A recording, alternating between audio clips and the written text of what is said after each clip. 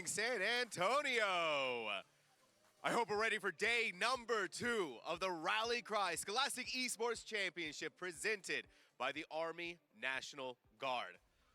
Before I go any further, before I talk about anything else, I have one very special announcement to make.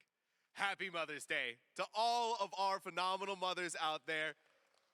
The passion, the sacrifice, and the dedication to all of the students out here is not unnoticed, and we want to say a big thank you for that. Happy Mother's Day. We do have a Mother's Day station out there, so if you want to go and check that out, make sure to go and look at that. We know that all of our mothers out here do some phenomenal hard work to make, well, all of our dreams come true, guys. Like, let's be real here for a second.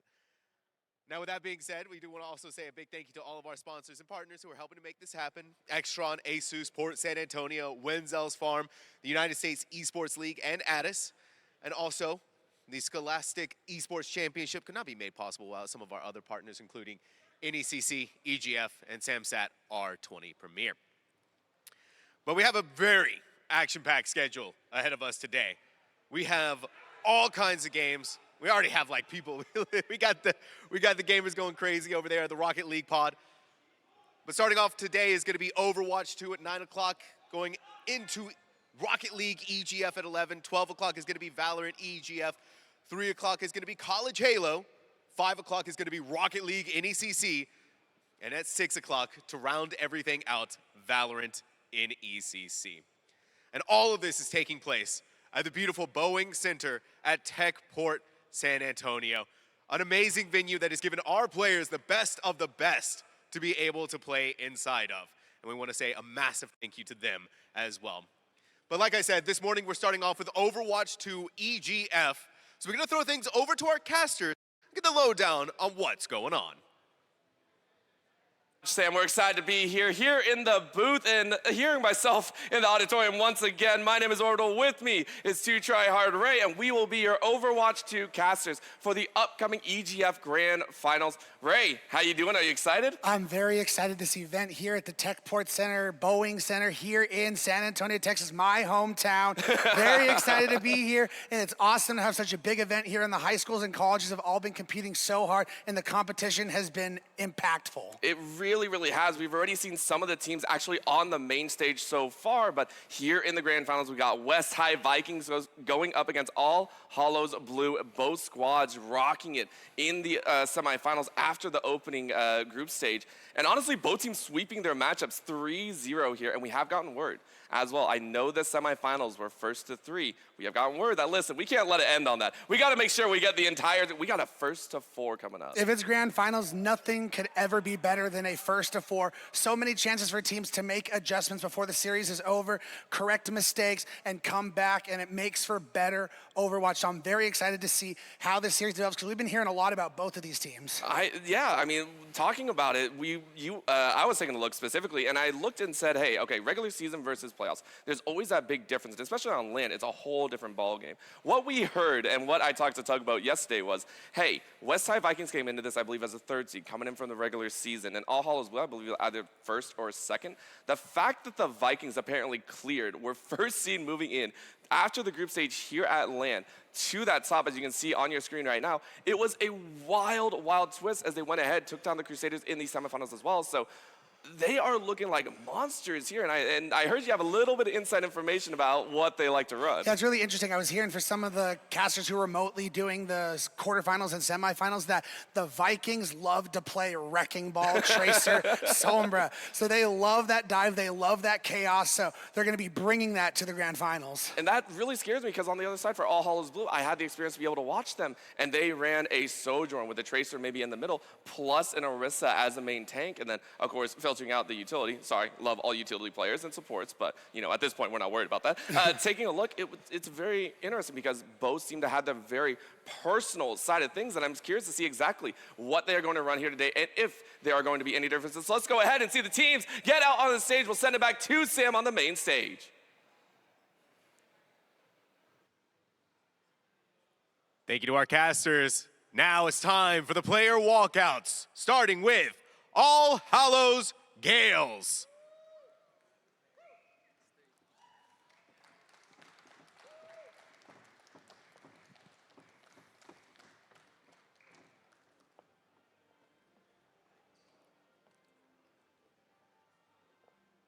Joining them is our next team, the West High School Vikings.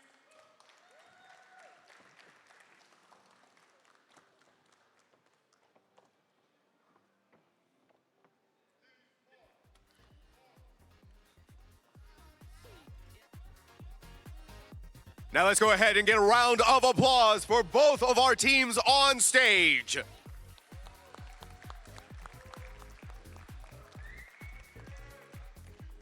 Now we throw it back to our casters to get this game Saw on my the back, road. now you're gonna see my front because we are excited to see both of these teams go ahead and compete and bring the absolute heat. I was giving a round of applause because again, getting that walkout is something that not a lot of high schools get to do, and it should feel deserved making it here into the grand finals. Get to walk out on stage, show off yourself in front of everyone here and say, hey, we are the best here in the EGF. It's a reason to have pride, a reason to just be so happy with how successful the season has been, that they've made it this far, all the way to the LAN, all the way to the grand final. So regardless you win, lose today, pride is what's on the line for both of these teams. Yes, pride, but also to say, hey, we made it here, and you're also playing against like-minded fellows and players in general, making sure to say, hey, we are here to compete all day long, but these are my fellow competitors, not just rivals and such, that they also competed very hard. They also made their way forward, and that's what we're excited for. We have gotten word once again, just like as the previous matches, that it's going to be Busan to start here for Control. This is a very neutral side. Now, granted, you and I, we both know that Lijiang Tower is the true starting map for any collegiate side, but this is EGF, so Busan brings a little bit of both. Yeah, which is interesting because we know one team likes to run the ball, the other team likes to run the Orisa, and Busan kind of has maps that lean itself into both styles of composition. Yep. You go to downtown, that's going to be a lot more divey, where you see the Winstons, the Balls, the Divas. But if you go to Mecha Base or even Sanctuary, that's where you tend to see more Orisa, more Ramatra, more brawl it out compositions. And that scares me, again, like you said, leans right into it, but then that in turn leads us to believe that it will ride on the DPS and the utility to really break that stalemate in there and to break that that neutrality between, hey, who takes center stage in a lot of those matchups. So when we heard, you're talking about the Tracer and the Sombra, that'll be very interesting. But on the flip, if we're taking a look at the utility, we've seen the Baptiste, we've seen the Lucios, we've also seen the Junos come out as well. What would you like to be seen run here in the Busan map? I think, yesterday on the NECC stream, we saw a team who liked to run the Wrecking Ball. They didn't end up winning, but they were going into a Zarya comp who was full trying to stop them. One adjustment we saw was playing Baptiste against the Wrecking Ball, so we'll have to see if that's going to work out well. The Immortality field helps out a lot, and with some of the perks that Baptiste has with the vertical and horizontal mobility, can really get away from that ball. That's the scary part as well. Yeah, with those perks introduced, it's seen a lot of variability, a lot of changes, and seen some of those heroes really lock in and say, hey, we can bring the pain, and maybe in ways that we don't really expect. I mean, Sojourn obviously getting a little bit of a boost in there with damage sources, but even Mauga, I think Mauga, I'm so sad, by the way. I'm so sad. I love my boy Mauga. I love just seeing the cage locked down, and also, what was it? The beef tanks for like 3 minutes. It's literally just like, hey, no worries, we're not falling. We're going to stand here, and if you aim at anyone else, it's going to be bad, essentially. But no Mauga, which is surprising, which is one of those premier picks in there. The amount of rage I have for you right now. I hate the Mauga composition. I am glad he's dead. I don't want him back. Just get him out of my lobbies. Okay. So now I got to ask, because I am a DPS main personally, what about Junkrat? He's okay. I mean, it's not good, especially top tier don't say that to my boy, man. But why you're gonna make me, I'm gonna have to go sit down. I'm gonna be so sad, man. It's okay. It's okay to like a hero that's not good. Oh, okay. But that is true, because we have seen the rise, as we mentioned, the Tracers and all. So the fact that Mauga is gone has reverted back to those types of compositions. So if we're looking at both teams that actively do not want, then or do not want to change, then I'm wondering exactly who takes that point 3. That to me is a terrifying factor, and I'm very excited to see. So let's go ahead and dive into the game as we got the Gales Blue going up against West High Vikings. Get loud! Let's go ahead and hear you out there in the stadium. These two are fighting as hard as possible and will be giving us a chance to watch the entirety of this matchup. And here we go, Mecha Base. We talked about this map being the most perfect to run brawls, Orisa, Ramatra, way too close quarters. The Wrecking Ball will struggle if that's what they decide to run. Of course, we're still waiting. We got for the Westside Vikings, Karma, Frankbot, Hunter, Gamma, Corvin. For the Gales Blue, Tony, Jay, Karai, Captain Smash, and Uzi. Tony and Karai really stepping up in our moments yesterday that we got to watch. But for Westside Vikings, I'm sure they got the same, as we do have a little bit of twist. So it's an Orisa plus a Symmetra. Obviously, that might change out, but an Orisa versus Orisa situation instead of that Wrecking Ball. Yeah, and I think, you know, given the map that we're on, it's going to make a whole lot of sense. The one interesting intricacy here is we're having the Baptiste versus the Kiri. So the Baptiste can give a lot more burst heals and has an immortality field, but you can get kills, and that Suzu for the Kiri can come in clutch in some situations. Right now, first contact, you do see a little bit of flank option. 3-2 split with the fadeaway. Jay trying to wrap around, but Uzi's already taking low. Karma getting stunned out in the backside, but Frankbot holding it down with that Genji. First touch is not really bringing too much, but Hunter having to walk away a little bit here. Getting choked out. Jay still on the back saying, hey, nobody's really looking at me, but Tony goes ahead and strips away Hunter. That does open up space for Gales Blue to walk their way forward, and Jay and Tony, once again, at the vanguard, bring down West High Vikings for first touch.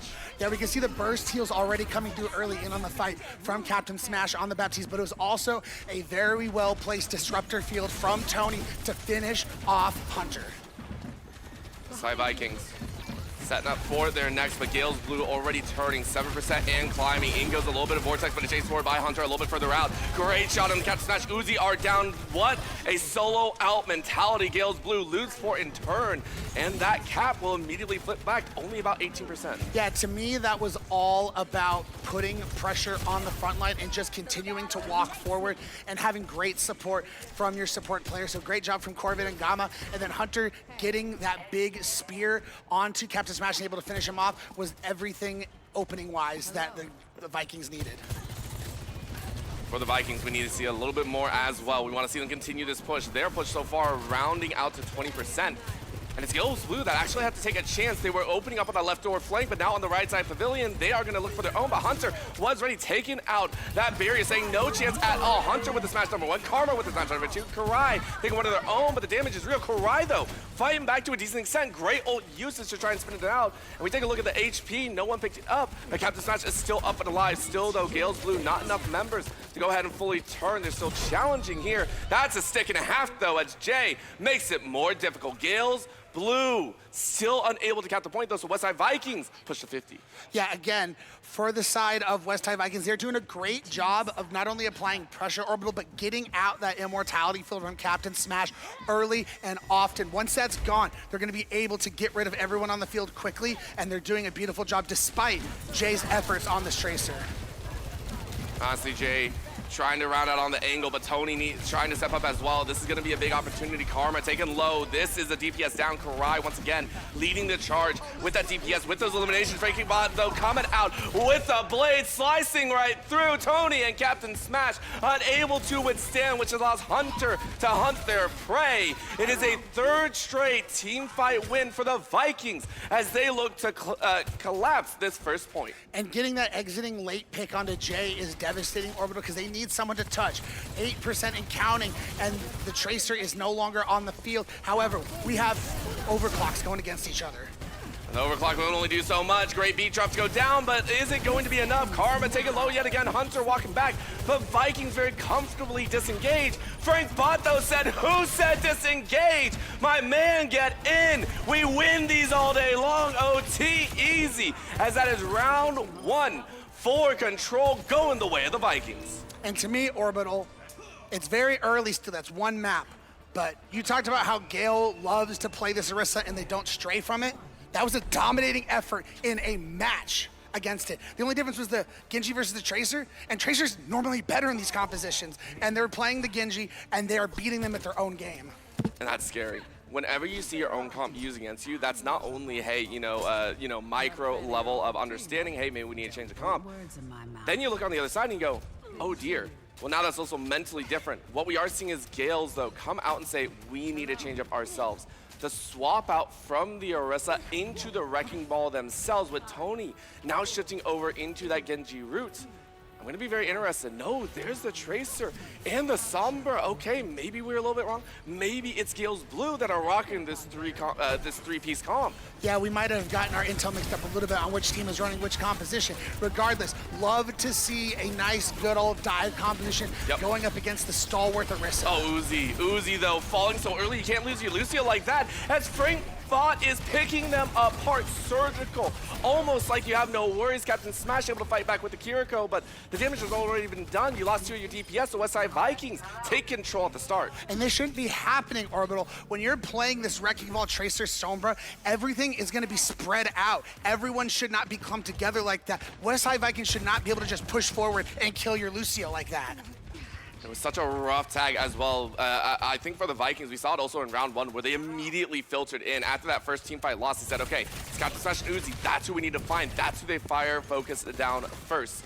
And it worked out well for the Vikings, though. Here comes twist number 2. Tony with a great shot on the far end, eliminating Frank Bot, looking for yet another. However, the battle's still on top of point. Remember, they gotta turn that over. Gale's Blue do not want to allow this timer to run ever higher, but Hunter standing off on the side saying, I can bring the DPS as well. Tony stepping up, not finding much. Another spear spearing the back, and the Wrecking Ball just swinging around. So far, Gale's Blue haven't really been able to find much, but just a little bit of space, and that means Karma bites them big time. Low HP bars, and then some. Hunter and Karma bring the pain. Karai and Captain Smash fight back, but remember, at the end of the day, they do not turn the point. 51%. Yeah, the big issue, Orbital, is when you're running Wrecking Ball with Tracer, inherently those heroes by themselves, especially Wrecking Ball, is not going to be able to confirm kills. You need your Tracer synced up with you to throw in those one clips and help eliminate targets. Gale's Blue are not finding kills fast enough. Yeah, it's painful. This stall-out game from the Vikings, they know how to fall back. They know how to disengage appropriately, wait and bide their time, and at this point they only need 25% more. Karma unleashing with the overclock, saying, hey, if anyone steps out, you are in trouble. Hunter looking for a chance in. There go the Gates as well. This is Gamma saying this should be the game-winning moment. Gates on the other side by Captain Smash, but is it going to be enough? Gale's Blue still trying to turn that point over. It's a contest of 3-2. Now everyone's out to try and finish everyone. Instead, Westside Vikings, though, get the beat drop. They're going to lose Gamma, but Hunter and Karma, yet again, the wombo turn on Gale's Blue, as that is going to eliminate them all. An entire team gone as Westside Vikings comfortably take control. Gale's Blue coming in, we felt, we weren't sure if we got the information correct for sure, but the Orisa v. Orisa, the Vikings have proven they're going to dominate, and it doesn't matter if they go over to the Wrecking Ball. We're still going to beat you at your own game. For the side of Gale's Blue, they got to come up with another answer. Swap it up, maybe change to a different map where you feel a little bit better, but something has to change. You can't let that map continue to repeat the way it did. Yeah, and I mean, you take a look at us, and you take a look at the players as well. The players are all smiles and very, very concentrated, though. And that's the fun part about playing on main stage. It's one of the interesting factors that we only get to talk about when we're at LAN, when you are facing off against your opponent, maybe right across from you. It also builds a different environment for them as well. You take a look at the Vikings, they were kind of taking, I believe that was Vikings, I thought that was Gale's Blue, and everyone just kind of like really zoned in. But you have to know that the stage does kind of get to you. It's a whole different pressure game. Yeah, it definitely is. There's always that LAN nerves. There's those teams sometimes who, especially when they're on the big stage, not just down at the computers. Yeah. Which, by the way, we need to take a step back just a little bit. We're going to space out so you can actually see. We're going to take 2 steps back. This stage is awesome that they get to be on. I showed this off earlier, but I just want everyone that's tuning in for day 2 to see that's where the players are, straight down there on main stage. They're competing just a few feet apart. It's awesome. Yeah, and again, with that, especially with the crowd, everyone being here, it can be a little nerve-wracking. So sometimes it's just a warm-up map. Let's see how this develops into map number 2. As we're seeing some replays here with the dominating effort coming in from the Vikings. I mean, this was honestly immaculate. Oh my God, that orb pull right there was devastating work. And then Karma, this is what we talked about whenever you have a Sojourn, I think anywhere, is the understanding that if the Sojourn is free to free fire, you are going to have a really good time as a squad. As long as that Sojourn is free, the consistent DPS factor is brutal. But we get to turn around, Karai with that Wrecking Ball, slinging out, saying, hey, we're going to bring a little bit of a fight. As he said, it didn't bring enough oomph in this map. Yeah, so again, going forward through this series, map pick is going to be important. And the thing is, for the side of Gale Blue, they do get control of the map pick, so they can take them to their next best. I think hybrid map is next? Yes, hybrid map. We haven't really gotten word, and that's kind of the other twist, and I want to bring it up because here in the EGF, one of the fun things that they do not determine maps right away. They don't call it out all the way before and all that fun stuff, obviously.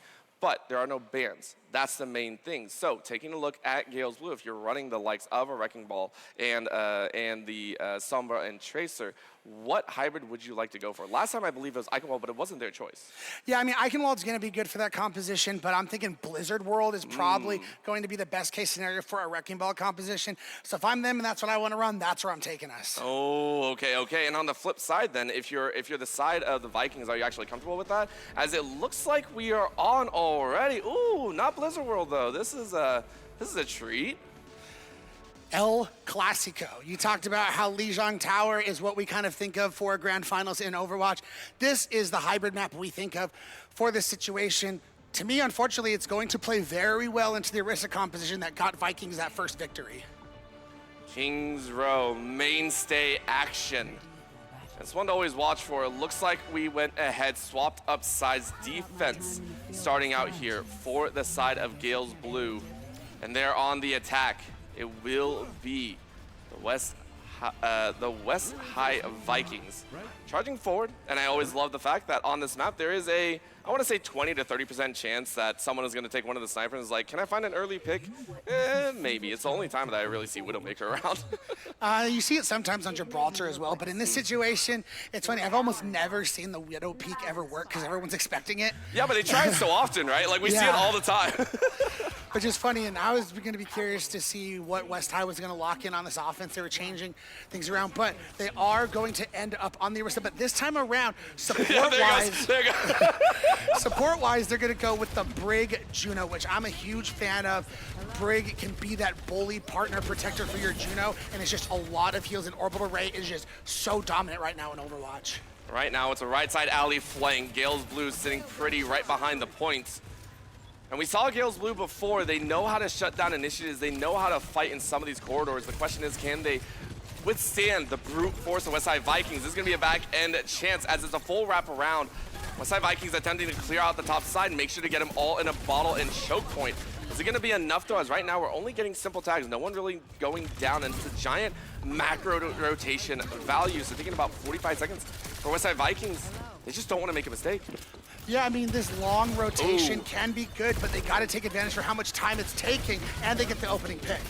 Not just that, they're looking for yet another as they chase and find the utility. This has been the name of the game, and that allows Hunter to push on forward. Karai and Tony going to lose the HP bars, and the Vikings know how to pick apart a composition. So once again, extremely smart rotation from the Vikings. Took them a minute off the clock, but it was worth it to get that high ground away from Tony. You do not want to give a Sojourn free angles to throw in those railgun shots.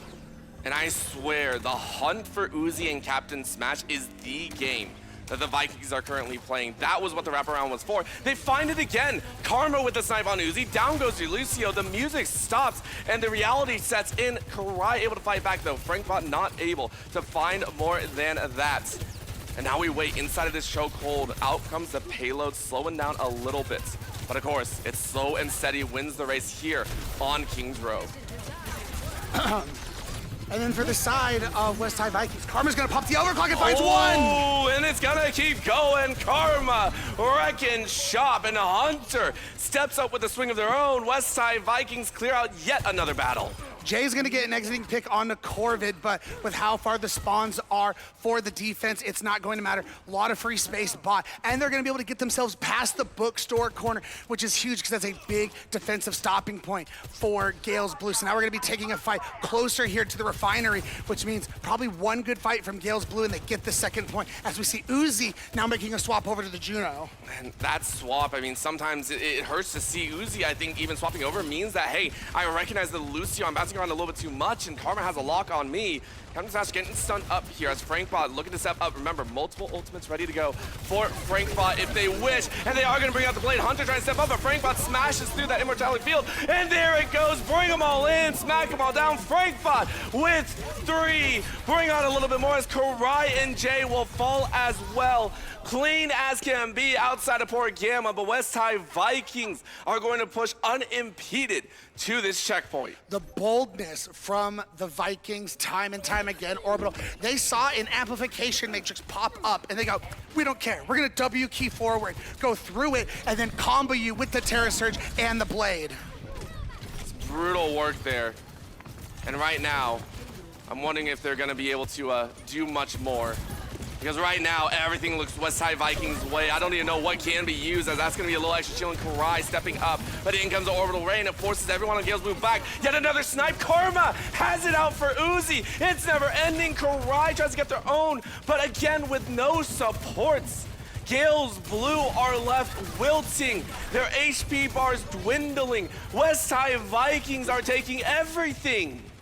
And they still have a rally to sustain them through Tony's overclock. The thing is, if Tony can just click ahead, you're going to find kills, and the rally's not going to be enough. So Tony is going to be the main player in this next fight. Oh, he's down! Frankbot says, nah, we don't get a battle. You have to watch on the sidelines. Frankbot says that's the moment. Corvid on point, Frankbot going on a tear and a half. This is going to be the attack of the Vikings, comfortably coming to a close. The last breath and the last gasp of air for Gale's Blue will hold out for a moment longer, but Frankbot says, nah, we slice that door shut.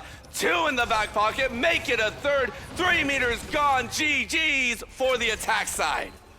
And Orbital, for anyone out there, if you don't know Overwatch completely, if you're here watching another game, you get 4 minutes to attack all 3 points. They lost a total of 30 seconds. That's how dominant their attack was on King's Row. And then you got to think about what's going on in the heads of Gale's Blue. Yep. Is it starting to get to them that they're just getting dominated like this? You cannot allow that to happen. You have to take a breath. You got to calm down, and you got to refocus and get ready for this attack, because going down 2-0, it's not as bad when you're in a first to 3, because we're in a first to 4 here, but it is not an ideal situation to be in. Absolutely not, but at the same time, things like magic tend to happen on land. You and I both know there is a real thing that happens, which is called the land buff. It happens so many more times than we expect. And I know West Side Vikings are on that almost Cinderella story of their own, coming in as the lower seed into that group stage and coming out as the first seed to make their way here to the grand finals in the in this national. So it's a crazy aspect. Now taking a look at the heroes coming out here, Karma actually swapping up here. Remember, earlier was messing around a little bit, but now on the far, if this sticks, that'll be interesting. I did hear some information about the possibility of Tony having a pretty good Reaper whenever they don't play the Sojourn, and the Reaper does a good job of applying a lot of damage, a lot of pressure onto the Orisa that Hunter's playing, and making them use their cooldowns early so you can kill them faster. Well, let's see if they can do it right now. Karai also swapping 3rd unique hero so far that I think we've seen. I wonder if it's actually going to work. But they are going straight through the front door instead of a side angle alley looking for those supports in the back line. It's just been trying to break through the front door. And it looks like it's worked a little bit. Tony going to the high ground, dropping back down to help out with this defense. West Side Vikings not really getting comfortable in the mix, but Frankbot yet again decimating points. But Uzi gets revenge. Frankbot boots out of this fight, and Hunter eliminated as well. Gale's Blue starting to fight back here on their defense. And this is what you wanted to see coming out from Gale's Blue. Not letting that attack from West Side Vikings throw them off, get them discouraged, came out, dominated, and got that point even faster than what the Vikings were able to do. I want to see them continue this positive momentum going forward, and they're going to have a lot of utility. I like the swap over to the Ramatra. It's not ideal into the Orisa, but they're playing it well so far. They actually forced Frankbot here on the defense for West Side Vikings. Actually swapped to the May of all things, a stall character of sorts, really trying to build up that Blizzard. At the moment, again, quick turn as Gale's Blue are saying, yo, we're on the offensive. We don't want to stop at all. 5 minutes, 15 seconds to go.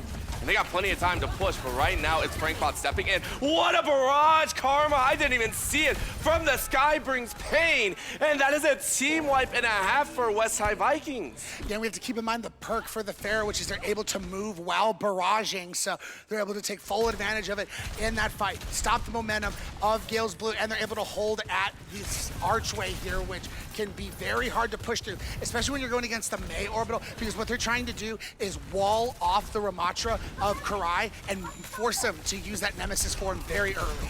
Hurts to see right now, Karai, though, getting chunked out a little bit. Mei running interference here, but everything conglomerating. That is going to be the beat drop as well as a field and a half, which allows Jay to free fire. We talked about Tony's Sojourn. What about Jay's Sojourn? Not even need the overclock, but a turnaround here as Hunter tries to flip it, and they do ship out Jay. The problem is, can you get more? Hunter saying, yes, I can. Let's bring the pain. Let's turn it around. They have stopped this battle, but Tony with the Death Blossom says, no, thank you. Turn for turn for turn for turn. Karai says this will be our fight at the end of the day. Gales Blue allowed to push in the end. I think, all things considered, if you're the West Vikings, you're okay with that. You got them to use 4 out of their 5 ultimates in that fight. They did not want to have to do that, but Hunter getting the kill with the Terra Surge and then finding Uzi on the Lucio forced them to have to do that. So now they're relying heavily on Jay in this next fight, when Corbin can also throw in a rally to try and help deal with it. I mean, that's the big thing. Whenever you see that overclock, you're just saying, hey, all we got to do is withstand, and if you can withstand, that's huge. But Karai finds one in the backside. Tony not allowed to play any further. Hunter stepping in to mix. Westside Vikings pushing out in their defensive pattern. Overclock comes out as well. Jay trying to find elimination. Frankbot taken out. Karma next on the chopping block with Gamma. Corvid with that rally keeps them all alive. So at the current moment, just outside that first checkpoint, Hunter stepping in to face off with multiple others. Barrage in the background. Karma, though, doesn't really find much like they did earlier, and Jay makes sure that's the elimination. As you see Frank Bot, who is now on that Cassidy, trying to make something happen. We see the window coming out now. Not only that, Hunter with another Terror Surge brings it on home, and that allows Gamma and Corvid to slam down the damage. West High Vikings say, we did it once, we'll do it again. How do they continue to do this, Orbital? Every time an Ant Matrix comes out from Captain Smash, they're able to outlive it and find the kills amongst the ultimate. It is absolutely insane what the Vikings are able to do. However, this is a situation where neither team, they're getting close to ults, but this is all going to be about engagement and just teamwork, working together. Maybe Gamma gets this Orbital Ray, maybe we get a Death Blossom, but this is just going to be a lot of mid-game Overwatch. I think with that mid-game, you also watch that clock a little bit as well. 2.5 minutes, 2.5 burned off. In the same vein, low bit of punch forward as Karai trying to step into the mix. Great HP, Captain Smash and Uzi trying to keep alive. But there's a snap again. Hunter said, I don't care about you, Karai. You got to keep your supports healthy and alive. Uzi forced back to respawn. Westside Vikings shoving in much further. Karai now goes down as Frankbot with his Cassidy sending shots in. Huge picks to come out as Gales Blue stop yet again. I don't know about you, Orbital, but we talked a lot about Karai coming into this. Hunter feels like they hurt us a little bit. Hunter's like, listen, I'm the dominant tank in this series, and I'm going to prove it. And they've been doing it so far. To me, they've stood out a little bit more than Karai, but Karai is still doing his thing. I think giving credit to Hunter, that's an understatement. That was massive. Every time a big fight happens, the reason Gales Blue have won a fight before and yet couldn't push as far as they would have liked. They would have liked to hit that first checkpoint. It was because of Hunter. Right now in the top corner, though, we know Carmen's done this forward. There's the missile barrage straight in their face. It might not be the team wipe, but it's enough to bounce out both DPS and support. Karai goes, ah, crap, I don't like what's going on here. Brings out their own, trying to burn everyone else out down, trying to pull a Hunter and bring about a little bit of a turnabout, but Hunter brings the surge, terraforms this fight, and brings Gales Blue down to their knees once again. And unfortunately, this is where things get dicey, Orbital. 1 minute on the clock. Karai is now going over to the Orisa. We're now seeing why the Ramatra can be very tough to run into the Orisa. Between the Javelin Spin and your Javelin Spear, it is just really hard to be able to stay in the front line and not get your cooldowns taken away from the Javelin Spear, specifically when you go into your Nemesis form. However, Gale Blue, lots of ultimates to work with, but Jay's down! And Karma doesn't even need the ults. Corvid brings a rally, just a rally. Choose beat, drop a little bit late because Jay is gone. But can they hold out here? That is the question as Tony finds Karma, takes out that aerial defense. And Tony says, please, we need this battle. In the go as Orbital Ray comes down. Gamma says, no, This is your end. Hunter yet again leads the charge. Frankbot picks up a stray kill, and Corvin helps shut down a third. Gales Blue do not win this battle, and they only have 10 seconds. With that in mind, game 2 pretty much thoroughly done. Gales Blue attempted to battle, but West High Vikings saying this is the end. GG's for game 2. What a map coming in from the Vikings. Once again, Hunter is the standout on that Orisa. Seems to be every time they need an opening pick, they're able to find it. But I also really liked Karma on that Pharah. As we see, the play of the game has just been like almost like a stealth fire. Like they're just like, whoa, where did that Pharah come from? And then they're all dead. To be fair, I did the exact same thing. I had no idea this happened in the back line. We were looking somewhere else and then just gone. And that's the beauty of it. We have quite literally talked every single time about, hey, if a DPS is allowed freedom, that freedom is scary because you lose track of them. In other matches, it was Tony for Gales Blue. At the same time, there were some problems because for as you said, Karma just did it better. Amazing job, as now we got word on where we're going next. Exactly, I believe they said what New Queen Street is Yes. what we were hearing for map number 3. Push. So I'm very excited for some push action. A little bit worried about being able to still play that Orisa on a map like New Queen Street, but it does lend itself, if you do want to play Wrecking Ball, this is the best Wrecking Ball push map in Overwatch right now. Yeah, it's really, really good. And honestly, I love it as well.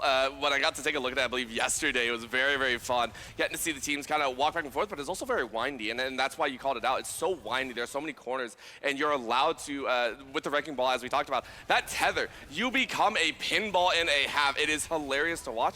But we have seen teams shut it down. But taking a look back at this Frankbot as well, I know Karma had to play the game, but Frankbot to me was the most stable DPS in a lot of these battles. I couldn't agree with you more. They're not the flashy player where they're like Okay. making all these They're not huge flashy, plays. and yet we just watched a triple Yes. go down. So, I mean, I don't know what's going on there. I think specifically on the defense, they were just Yes. that consistent stall where it's just, I'm here doing stuff, but you're not necessarily seeing it in the kill feed, and they're playing it very well. I say the same thing about the supports, Gamma and Corvid. It seems like every time they're in a sticky situation, they had the ults necessary to give their team the much needed sustain. Even when down 1, they had the confidence to say, we're popping this orbital ray and we're going to win the fight. Yeah, I think something that I always like to talk about specifically, because I'm a DPS, right? I have love for my supports. And what I say is, if I'm allowed to play my game without ever worrying if I'm going to fall or I have to fall back, my supports have done an amazing job. And that's what Corbin and Gamma did. I want to take a look further back, though, not just at the individual players, because we have to talk about the individual picks that the Vikings were doing. That is now the second game in a row where we saw Uzi and Captain Smash get routed in a row just very cleanly. And that is not just, hey, we found them. That is a strategic action by the Vikings. Huge, huge point for them. Exactly, and sometimes that can be your DPS aren't peeling enough for your backline. Same with your tank. So that's gonna be the big question is, do they make adjustments? Do they have their tank play a little bit safer? Do they have a DPS come back and try and help? Those are questions we need answered. Yeah, the problem is, and I'll be honest, I feel as Vikings more just getting out. We saw them take that big loop for a minute straight. That is not always the case. It's a very risky tactic because you burn a minute off the clock on your opening attack, but they did it specifically to find Uzi and Captain Smash, and that was the point to watch. So now I gotta ask, on push, is it any easier to find your supports? That's my question now. It is easier because there's a lot more flank routes on push. They're built into the map. So many different places where a Tracer can just blink across and they're biting your backline, and you're like, uh-oh, you're the supports, you're in trouble. I'm scared. I'm very, very scared to see that. Right now, we are very, very excited to see, if we're getting a mix in. I think we might be just rolling on through and seeing if we get that game 3 until I'm told otherwise. So, I mean, if we're looking at push with the Wrecking Ball, do we see a swap from the Orisa as well for the side of the Vikings? Because as we mentioned, it's Gales Blue with the Wrecking Ball, with the Soma, with the Tracer. I think if it ain't broke, don't fix it. So until you can prove to me with the Wrecking Ball, I'm not gonna swap. I'm gonna keep my Orisa. We're beating you 2-0 with it right now. Right. Listen, if it ain't broke, don't fix it. And only unless you sit there and say, okay, maybe it kind of shifted out of focus. Maybe the Orisa starts getting peeled off of the bot and then things go wrong, right? And that I would understand. I just don't see them doing it. So 100% agree. We are going to see this bot be pushed with the Orisa with some extra pizzazz behind it as well. Now, the only question is, do we assume that there is going to be any fight back from Gales Blue? And that's what we hope to see, as we are going to go to a very short break to give the teams time to discuss and confirm what they wish to try. We'll be right back with some more EGF Grand Finals for Overwatch in just a bit. You'll still have common days. Get caught in traffic during your commute. Overthink a text message. Get a song stuck in your head. This is not one of those days. A few weeks a year and you'll discover the most uncommon time of your life.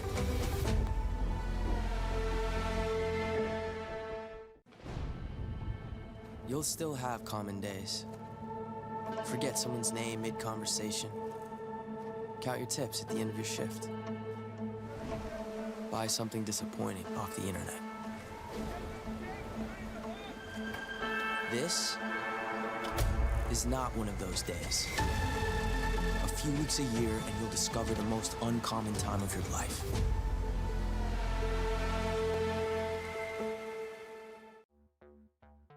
Get future ready with Extron Esports AV technologies. Experience better-looking images and higher quality sound with AV systems that are easy to control. When it comes to esports, Extron provides the winning edge. To learn more, visit extron.com/esports.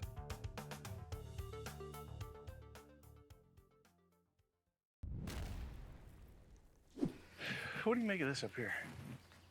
Just showed up in the yard a couple days ago. Dog been digging in here? I don't think so, dude. That goes way down in there. Seriously, did you just lose your meat stick? Yeah.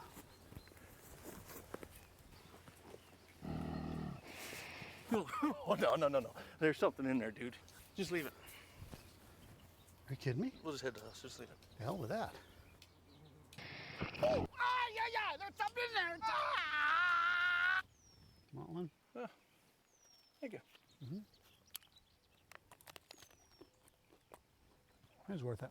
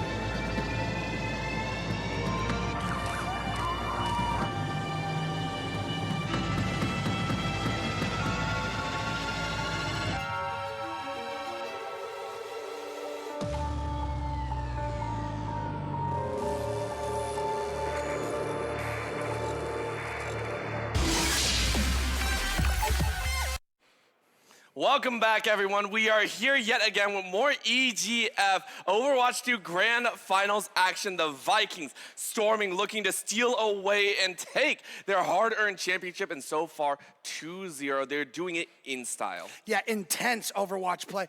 Orisas and Ramatras and Wrecking Balls just smashing heads, going at it, but it's been the West High Vikings that have been dominant so far. I mean, Kings Row, first map, you know, they had some close maps. It went 3, but this map has been different. Yeah, and for All Hallows Blue, who are fighting here just as well, they are putting up a fight. We have to point that out. They are fighting so hard, but it's been difficult. We are going straight into Queens here as we are ready to roll on into push and hopefully seeing that Wrecking Ball. If you are here in San Antonio, here in the Boeing Center at Techport, please get loud as we are hyped for this high school matchup for the championship. Tony, Jay, Karai, Captain Smash, and Uzi for Gales Blue, Karma, Frankbot, Hunter, Gamma, Cord once again for West High Vikings. So I don't mean to be that guy and be a little hyperbolic, Orbital, but to me, this is a must-win for Gales Blue. If you go down 3-0, I talk about it all the time. Reverse sweeps are hard to come by in Overwatch 2,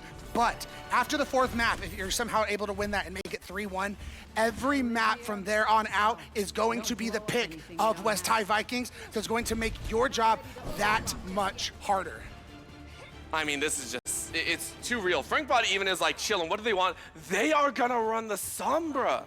Okay, so this is a twist. So far, our intel may be outdated. Maybe both teams went back to the drawing board and said, hey, we got to grab a piece of everything here. Sombra and Tracer for Westside Vikings with the Orisa means that this is a flank option. They're allowing Hunter, Gamma, and Corvid to be this three-man push.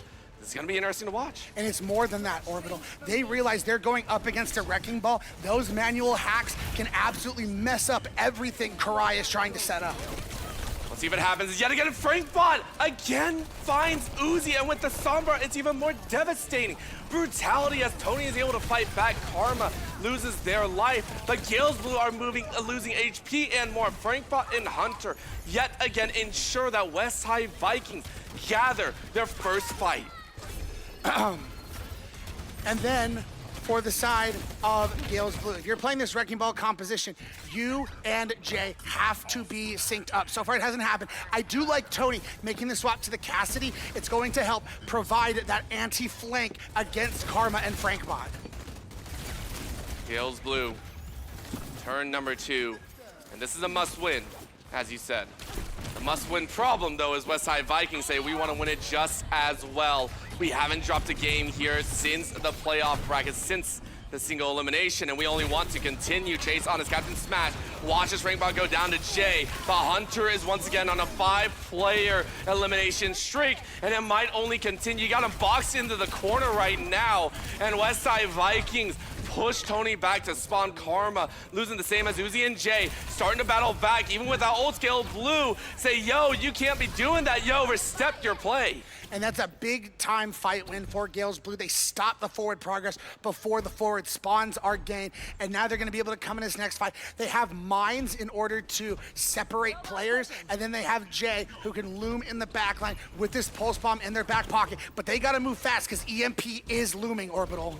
That's a little bit scary here. We've seen Jay do great work sectioning out that back line.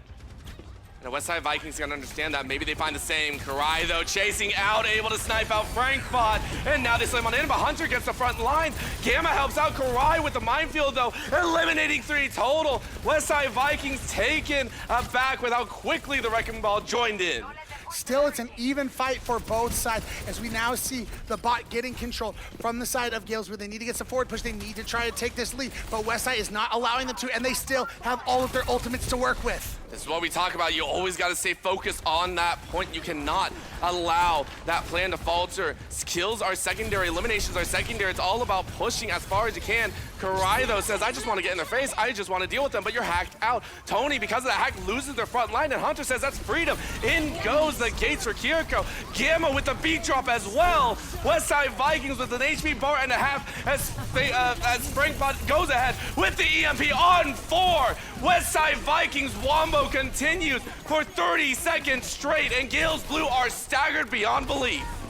And they now unlock the forward spawns for these push maps. That is of the utmost importance. Being able now for Gales Blue, if you want to be able to get any kind of forward progress, you have to win 2 fights in a row. So this high noon, gonna buy some space, and Tony finds FrankBot. I mean, that's a huge pick, number 1. You need to find a little bit more. Jay with a stick and a half, able to finish off Hunter. That's a really nice pickup here. Jay, again, saying, guys, we can do this. We fought in harder situations, I'm sure. We want to push for a map 7 if we can. Karma, though, with a matching Tracer. It's a Tracer v Tracer battle, and those are always so scary to watch. Quick little recall here, snap back to previous realities, but there's another hack on the back end. FrankBot saying, yo, you're not looking the right way. Uzi yet again, not allowed to play the game. They have been isolated and sniped out, and once one falls, the rest go like dominoes. Hack out as Captain Smash can't do anything. And this is an interesting play we've been seeing from Westside time and time again. Normally on this Sombra, you're looking to hack the ball, looking to try and at least get hack markers on the Tracer to force him to blink away. But they are going after Uzi time and time again and finding the pick onto the Lucio early on in these fights and taking his support down. And it hurts. You don't realize how impactful losing a single support can be until it happened. Almost every fight, it is brutal. Jay this time getting hacked out. FrankBot having such good value there. Karma, though, sniped in the face, I believe. Karai hacked this time around.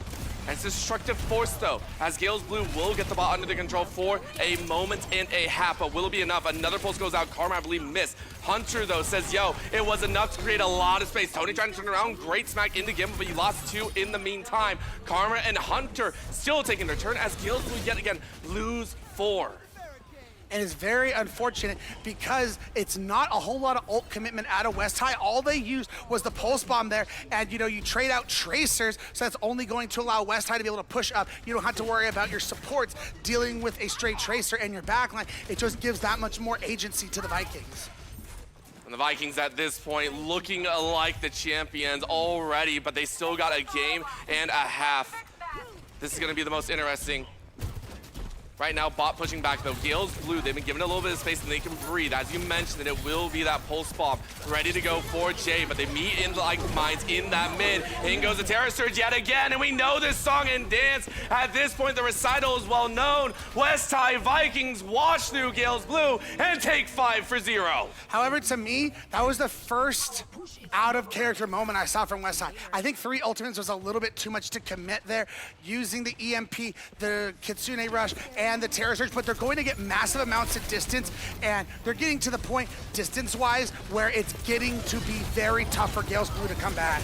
It really is, and now down with only about 3.5 minutes left, it's disaster zone. You gotta go ahead. Jay gets a pulse, but Karma's already done the damage, and at this point, it's just damage control, West Side Vikings, so say, hey, there's way more to be seen. There's only a little bit further to push. Gamma and Hunter shut that right down. And with 3.5 minutes left, this is Gales Blue realizing that they are not close. The bot pushes forward. West High Vikings take game 3.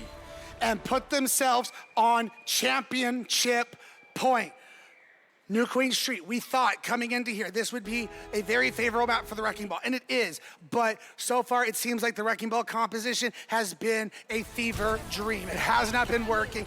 The stalwart, I'm gonna stay on the ground, hold my ground, and you're not gonna be able to kill me while I have my Tracer and Sombra making the rest of your team's lives hard to be. Yeah, it was brutal. I mean, we are sweating up here personally. Like, I'm sitting here, like, watching a lot of those plays go down, and it is terrifying because this Viking squad is so good. Literally, all their play of the games, you talked about the fact that they got the 5 wipe. It still looked really good, but it's like, at this point, it's almost expected from them. I want to talk about that Sombra hack, the EMP at the very end. It always feels like the icing on the cake for them. It worked so well throughout. I'm scared for game number 4. And then they continued to get early pickoffs. It was blowing my mind how often Lucio was getting picked by a Sombra. That's Yep, right here on your team.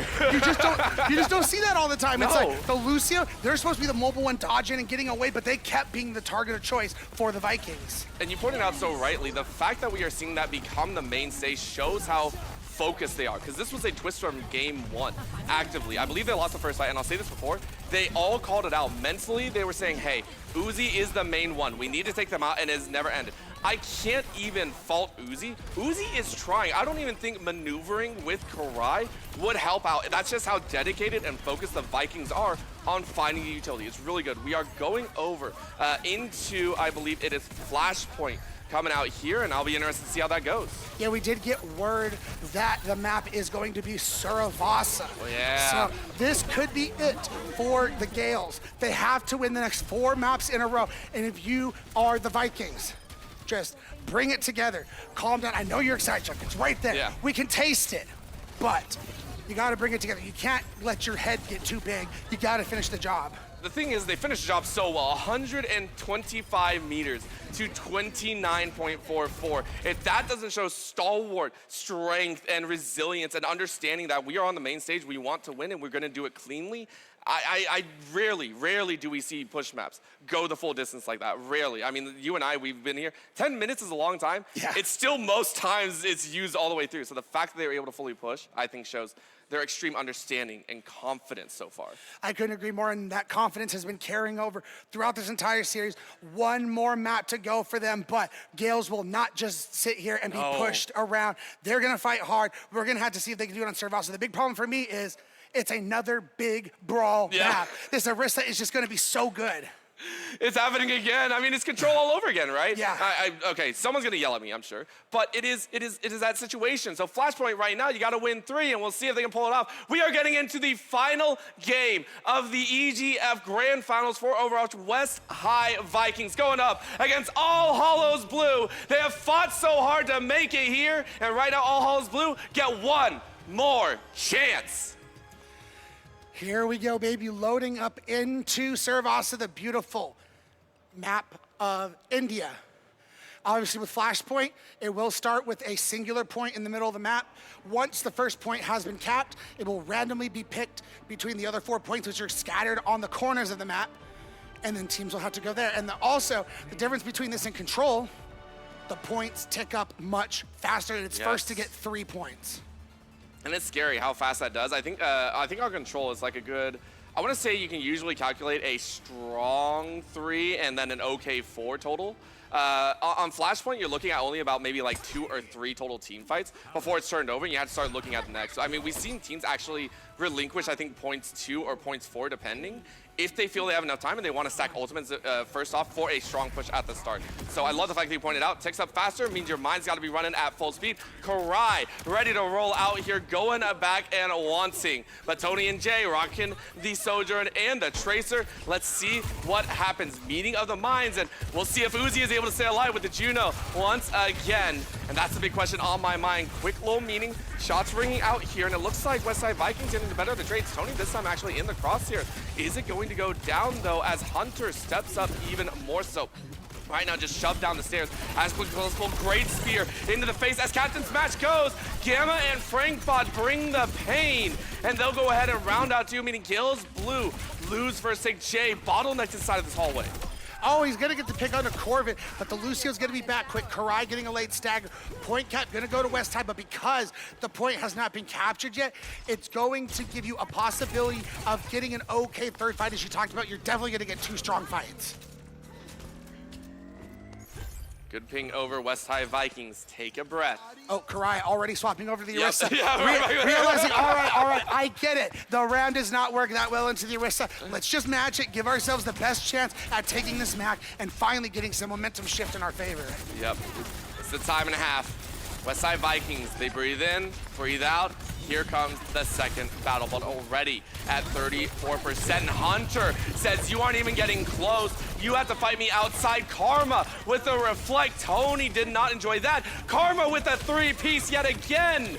And they say that's almost free. Jay and Karai forced away as Karma bringing good luck to the rest of the squad. And just watching that fight play out, Orbital, Hunter is just saying, look, I'm gonna push forward, and not only that, I'm body blocking your tank. I'm not gonna allow him to fall back to the supports, and we're gonna kill your backline and then just turn around and kill your tank because you have no supports anymore. So they're just doing a great job of positioning themselves to not allow the tank to even peel back.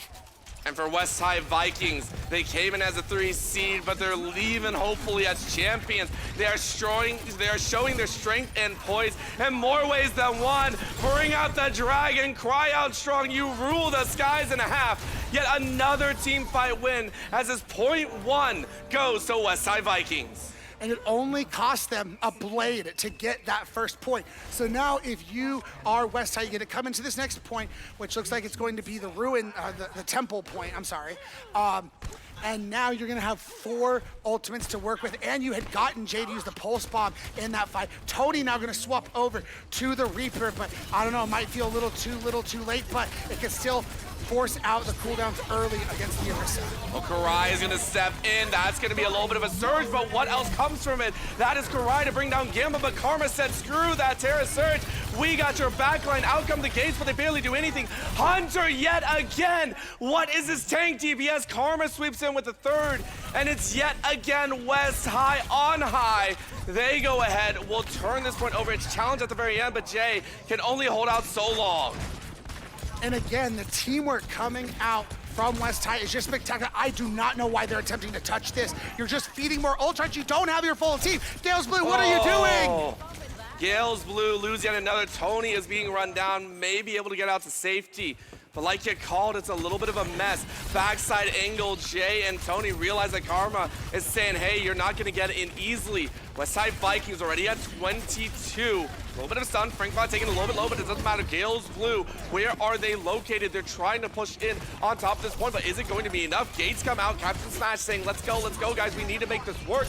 But it's being fought against. Karma yet again brings out the blade. In goes a beat drop though, so it's an ult for ult. And now Frankbot can look to overclock freely. Here it comes. Oh, second turn and a half. Frankbot watches, but only gets one. Karai and Uzi finally find that moment, and it's a smattering of eliminations across. And no one really comes out on top. Yet again, though, Gales Blue, they find their moment and they find their fight. They turn the second here with a 76-sided West High Vikings turn. And this is the position you wanted to find yourselves in if you're Gales Blue. You win the fight, you force out pretty much everything West High has, and you kept both your Pulse Bomb, your Terra Surge, your Death Blossom, and you have point control. They have tools to continue to stack this percentage up.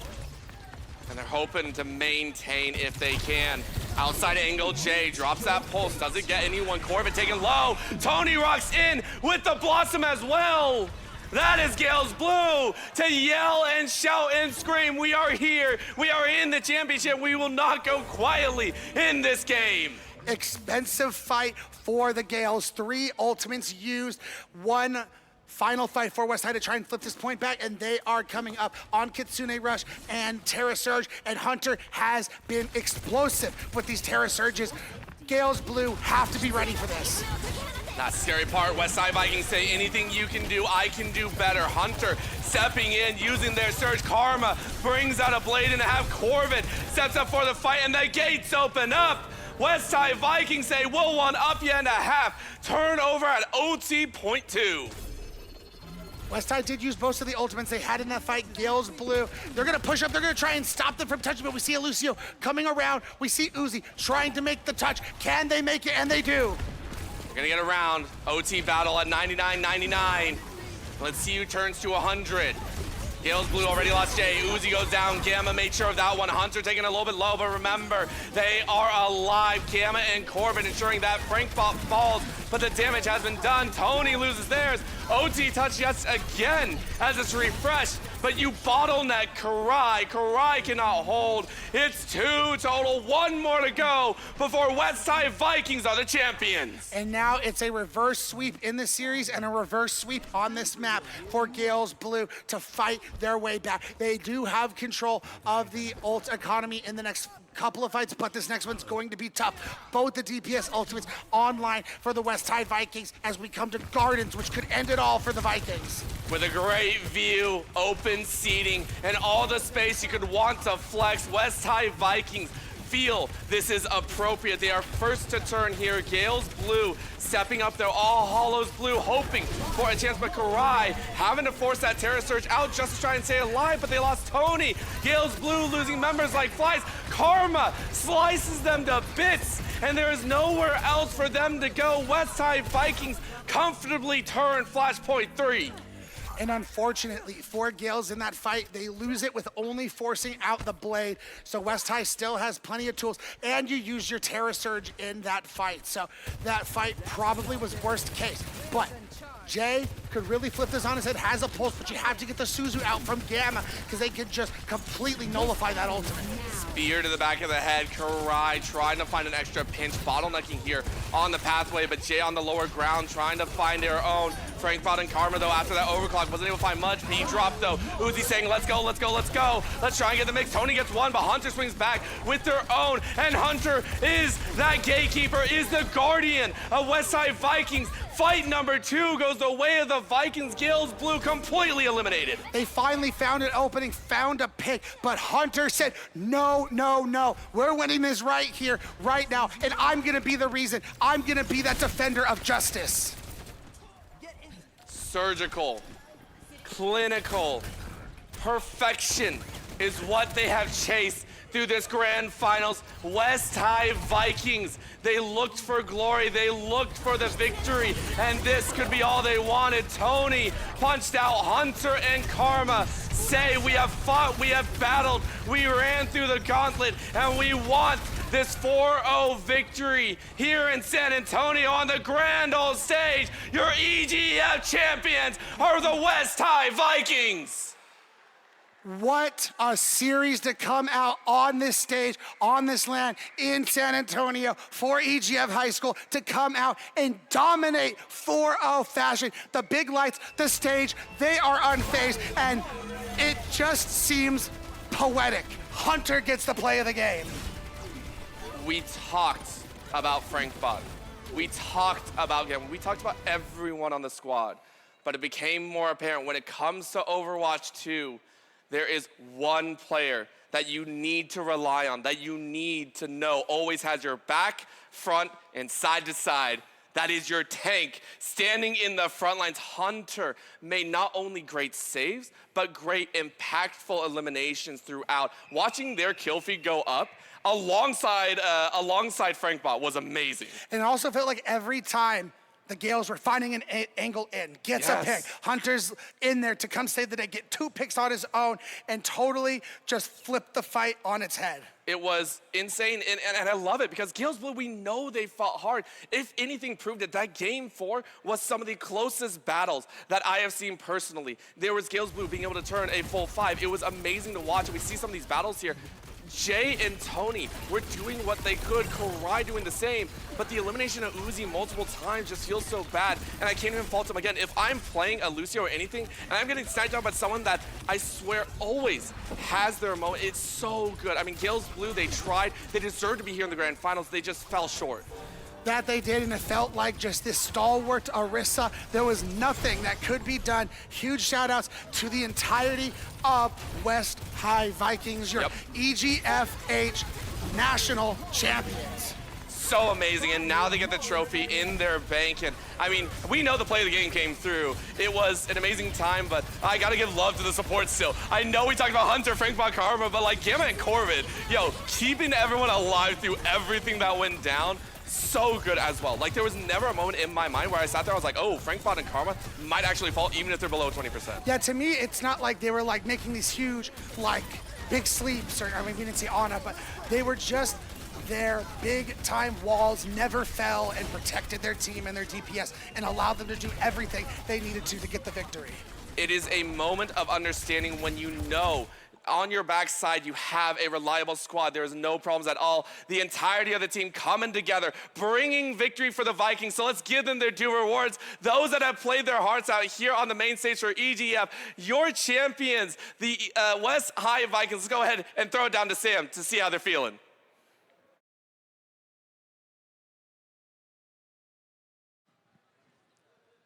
Thank you to our casters for that. We have our grand champions for EGFH. We have the West High Vikings. Go ahead, make some noise for them. Congratulations on your victory. So joining me here, we have Hunter. Yeah. So Hunter, I got a couple of questions for you before we give you that nice trophy. So like, you got here, you're up here now, you've made it to the stage. Is this the first time the team has been on a stage this big? This big, yeah. This is by far the biggest event we've ever done. We've done some events with a few hundred people, but this is the biggest one so far. Yeah, how does it feel to be on stage, to be at a LAN like this? It's a great feeling. I'll tell you, it really gets the blood pumping. Yeah, well, I mean, like, was there any jitters? Was there any nerves when you got on stage? Oh, yeah, there's a lot of jitters. There's a few of us where it's hard to hit your shots when your heart's racing like that. You're just you're whiffing your shots, your abilities. It's you gotta lock in. You got to lock in. I mean, we just saw you lock in. That was a clean sweep, a 4-0. So you must have locked in. You guys got over the jitters real fast. What does it mean for the team, though, to have such a decisive victory like this? It's pretty impactful. This is our last event together as a team. We're all seniors and we're all graduating. So this is a good way to send it off. Let's go ahead and make some noise for that. Our senior class, the final run grand champions. And I think no better way to cap that off than being able to present them with this trophy.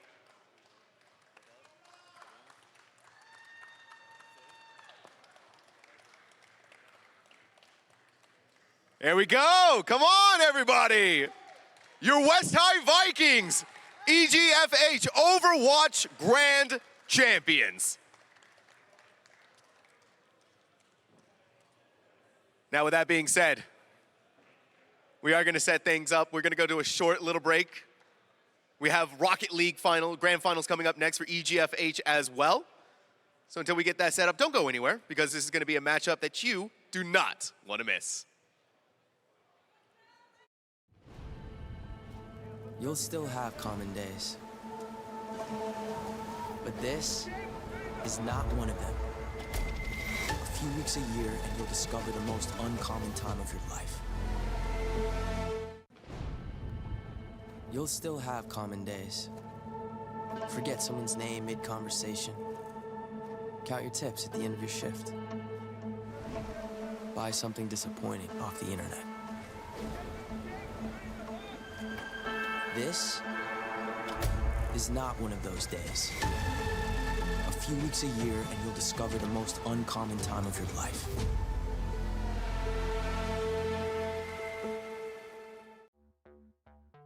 Get future ready with Extron Esports AV technologies. Experience better looking images and higher quality sound with AV systems that are easy to control. When it comes to esports, Extron provides the winning edge. To learn more, visit extron.com/esports.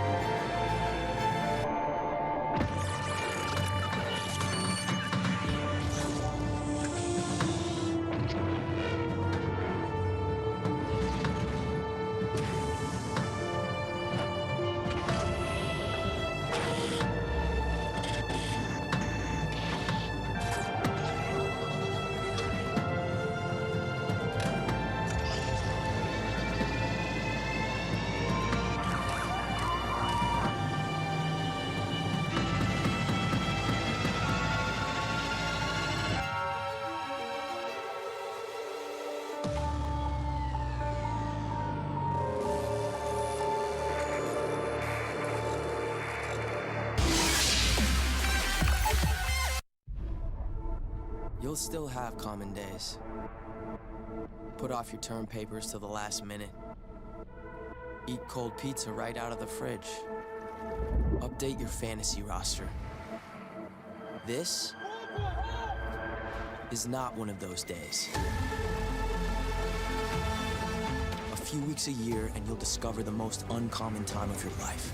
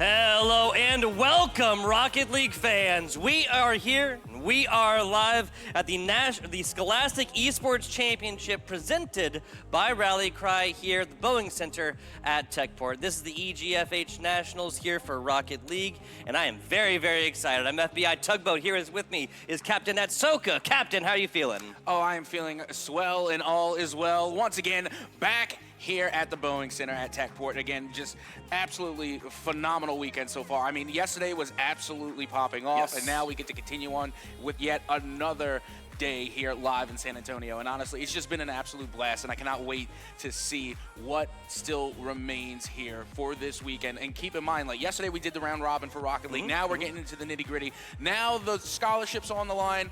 Now the bragging rights are on the line, and there's actually something to lose today. Like I said yesterday, undying honor and glory on the line as of right now. Let's take a look at our bracket and just see how these two teams exactly got here, right? The LAUSD Franklin, that is the Franklin Panthers here, pushing their way through the top side of this bracket 3-2 early. Had a little bit of problems with that Royals blue team, but Team Ecstasy went down 3-0 fashion, Captain.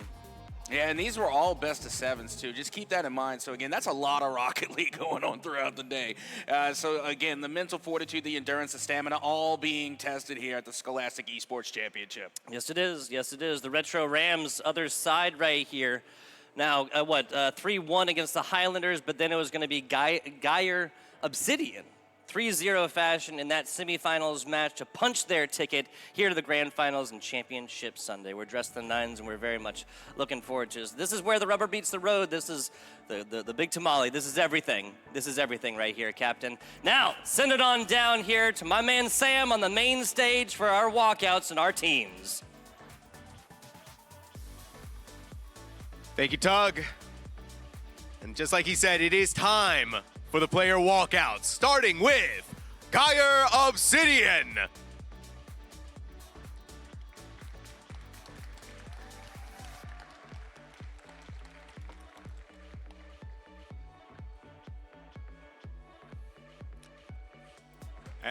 And joining them on stage is going to be Benjamin Franklin High School.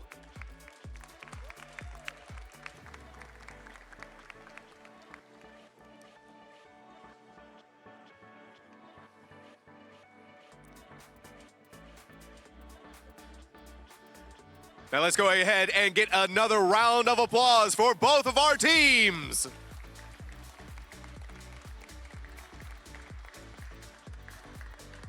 And now back to our casters to get this EGFH Rocket League game started.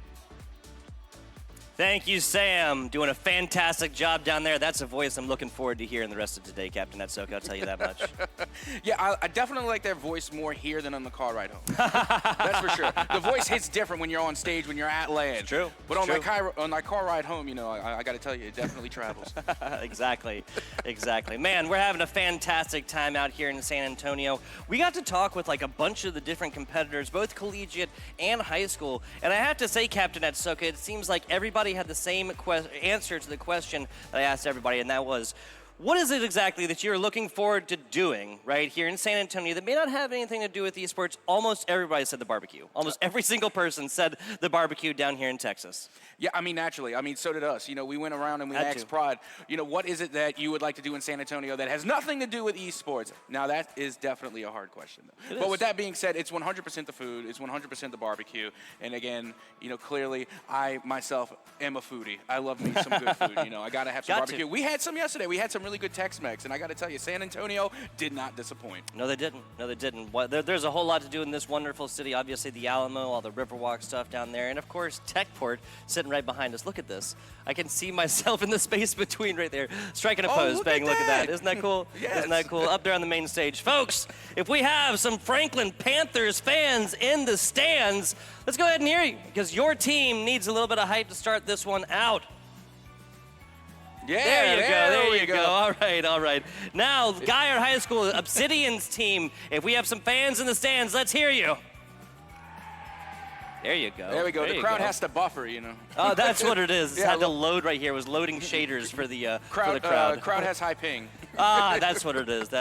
No high ping here at Techport, though. Like I've been calling it all day yesterday, and I'll repeat again today, a mecca of esports, man. There's just so much stuff, like there's so many room for activities, right? Isn't that the quote? There's so many opportunities for fantastic esports events. They have all the hardware to the nines. There's loads of space. They got a lot of beautiful. retro stuff too. Like I was down there playing the arcades, and I was playing NBA Jam. And keep in mind that this NBA Jam still had the Seattle Supersonics on it. Okay, that's how retro we're talking. I had a blast personally. Yeah, absolutely. And like, things like that really do throw you back a little bit, right? Like the retro games, and I'm not sure if they're really making some of those that were originally fitted in the 80s and stuff like this, right? I mean, it's a cool find. Or the 90s. There's a lot of different stuff, right? There's an entire line of things to do when you first walk into our venue here.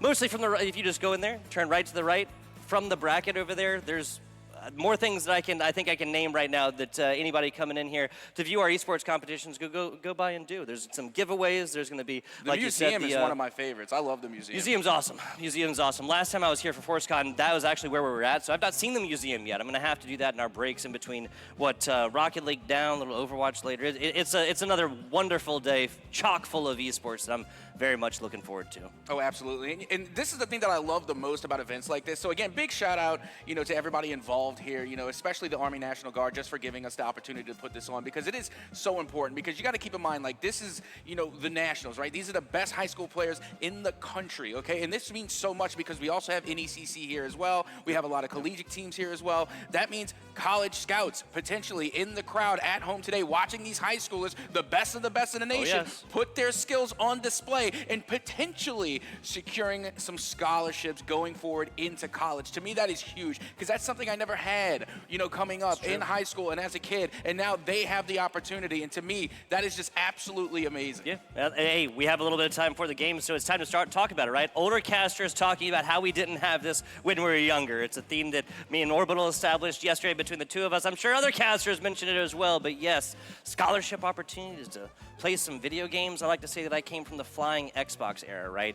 Generally, when our parents are talking about the Xbox, you're talking about throwing it out the window, making it fly, right? It's just not the same level of support or whatever else like that, right? So I got on my soapbox yesterday and really wanted to thank the parents yesterday. And I think I'm going to do that one again as we're getting this into this. But before we do, I just wanted to say, if you're a parent out here supporting your kids in high school, obviously in college as well, but they're adults, they can get here by themselves, right? If you're out here and you're a parent supporting your high school students in their endeavors scholastically and esports-wise, then I thank you personally, as I'm sure does Captain Ahsoka. Oh, 100%. And again, I'm just going to shout out my own mom real quick, because even while esports wasn't a thing, she still supported my ambition. So absolutely. Got to give a shout out to the parents there out in the crowd. So as we continue on, here we are in game number 1 of our grand finals, Panthers Rocket League versus Geyer Obsidian. Yes, Panthers Rocket League on the left. Lee looking at Geyer Obsidian on the right. Wildcats on the Panthers. Which is going to be the big prime apex predator right here? That's the question. Yeah, speaking of, Absab going to be the first predator to strike against the board here, getting the first goal to go in this series, and for Geyer Obsidian. Nicely done, nicely done. 29 seconds into this one. Panthers getting scored on early. Kind of a little bit surprising right here. Generally, this is going to be a squad that's able to get their defense out and early. Nice win by Coop. Here we go. I mean, and not to mention, that is huge, because we talk about it all the time about how important that first goal is, because it just sets up the tone. But not only for the rest of the game, but potentially the rest of the series. Again, they're scoring very quickly, and the Panthers are able to score back in literally seconds. Nicely done, nicely done. That's exactly what the doctor ordered. PCO for NOP, henceforth referred to as NOP. Is that cool? Yeah, I mean, I assume so. With it, X-Sync, NOP, Panthers connecting for one here early. We got a tie ball game. Could be Nope, NOP or Nope. It depends. NOP, Nope. I like either. As we continue on, as you can see, just nearly a minute gone here, and already we got 2 goals on the board. This has the makings for a high-scoring game number 1. Let's see if they can continue. As you can see, Silas has to back up and recover. A lot of danger, but they're not going to be able to finish on that last touch on the side of the Panthers. But my goodness, Panthers RL bringing the pressure very early here in game 1. Yes, they are. X-Sync puts this up and over against the backboard, and this is going to be an easy takeout by Silas. Trying to walk the dog themselves. Not going to happen. Need a longer leash on that one. Yep, just a little bit of an extra oomph It's unfortunate again, but that's where boost management really comes into play. Whether you're getting the 12 boost pads on the ground or if you're getting the big 100s in the corners and in the sides, the boost management makes a huge difference as Abzob, with only 17 left in the tank, is able to get the second goal to go for Geyer. Abzob gets this on in. This is a lot of pressure earlier by this player. It's going to strike gold twice here, Captain Atsoka. Up by one yet again. Geyer Obsidian, if you're a fan, it's got to feel like a return to normalcy. Yep, here we go, 1-goal lead. But you got to remember, the last time that Geyer scored, the Panthers were able to rebuttal in a matter of like 22 seconds. Yep. Again, check my math. Caster math is absolutely terrible, but I believe it was 22 seconds as we continue on. And now Zog going to be able to take control. Shot on target, no good. That's going to be a Nop getting the save to clear it away as we battle once more at that midfield line. Big pinch coming out of the corner, and another going towards the corner, but Silas is there to bat it down. Fantastic job right there as Abzob tries to get this against the corner. No, Silas is going to come out to this flying for this guy's PCO or Nop. Zog, corner play, almost sets it up for X-Sync, and that would have been just not prime situations. A little bit sketched there, as you can see. It looks as though the Panthers are able to recover and get possession back in their favor. Big 50 going to clear this one back towards the midfield. Silas has to recover on defense. Now Abzob putting this one down, looking for the goal, but they can't get it to go. Nicely done. Silas down low, picks up the big boost on the way in. Now just playing some bumper ball with that offender. Zog tries to take this ball out a little bit farther. Coop off the corner. X-Sync all the way up for this one. Burns a lot of boost to get there with nothing to show for it. Silas almost gets this inside, but Nop reads it like a book. And you know what, speaking of bumper ball, we talked a lot about this yesterday when we're doing our round robins, about, you know, the bumping, the demoing, the physical play, and how there's kind of a stink on it in the Rocket League community. You know, a lot of players said it was their pet peeve, but it's like my favorite part about Rocket League. I think there's an unsung skill to bumping and demoing.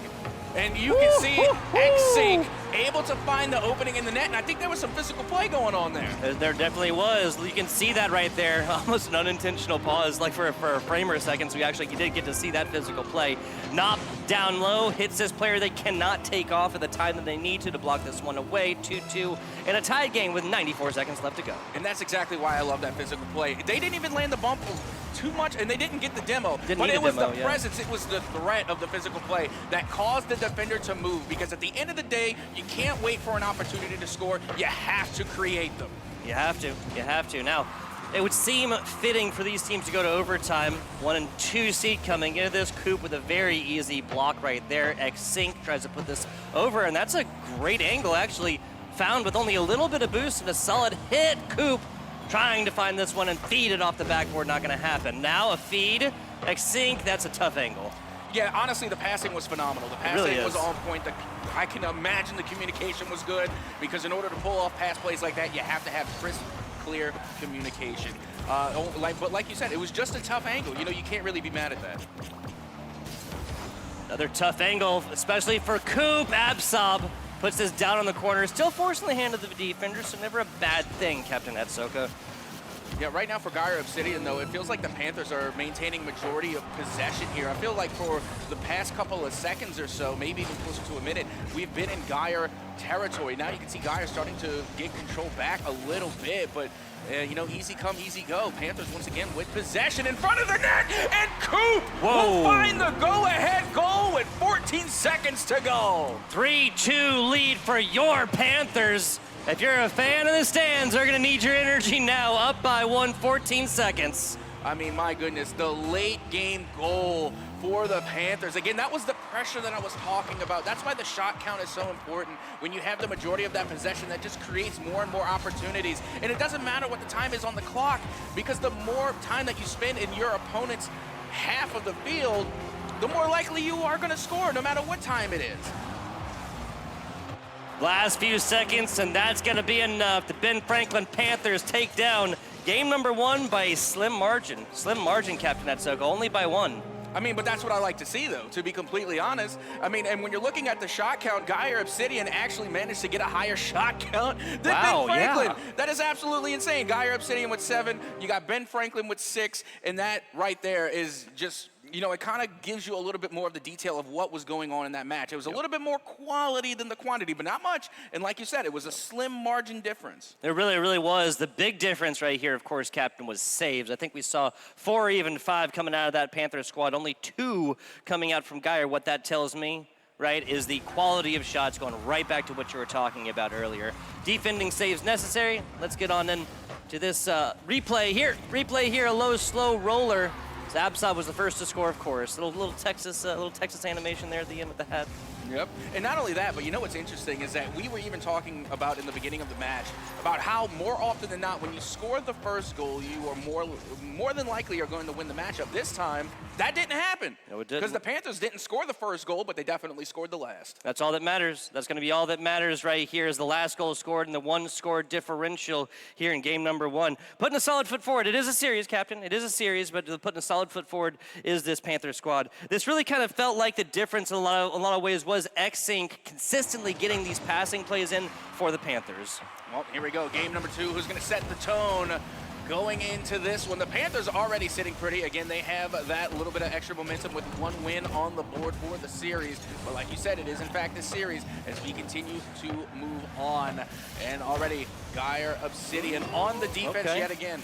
X-Sync trying to set something up right there. Wasn't really a shot, wasn't really a pass though. Kind of confusing as to what exactly the intention for that was. Down low, X-Sync should get this inside. Bang! It's on the second touch, right off the backboard, and the Panthers strike first again.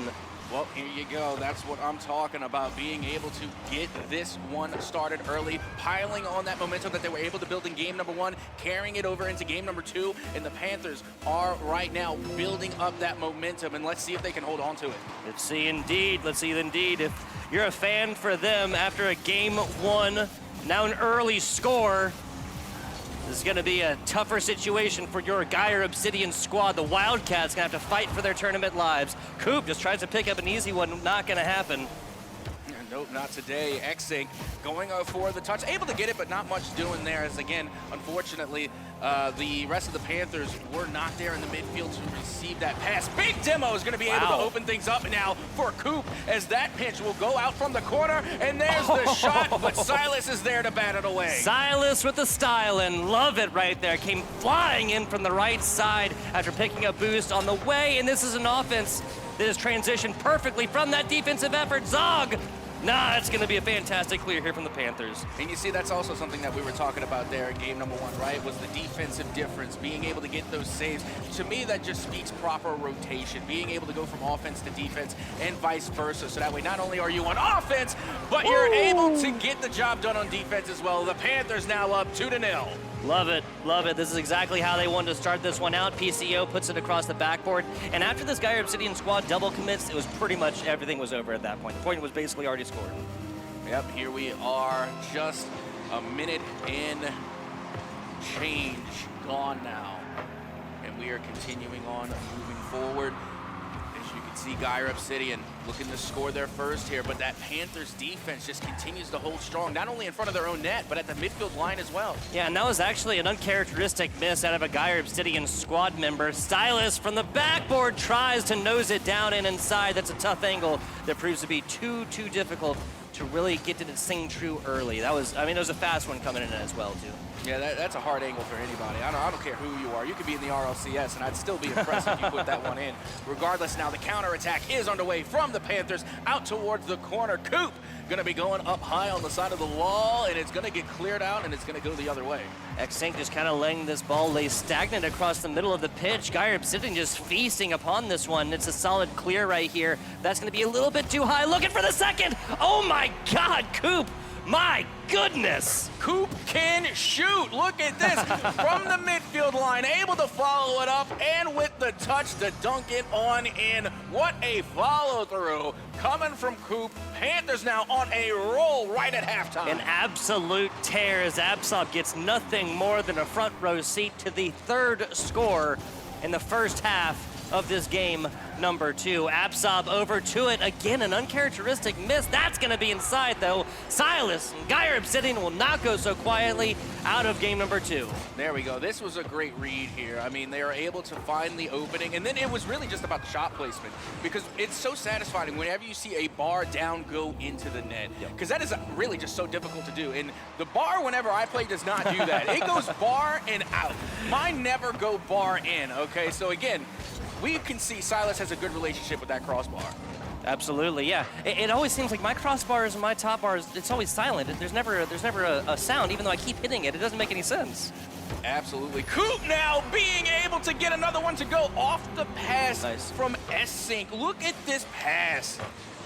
Interrupts this in the middle field, even though it's basically on the ceiling, and then sets it up for the teammate down bottom. Geyer, this kind of seemed like it was a split decision on who was really going to play this defensively, and once they take it, more than a second or so to make that decision, well, the decision is made for them.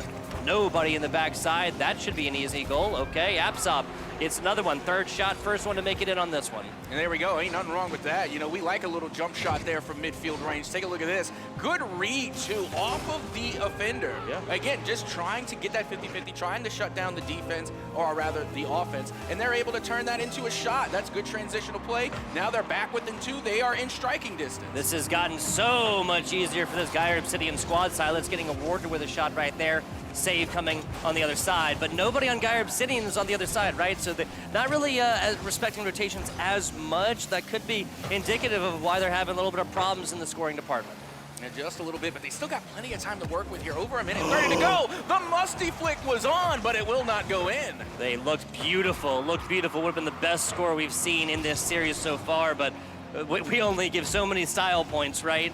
Got to put one on the board for it to get remembered really on our replays and more. Zog off the ceiling. Absob tries to take this one, and Geyer Obsidian is going to lose that 50, actually, PCO. Trying to come out for this one. They're going to lose that one. So this is a little bit of dangerous territories for a couple of seconds as Silas picks up the 100 boost. And still time to get the job done, though. 60 seconds on the board to try and convert 2. However, like we said, the Panthers' defense has been near flawless since game number 1, as now this one is going to find its way on target. Big bump coming off the crossbar, and it gets cleared out. Oh, my goodness. Barring out, just like Captain was talking about, folks.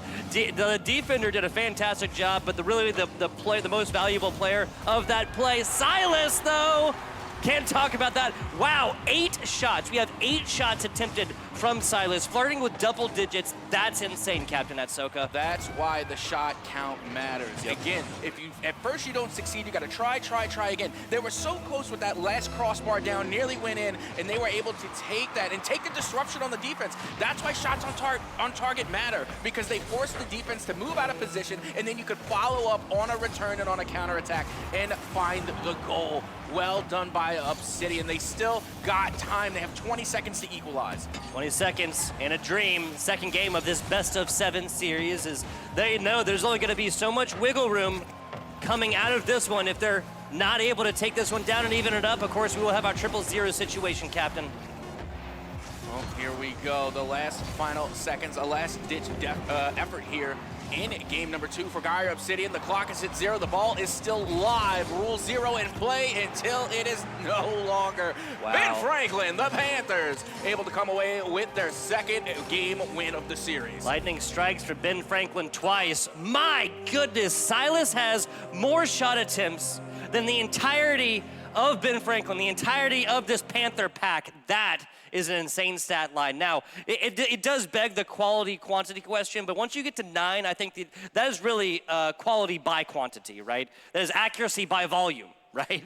I mean, and it's not just that, it's just the Panthers' rotation, their positioning as well. Yes. Their positioning is phenomenal. I feel like anytime we talk about Rocket League, positioning is something that really isn't talked about a lot, and it's kind of like a detriment, because again, we see a lot of times in Rocket League, especially in my games, that my teammates like to shadow. You know, they'll just ride the tailpipe, right, and they'll just stay behind them. But when you do that, it minimizes your positioning on the field. It minimizes your field capacity because you're not. It minimizes field coverage. It does. And you're not able to get more quality shots on target. But with the Panthers, they're able to spread out. They trust one another. They have great communications, and they're able to cover more of the field, take less shots, and still make more goals. Yeah, and that's really like the main difference right here. Like when I look at 9 shot attempts, the other really big thing there, Captain, that I'm looking at is what that is, it says to me is a high TOP, a high time of possession, right? Exactly. In general, especially these higher levels of Rocket League, the longer you possess this ball, the less likely it is for you to get scored on. Defense wins championships. Well, keep that for American football. Well, here we are, game number 3 underway. Panthers sitting pretty here, and like we said in esports, but more importantly in Rocket League, momentum is huge. A very momentum-based game, in my not so humble opinion, as we continue on. The Panthers, like I said, now riding a wave of momentum into game 3. It really is 2 games in the pocket. They build an early lead, and that's slowly chipped away by Geyer, but it just ends up being not enough. Twice now, 1 score difference twice now after they've been behind by 2 or even 3 goals. Oh, again, a big demo to open things up. Now Zog on the defense has to step up big, and they are able to get the touch and clear that one out. It's a big clear, like you were saying, over to the corner. PCO for Nop gets that one on and over. Now taken away. Coop trying their hand, but this is just a errant ball. The double commit from Geyer does not punish them this time. Yeah, and one thing that I really like about the Panthers right now is that there's no hesitation. Even when they miss the ball, they don't hesitate. Yep. And that's so important because once you commit to a play, you have to fully commit. You have got to go. And it results in great saves like that one coming from the Panthers. Rapsod looking like they got that one started early. Somebody else credited with the shot attempt, though. 90 seconds in, no scores on boards. If you're a Geyer Obsidian squad, you got to feel like that's a W in and of itself. This is a situation in a series in which Geyer Obsidian was scored once or even twice at this point in the previous 2 games. We look for market improvement here, Captain Atsoka. Well, I think that's exactly how you can describe it. An errant ball back the other way. Zog's going to be able to pick this one up and actually gets away from X-Sync too, so we only have 2 defenders on the side right now. Easy slowdown there from Coop, and this isn't like a huge clear, nothing like that. That's not what they need, right? They just need to buy a little bit of time. Well, you see, and again, you know, I would hate to nitpick on Geyer Obsidian at the moment, but that's exactly what I was talking about, you know, having field coverage. All 3 of them were in the corner of the Panthers. Yep. So when you put the shot on target, there's no one there to get a rebound. Yep. That's always what it's about, right? It's really not that different from basketball, kind of theoretically, or especially hockey, right? You got to be on that other side. You know where that angle is going to send it after it does get blocked out from a player, from crossbar, from top bar, or backboard. Now you can see the Panthers once again spreading the field. You have one there on the side of the corner, and you have another player from the Panthers in the middle waiting for the pass or even the rebound off of a missed shot. Back pass. And you know what they say often in Rocket League is that sometimes the best passes come from missed shots. It's true. It's true. Like, yeah, just trying to put net toward ball. Oh my goodness, you heard the sidebar on that one. Ringing loud as members of Geyer Obsidian again double committing over here on the corner and tripping up over each other. The teamwork here, gotta say, for Geyer Obsidian could be improved. Yeah, just a little bit, but also I gotta give them a little credit as well. They are keeping it within 0. Okay, we're still tied 0-0. Hold Coop. the phone, Coop! Yeah, as just soon say as it. I had to say it. And then, of course, Coop is the one to shut me and, of course, Obsidian down as they find the first goal of Game 3. Nicely done. Nicely done. Panthers going to strike first, swipe first here against the Wildcats. So the result is the same for first score, but the time is significantly different. Only 2 minutes left in this one, whereas the Panthers seemed like they were finding it 30, maybe 45 seconds in before, Captain. Oh, absolutely. Still plenty of time here for Geyer Obsidian as they continue to battle on. 1:45 remaining. Shot on, nearly in, as that one's going to go up and over, off the crossbar, and somehow, some way, Panthers still manage to bat it away. Even after the slowed down tempo and pace of this game, again, a guy I remember running into their teammate, man. You want to make contact. You want to make contact, aim at the other balls. Or aim at the other cars, excuse me. Either way, I mean, the touch is a touch as we continue on. Shot on and in. Coop can shoot. Oh, Wow. my goodness. They find yet another. I need to know what their shot count is at this point. I feel like they have just been on a scoring frenzy. Yeah, and so one of these players, I believe that Silas, has a little bit of a better look at this defensive attempt. Zog kind of comes in there as well, whereas maybe they should have sat like a little bit farther back, right? is what it is. 2-0 lead as of right now. 75 seconds to go. Gaia Obsidian knows exactly what they have to do. Coop is having a day. And not to mention, I mean, the passes that are coming from the Panthers have been so good. I mean, Knob there. Big demo. Oh, my goodness, that could have definitely opened some things up there. But, again, is it too little too late? I mean, this is what we were talking about. You need to create opportunities. You need to get demos, bumps, etc. to clear the net. But now you only have a minute remaining. If they go forth with this physical play again, then I do think that it will be enough time, but it's physical play back the other way, and Absop just fighting, just trying to get this one out. Every member of Gaia Obsidian has an honest defensive opportunity at this one. Down bottom, it's a clear to the other side, and this time it's the Panthers that did not spread the field. Honestly, if I was Gaia Obsidian, I'd be getting nervous anytime Coop is on the ball. I mean, I'm anticipating a goal whenever I see Coop going up high on side the wall, getting ready to take a shot. Now, under 30 seconds to go, still doable. Rocket League time theory. I mean, it is still winnable here. 20 seconds to go, 10 seconds per shot. It's not technically over for Gaia yet. If they get one in here and then get a kickoff, you can keep ball aloft during that 0-0 situations off of kickoff. It's just kind of hard to get it going, but the undercarriage shot not going to happen. Reset or not, doesn't matter. Now we're only looking at 5 seconds. That shot had to go the other way for this one to have an honest opportunity. Cannot score 2 in 0. Does that make sense? You can't score 2 goals in 0 seconds, right? No, that's going to be a 2-score lead for the first time in this series for the side of Franklin. 3-0 in the series very, very quickly. Very quickly. And again, I mean, we were talking about quality versus quantity. You know, this time it was definitely the quantity. You're looking at 11 shots compared to 6. I mean, 11 for the Panthers, 6 for Gaia. Yeah. I mean, it was just a night and day difference. And then when you, again, accompany that defense that is able to rotate back so quickly and have that quick reaction time in order to recover off of 11 shots, you're just shutting down anything else that is coming your way. I mean, Panthers, they were just literally all over the pitch. They really were. They really were. Like, we mentioned it there, not going to be too negative, but there was one thing. There's one thing I'd need to fix here for the Gaia Obsidian is just designate these roles a little bit more, and once you're done, once you come forth, get an honest shot attempt on this ball, you got to rotate all the way back right here and just play your role. What is it? Know your position, play your role. That's what they told us in football back in the day. Oh, yeah, absolutely. And that's another thing that's, like, really important as well. Is like we were talking about rotation, and there was just so many times where we saw, you know, maybe a double commit, sometimes maybe even a triple commit. Sometimes. But we just did not see that from the Panthers. I mean, you could clearly tell the communication was just on point. Honestly, I wish we could hear it because just a simple, I got it. You know, just 3 words, a simple 3 words, and you can avoid a double commit entirely. Yeah, I mean, plenty of these esports teams literally have monosyllabic nicknames for each other, right? Me is obviously me, you, if they're talking to directly another person, but pretty much all esports players will have some sort of monosyllabic name for each other, right? So they can call it quickly, and the comms are cleaned up from that point. Zog tries to go up to this one, but it's going to be X-Sync. Now accepting this across the middle and gets hit by their teammate. Yeah, I was about to say, that was one of the first times that I think we saw a Panther double commit, and now they get punished for it. Silas able to score first here for Gaia Obsidian. Kind of surprising here for the Panthers squad, and Gaia Obsidian is going to feast all upon this. What this tells me is that the offensive side of Gaia Obsidian, no problems whatsoever. It's just a little bit of that cleaning up of the rotations and responsibilities on the other side of this ball. Coop. Winning kickoff right here, now to the corner. X-Sync puts it there again, looks for a tapper, and again, a teammate hits a teammate. Coop's gonna realize it and feast upon this one. Tied ball game after Gaia Obsidian took the lead in this game for the first of these 4. Yeah, you really hate to see that. Yes, you do. I'll be honest, my heart hurt for Gaia on that last play, but at the same time, when you're at this level of competition, I mean, we're at the Nationals. I mean, if you're the Panthers, you take no prisoners. You see an opportunity like that, you gotta take it. You gotta put that one on in, and of course the Panthers do just that, and they're able to equalize very quickly. Looking to take the lead now, but Silas coming up clutch in the net. Weird pinch right there. X-Sync, now they're just gonna get out of this one while the getting is good. PCO just taps this one and sends it over the corner. That gives the Panthers time. Now it's a run the other way. Sync. X-Sync puts it in. Oh, crossbar and out, sidebar and out, whatever you want to call it. It's out on that shot.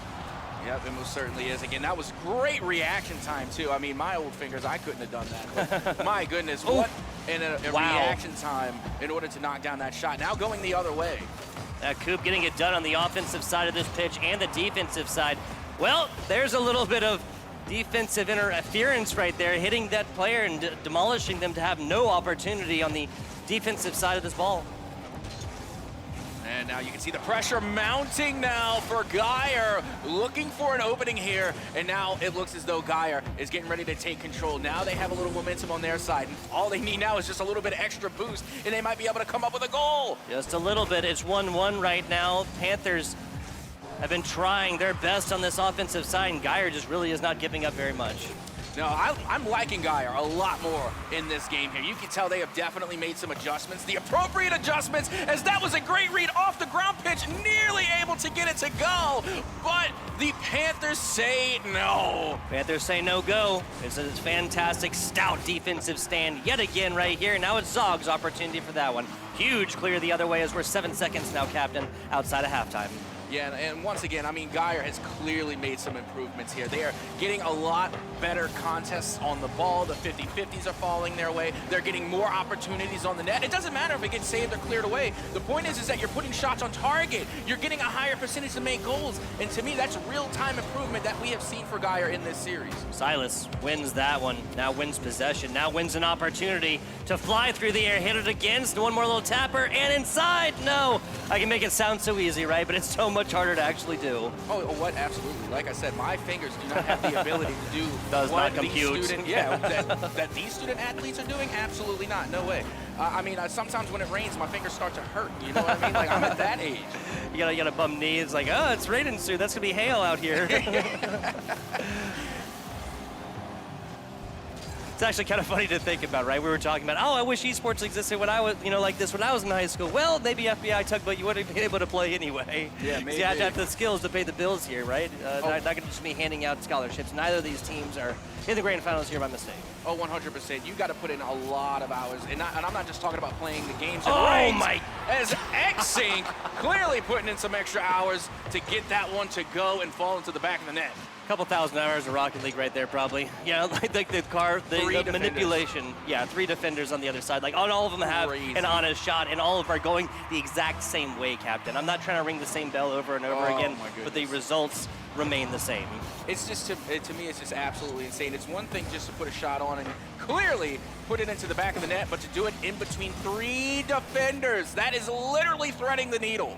Yes, it is. Yes, it is. A 3-tiered needle as well. Almost gets that one inside, and it's Coop feasting on the rebound. 3 saves, 5 shot attempts, and a pair of goals for Coop here in game number 4, and possibly Geyer Obsidian does not bring this back, the last game of this best of 7. I got to tell you, if you blink and you miss it, but that was 100% a team play. All 3 players from the Panthers were involved. You had Knopp getting in there, busting up the defense with the bumps and the demos with the physical play. Then you had X-Sync on the pass and Coop to finish the shot. That was a well-rounded team play. And sorry, but I really think that Knopp did not get the credit that they deserved, and they're not going to get the credit at the end because we don't track bumps and demos for some reason.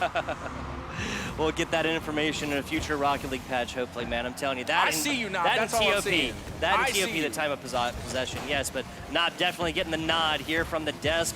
Well, they'll get a double nod if they're able to bring this one back from the brink. 30 seconds to go here, down by 2. What do you do? Down 3-0 in the series. If they lose this one, their tournament lives are done. Yeah, it feels bad, but at the end of the day, someone's got to win and someone's got to lose as we continue on. What are you going to do? 20 seconds to go. You're down 2 goals. And again, according to Rocket League time theory, it is possible, just not probable. No.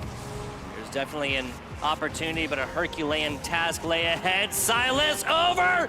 Coop gets the defensive block, and I do believe that might be about the end. 2-1. That ball would have to go in right now, and then off a kickoff, and it ain't going to happen. Lead of 2 as of right now. They're going to try and get this one in still. Might be a 4-1, might be a 3-2, but the result will be the same. The Ben Franklin Panthers come out in a 4-0 sweep here at the EGFH Nationals. Yep, here at the EGFH Nationals, it's all about the Benjamins, baby. It's all about them Ben Franklins as they are able to come in and take the dub in an outstanding fashion. Truly a spectacular performance from start to finish, not just on the offensive side of the ball, but on the defensive side. There were so many games where Ben Franklin didn't have the most shots, but they had the most goals. Yes, it was, again, just all about that quality. They might even have like 6, like a half half dozen, something like this. But it didn't matter because the way they were putting this in, and sometimes they're even solo plays, right? We saw the line right across backboard through 3 different defenders, and a lot of times it was coming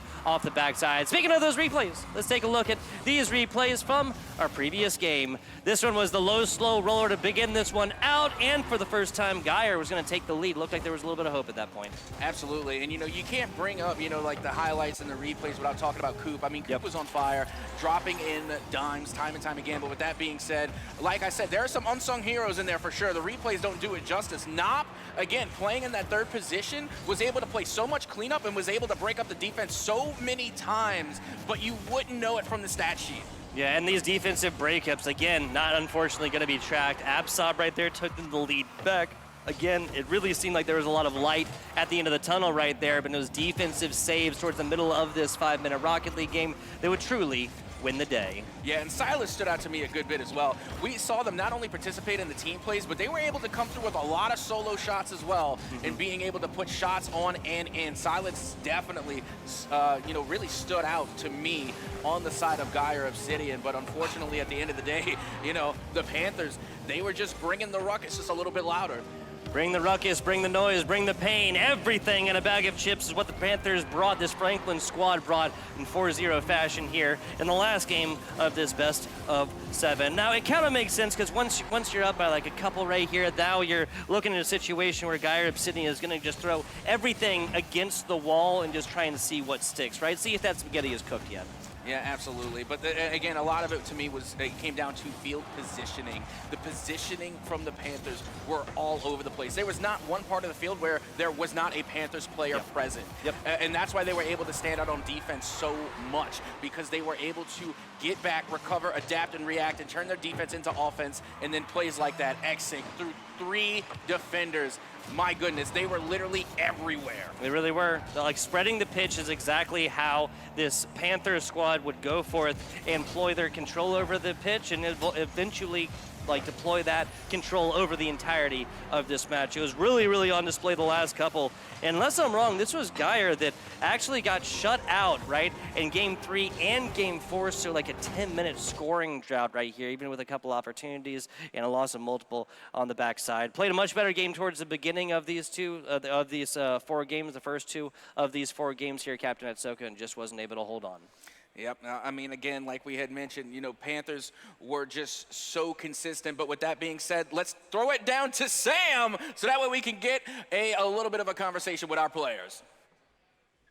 Thank you for that, casters. Let's go ahead and give it up for your Rocket League EGFH Grand Champions, Benjamin Franklin High School Panthers. Now, I'm gonna come over here. I'm gonna ask a couple of questions real quick before we present to you this beautiful trophy. You okay with talking? You okay? Okay. So, clean 4-0 victory.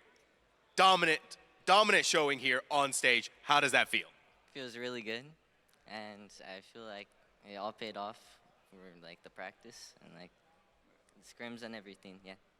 I mean, when it comes to the practice, when it comes to the land jitters, right?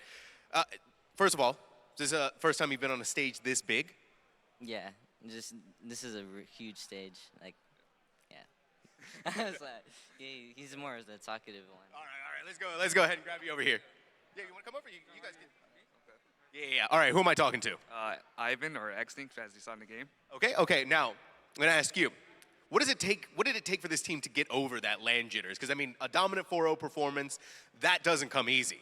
I mean, just playing, throughout the tournament, we got, kind of used to the feeling of the land jitters. We played, 4 games at the beginning of the tournament to, start the playoffs, so I feel like that helped us. Now, what does it feel as a squad to be able to take home this victory, to be able to call yourself the grand champions? I mean, it feels really good with all the work that we did. It feels like it paid off very well. I mean, the other team did really good, but it's just that, I guess, we're kind of better, but, they're also really good. I don't want to be rude, but, yeah, they did really good, though. Well, there you have it. I'm keeping you separated from your trophy for long enough, so why don't you come, the entire team, come close, right? We got to lift the trophy.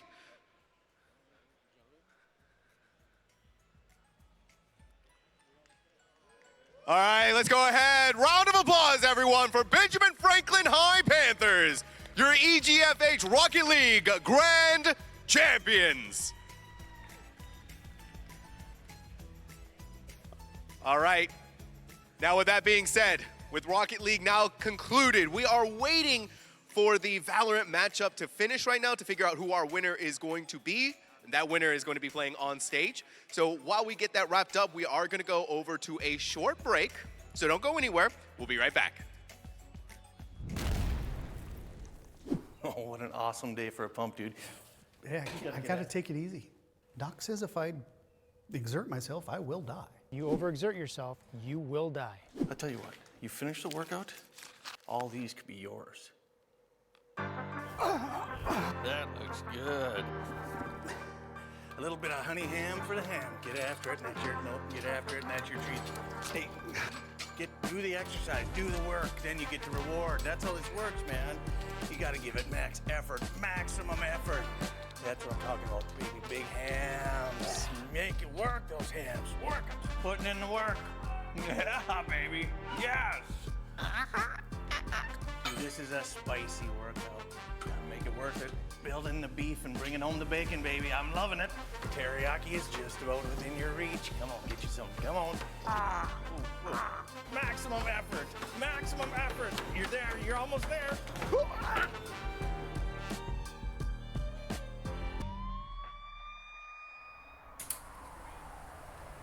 That's so worth it.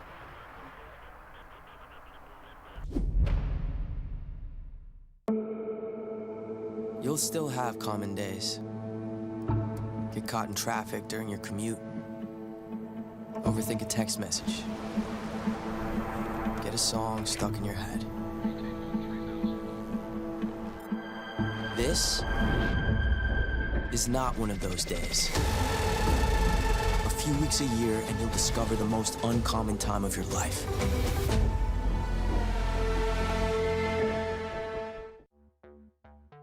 Get future ready with Extron Esports AV technologies. Experience better looking images and higher quality sound with AV systems that are easy to control. When it comes to esports, Extron provides the winning edge. To learn more, visit extron.com/esports.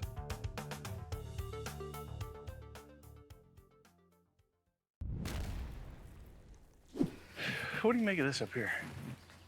Just showed up in the yard a couple days ago. Dog been digging in there? I don't think so, dude. That goes way down in there. Seriously, did you just lose your meat stick? Yeah.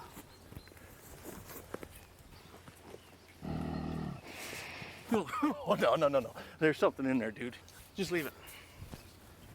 Are you kidding me? We'll just head to us. Just leave it. The hell with that. Oh! Ah, yeah, there's something in there. Want one? Thank you. It was worth it. You'll still have common days. But this is not one of them.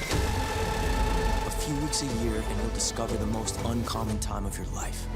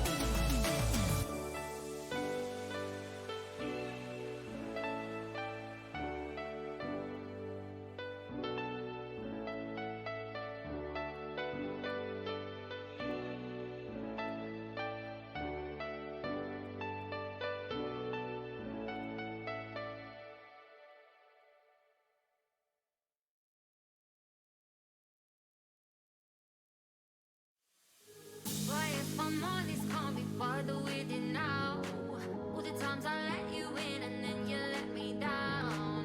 I can't be bothered, so I need you back around. All the times I let you in and then you let me down. I should really let you go now. I can't seem to put the phone down. I've been lying here alone now. I should really let you go now.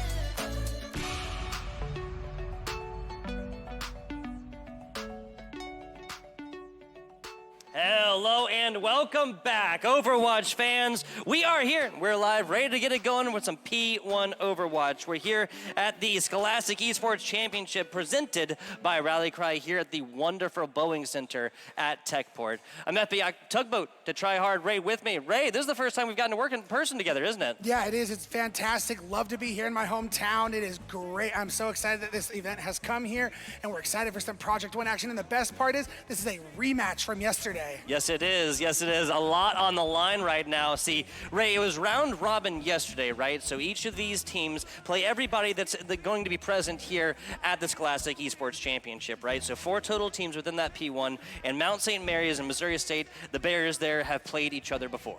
Yeah, we played them yesterday on the NECC stream. Mount St. Mary's got the victory 3-1, and it was a clash of 2 styles. MSM was playing the Zarya compositions to counteract the ball compositions that MSU were playing. And they always had a constant torp too, so that's always fun. They always fun. Maybe some hammer kills. Maybe it's hammer time coming on in to this first 2-3. So first of 3, not best of 3, of course, Ray, because, or not best of 5, because of course they can't tie within the great game of Overwatch, right? Well, you can draw on hybrid always, but yes, of course. Most likely we're going to get 5 maps, which is going to be awesome. It was a 3-1 victory yesterday for MSM, so revenge factor in play for MSU. And some players to watch out for is going to be Zuriel the tank for MSM, as well as Sammy, who is playing mostly exclusively Venture. Now let's take a look at some of our players here on the stage as they get prepared here. They're locked in, messing with settings, making sure that everything is primo before they get this one started. Yeah, so, I mean, Overwatch 2, especially after the 5v5 change, Ray, it always seems like the tank has to be the main focus. Hey, a couple of smiles right there. Let's get it. Now, I got to interview a guy right 2 away from the camera, PC science, computer science major, was talking about how excited they're going to be. A DPS player, so hopefully some multi-kills coming out of that one. Yeah, very excited to see how this is going to go. What did MSU learn from their loss yesterday to be able to come into this grand final and get the victory? Yes, exactly, because as we always say, Ray, like a lot of times these collegiate teams learn more from losses than they do from wins. A lot of times just the logic is there, right? If you do everything right, it's like, well, we just got to do that one again. Well, that's the story there for that Mount St. Mary's squad. And given that these 2 collegiate names are a little bit similar, Ray, I think we found yesterday that it was a little bit easier to say Mount for the squad out of Maryland, right? The Mount St. Mary's squad, or Mary, and then the Bears for Missouri State. I think that might be easier for our viewers in the state. Yeah, because the school, MSM, they go by their mascot, they're the Mounts. Yes. And then we got the Bears. So Mounts versus Bears, yes. is going to be a great one. And we have to keep in mind, for Zuriel, the tank for MSM, senior year graduating. So this is going to be a big-time grand final for them to really go out in style. Yeah, I mean, who knows what the future holds for this player, for any of our collegiate players here, Scholastic players here, high school or college, right? What we know right now, Ray, is that they have a match coming up, and the writing is on the wall. Already taking a W was this Mount St. Mary's Bears squad, as they're getting chippy in the crowd already. Yeah, I mean, it's going to be all-time high pressure situation. You know, here it's the end. One's coming out winner, one's coming out loser. I mean, it's all just going to be a big pressure cooker. Like, we just put a stew in there, and it's just mounting. Yes, exactly. Mounting. Maybe taking predictions early right here, because pressure, as we know, creates diamonds, right? We'll see if these 2 teams, if the same result comes out, and if the Mount St. Mary Bears are able to deploy whatever it was, everything that they did yesterday, into another W right here. Now, it would kind of feel bad, right, if Missouri State takes the L and then goes home off the back of losing to the same squad twice in 2 days. Yeah, it would definitely feel bittersweet, but regardless of how this goes, these teams have to be proud. They made it all the way to the stage for the grand finals we can see behind us. Yep. And again, those land nerves, but there's also the land buff. So we're going to have to see how these teams come together on stage. You're 100% right. You're 100% right. The lights, the sounds, your friends, your classmates, your coworkers for some of these collegiate students or high school students watching you on main stage. The pressure is on here. It really doesn't get much bigger than this, right? And and like you said, for a lot of these collegiate players, this could be the last step before they take, you know, a step into another industry for their adult lives, right? Not everybody's got to work within esports. It is fantastic. It is fantastic, folks. But obviously, a lot of these collegiate students will be going on to other industries. Yeah, so again, having these moments as a team just for the rest of your life, it's going to be unforgettable. So I hope everyone puts on a great show and just will remember this for the rest of their life. I really hope so. At this point, right? Older casters want to talk about how this didn't exist when we were kids, right? How awesome it would have been to have more than just like Halo 2 LAN set up in churches or community centers and stuff like this, but instead to have this right here, right behind us and everything there involved. I want to give a huge shout out to the NECC, of course. I want to give a huge shout out to EGF, to Rallycry, to all these Scholastic organizations, really, that helped to put this on, Ray. Couldn't agree with you more. It's giving so many kids, high school, college, the chance to be able to compete for scholarships, to come in and just further their education. Because obviously esports is not going to be forever. So being able to have an opportunity to get a higher degree and get a job afterwards, it's awesome. Really is, really is. Missouri State looking ready right here. It looks like they have a little bit of tech issues on the other side, and at this point I want to give a shout out to all the fine folks who work here at Techport. Between our observing crew, production kind of on the backside, the stuff that you guys don't necessarily see, right? The strings pulled behind the scenes to bring this broadcast to all of you, as well as our technical crew down there on the stage, right? Making sure that this PC is good to go and making sure the competitive integrity is at its maximum. Yeah, and then of course all the people in here in the production room, cameras, lights. Yeah. It is fantastic. The show we've been putting on all weekend long has been amazing. So huge shout outs to all the people who have this concentrated knowledge and all this. I don't know what all these cameras and stuff do. I just talk. Exactly, right. As I always say, what we do is just this, right? What y'all do behind the scenes, that is wizardry, and I simply do not know magic, right? I can pull a rabbit out of a hat here and there, but those zeros and ones behind the scenes, right, really, truly a little bit beyond me. You talked to me a little bit about some of these players earlier. Is there another player that you might be looking on either of these teams that really needs to go forth and succeed for their squad to go forth and take a W, or on the other side, who they need to shut down? I think for the side of MSU, it's going to be about breaking up the synergy between Zuriel and Sammy. When they were playing the Zarya and the Venture together, Zuriel would step up first, put down a lot of damage, get that bubble charge up. When they got low, they'd back up, and that's when the burrow comes in and Sammy comes forward and jumps up. So I think breaking that synergy is going to be huge. Yeah, and like, just the simple fact of Venture being able to get in backlines, interrupt this stuff, and just put pressure and damage onto healers as it is. We're going to see how that goes. A short break for tech issues as we get this one figured out. Back with you in just a minute.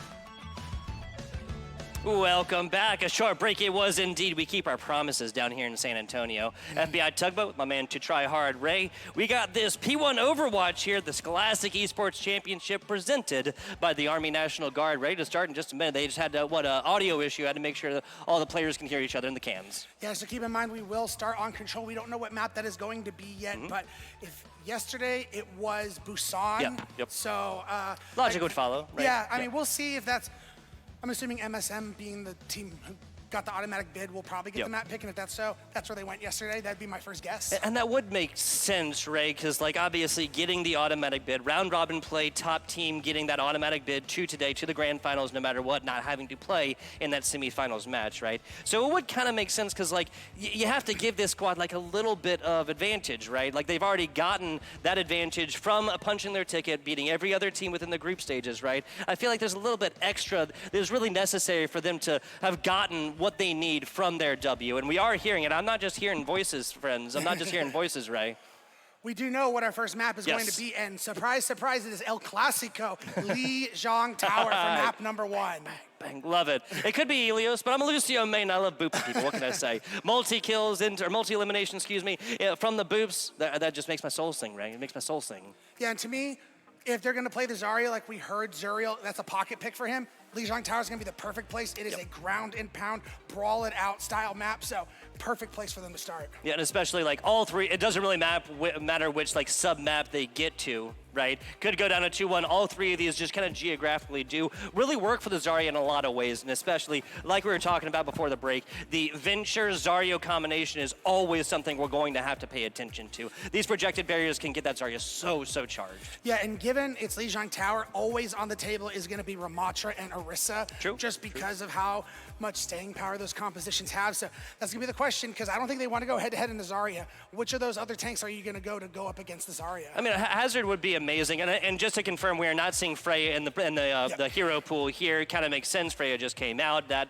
crossbow wielding lady will be seen in another future competition. Yeah, so then we know everything available up to Hazard is available. So we have to keep in mind, Hazard, as you mentioned, can be good on this map, especially Gardens, where it's still divey, but you can still ground and pound in. Hazard just likes to be this big assassination comp. Like, I'm going forward a little bit, and I'm just trying to get on your back line and then getting out. That's a very, very good point. And really just like, I feel like some of the play styles with Zarya can be kind of similar to Hazard as well. Obviously, they have, the spike wall right there, kind of like a Mei wall, kind of like a little bit of both worlds, but it's like 5 different aspects that Hazard has, right? Has like darn near everything, and the ultimate's fantastic, has a block similar to Doomfist right there. Obviously, Hazard's been changing the game a whole lot and beating me in my ranked games. I think it's coming out right now, Ray. Yes, that's just going to be the big question for these teams. Where do we like to go starting on Li Zhang Tower? Still sorting out that tech issue, guys, so just bear with us. All good. But lots of Overwatch to be played. Rematch, revenge on the mind. One team going to walk out, the champions of Project One.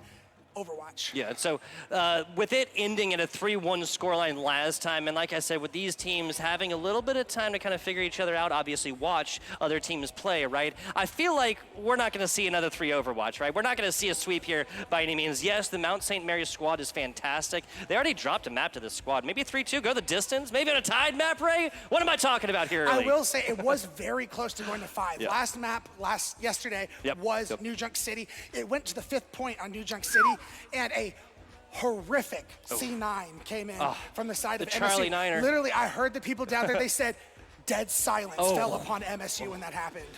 That sounds poetic. Dead silence fills the room around MSU. The Charlie Niner, hate to see it, and especially in a situation like that, of course, right? They're going for the 2-2 tie, and then unfortunately ending in 3-1 fashion. So, hey, maybe a revenge story here on the day from this Missouri State University Bears squad. Would very, very much like to see it, and again, gonna have to come off the back of the healing squad as well. Talk to me a little bit about the healing cores for the Missouri State Bears. So we did see as almost like we're dealing with this wrecking ball. We saw a lot of Baptiste coming in to try and allow the wrecking ball to go do his thing, but the Baptiste can still have the immortality field and the burst heals to lock down the front line, and that's how they got their 1 map win on Rudasapi. Hey, maybe that's a recreated success, perhaps, right? Isn't that something that teams have done many, many times before? Maybe they try it if they get to that again geographically similar kind of map and status right there. We'll have to see about this and more as this one's getting figured out. Yes, we we see a couple techie people. Yep, I see a couple techie people for that stage right side, making sure that these PCs and everything gonna be good. As far as map picks and bans, right? So the loser of this first map will go forth and pick the map. The winner will pick the side. Is that correct, Ray? I believe it's any CC rules. If that's the case, then the winner will get to ban a map, and then the loser will get to pick a map after the ban. Gotcha. So we'll be going to an escort after the control, right? They get a pick. So for second they're picking map, game mode as well. Excuse me. The loser gets to pick hybrid or escort. Gotcha. Then the winner gets to ban, and then they get to pick a map. Gotcha. So it's pick bans for game modes and maps. I knew all that, guys. I was just trying to make sure that you knew it. And brought to you by Ray, of course. I appreciate the information right there. We can start strategizing about that as we're waiting for this one to get started, I suppose, right? So talk to me a little bit about what you kind of feel like Missouri State would benefit if they do drop the first map and then they get game mode pick and map pick, right? Or after a series of bans, of course. Because they show they love to play the wrecking ball. Yep. Being able to pick escort from map number 2, where the wrecking ball is going to be at its strongest, is going to be amazing. That's if you drop it. Obviously, that's not ideal, but being able to pick escort would be to your advantage. Yeah, because really what that is it's, I mean, obviously you have the point goal along all the way through. Everybody else can get a little bit of healing from that, but the wrecking ball doesn't really need that as much. But as it is, unfortunately, folks, short tech break. We'll be back with you in just a minute. FBI Tugboat into Try Hard Ray.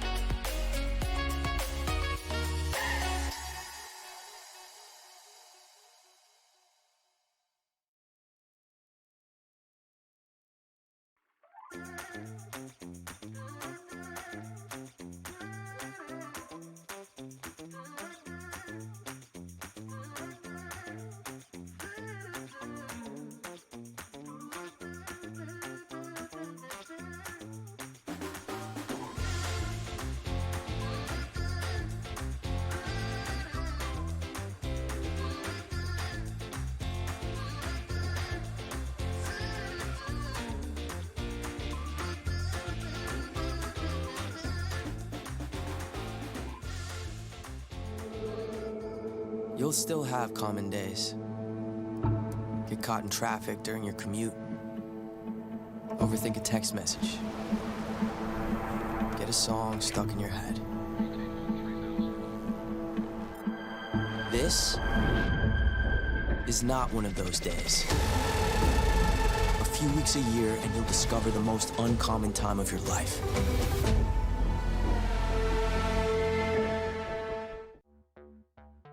Get future ready with Extron Esports AV technologies. Experience better looking images and higher quality sound with AV systems that are easy to control. When it comes to esports, Extron provides the winning edge. To learn more, visit extron.com/esports.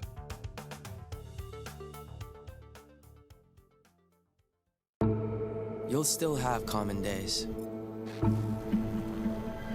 But this is not one of them. A few weeks a year and you'll discover the most uncommon time of your life. You'll still have common days. Put off your term papers till the last minute. Eat cold pizza right out of the fridge. Update your fantasy roster. This is not one of those days. A few weeks a year and you'll discover the most uncommon time of your life.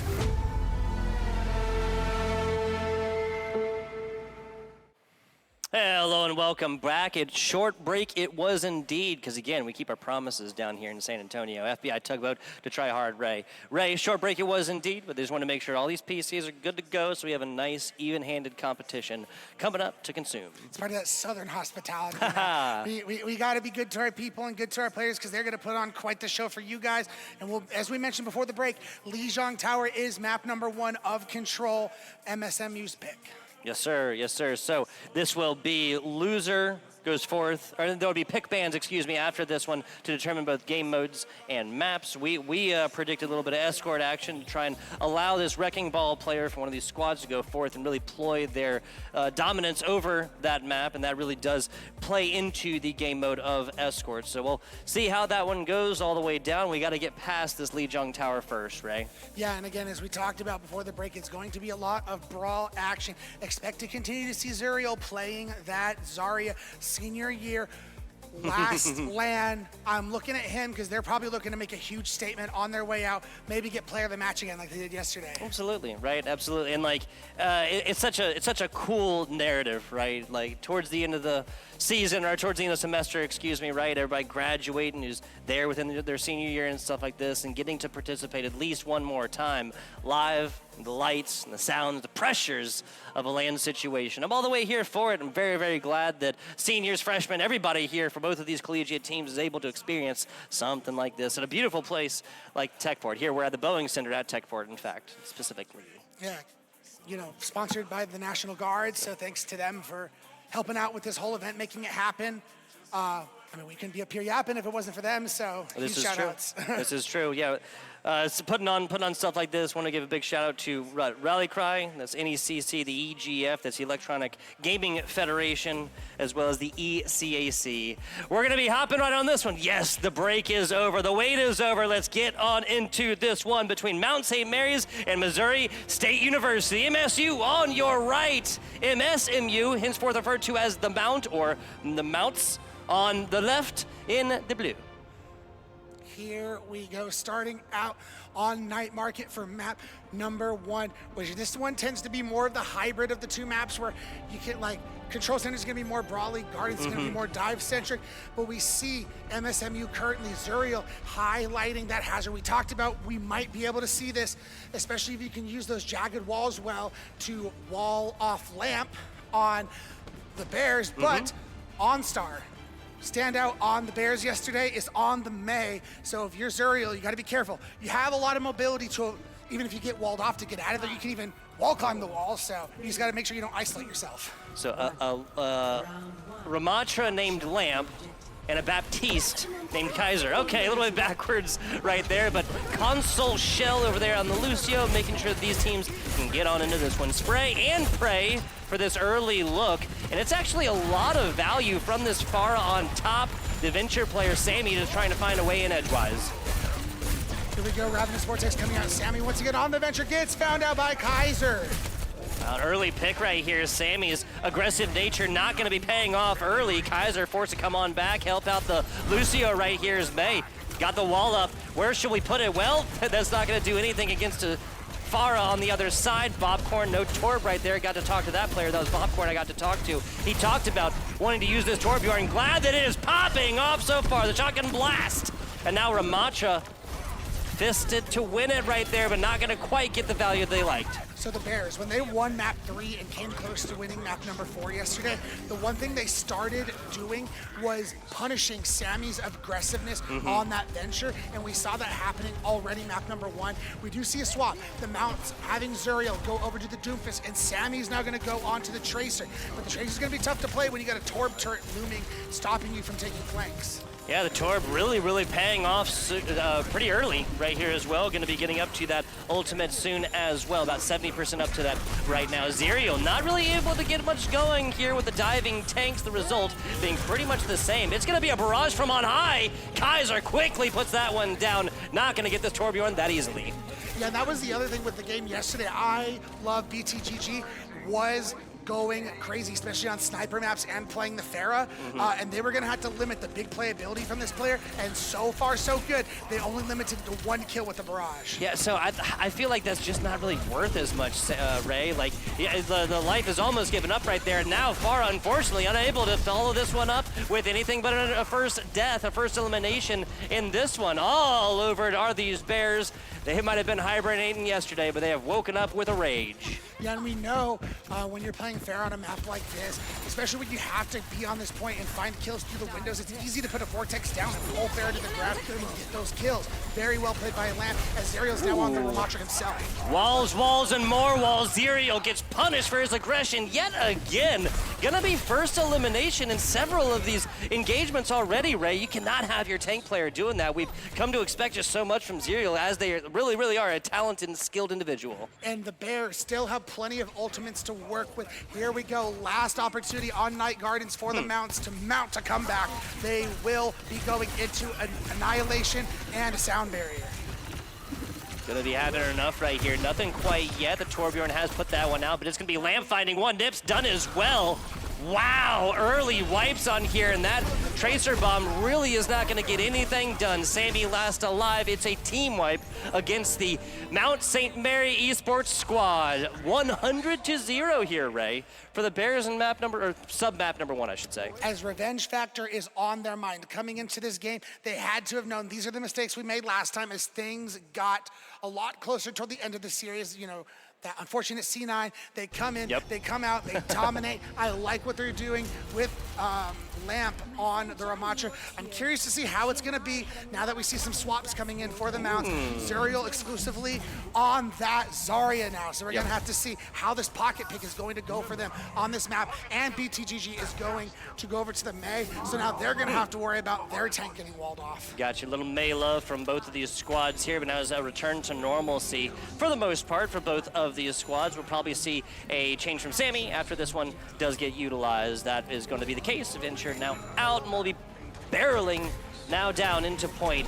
Assisted all the way in there by Console Shell and this Lucio, but it's going to be a walled off situation. Lamp, I'm not sure if they know that that wall is there behind them. They don't even care. They're just pushing straight forward into it. I love it. Popcorn, early pick onto Sammy. So we really set the stage for Sammy and for Zerial here, Ray, and they have just not really been performing so far on Lijiang. Yeah, we talked about how it's going to be on them to break up that synergy and that teamwork so far, so good as MSU looking like they're going to be able to take this first one, but still, a high charge Zerial on point. You cannot let that unchecked. No, you cannot. And Lamp on that Ramatra gets a lot of that attention. 100 on the laser, and that's gonna be enough. I got bubbles for days. That's what Zerial says, but unfortunately unable to bring that one back from the brink. Lamp doing a fantastic job in this tank roll. Lots of fun. Pinstripe kill feed. It's looking fashionable, Ray.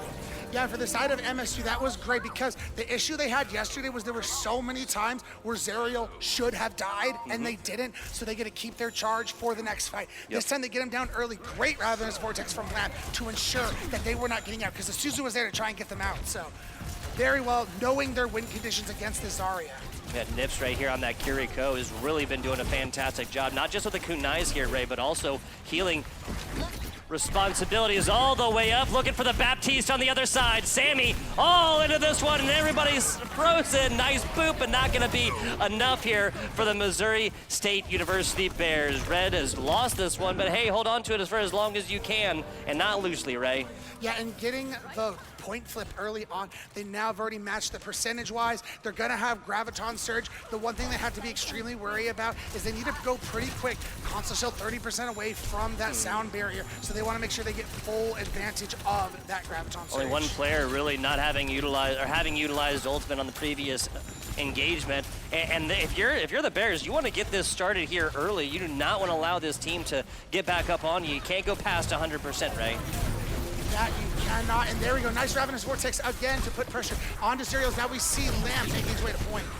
Nicely done, does have that ultimate in hand. There's the block, there's the Blizzard OnStar. That's done for, though, the Bears. Fighting tooth and nail in this one, but it's gonna be Lamp done. Kaiser almost eliminated on this one, but Chammer, the Juno player on the other side, the only loss for the Missouri State, or for the Mount St. Mary squad. Crazy stuff. Yeah, Zach Hammer coming through and the right moment with that orbital ray, and that was what sealed the deal for the Mounts. I love BTG. They can play aggressively here. They've gotten Kaiser, and they still have the Blizzard. Here we go. That is 100 charge Zarya in your face, and you're not gonna like the results. OnStar Lamp, learn that lesson the hard way, Ray, as that is just completely shut down, almost spawn dooring them. Jeez-a-rees. As we see Console Shell making their way to point, has the sound barrier to sustain themselves if they feel they need to buy time. As we see Zerial all by himself, still trying to apply pressure and not allow them to be able to push forward, even with the window in his face. Zerial on an island right now, super low, Dunzo!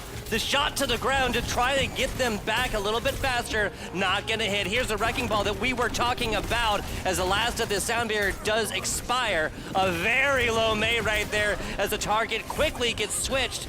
Looks like this Varsity Bears squad has done it again. But now they are stuck on this wrecking ball for now, and it's not a very advantageous map to be on it. They had to force the touches.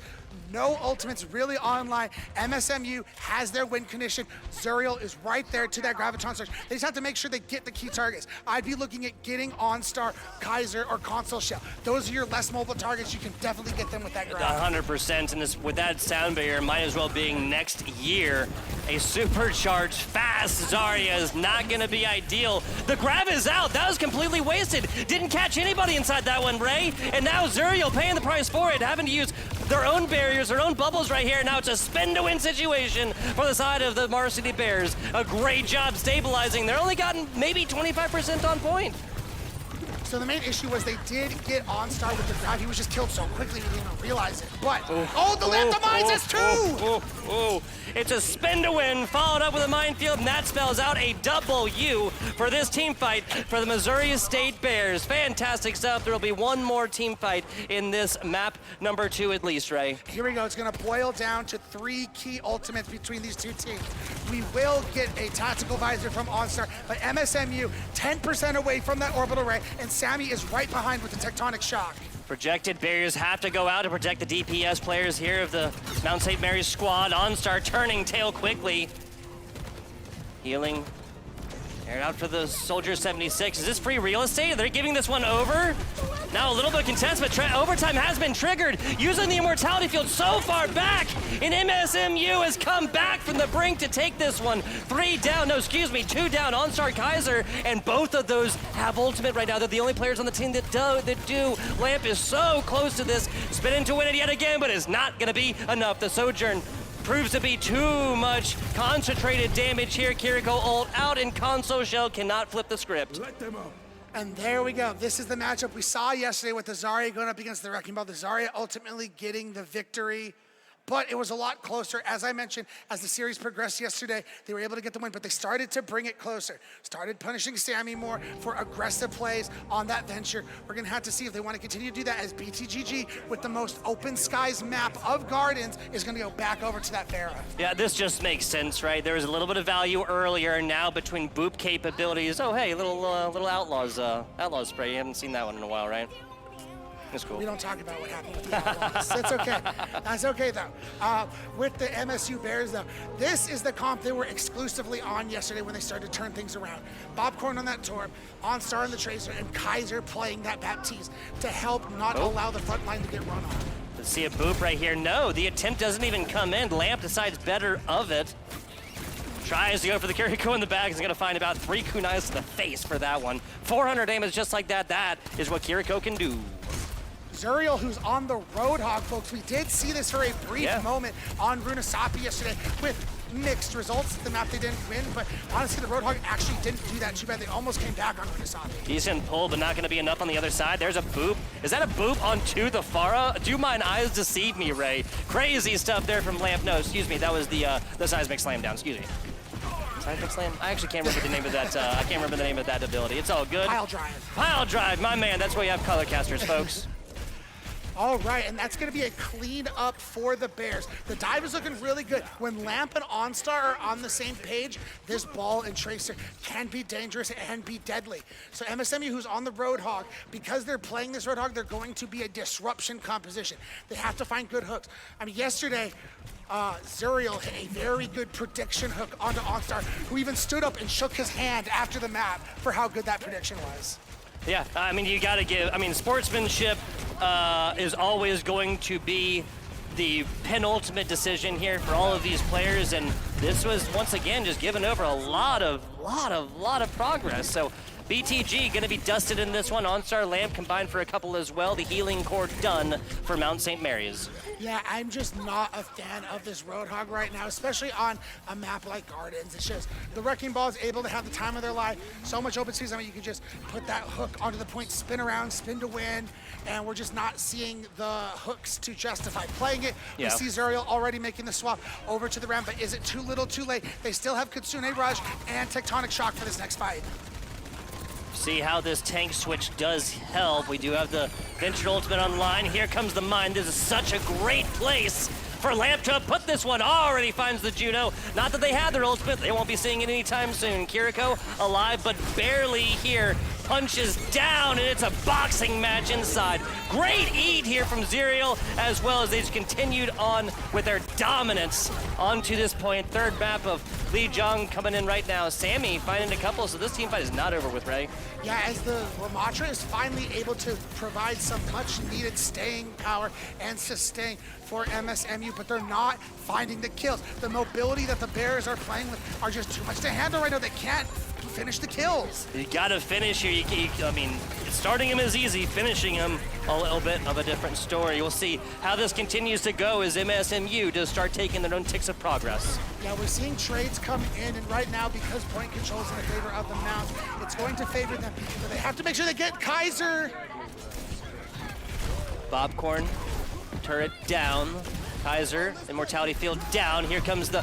Oh my goodness, a perfect barrier right as Sammy does fall as well. Should be enough to hold on to this one, but Kaiser is gonna fall, so main healer down. That's just what happens when you get a lot of attention on top. Zuriel turned attention to the tank and healer for just a second.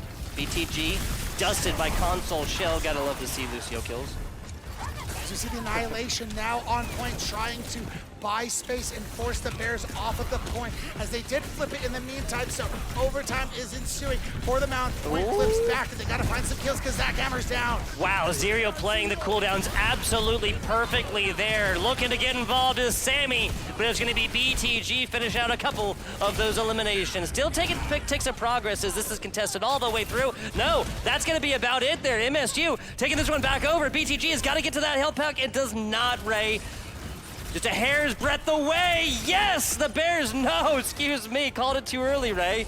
That was a little bit of a touch on point, but nobody gets there on the second attempt. MSU has got it done in map number 1. And a great opening gambit from the Bears after dropping the series yesterday to come out map number 1 and first sub map dominate 100-0. Second map, you know, maybe a little bit of Mickey Mouse. You know, the best map for the Zarya possible. Then they get to their best map for the ball and they dominate. So that's exactly how you want to come out in this grand final. Yeah, exactly. Now, if there is one big difference here, I kind of do think that we're looking at a situation where some of the ultimates could have been used just like a little bit better, and I'm talking about our tanks, right? We saw a major whiff with that Zarya Graviton Surge, like right in the corner. They're trying to get a Lucio by themselves. Teammate gets Lucio. The grab does nothing right there. This really has to be, I mean, the Annihilation towards the end, I feel like that's the opposite part of my point, right? That there was such great utilization that nobody can even touch so much, and especially with such a large area of effect there from that Ramatra ultimate, it's just hard to get away from, honestly. But because of the mobility that the Wrecking Ball and the rest of the components of it have, they can just scatter, let it, you know, the 3-4 seconds run out, then get back on and find the kills again. They did exactly that. So they're playing very well as a team in this Wrecking Ball competition. It felt like yesterday, maybe the nerves got a little best of them, but they are all on their A game right now within this composition, and that is the key to the Wrecking Ball working well is teamwork. Exactly. Let's take a look at some of these replays and how it went down. Lijiang Tower's status and style. Ramatra on Ramatra, always love that one early, and I mean, I'm not being too negative, but these are collegiate players, and they can take it, Ray. Zerial just seemed like he was getting way too aggressive, way too big for their britches. I say the same thing about Sammy in a lot of these situations. On that Venture was getting punished a lot of the time. When they're on the Tracer, they were playing a little bit better. They're playing a little bit more safe. They played well, but the punishing play style that we're getting from the Bears is punishing those aggressive flanks that they had problems with yesterday. Yeah, very impressive 100-0 on that one.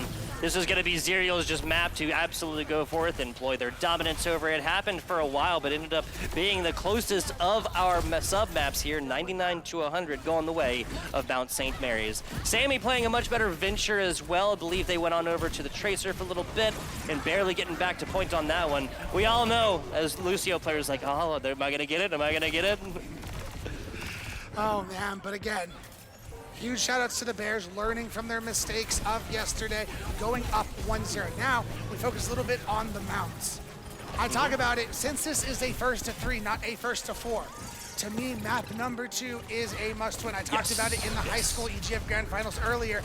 You're going to find yourself in a situation, if you're looking to reverse sweep, the last 2 maps will be the pick of the team who's ahead, so you put yourself in a huge disadvantage. Oh, that's a really good point, actually, right? Like, dropping this first one, okay, that's all right, in this kind of first to 3, not best of 5 situation, like Ray said, but a different situation for the pick-ban formats, right? You're talking game mode, you're talking map. These are massive, massive strats that teams can use to go forth and employ a little bit of a comeback, kind of, even if you're, like, down 2-1, can you call it a comeback right there? Because if they lose a map, like, it's just so crucial to not go down by 2-0 here. Mount St. Mary's and Missouri State University continuing to do battle. We'll get map picks, map bans, and game mode here in just a little bit after we talk a little bit more about this map number 1. Yeah, so keep in mind for the Mounts, they're going to be able to pick Escort or Hybrid for the next map.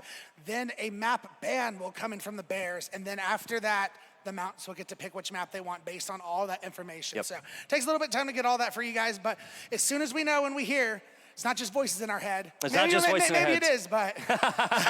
It was a long day yesterday. Maybe I am. I'm seeing ghosts. I'm hearing voices here, folks. But hey, maybe that's just the way we do it down here at the Boeing Center at Techport. It's been an absolute fantastic place. And yes, the voices, Ray. Hit the people with the information. We're going to Midtown, baby. Yes. I have not casted this map in ages. I was just saying this yesterday. I was like, man, I haven't done Midtown in ages because we were seeing it on the APAC stream of OWCS. So I was like, finally. We get some Midtown. We got it in here. Let's get it going. This one was introduced, what, about 2-3 years ago, Ray? Yeah, has it really been that long already? I feel like it has. Making me feel old. The strats on this one can be categorically different as well. Do you want to take Metro Loop? Do you want to go on off to the right side? Or is it 404 truly not found? Yeah, so for the attackers, it's very hard to push because you only have 2 ways to really come from. You go under the subway, and you can take a little sub route of going the long way and taking the outside way toward the alley, or you go through the subway.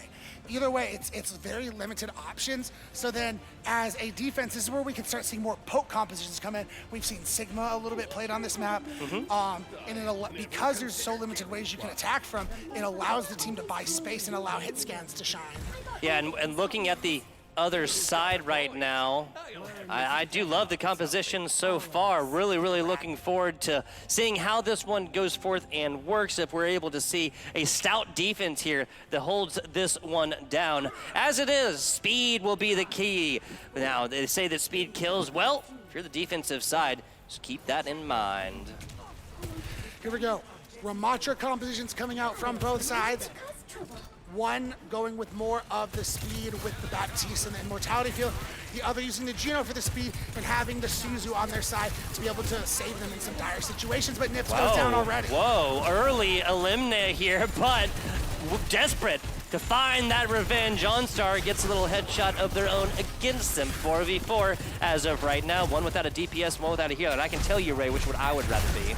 Yeah, we see Sammy coming out on the Torbjorn too, and they get Popcorn, so MSMU already making some good adjustments, looking to push this point.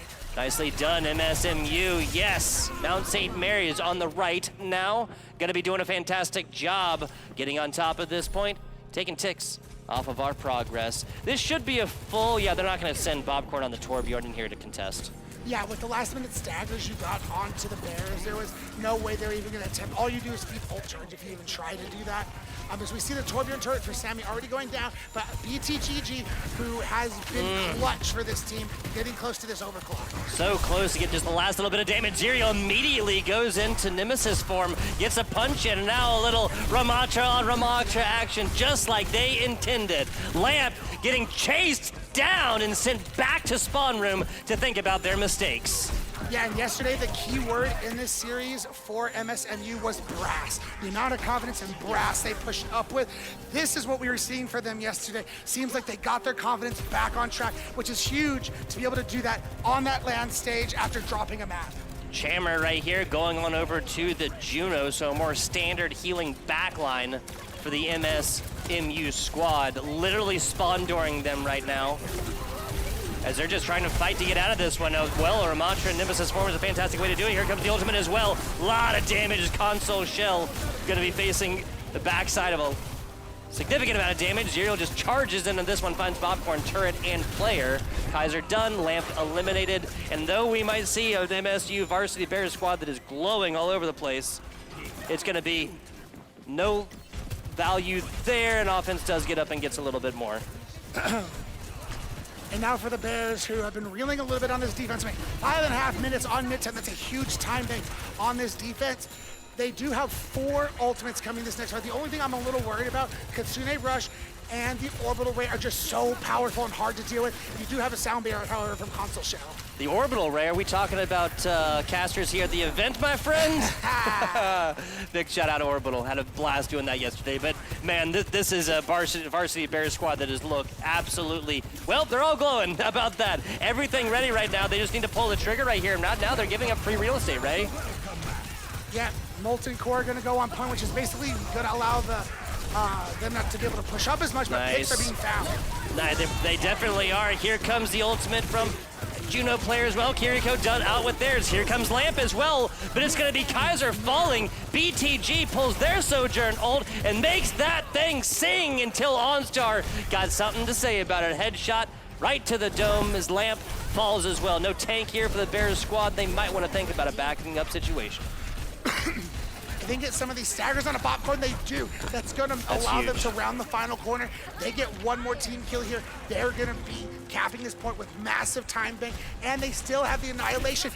Nothing for the Bears. This is bad news for the Bears. Bad news, Bears. I like it, Ray. Kaiser switching on over to that Anna. Gonna be trying to get these sleeps and that nade in here, trying to boost the healing of Console Shell. Console Shell not really playing anybody except for the Lucio as of right now. Now we do have a contest on point. OnStar done. Lamp deleted. Kaiser finished. Finito goes Console Shell, and this is gonna be all but a team wipe against the MSU Varsity Bears. There we go. We got it at the end, Popcorn. We got it at the end.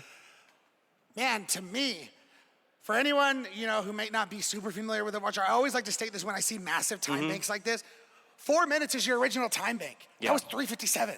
That's as close as it gets. They're not dropping any time. That's crazy. They set themselves up in a great position coming into the next round. And the best part is, if you can force MSU Bears into overtime, they're the only ones who will get an extra attack.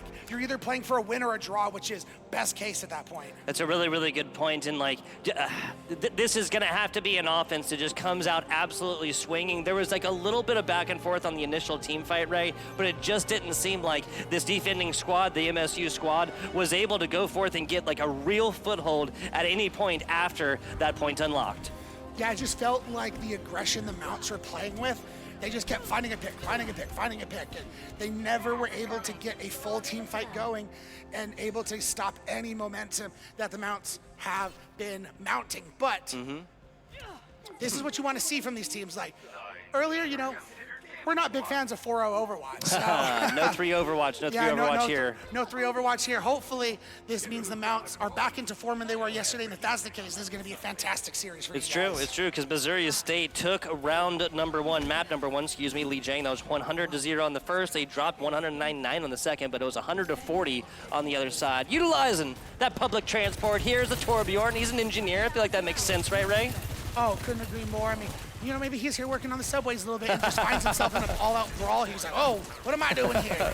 The Bronx will thank you. 15 seconds into this one, and no real way in edgewise thus far. Lamp has got to start this one off, but they're still 3 or 4 seconds away from that projected barrier. Zerial down. Popcorn deleted as well as Lamp turns their attention to point. That's a Sojourn on the other side that's going to put out so much damage. Nicely done and wise positioning on the wall, forcing MSU back. The Mount is on the retreat. Because they did a smart job in retreating early, Tugboat, they're going to be able to re-engage, which the Bears were not able to do on their previous attack. Big anti-nade, however, on the BTGG. Big anti. That's what we were looking for. As Console Shell plays this, significantly different. Are there 2 more healers that are any different from each other than Lucio and Anna?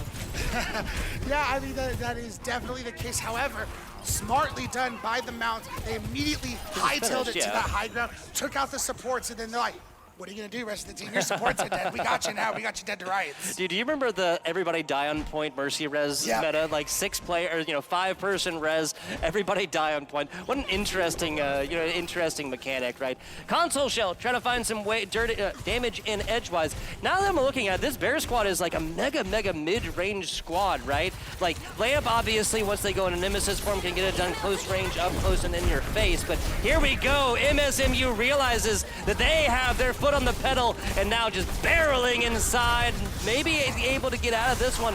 No, Zerial is forced to pop ultimate right here just to stay alive, Ray. Block comes up, Juno comes in, healing comes down as I love BTGG. It's on a full retreat as MSMU wins that team fight. Yeah, so not ideal to have to pop the ult there, but basically you popped ult for ult. So you traded out there. That's not that big of a deal. Now you're going to have this orbital ray. Kaiser is still 15% away. Zackhammer can look to get aggressive here and wipe the Bears out before this ult goes down. 100 seconds. Here comes the Torbjorn. Do not step on the lava. We all played it when we were kids. Can you do it now? No! Zerial nips. I love BTGG. All combining for members of this other side, the Bears. It's a team wipe against. There's a team kill bell coming in just a second. Nope, it doesn't come, so we don't actually get the time in for that one, right? An expensive fight for the Mounts, however, as we see Lamp gonna swap over to the Wrecking Ball for the last second touch. The Bears, however, were able to keep their orbital ray. So they're gonna have that, and OnStar's gonna have this overclock fight. This should be the fight that the Bears can finally bring it all together, because no ults for the Mounts. Lamp switch here to that Wrecking Ball player, Bobcorn. Taking a look at them right now as they're getting all the attention in the world. Well, that Juno ring is going to allow them to just charge on in here. No need for the Lucio anymore. It makes my soul sad, Ray. As we see Zerial, who's just trying to protect himself against these TPS and support. Lamp trying to get to the point and find a pick with the pile drive, not going to get anything. Yeah, and I like the pick. I like the willingness to be malleable here, Ray, but I'm just not sure if that Wrecking Ball is going to be enough to get inside this one and crack that nut. As it is, 75% away. Do you swap here and give up like ultimate percentage, or do you just stay on here and trying to get it going with the minefield? I mean, you have a Wrecking Ball who can touch through your mobile character to go touch. True. I'm not a fan of the Lucio on of them. That just does, they don't synergize all that well together. But MSMU also going to have two big ultimates. It's looking rough for the Bears. Looking very rough. Bobcorn not going to enjoy their Torbjorn turret in the backside of this one. Zerial does have this one online. Hasn't even opted to use it quite yet. Don't need to. Bam! Just absolutely putting baby in a corner and wailing on them. Crazy stuff. The Ana versus the Ramacho. We know how this one goes, but there is going to be a little bit of progress on 2 point. Nope, Sammy stops that one dead in its tracks, and what a shot! The salute on the way out.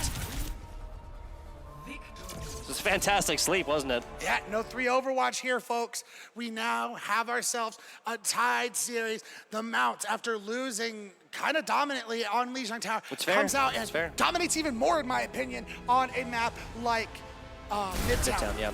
So I think this player of the game is 100% deserved. We were watching Zerial clean up some of the issues that they'd made with positioning, spacing, and kind of that kiting situation. What I mean by that, of course, is kiting, like hanging a kite in the air, right? So what you do is obviously kind of give them an incentive to chase you down. Zerial, I mean, between Nemesis form, Ultimate, and the support that they got from their teams, both in healing and in damage, it just seemed like it worked out so well so frequently. Speed boost be damned. Exactly, so we're gonna be getting you guys some replays of that last map, but we talked about, yeah, you did get 100-0 on the previous map and then 140, but no time loss on your attack, plus a first point hold, like, it's crazy. Holy, like, that is like aggression, like, we're upset we lost that map, and we're here to make a statement on map number 2. I mean, you gotta be, especially after a 2-1 series, right, on the sub-maps of Lijiang Tower. Now we have a tie ball game, 1-1 between the Missouri State University Bears and our Mount St. Mary Mounts. Squad out of Maryland, and I'll let you guess where Missouri State is from there, Ray. Montana? That's right, that's right. Another M name right there, love it.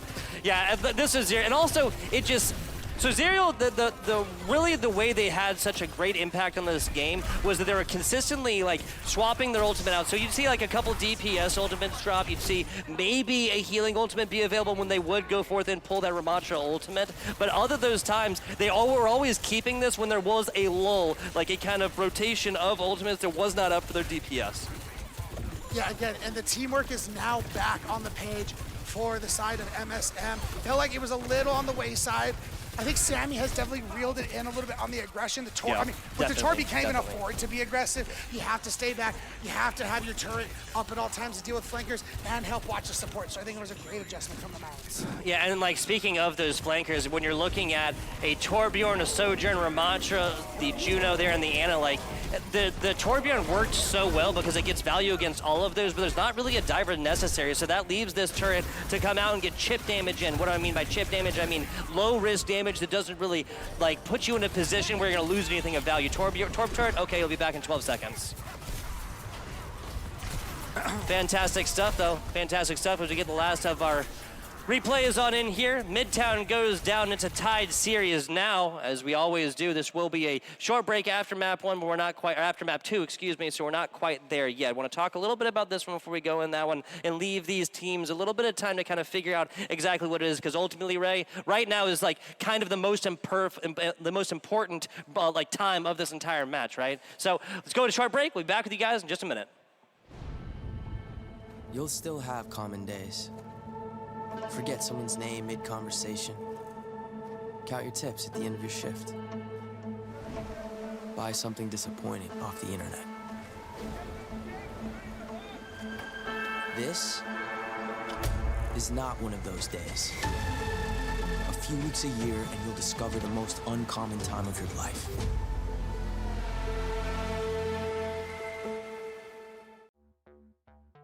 Get future ready with Extron Esports AV technologies. Experience better looking images and higher quality sound with AV systems that are easy to control. When it comes to esports, Extron provides the winning edge. To learn more, visit extron.com/esports.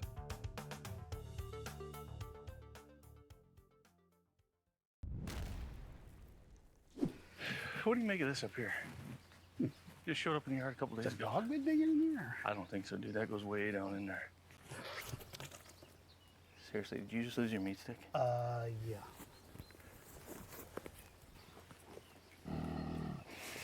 Oh, no. There's something in there, dude.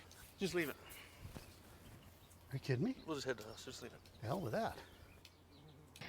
Oh, yeah, there's something in there. Want one? Thank you. It was worth it. You'll still have common days. But this is not one of them. A few weeks a year and you'll discover the most uncommon time of your life.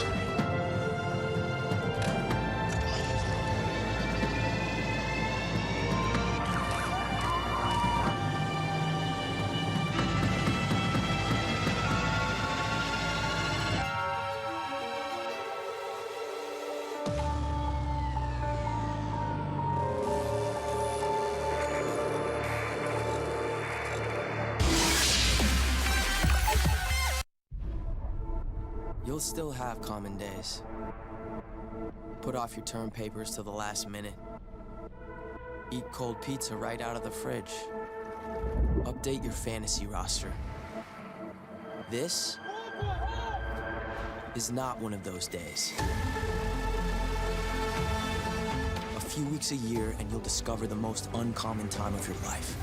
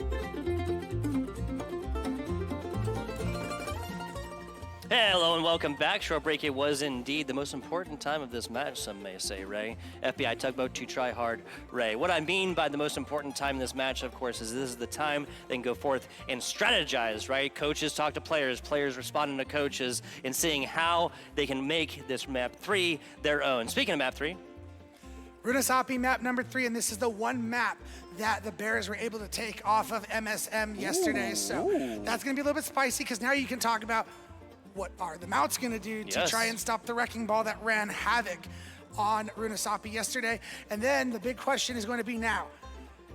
We talked about before map 1, it was imperative for MSM to not go down 2-0. I still think this third map is extremely important because if this does go the distance, whoever wins this map will pick map number 5. yes, So this is really, really the big story here, Ray. You have the way that this is, it is so like momentum based, right? You lose one, or you take an early lead, excuse me, then you can go forth and employ that into future rounds. So it's a fantastic point right here. So whoever wins this one will, of course, go on to be on Match Point, Series Point.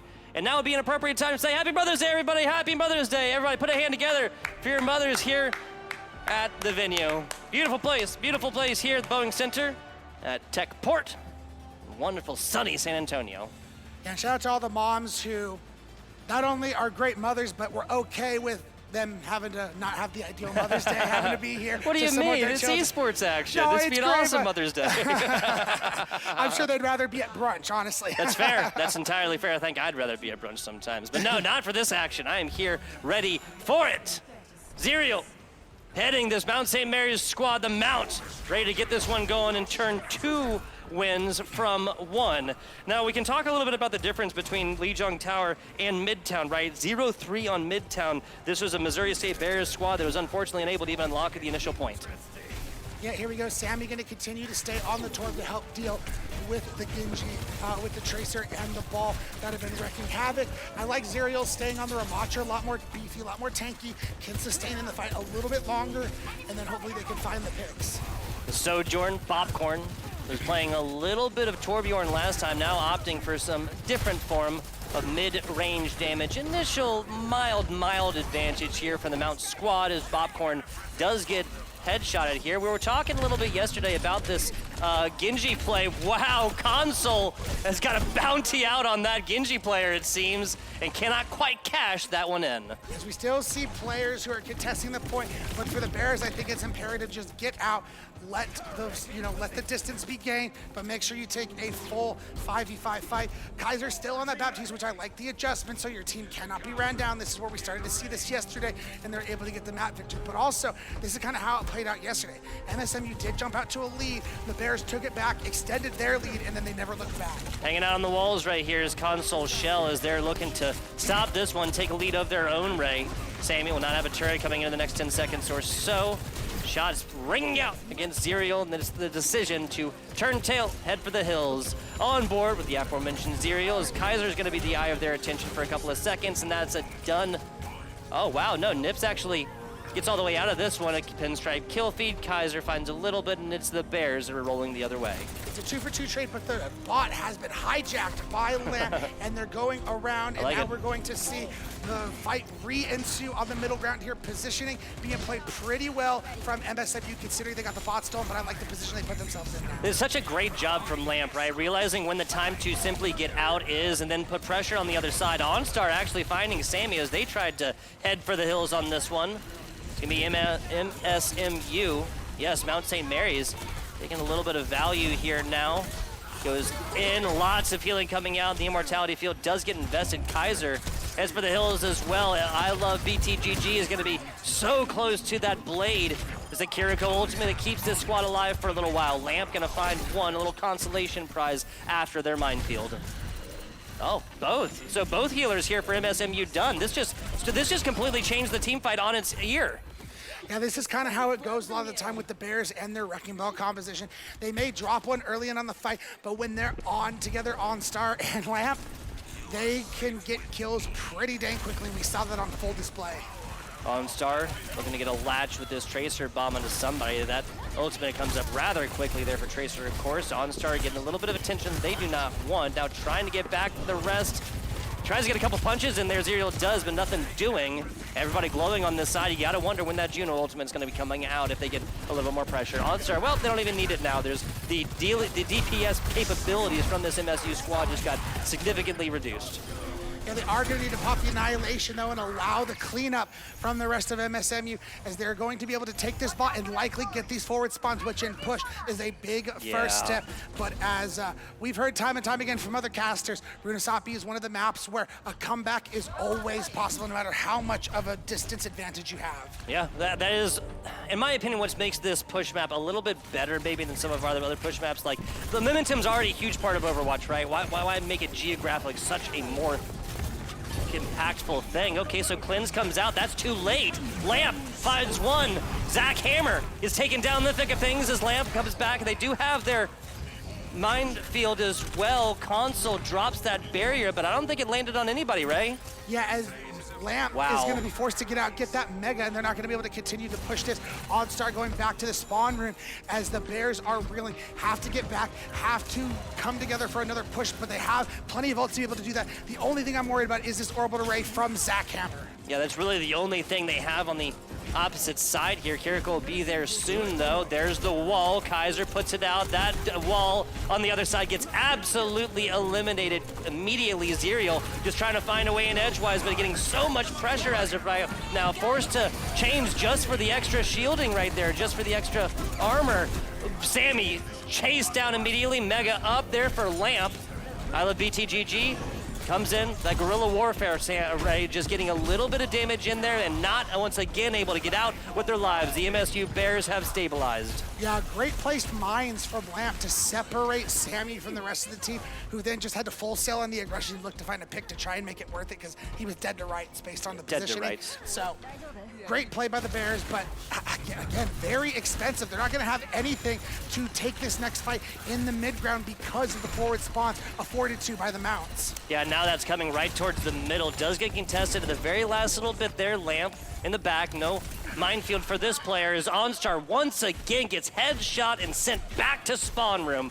At what point does the diving DPS here for the Bears just get changed up, Ray? And it always feels bad to get hit in the head by a Cheeto from that Torbjorn. So, but again, this is, I think, one of the keys to the comeback from the mounts in this series. Sammy's been playing so much more defensive and finding a lot of value doing it as well. And that's crazy because it's a big change up in style, so to still to find value in it is big. And Sammy, it really does seem like it's OnStar and Sammy on these other sides. These team fights frequently going to go. It's the other Torbjorn this time as Bobcorn gets taken down physically by Zerial. Zach Hammer finding a little bit, and it's just a roll of momentum here for the side of this MSMU Esports squad. Mount St. Mary doing a fantastic job. Squad out of Maryland getting it done here in Texas. Oh no, was that an Ajax on the orbital ray? Oh no. Not able to get that down, was hoping to be the finishing gear here, but Zach Hammer unfortunately gets sent back to the spawn room. Lamp gonna have the mines online again, looking to push forward and get aggressive, but the mounts are doing the right thing. They're backing up here, waiting to get Zach Hammer. So this Runasapi map so far, Ray, really does seem like it's been described as a whiffing of healer ultimate so far. It was console shell earlier, Zach Hammer on this one. Well, this blade might sing here soon as Sushi looks to get made. No, I love BTGG actually coming back on this one, deciding not really worth it so much. Wait for this Lamp minefield to get finished with and force him to pull out something else to deal with my blade. Yeah, but BTGG again going to trade picks. This is only looking better for MSMU because they have the forward spawns and they will be able to get their players back a little bit quicker. But given where the cart is right now, it's probably going to be even. Spawns are pretty close relative to the cart. The forward spawns are still there. But MSMU threw in everything to that fight. So the Bears, they should be able to take control of this bot with just as good rush. I would hold on to this pulse bomb if I was OnStar. Yeah, you have to. Even though that Tracer is going to get it back rather quickly, unless you can get this quick one onto a healer on the other side, it's just not going to be worth as much. Little Tracer on Torbjorn action. Stick! No, it's a trade! Sammy finds OnStar. OnStar finds Sammy right on back. Can't get away from that Tracer bomb. Ramacha punch to win here. No spinning with the Ramacha player. Now turned attention onto the Kiriko. Kaiser done. Zerial falls forward. So it is pick central right here, Ray. And that's totally fine, so you're able to win the fight. I said hold on to the pulse. They win the fight using the pulse, but holding on to the Kitsune Rush, which to me is even better. That's a net zero gain for them because the Kitsune Rush is going to be more powerful to buy them a team fight because they need to start getting distance meterage in their favor. They are down almost 120 meters with only a minute and a half left. What is that? Like, I'm not gonna quick math on y'all. It's like 112, 114, something like this right here. But it might as well be a mile here for the side of the Bears. Here comes the minefield on top. Kiriko, cleanse used early, forced to come back. There'll be no healing left onto the rest of this tank right here. Zerial forced to block for just a couple of seconds because they're getting so much attention. Here comes the Kitsune Rush.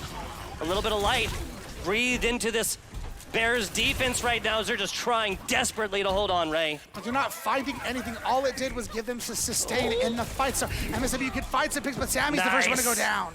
Sammy down, the pressure onto the healers on the other side. Zach Hammer looking for it, gets so close to having their ultimate come up here. That Juno ultimate not gonna happen. It's all gonna be the Zerial show. It's another episode and the same season. Same episode, same thing. Zerial is putting on an encore performance from yesterday, and they are looking to go out on their senior year in style. That's gotta be so irritating if you're Zerial, right? It's like, get off my point. I'm not gonna use my cooldowns. I'm not gonna do what you want me to do. Popcorn, however, and OnStar are gonna be the two DPS ultimates coming into this next fight, but it's all about making sure you gotta maintain control of this card, and that's a great start. Oh, Zerial barely catches the corner and is able to stay alive. Gets out of that one, lives to fight another day, even though that day was rather short-lived. Zerial, Dunzo, MSMU gonna be fighting without their tank on this one. I believe there's gonna be a full retreat. Yes, it will. It bears wise decision to take this space. Even wiser on the other side, Mount St. Mary's. It's just staring down the Torb turret. I love it. Unfortunately, we're about to hit overtime. Tugboat, they haven't even gotten the forward spot, so they're gonna have to win a fight, get the forward spawns. Then the players will be back for MSMU. You're probably looking at 3, maybe even 4 fights in a row. You're gonna have to win if you are the Bears. That's too old. That's too many. Yeah, they just used both on the Torb. You're in the minefield now. Console Shell drops that one. Everybody getting the sound barrier, a new breath of life breathed into the Bears. No, hibernation early. Dunzo, Kaiser finished. Sent back on in, and that's the main healer done. Console Shell as well, and that's one of the last steps before MSMU takes this one down. No, continuing to fight. Love it. Torb turret's gonna be the first here. So going on over to Nemesis form. Lamp just trying to get out of this one as the Bears getting chased down. That'll be enough. Mount St. Mary takes Midtown, or excuse me, Runasapi. Incredible, incredible, incredible. These teams are fighting so hard, but Mount St. Mary's, their mental fortitude is continuing to show strong in the face of dropping map number 1 to come back and pretty much dominate the next 2 maps in a row. Just tells you everything you need to know about this squad.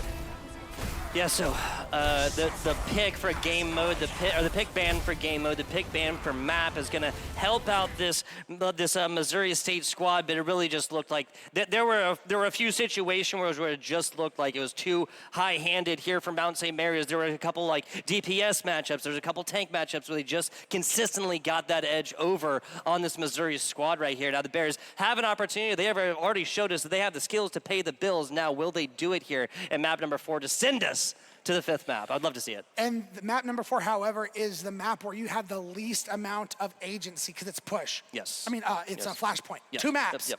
So he's going to pick between 2 maps. And as I talked about, horrible C9 on New Junk City yesterday. Yes. Is that still in the mentals of You gotta think about that, right? the side of MSU? And do they want to go back there again based on what happened?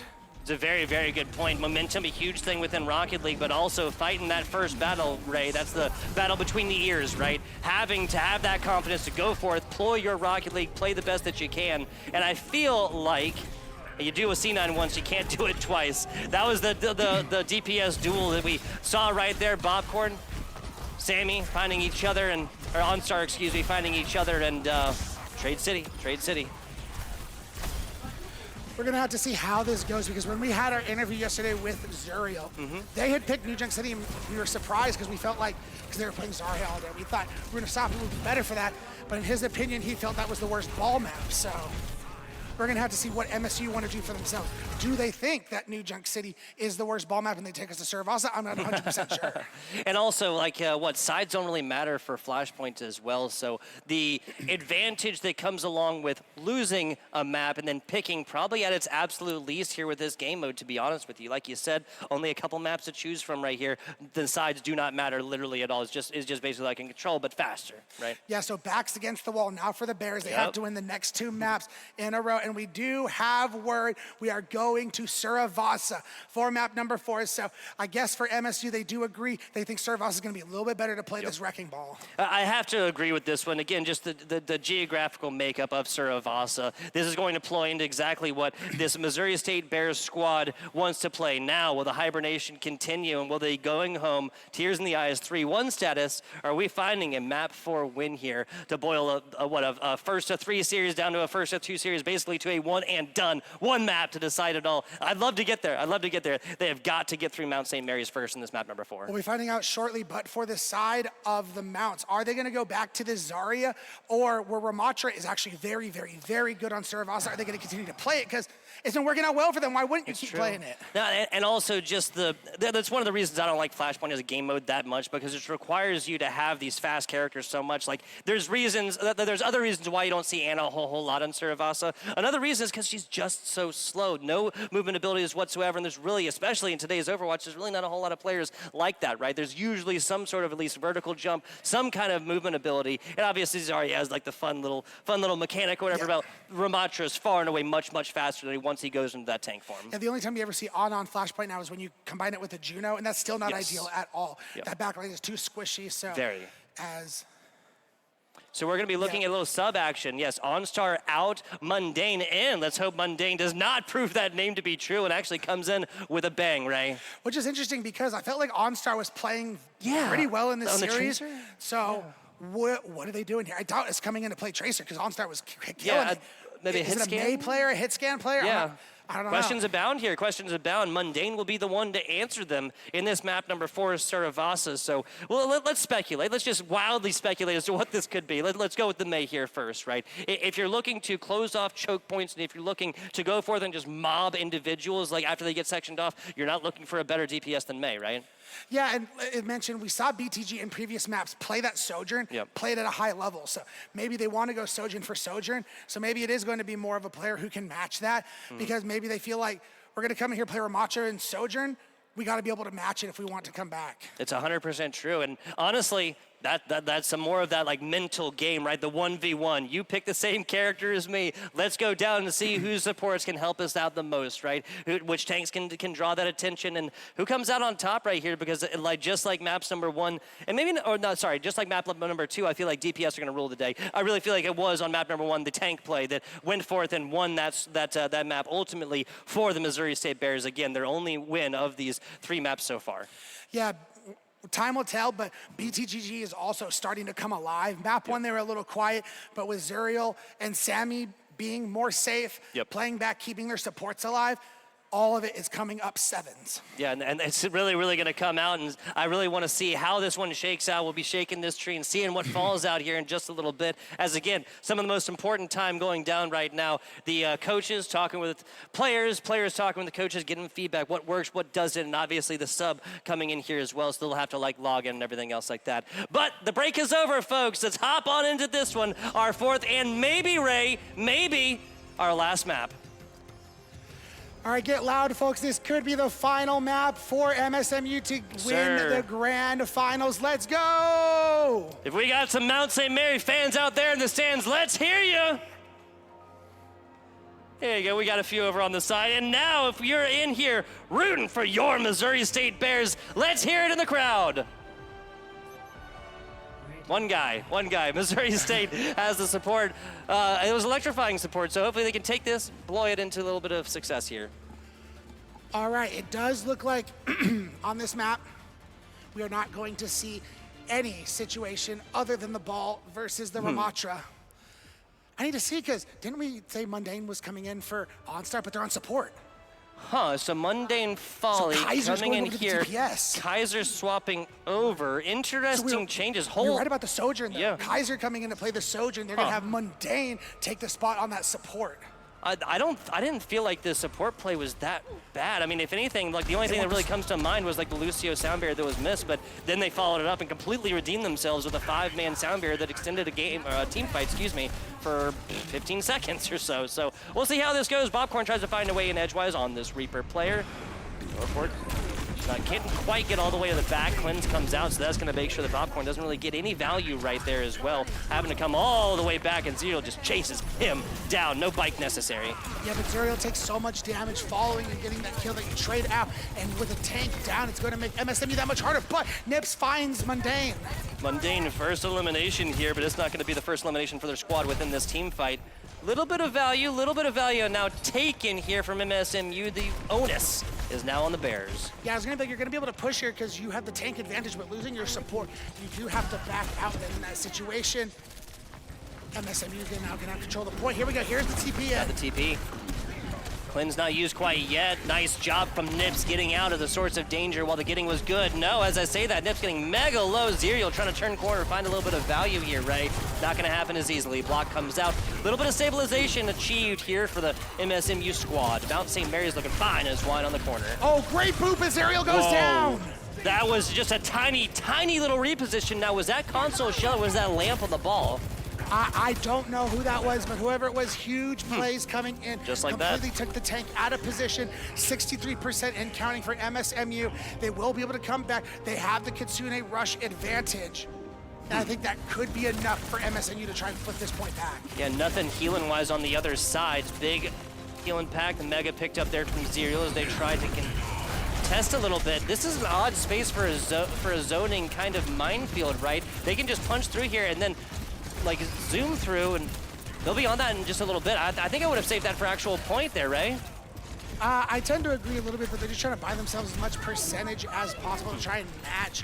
But now you can just come to the point and throw down your support bolts if you're MSMU. Yeah, I kind of don't like that, but Zackhammer going down might change everything. Yeah, that changes really everything. Kiriko not gonna really have the capability to keep an entire team alive. I love BTG, unfortunately, proving that when the Cassidy falls. Usually that's gonna go the other way as the sound barrier does land. Console shell redeeming themselves in no way, shape, and form. Kaiser trying to get out of the source of danger, not gonna happen. Sammy chasing them down right now. No turret necessary on that one.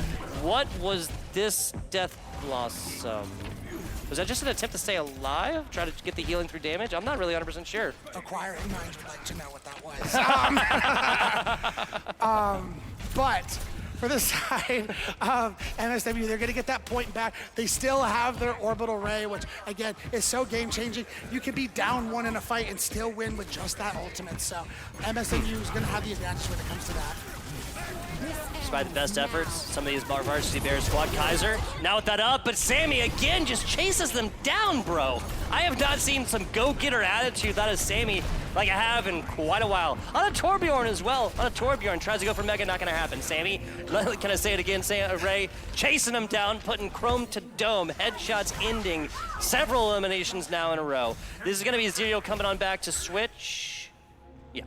Oh, gonna go over to the Zarya. Okay, Surprised they're gonna pull this gun. I mean, it worked with them in the previous series, but I feel like the Ramacha's been working well. I was just about to praise how good the Ravenous Vortexes were from them to control a lot of space, but I guess they feel they want to have the staying amount of damage to throw onto these players with the Zarya if you get that full charge. Yeah, so the idea is the Venture ultimate paired with the Zarya ultimate, the Grav from there, and Venture coming from bottom. I mean, I'm not against it by any means, actually, now that I've fleshed it out a little bit more. Flashpoint open, MSMU gets about 25%, but that's going to be I Love BTGG falling. Correct me if I'm wrong, I don't think we've seen a Cassidy pick yet. I'm just not sure if this is working. Well, the idea for the Cassidy is to be an anti-flank option and disrupt everything Lamp's trying to do with that hinder grenade. So we just haven't really seen it. I mean, they're just 43%, they just swapped to it. So I don't know if I'd be judging it too hard right now. I feel like BTG played it yesterday and it did have a good effect. Yeah, so great job contesting like a little bit. The thing is, MSU is still taking ticks. Sammy and Nips both taken down right here. The Venture will be coming on back with the Kiriko to figure this one out. Healing attempts, yep, so console shell will be A-OK. I love BTGG done again. 78% at this point, I say, wait for the high noon, right? Yeah, we'll see. I mean, the Bears have been doing a good job of winning these fights without any kind of ult commitment whatsoever, so they're going to have themselves even in the ult economy. by the BTG. Maybe hearing us a little bit, swapping on over to that Sojourn, looking for that more mid-range type damage and less of a flanking kind of play. That's a lot right there in the middle. There's a whole lot of damage in that choke point. Lamp learns it the hard way. Yeah, got a little too big for his mechanical britches there on the wrecking ball. Mundane gets so low. Mundane gets out of there. Mundane gets out of there. Mundane also has ultimate, not necessary, but no, the Kitsune Rush now pulled, and there's going to be a full retreat probably required here for the MSMU squad, Ray. He's trying to fight tooth and nail right here, but that Kitsune Rush is still up. That's going to help so much with the cooldowns and more. Nips falls to a longer range headshot. MSU, it looks like they should be able to take this one down. It's just a Juno on the other side. They might be able to get this Venture down bottom. No, Sammy gets nothing with the ultimate. Wow, okay, so Zerial changes back on over to the Ramatra. No Graviton Surge for the MSMU squad. Why don't I just keep saying Mount?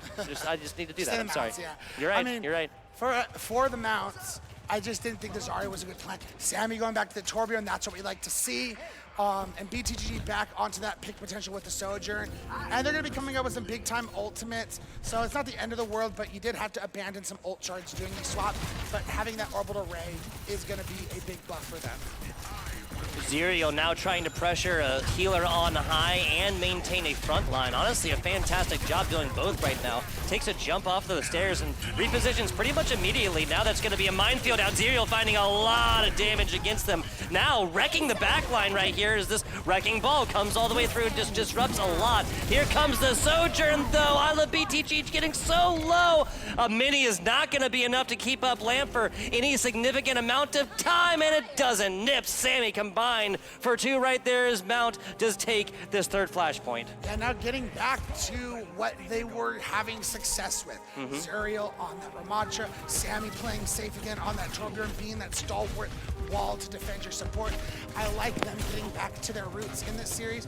Kaiser gonna have the overclock available, but now these ultimates are about to pop online for the Mounts. 50% right here. Now reminder, this is a first to three type situation, so even if the Bears do drop this, they'll have another opportunity after this one.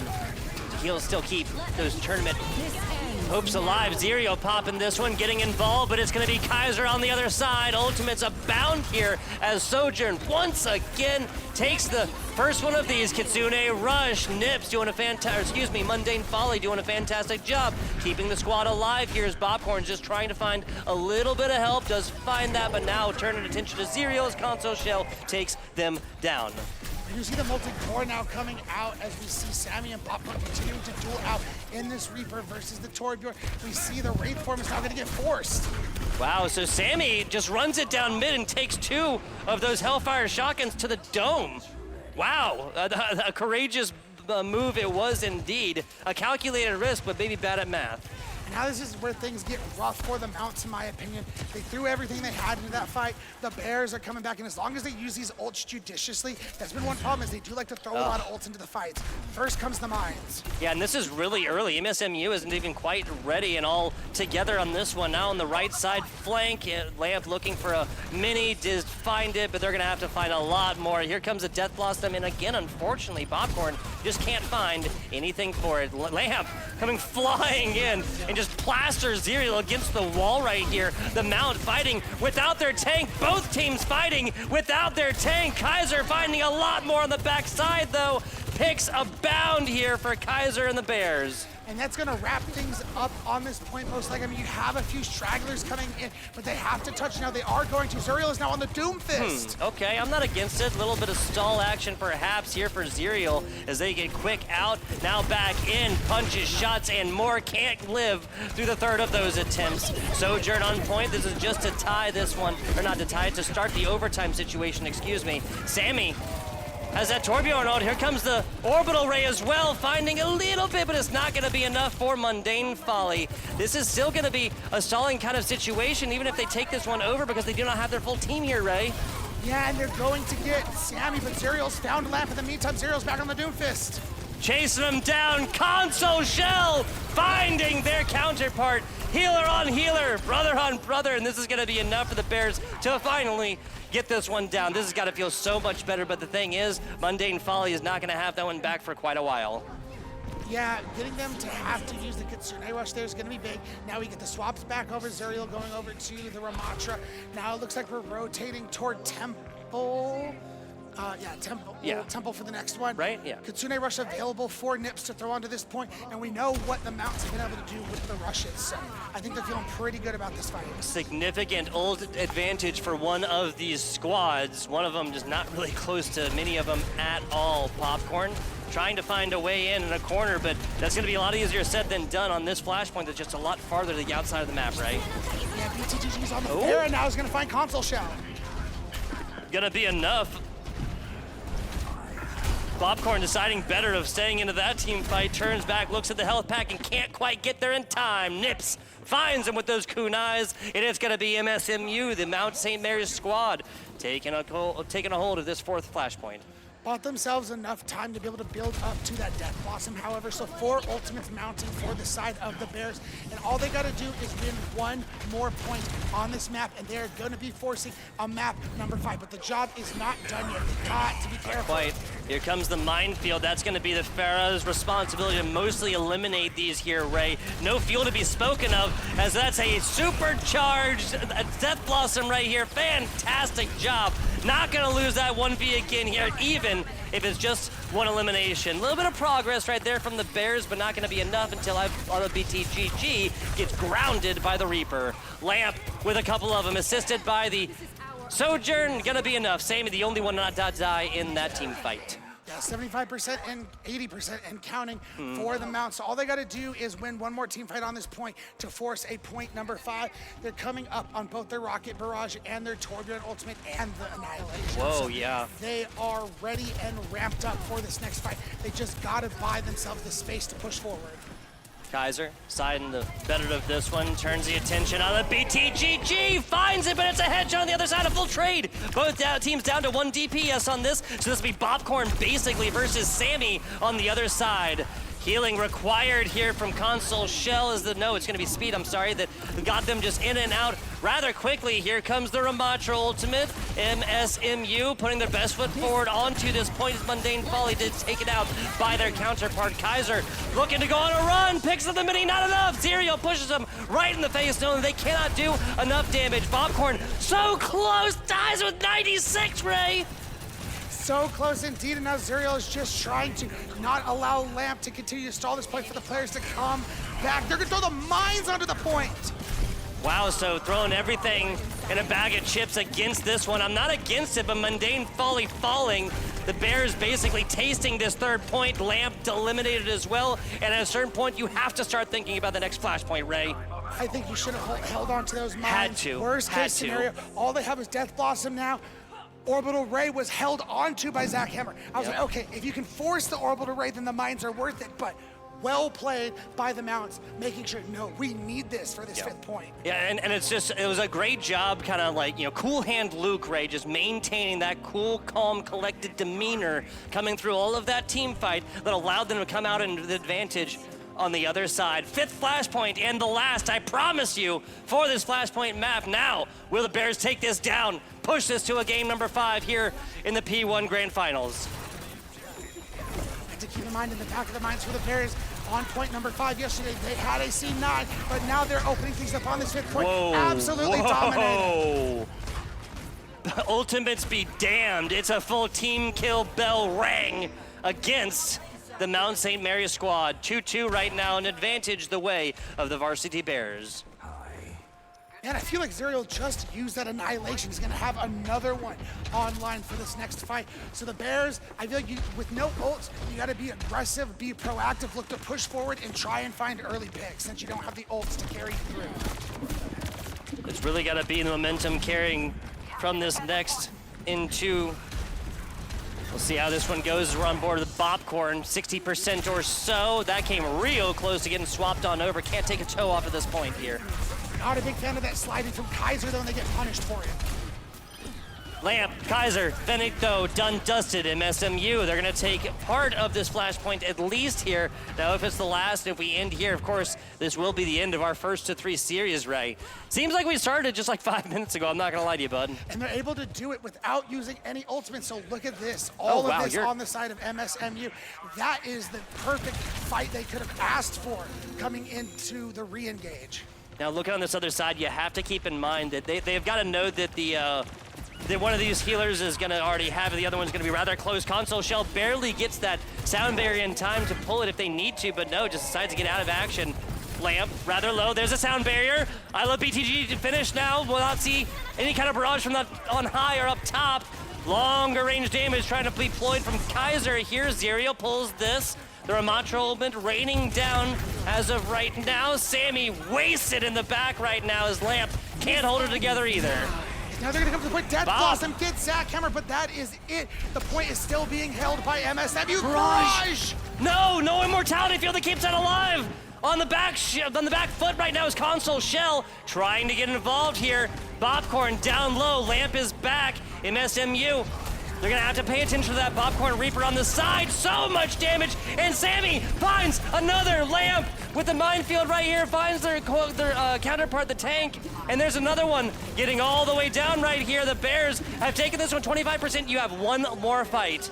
Maybe not even that. No, they gotta be quick. Their players are just coming in. I love BTG going over the trains to be able to touch the key ultimate. Zackhammer so close to the orbital ray. That is what you're playing for if you're MSMU. 95, 96, 97, so close. Got a touch. No! Doesn't get there. The Bears do it to push it to game 5.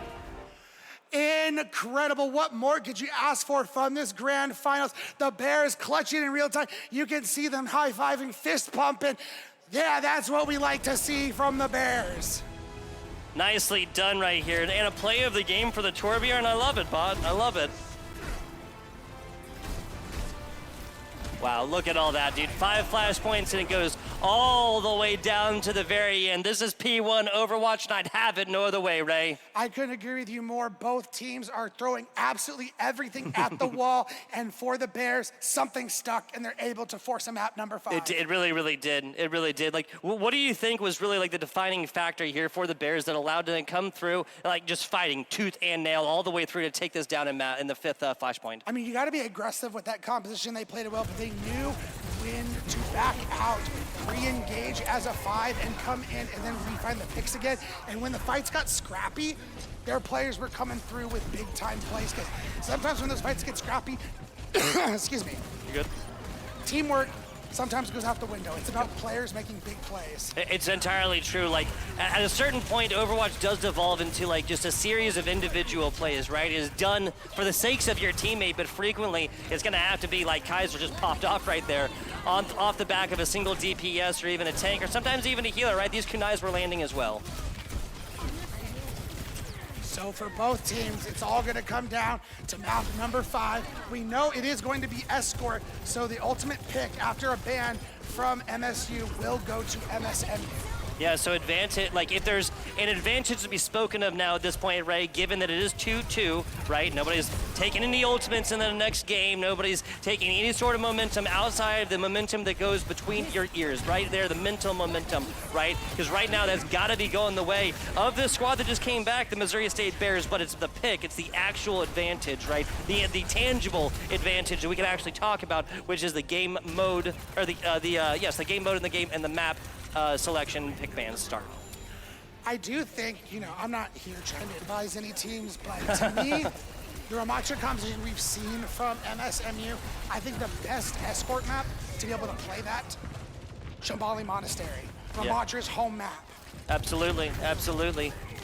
Now we'll be looking at that selection and a whole lot more after these replays. This was really the turning point here for Bobcorn, right? Like, it was so frequent that they were able to come forth and get value from the ultimate, even if it wasn't like 3 or 4 picks, right? Even if it wasn't like that full team wipe that you'd sometimes come to expect from Death Blossom type situations, right? Even if it's just one, it just depends on who it is, really. And if you're taking out the main support of the other squad, I feel like that's value all day long. Exactly. So this final map pick is going to be extremely important for both teams, as their clashing of styles has been so different. So taking it to a place where you feel you can see the best with your composition is going to be key and might be the difference in who wins and who loses on map 5. It definitely will. It definitely will. We always talk about high-level teams, right? And it's frequently going to be the team that wins that commits the least mistakes, because the best teams always capitalize on their opponent's mistakes when they commit them, right? Yeah, couldn't agree with you more. So whoever plays the cleanest next map is ultimately going to win. I think the main difference between these teams and what's going to separate them is control of the ult economy. There have been situations where the teams commit too many ults, they end up losing points. So I think it's going to come down to that. Yeah, and like the countered ulting and stuff like that as well. There's been like 10th of a second difference, right? That really matters. The sound barriers, right? A 10th of a second earlier, we might be looking at a different start all the way through. But as it is, we're going to be looking at a little short break. These coaches talk to players and vice versa. FBI Tugboat to Try Hard Raid. Back with you in a minute. You'll still have common days. Gotcha. But this is not one of them. A few weeks a year and you'll discover the most uncommon time of your life. Yes, sir. Yes, sir. You'll still have common days. Get caught in traffic during your commute. Overthink a text message. Get a song stuck in your head. This is not one of those days. A few weeks a year and you'll discover the most uncommon time of your life.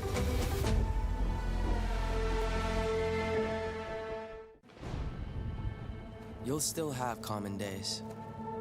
Forget someone's name mid-conversation. Count your tips at the end of your shift. Buy something disappointing off the internet. This is not one of those days. A few weeks a year and you'll discover the most uncommon time of your life.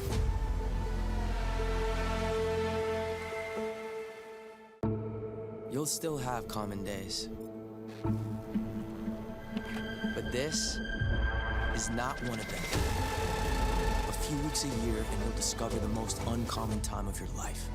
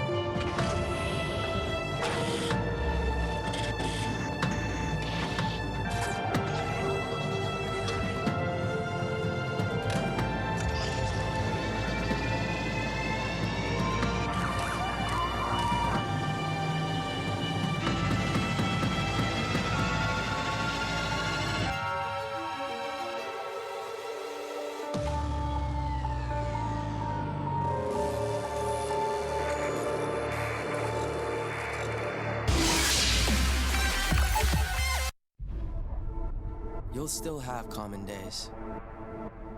Put off your term papers till the last minute. Eat cold pizza right out of the fridge. Update your fantasy roster. This is not one of those days. A few weeks a year and you'll discover the most uncommon time of your life.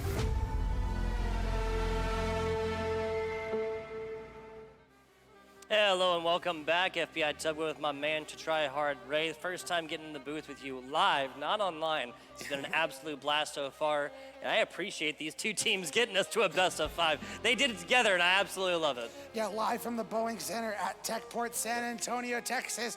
Amazing to be here. So these two teams have just been trading maps back and forth, and we got confirmation that the last map of this series is going to be Route 66, which I think is perfect for both styles of compositions. The Ramacha is going to be good here, as well as the possibility of running that wrecking ball. Also perfect for here, right? Taking to some southwest. To look around here, does it look familiar? No, actually, I'm saying that coming in from Las Vegas, and that's like where everything, like there's no trees, there's no green, there's no nothing. That's what this looks like right here. Just one gas station along the way. See how this one goes. We're looking at the offensive squad here for this MSU Varsity Bears, MSMU Mount St. Mary's squad on the defensive side. Talk to me a little bit about these compositions, or maybe some more so for this blue squad that's going to be on defense. Yeah, I mean, they're going to stick to their guns. They're going to continue to play that Kiriko Juno. That's worked out really well. They take great advantage of those two offensive capabilities in those ultimates. And then for MSU, they're sticking to their tried and true with the wrecking ball. The only thing I'm worried about a little bit is, especially this first point, there's not a lot of room to work with the your lamp, so you're gonna have to be very clinical with how you take these dive setups. It is indeed. It is indeed. Sammy over there, gonna be looking to get some damage in edgewise over there. Watch for these flankers as well. We'll see how this one goes. Bobcorn is what was either a living highlight reel or the first elimination on his team every single team fight last game, Ray. We'll see how, if that consistency can be improved upon, or maybe if the Reaper's not gonna be one for the day. Got barrier out. I love BTGG. We'll just call him, how about BTGG? Is that all right? Yep. Sounds good, sounds good. It's been tripping me up so far, folks. It's for me, not you. Bobcorn combining with the tank right here to take down Zero, and early Mount St. Mary's loses their tank, and that is not ideal situations. Full retreat called for the Mount squad. Yeah, that's the thing with bringing the Reaper in, as we see Zerial already making a swap over to the Zarya, which it had very not so great success back on Saravasa, but with the close quarters nature of this first map, it might allow Zerial then get high charge to take full advantage of the Zarya. P1 Overwatch, the grand finals, continuing as of right now. Just really flirting with the end of this one already is MSU. These Bears getting rather close after taking down Zerial early last time.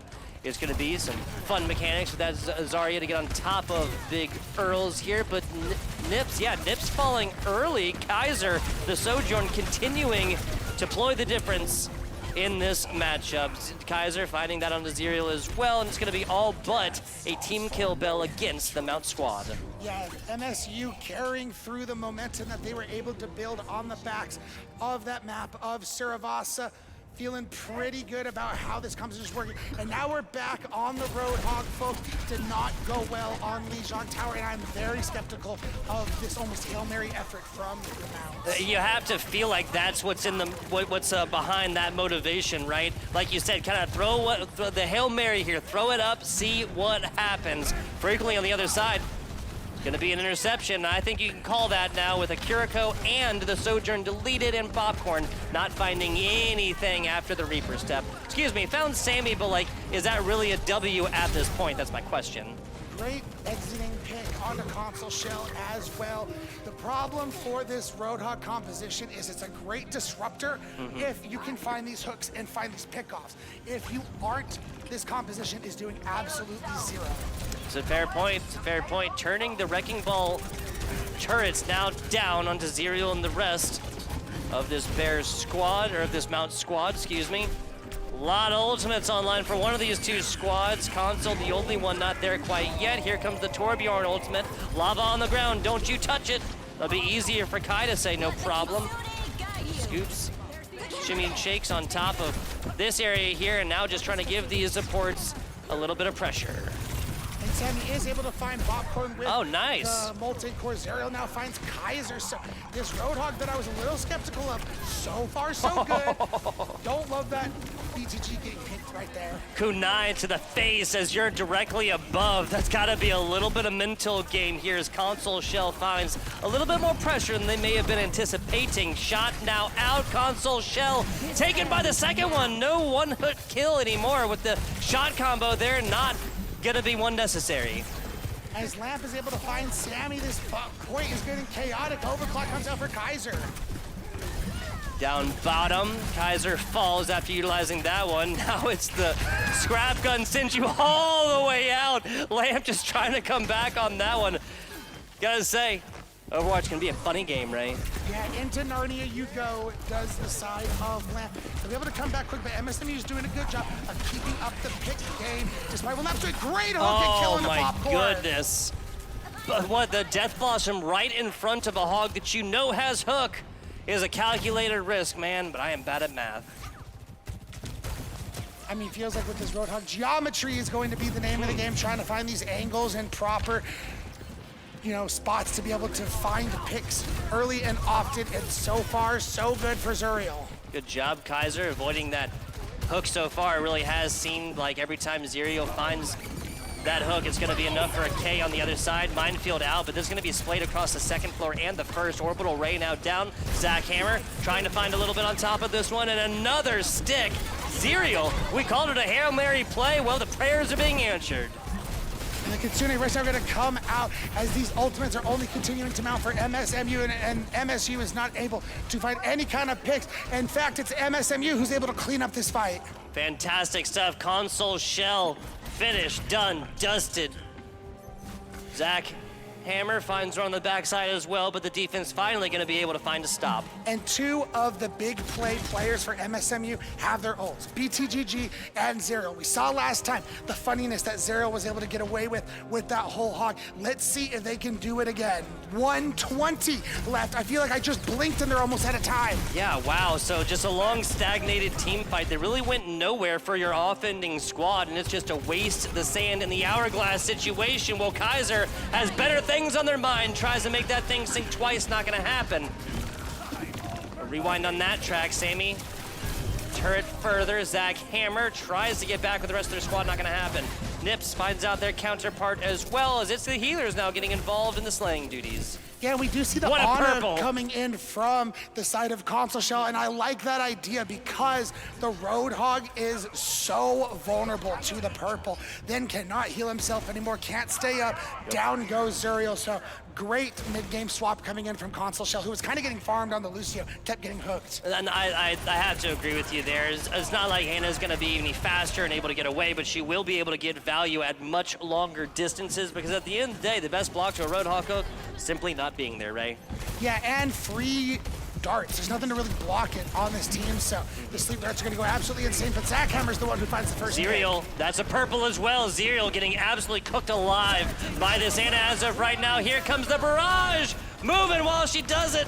I love BTGG, finding a couple right there, and it's going to be enough for Zuriel. They tap out, go on over to a pick that's going to have them have much less value accrued from this Anna anti-grenades on the other side by Console Shell. Yeah, going over to the Zarya, so now you have that cleanse available to get rid of any kind of anti, and we're still in a map where it's very enclosed, so the Zarya can still look to get a lot of charge and find kills. Zach, very vulnerable. Minefield out. There you go, we found one. Kind of an inopportune time to switch on over to the Juno to watch her miss a couple of mines, right? Which is kind of funny. Yeah, trades coming in, but 2 for 1 in favor of the Bears as they're looking to push forward. 1 minute left on the clock. Sammy down bottom, hits the ground like they're trying to take the dance floor. I love BTGG, just way, way too far forward, and playing this one against a Sojourn, inadvisable. Multicore coming out, Suzu's used, they do get the touch in time, but Zerial's been killed. This is so gonna be so hard to contact this point and try and contest it if no Tink is allowed 2.5 meters away. Everybody falling for the MSU squad. Mount St. Mary's cannot get it done on defense. It's 1, 2, 3 points for these Bears with time to boot. Great job from the Bears being able to make sure they get the full complete on this point. So now they have their grand champion moment. Their time to make sure they slam the door. All they have to do, their win condition, is just make sure this Mount squad doesn't finish all 3 points. It could finish all right here, or we could go to a little bit of extra Overwatch, Ray. I know I'm down for it, and I know you are too, my friend. Any swaps, any changes, really, do you think that's really necessary? Because it kind of seems like as this change has come in, as this sub came in for this Bear squad from Mundane Folly in, that was, oh, I just had it. OnStar. OnStar, you're right. OnStar, appreciate you. Your memory is real good. I got to write everything down, right? Jesus.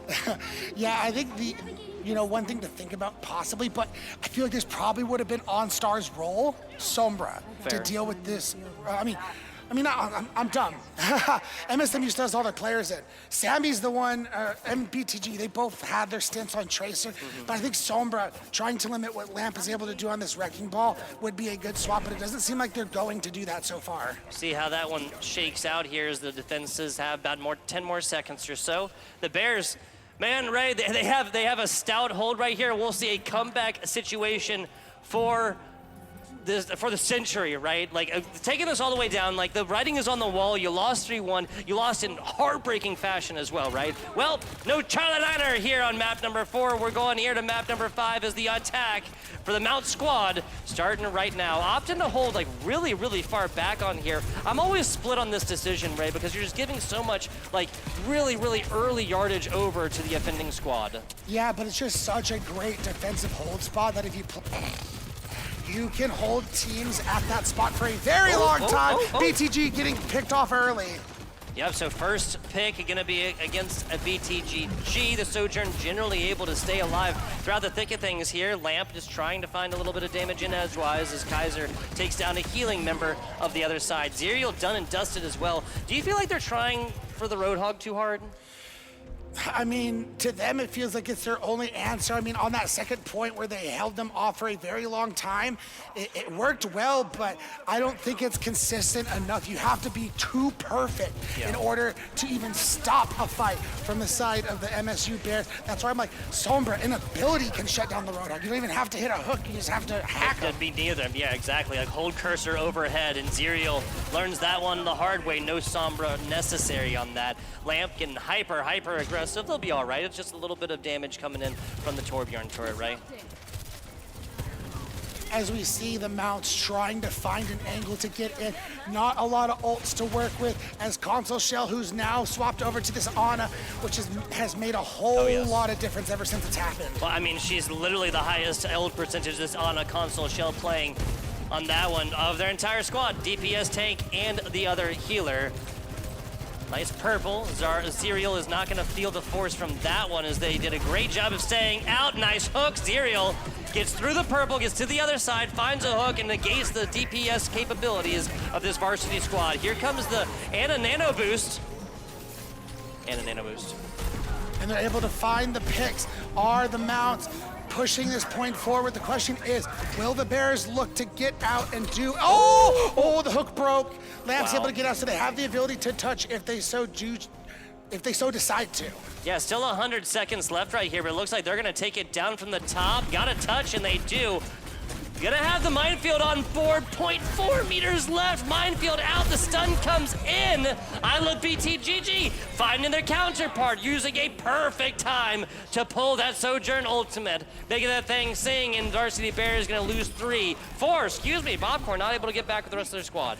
It was a 3-for-2 ult exchange, but you needed that if you were the Mounts. If you would have come up dry there and not gotten the point, I feel like the momentum would have just been so mounted for the side of the Bears. It would have been tough to come back from a fight loss there. So throw in that extra ult, make sure you get this point, give yourself that sigh of relief, and get the second point going. See how that goes. If this is going to come off the back of some fantastic defensive efforts from the MSU State Bears. I love BTGG. Maybe wants to actually take a vertical advantage right there. I have the high ground, Anakin. See if that one deploys into a true advantage. They can try and find a pick. Look in the back and try to find Lamp there as well as this ball just keeps on rolling. As you see high ground being taken by the entirety squad of MSMU outside of the person on point. Lamp rolling through, gets the slam, can't find the kill though. Yeah, so they didn't quite hit every shot burst on that one, but Zerial done again. Zach Hammer taking down the opposing healers as well. Another pinstripe kill feed as they fall immediately afterwards. Lamp finds one on the back side, but not gonna be enough. The Ana down low, actually keeping it alive. Lamp doing a great job of getting the revenge for their healers. 2.5 minutes on this one as progress does get stopped. So we're going to see Lamp continue to stall on the second point as there's basically a 4v4 breaking out on this point. Mines available for Lamp. This seems like a fantastic time. Down inside. No minefield necessary for Mundane Folly to have gotten taken down. Sammy, so it's a 4v4 for right now. One like minor blip of healing left, and Lamp finds 2.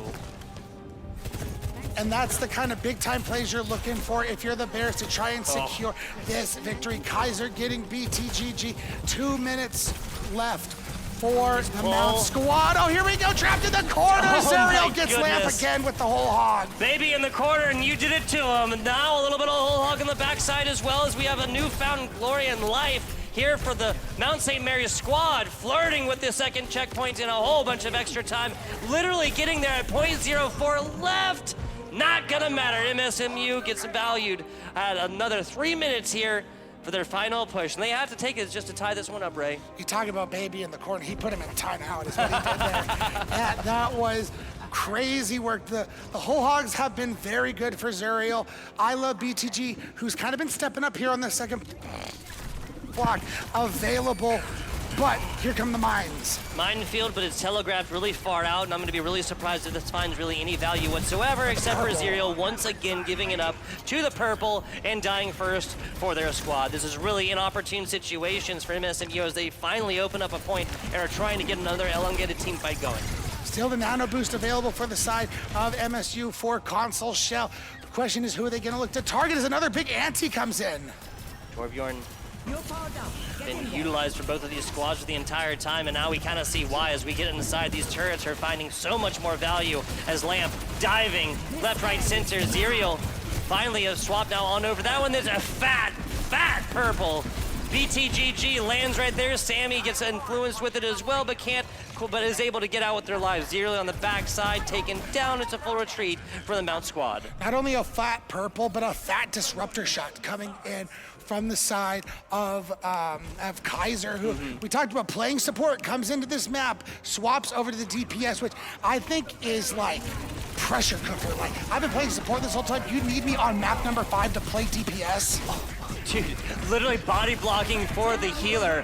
Bobcorn, you are insane, my friend. I want those kind of Torbjorns on my team. No! And then Bobcorn finds the K. Headshot onto Zerial. MSMU fighting this without their tank. There comes the minefield, so the ability to even negate that out down. Sammy, purpled, finished. Finito, Console Shell is murdering them with these purple grenades. We're gonna get 2 more cracks at this if you are the Mounts. You are going to have the open where we have to keep in mind time does not matter for the side of the Mounts in Escort. You just have to finish the point and you will get an extra attack. Here we go for the Mounts. This is closely reaching our last fight, last gasp territory here. Ray Kaiser sliding, cutting, moves across the middle right now, just trying to find a little bit of damage here in the back, but they've gotten absolutely swarmed every time they have to reposition. Anna now in the back, Console Shell getting pushed a little bit. They'll have their nano boost here and available certainly. Have to hit it here soon. Here comes the nano boost. Console Shell down. Kaiser, you gotta make this thing sing. 2 now down, looking for the judo on the other side, but it's Zerial there. 15 seconds or so left on this one. You gotta take it with time. Annihilation now on point, finding so much value. They're able to get the kill. Can they get it across the line? 3.7 meters. Last alive, Console Shell barely gets there. 2 meters. You gotta take it with time. Okay, so they're still gonna get a little bit of time right here, but the advantage is still now gonna be on the way of the MSU varsity Bears. That's what I was saying, Ray. You have to take this with time because it's like that 20 seconds may seem like nothing, Ray, but at the end of the day, this could come down and matter for everything. Yeah, it's gonna buy you 1 extra fight, those 25 extra seconds. So basically, you get 2 fights for MSMU on their attack versus probably 3 for the side of MSU. And MSMU's. The thing is, they're probably feeling pretty good about ultimately getting that across the line, keeping their hopes alive. Let's see, they'll be attacking first. Can they keep up this momentum? That's really the main question here, man. And with time advantage, wouldn't it be the Bears on attack first? I feel like that makes sense. I can't exactly remember. I guess it'll be random here. Okay, fair enough. No, it's always whoever has less time will attack first. I feel like I knew that somewhere in the back of my head. That's why we have color casters here, folks. Ray keeping me on the straight and narrow. I like it. Talk to me a little bit about this defending composition. Obviously, offenders can change up a little bit easier. Yeah, I mean, no surprises here. They're going to continue to play what has been working very well for them, keeping Console Shell on that Ana in case of emergency of that Roadhog coming out. It doesn't look like they're going to run it, but still, the Ana does provide a lot of anti-value going up against Zerial too on the Ramatra. Good thing is, MSMU's been running the Kiriko, so they have the cleanse available. They do. Now a little bit of a surprise pick here. Don't want to spoil that one necessarily. A couple of seconds away, and we'll see if what MSMU is cooking up will actually hit here, or if this will be a dead finish in the water. We saw this Widow pick yesterday on Circuit Royale for BTGG, and they were just clicking heads, but it's going to be tough going up against the Wrecking Ball. BTGG, fantastic shot and even better sniper. We'll see if that one's able to go forth and employ an actual advantage in this Map 5 overtime type situation where everything is on the line, right? It only takes one pick for this Widow to make itself work, especially with the small amount of time you're going to have. Yeah, now it's going to change here. BTGG going on the more methodical, more logical Sojourn pick. No eliminations early. Both of these fighting very, very carefully until Sammy does get dropped. Offenders down a source of damage right here. Fortunately for Sammy, they're a hop, skip, and a jump away. As we now see pushing forward is Zerial. Sammy's now going to go over to the Bastion. A lot of damage to be thrown down, but if you can outlast the turret form, you're in danger. Oh, that purple once again. Console Shell winning the day. Turret form in the back right now as overtime does get triggered. Sammy not able to keep this one alive, but there's going to be still somebody left to know. Zach can't. No, that's the last of it. A team kill, Bell. Wow, and the offense here for this squad does not get very far, Ray. 42 meters is the goal for the Bears to buy themselves the Project 1 championship. And I think with 1:25, it gives them plenty of time to meet that condition. Yeah, I mean, 40 meters really is not that far out here, Ray. They're going to have to see exactly what works. Man, I'm trying to think. I mean, really, I feel like just speed would win the day, right? You're talking about those Junos. You're talking about maybe a little Kitsune Rush later, but really the Lucio here first. Here we go, folks. It's all going to end right here, right now. Will MSMU come through with the Fuller hold, or will the Bears punch their grand finals championship and have their grand final moment and seek their revenge from yesterday? Yes, sir. Yes, sir. I wanted you to bring it up because, again, folks, a rematch here. Last time these two squads did battle on the Overwatch virtual pitch here, right? It was the MSU squad that would be sent home packing. Mount St. Mary punching their ticket to the grand finals in an automatic bid into this last match. Now, on the other side, the argument can be made here, Ray, the Bears have played a lot more Overwatch recently. It might be a little bit hotter coming into this game. Sometimes it's all about who has the hotter hand. MSU also coming off the last map win. Feels like they might have it. Let's see if they can come up with the goods. Here we go, attack for the Bears. Now, I'm wondering if this value off of Console Shell's pick will actually come in here, but that's an early one against the defense. That's terrible news. BTGG getting mega low as well, and now we have sectioned off healers. Barely getting back to it is Sammy and I Love BTGG over on this Reaper pick, and the momentum is flowing. The meters are dropping like rain from the sky. BTGG finished. Sojourn finding this one, and it's going to be a stall pick for Zerial. Doofus done. Sammy trying to come back from this one. The Bears have awoken from their hibernation and do it in the grand finals. And look at that on stage. Coach and players so proud. They come through and get the victory. MSU Bears are your Project 1 Overwatch Grand Final champions. Elation, victory, and undying honor and glory going the way of the Missouri State Bears. Fantastic stuff. A comeback play in every way, shape, and form, Ray. I stand here simply impressed. Fantastic job. Just the mental fortitude to come through all the way through 5 games, couple of breaks and everything does not matter. The Bears end out on top. Just mind blown. That series was absolutely insane. Such back and forth action, but in the end, the Bears are able to come up with the goods, get their revenge. They gotta be feeling amazing right now. Let's take a look at the series replays now. Let's start from where we just were at and go back to the other side. This was a fantastic job. I mean, just the coordination from the Bears members on here, on damage, all the way through. It really just seemed like Route 66 was there from the beginning. And again, through all the different swaps that the Mounts were trying to do to deal with this Wrecking Ball, I think the biggest swap that came in, Console Shell was on the Lucio, getting killed as we see here. makes the swap to the Ana, and it was the ultimate decision to give the Bears the victory. Nicely done. I mean, the tank play really went forth to decide so much of this, and I feel like there was a couple different times that Zerial was forced into picks that they just didn't feel like as well, although I will say the whole hog on Wrecking Ball action never failed to pay off. It was definitely some great moments, some funny moments, some passionate moments, and some despair moments for the side of the Mounts. Unfortunately, not able to get it done. The revenge has been found, and for the Bears, I don't know, man. What a great way to end this season and heading into the next collegiate season. It's a great stepping stone to build off of going forward. That's true. Runa Sapi and Route 66 both go the same way. 3-2 fashion for the, on paper, underdogs coming into this matchup. This is a great job right here for BTGG to have caught it, but the comms comes out for Lamp to try and get that assistance right there. And as we're reaching towards the end of our Route 66 highlights. Of course, we'll have the entire series highlights though, folks. And keep in mind, this all started coming out the gate, domination coming in from the Bears.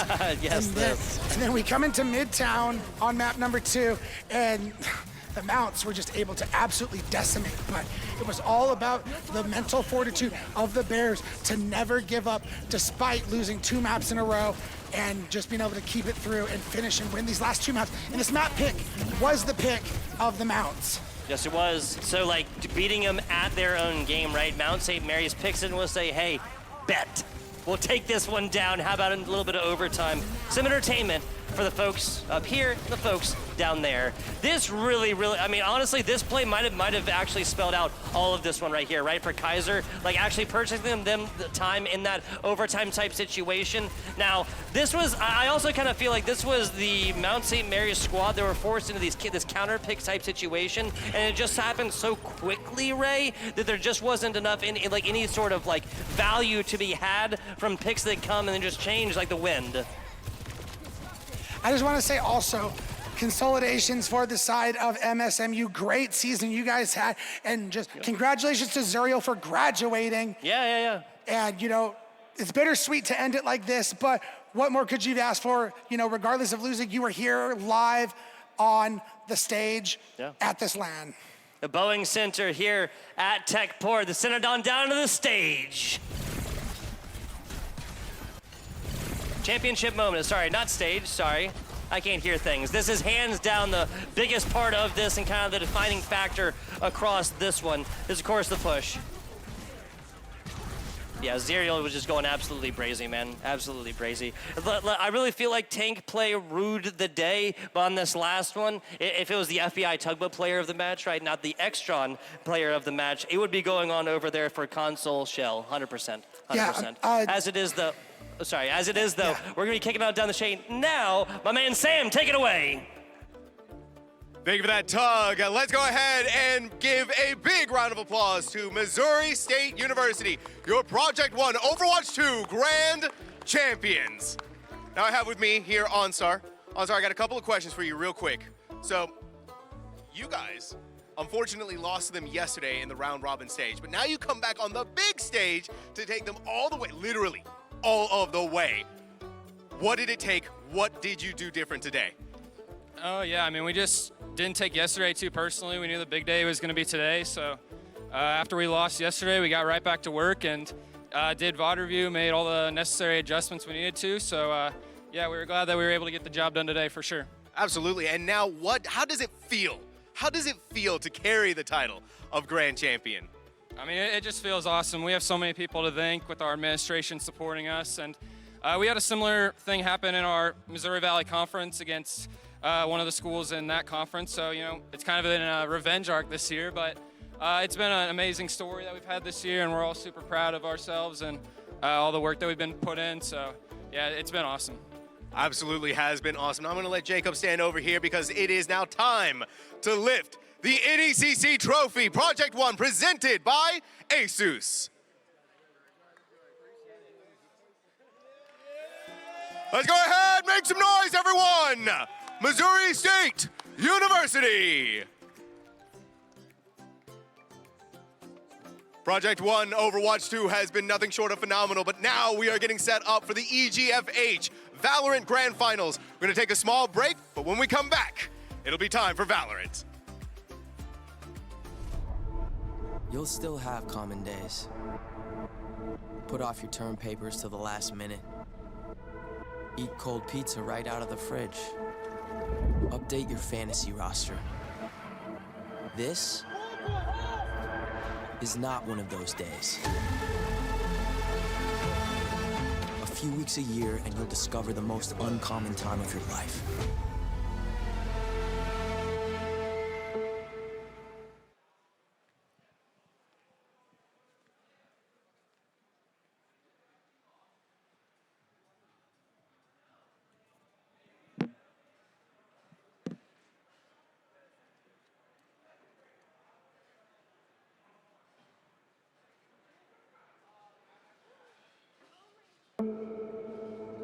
You'll still have common days. Get caught in traffic during your commute. Overthink a text message. Get a song stuck in your head. This is not one of those days.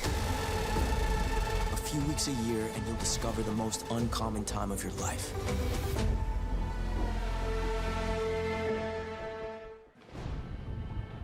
You'll still have common days. Forget someone's name mid-conversation. Count your tips at the end of your shift. Buy something disappointing off the internet. This is not one of those days. A few weeks a year and you'll discover the most uncommon time of your life.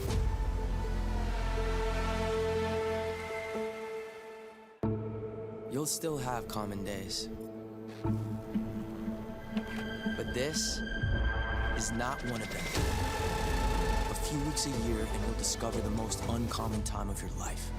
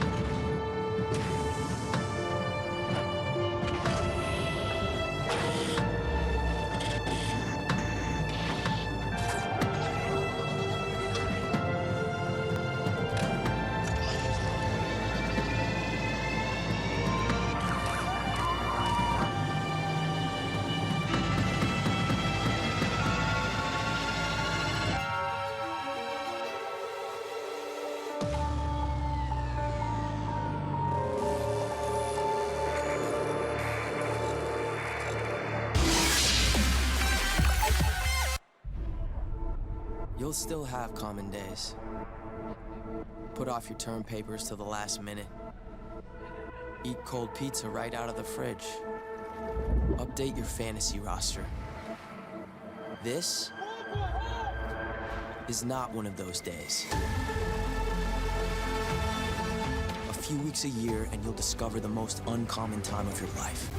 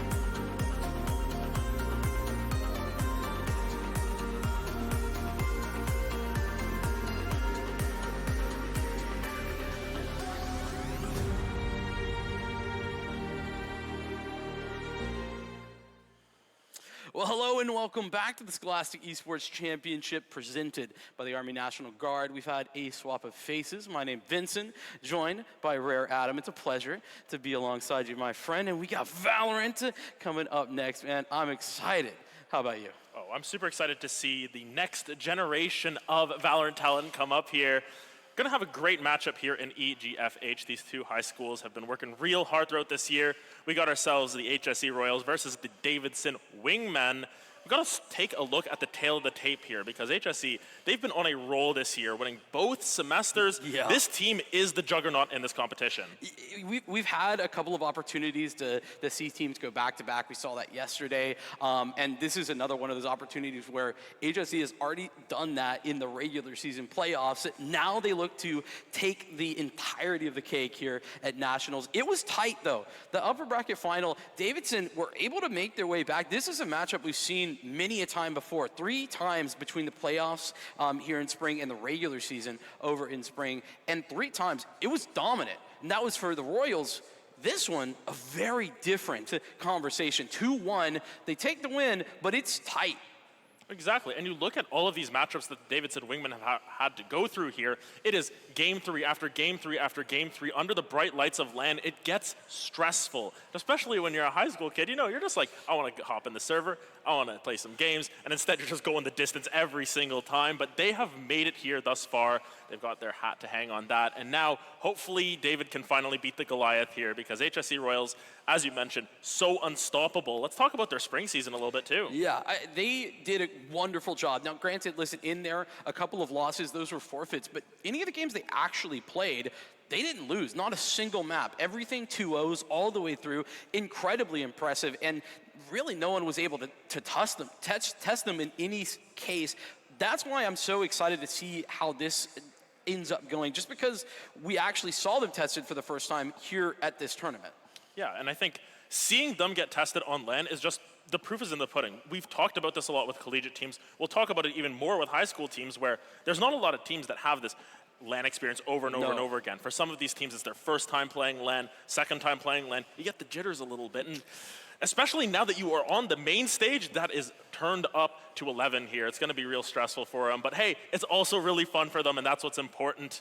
Nonetheless, very happy to be seeing this matchup because we always cover these collegiate teams. We're familiar with a lot of these names. These are the names we should be familiar in the next couple of years. Yeah, why don't we move forward here to our veto, because we have already gotten into a position where this went down earlier on. We saw in that game, we had Lotus, we had Ascent, we had Split, and the question mark, right, is that going to continue? Davidson able to take a win on Lotus last time around. As we lead into this, what kind of expectations do you think we're going to have for this veto?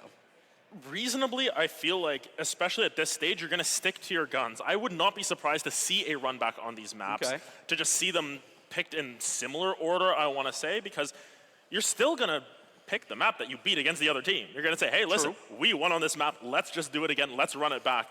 I'd be curious to see if that decider stays the same. Right. But then again, there's a lot of times where, especially when there are certain maps that rotate in and out a little bit more frequently than others, Pearl Icebox, you really do want to sort of get those out of the way. You're like, I don't really want to hang my hat in a championship game 3 on that. But nonetheless, we'll have to see how that turns out shortly. But overall, a great weekend of games. The reason why we had that last Overwatch series was because that they were in the lowers and they went to 3 games as well. And for Davidson, do you think that gives them a little bit of an advantage coming into this now, being in all of these high intensity situations already? I'm going to be honest, I think it does.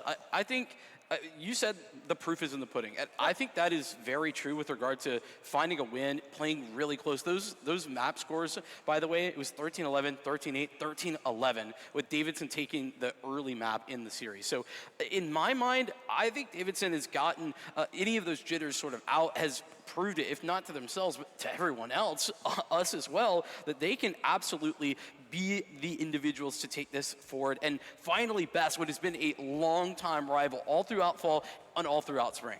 Yeah, and I think especially when you have that history with the team, you're familiar with their game plan, and if you can't break through it, 3-4 times over. Sometimes you just need that extra little push. And reasonably here in this LAN environment, they've definitely had that extra push because having to go through a lower bracket to begin with has been challenging. We talk about this a lot with collegiate teams. Those lower bracket teams sometimes come through and they look way stronger than any of those upper bracket teams because they have to work twice as hard. They do. I mean, having to run it back is always sort of the difficulty, but even beyond that, I wanted to also point out, this is not just a spring semester type situation. They were second place, Davidson, in the fall semester too, right? Second place to guess who? Yeah, exactly, HSE Royals. So it's been exactly that same situation throughout the entirety of this. As we have the veto ready to go, hey look, run it back we will. A little bit of a different way in which we get there though. Yeah, I think going to Ascent first, it's Ascent. We're okay with Ascent. I think you know what? we can show our bias for Ascent now. You know what? Both of us are like, Ascent. But Ascent is one of those maps that just you stick to your fundamentals. I think all three of these maps are just extremely fundamental map. It's not something where you can skew it one way or the other. It is purely down to your fundamentals, and that is what will matter here. The thing to note, though, attack on Ascent and on Split for Davidson. Normally, these maps are seen as defensive-sided maps, Ascent and Split. That's what I'm worried about. If you don't get off the ground, if you don't end up with a 7-5, 8-4 coming through, being down, of course, on the attack there, and it's like 9-3, 10-2, then you're going to really struggle to get that momentum back. But I think it really comes down to how they show up in those first halves, knowing it is more challenging for them. So listen, you're not wrong. Absolutely fair point. But in my mind, those decisions, especially for a tournament like this where there's so much history, I think it's more about preference than anything else. I think it's about, okay, where did we find that we were, especially when we're running back the same veto in a little bit of a different order, where did we feel that we were the most confident previously, where we were able to have the victory? I think otherwise, though, my other concern here for Davidson is that Lotus was the map that they were able to win. Again, very tight at 13-11. Well, that's the map that's last. Yeah. So the proven victory, they're going to have to get to a map 3 to then do it once again. But we're ready to roll. We're ready to get this thing underway, Adam. This is going to be a whole ton of fun. Ascent is where we start. Of course, confirming for our viewers, it is WPD on the attack here. HSE will start on your defense. And this comp coming through from the attack side here, WPD, interesting stuff from Davidson here.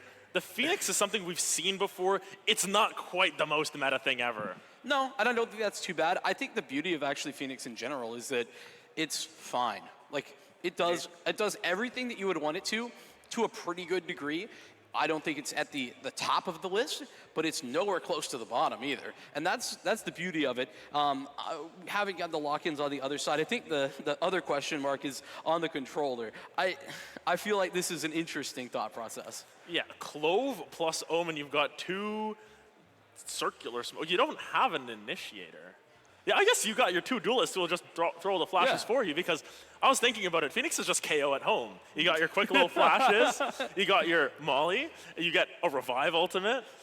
It's KO at home, but it's more so when it comes down to it, comfort. And if this is the comp that they want to run starting on the attack, by all means, run your double duelist. I'm simply concerned about the information that you can gain. You don't have your initiator. On the opposite side, we didn't talk about their comp very much because it is extremely standard here. Only thing out of the ordinary, we can say Breach versus KO, but that comes down to personal preference. Yeah, it does. And particularly against something that's so off meta, I don't think that really is going to be the biggest difference maker. For me, also, the fact that the Clove is going to have the ability to be up in the mix, it sort of feels like, especially when you have a double controller, maybe even like a pseudo-duelist in and of themselves as well. So it's going to be an odd way to approach this. We're going to learn as we go. But regardless, this one about to get underway, and as we've been talking about, a huge opportunity here to find an upset, to best the school that they have been fighting all year. This is what Davidson have been waiting for. It all comes down to this here in the EGFH Championship, HSE Royals versus Davidson Wingmen, as we get in here to the first round. Davidson starting off here with a very default approach here, very well coordinated, just to spread out and say, hey, let's see what they're cooking here on the defense. Yeah, you want to wait and maybe just test the waters a little bit. Spike left outside of B and non-committal on any side. Pickle going to test a little bit more over towards A, but only going to see one. And with Pip making that contact, will just fall back. Don't want to risk anything yet. Pickle is lurking up a little bit. Might hop into that smoke on site, but playing very cautiously. I like this crawl up cat, though. 2 members here looking to try and find a timing onto turns. Got to turns the other way if you're this one, but just going to hold for the time being. Very, very disciplined until Lettuce finds a kill on Ghost. Yeah, now they can start to pick up the pace just a little bit. Buns ahead, actually, of that Aftershock. Doesn't check the corner, so turns get a freebie. Pickle will trade, steal forward onto the site of A, at least for the moment. Should be able to get the spike down here momentarily. Yeah, now just down to a 1v4. Is able to find one onto Cheese, but no health to remain. May still find it. 2 more in the back pocket. 1v2, Lazy will find it. It's a first round for Davidson. Well played, well coordinated, and they're on the board first. Yeah, one little oversight too on the check of the corner next to door. That allows turns a bit of a freebie, and that makes it a lot more difficult as well. That being said, easy enough. And I think even beyond that, I like the slower approach that Davidson are currently going with. No need to overcommit. No need to overstep, especially when you don't really know the style that we're currently going to see from Hamilton. Yeah, I'm interested to see what the anti-eco strat is. Most of the time it's just run them down, use your better weapons and all that, but still gonna be very reserved and a little too reserved as Pip is able to find that early pick on to Pickle. Say that 5 times fast and ooh, they're gonna be backing off for now, but an upgrade there. Granted 22 HP, not gonna be too much value as Lazy able to find it onto turns as well. Yeah, one loss isn't gonna be the end of the world. Not alone right now, it's Cheese, though, taking some contact. Striko. Check your logs. Yeah, might be an oversight, but gonna get the reload off uncontested, so just fine. Nice headshot out of Ghost. Still, now position known, and they swim together. Oh my goodness, Kyle. 2 brought back in the pistol. That's 2 massive kills, and now Lazy has to clutch. Yeah, doesn't have a whole lot of health, does Pip, but no upgrades as of yet. Handed off the Spectre they picked up over the Kyle. Now Lazy just gonna hop back site, try and get this spike down. Lack of information on both sides as to the positioning. Pip has upgraded to that Guardian. Only a couple shots needed here, Vincent. This is coming down to the wire, and this eco strat, I'm not a big fan of it from the side of Davidson, unless it works out and they win the round. Even still, question marks there. Pip, oh my god, it's about to get caught, just holding the utility. That's gonna pay the price. Lazy falls, and that is nearly a full eco brought back. That's incredible. Oh man, and it all came down to just a couple of miscues. The early peek from Pip into A main, not checking logs there, and it turning into a kill for Ghost as well. Just those minute things that always end up turning the tables. Kyle coming up huge, getting those 2 with that handed over stinger, and now back on the board here, 1-1. Davidson now looking at their wallet saying, hey, I got nothing. What about you? Yeah, fresh out, unfortunately. Sorry, I can't help you on that one. But at the plus side, I think they have invested, enough to be competitive-ish in this round. And they're going to all go all together. This is a very different look from Davidson than they have been in the last couple of rounds. Before, they've been a lot more default. They have a game plan in mind. They know exactly what they want to do. They're just going to group up together, power in numbers here. Granted, the Killjoy being set up here going to make things a little bit more challenging. It's one picked up by Ghost. Lettuce is able to turn it back onto Striko, but number advantage still down. Buns has upgraded. Lettuce able to find another one, and all of a sudden, this eco round, once again, turning in favor of the team on the lower buy. Yeah, Buns somehow made it through market without really being spotted or contested, so that's very helpful, and now allows them not just to get the site, but the spike down. Pickle in a great post-plant scenario. Lettuce a little bit further forward. That Rue's going to provide some options as the dash forward for Pip. I've seen it. Attempt to try and get back in there, but still 2-on-2. Yeah, Pip has full health here. Might not be aware of Lettuce's positioning. They don't have the recon bolt either. Pip gonna check this one out, will find it. And now down to the 1v1 through the smoke. Pip, nice shots. 3K on the board for your Jet. One away from those knives. Incredible stuff to hold the line after a little bit of a scary opener. Yeah, Pip's already proving to be a critical piece to the puzzle here for Hamilton. I think also want to point out that the fact that Davidson gets through mid without really any contest there from Davidson, that's going to be something to watch out for. I'm interested to see how that continues. Regardless, a good recovery. Yeah, and at this point, as I believe we hit a little bit of a pause. Interesting option out of Pip here to keep the gun for themselves at the very least. They may hand that over to Kyle at a certain point, but Pip has done a great job of just sort of wrapping up these rounds. I think that round 2 early frag into A main is showing the confidence they have here, and especially on the stage, sometimes you just need to play a little bit crazy, make those confident plays, and it's made a difference so far. Yeah, I think it's funny, right? It's something we talk about pretty often, is the Valorant a game of confidence. It's about, you know, are you feeling like you are going to be the one to be able to take that next step forward and dominate in the opposition? I think that little difference is enough to be the difference in an entire series regarding, especially a duelist like a Jet. I think Jets in general, you have to just have that confidence. You have to be able to go out there and say, hey, listen, I'm throwing it down on the line. I'm just going to peak everything. I will go 16-4. I will go 4-16. Nothing in between. And that's what we're seeing out of Pip thus far. I mean, even in the pistol round, they were playing aggressively. They were the ones to sort of take that aggression. And it's sort of hand-in-hand situation, right, where Kyle's getting into the mix. It's still very early, but already some big moments there from Kyle on an individual level. But beyond that, I think that we have seen Kyle able to take that next step forward and be prepared with a flashpoint, with any fault line or something along those lines. But we have jumped back into the game. 2-1, still early days. First gun round for Davidson is coming up. Yeah, and the buy is coming through. Finally, basically full across the board, got a couple of light shields, a couple of regens. Nonetheless, it's going to be a similar play. Lazy going to be the one to push through. Phoenix going to get taken out from Ghost hiding in that logs position once again. That's all she wrote for now at the very least. Everyone's going to back off and start to explore the map a little bit. They know at the very least the positioning of a couple members. Testing ground early over in mid, and then you fall back, you wait things out just a little bit. That's been the Davidson sort of modus operandi for these last couple of rounds. Just wait, see what's going to be given over to them. A little bit of a risky jump on that one for Pip, but gets a little bit of more information. But they're closing in. Davidson ready to roll here for this A play sooner or later. Yeah, 4 members outside here. It is Kyle and Pip, though. Kyle going to be taken out by Lettuce, and now Pip, in a world of hurt, got to get back out in that smoke.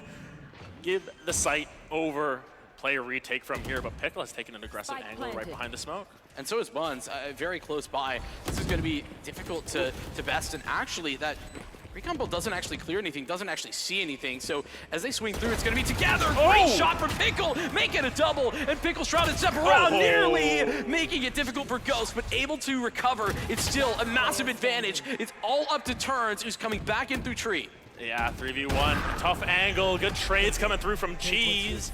And Davidson gonna lock it down on the first full buy round for both sides. They needed that round as well because they were already coming in a little bit broke. This time around, they're able to keep the econ even. Well, something that I think we're gonna end up talking about a couple of times moving through.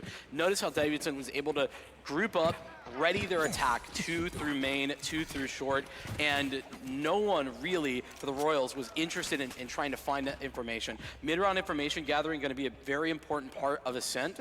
That's something that I want to see maybe change for the Royals as we move forward, because that gun round allowed to work so brilliantly because they didn't know it was coming.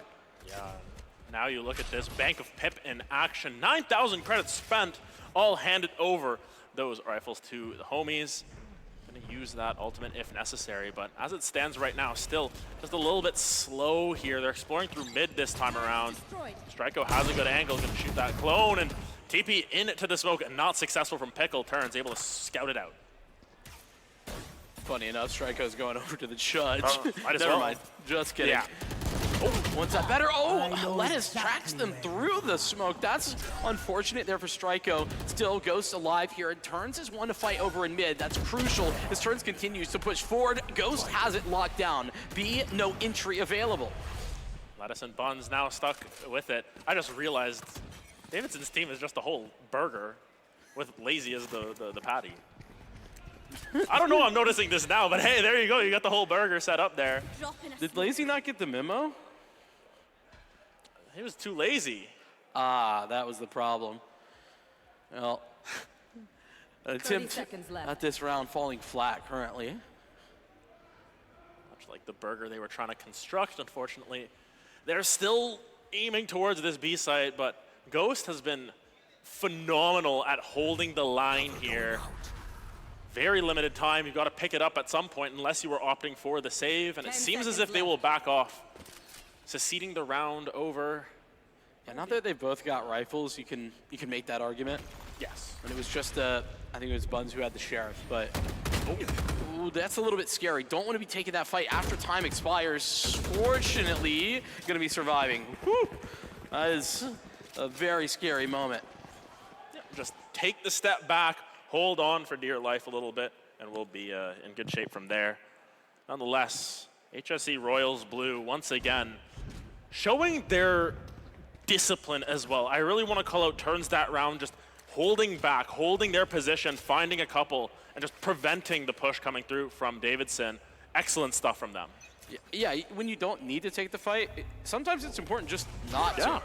Right? You've already done the hard work in the round. No need to oversell it. No need to put yourself in a situation where you might need something more. There's a couple of ultimates here available for Davidson side of things, but I mean, really more about information gathering if you're going to be from the shadows, but the not dead yet.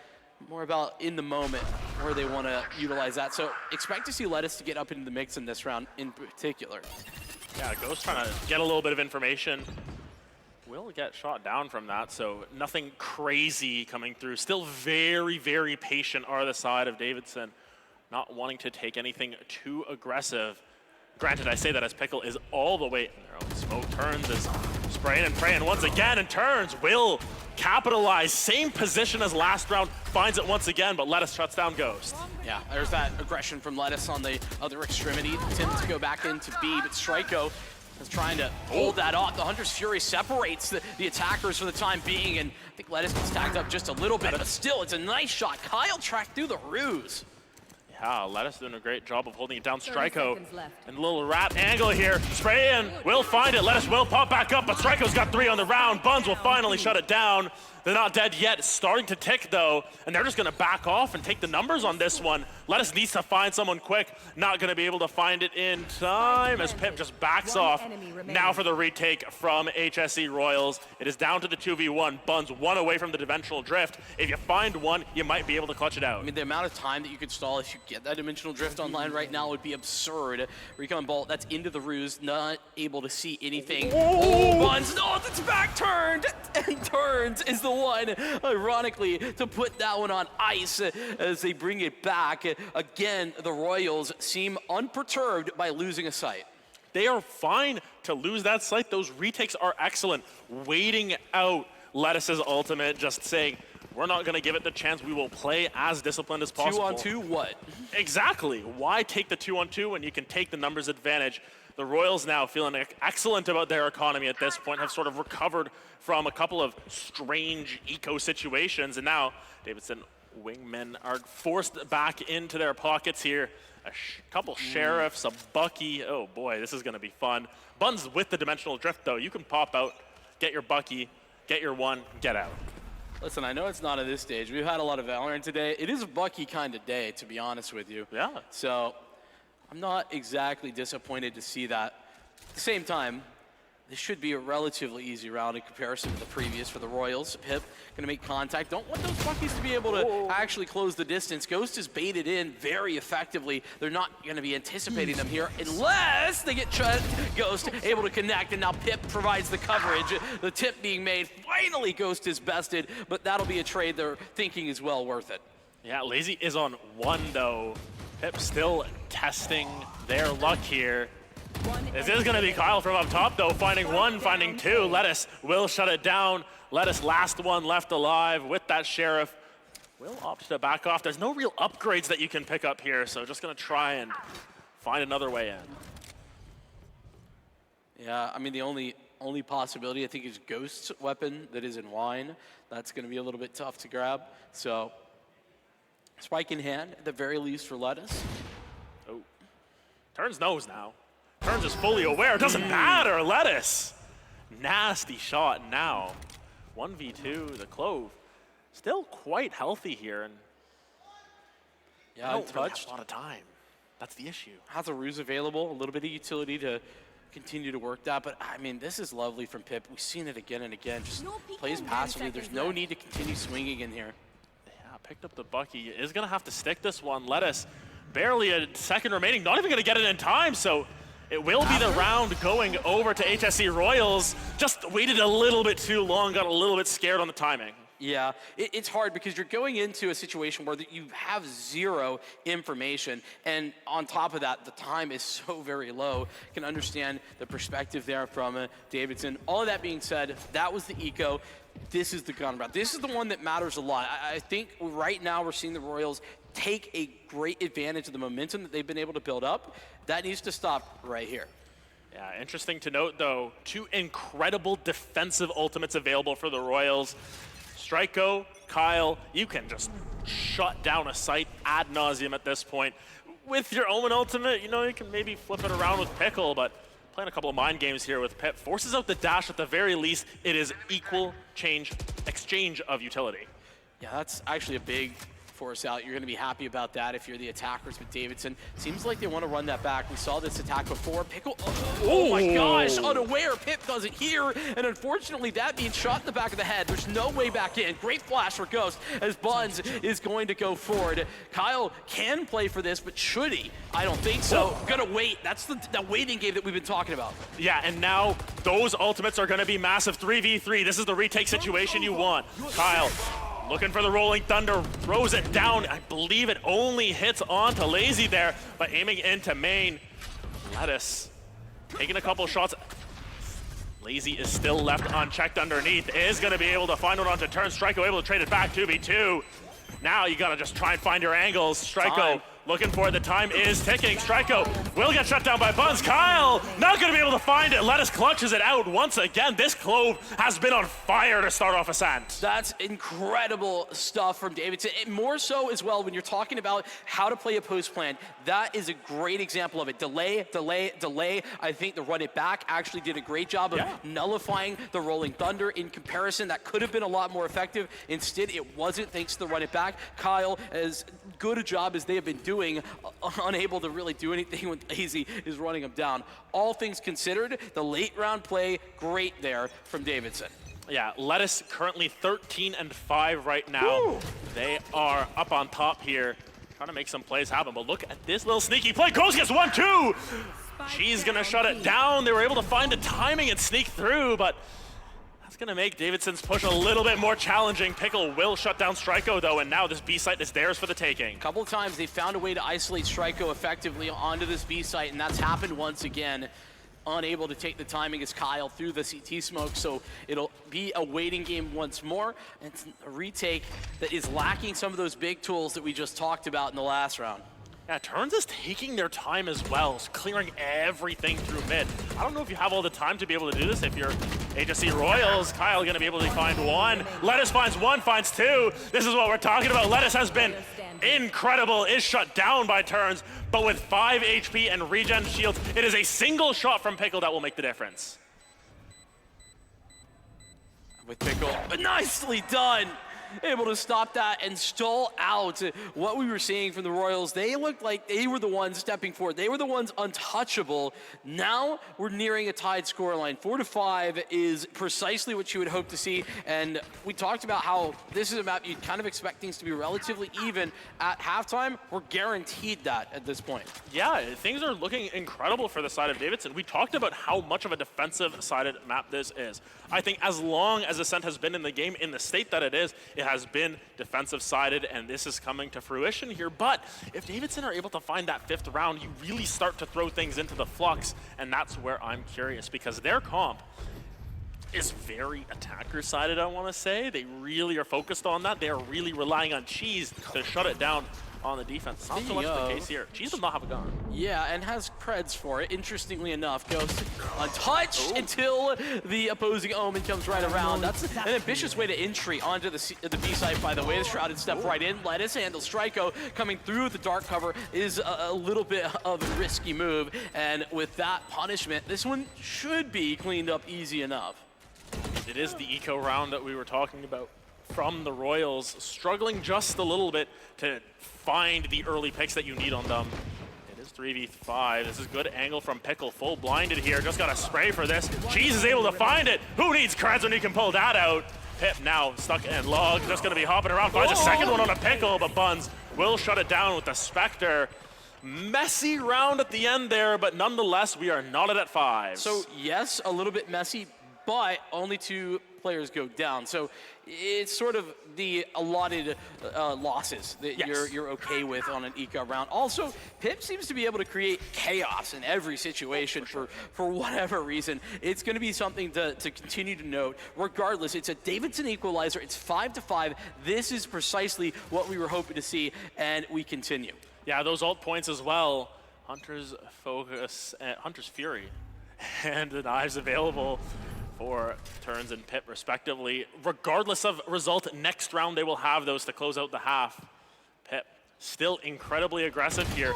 May not be aware of Pickle's positioning moving up. Takes a little bit of damage there. Will back off, but Ghost gonna try and get some information here from the shadows. Going in. They're gonna just go right behind enemy lines as the running back is in as well. Lazy is able to find Kyle, and now a little bit of trouble on site. Yeah, maybe a lot of bit of trouble on site. To be fair, Striker coming back in as well. With the big ultimate, doesn't need it though. With Pip and Ghost, a dynamic duo from the site proper. Buns is alive, but didn't even realize where Ghost was located. That's how fast that frag came in. 1v2 for Cheese. And Cheese has the opportunity to make something happen. Is going to find 11 HP. Saw the tip of Ghost's hood. Will not be able to find it. Ghost is able to lock it down for the Royals. And here you go. 6 on the board for HSC. They have guaranteed a tied half. Dude, that is a crazy reposition from Ghost. Absolutely mind-bending that they're going up onto Generator at that time. Could have been heard.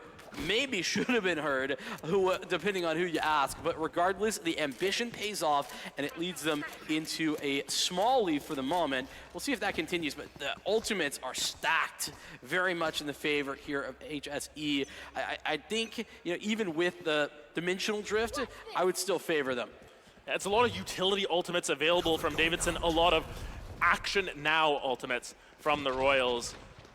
Granted, they're still going to go for it, and especially for Cheese here, if you're able to just get 1 plus the plant, you'll be in good shape, but I don't think it's going to matter. Cheese getting sprayed down. Ghost just knows something different. Lazy, low on health as well, gets shut down by the Hunter's Fury, and now Lettuce in a 1v5 situation. May the odds be ever in their favor. Does not matter for Ghost. 7-5 at the half for the Royals. They claim that defensive half we were talking about.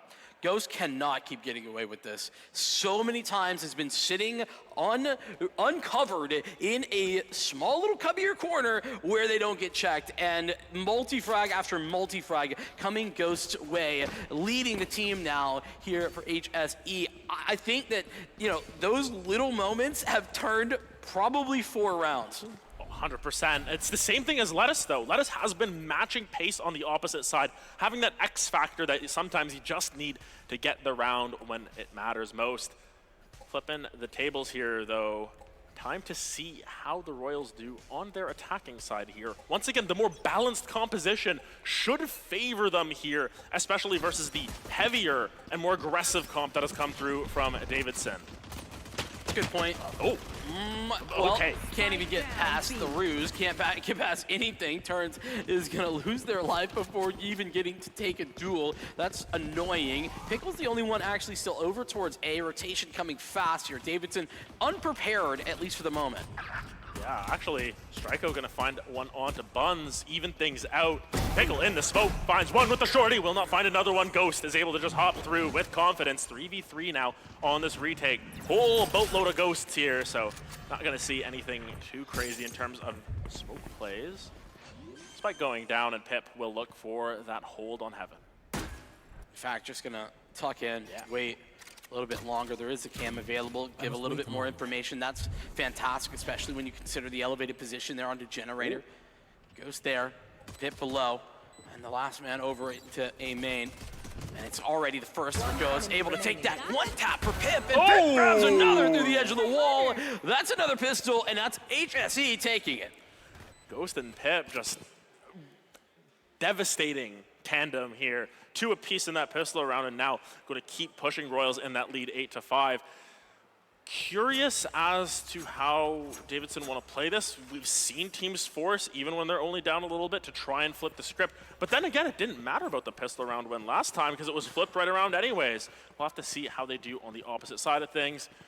No shorty shenanigans here, so at the very least, they're going to be playing a little bit more distance.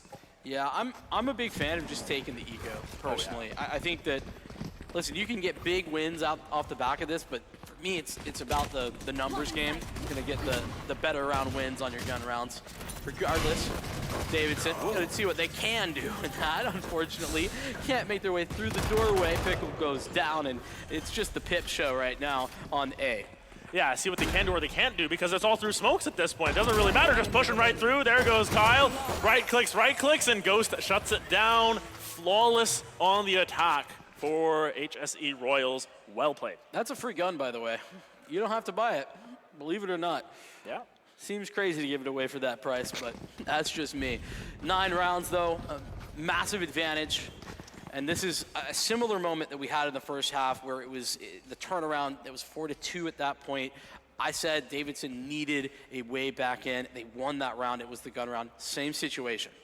Yeah, and realistically, you look at these alt points, and it's not anything crazy coming through yet. It's been very well spread out amongst the team, so it's not as if you're coming into this 3rd round of the half with your knives, or you've got it with the Hunter's Fury. I need to keep remembering what that ability is called. Nonetheless, they're still opting towards A here, taking their time, but it seems to have been sniffed out and stacked by Davidson. They've hit A the last 2 rounds, yes. So, you know, it's either A or B. A good idea. 50-50. That's right. Coin flip. And it seems like it's come up heads on this one, or maybe come up Davidson. To see how that goes. Super slow about this. I feel like HSE got to be careful about how slow they are because they don't have any other map control. And right now we can see that Davidson aren't searching, but they don't know that. I don't know if it's coming up heads or tails or anything. Nothing's coming up right now. Never mind, they're pushing on the side. Cheese able to find one up on top of Jen here. Pip is able to find one, finds a second one for themselves. Cheese trying to hold it down, but it's a 3rd one for Pip. Now down to Stryko versus Lettuce. Lettuce has been incredibly clutch in the past. Sniffs it out onto Stryko. Stryko has the worst weapon here, holding that angle. Not going to be able to find it, but time is ticking, and Spike is on site. Stryko has to walk into this. Yeah, Lettuce playing a dangerous game too within the ruse. This is scary, but Lettuce still connects. And it is Davidson, it's the big heavy hitters, it's who we've been talking about all game long to deliver in the must-win moment. They've tried to build the burger. They only wanted the salad. Lettuce stays alive and keeps it down. 19-10 right now. Competing with Pip here to get that top frag. Both of them have been going back and forth, clutch moment after clutch moment. Ghost coming in as that extra X factor, though, has been the difference maker thus far. Can I just say, Pip is a Guardian fiend. Oh, 100%. So sick on the Guardian from those last couple of rounds. Has the Blade Storm available. Not that it really probably will be used in this round, considering the weapons are hot here for HSE. And they're going to test the waters over B. Very different approach from the last time around. Was it scary? Drive, she's better. Pickle up close. Yeah, it was like the smoke was a wall there. They're just dancing around it eventually. Just decided, no, my turn. Buns able to find one onto Ghost as well. So despite the slightly odd buy here coming through from Davidson, they're still able to make something happen. Stryko, though, on a little lurk up from Cat, works well in their advantage. Cheese holding it down. Senti versus Senti, no one wants to peek first. Well, the peek comes through, and Striko bets on the attack ×2 as that Judge unable to find victory in a second way, but maybe that's going to change. Continues to walk back out, is continuing to follow his Buns on the site to remain here for the attacker side as HSE have to recover a little bit. This spike now down. Kyle has stuck all the way behind them here, finds one. Pickle is trying to blind through main, and it's traded out by turns. Well played from HSE Royals. Who would have ever thought the breach to be behind you? Yeah, that was an unexpected outcome. You expect the Sentinel, not the Initiator.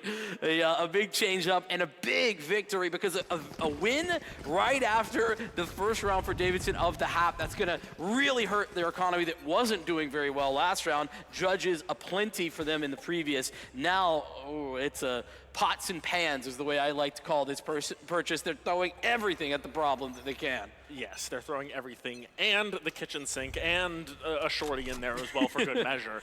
But just now, for fun. Just gonna have to try and stack a site at this. They stacked mid, that's not a site. Nonetheless, they stacked somewhere, and now Buns is gonna be in trouble. Oh, but it's about information. They gathered information at mid. Now they can look towards A. Now, problem being, lockdown is here, so they're gonna have to try and flood back in. That should be okay. Cheese is on one right now. Gotta be incredibly careful with their life. It doesn't matter. The smoke's going down. You just keep spraying and praying. It's 2 picked up by the Royals. Now these weaker weapons are gonna have to make some magic happen. The Ares, you gotta spray and pray. You're not able to find it. It's Kyle and Striko once again.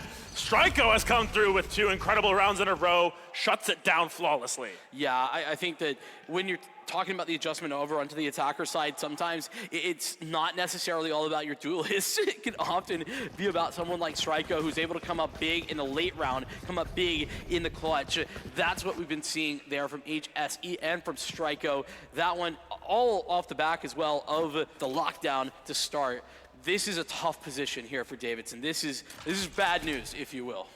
Yes, it is incredibly bad news because this is your last semblance of a full buy with 3 rifles. You're not really gonna have much in the pockets, whereas HSE Royals, their coffers are aplenty right now.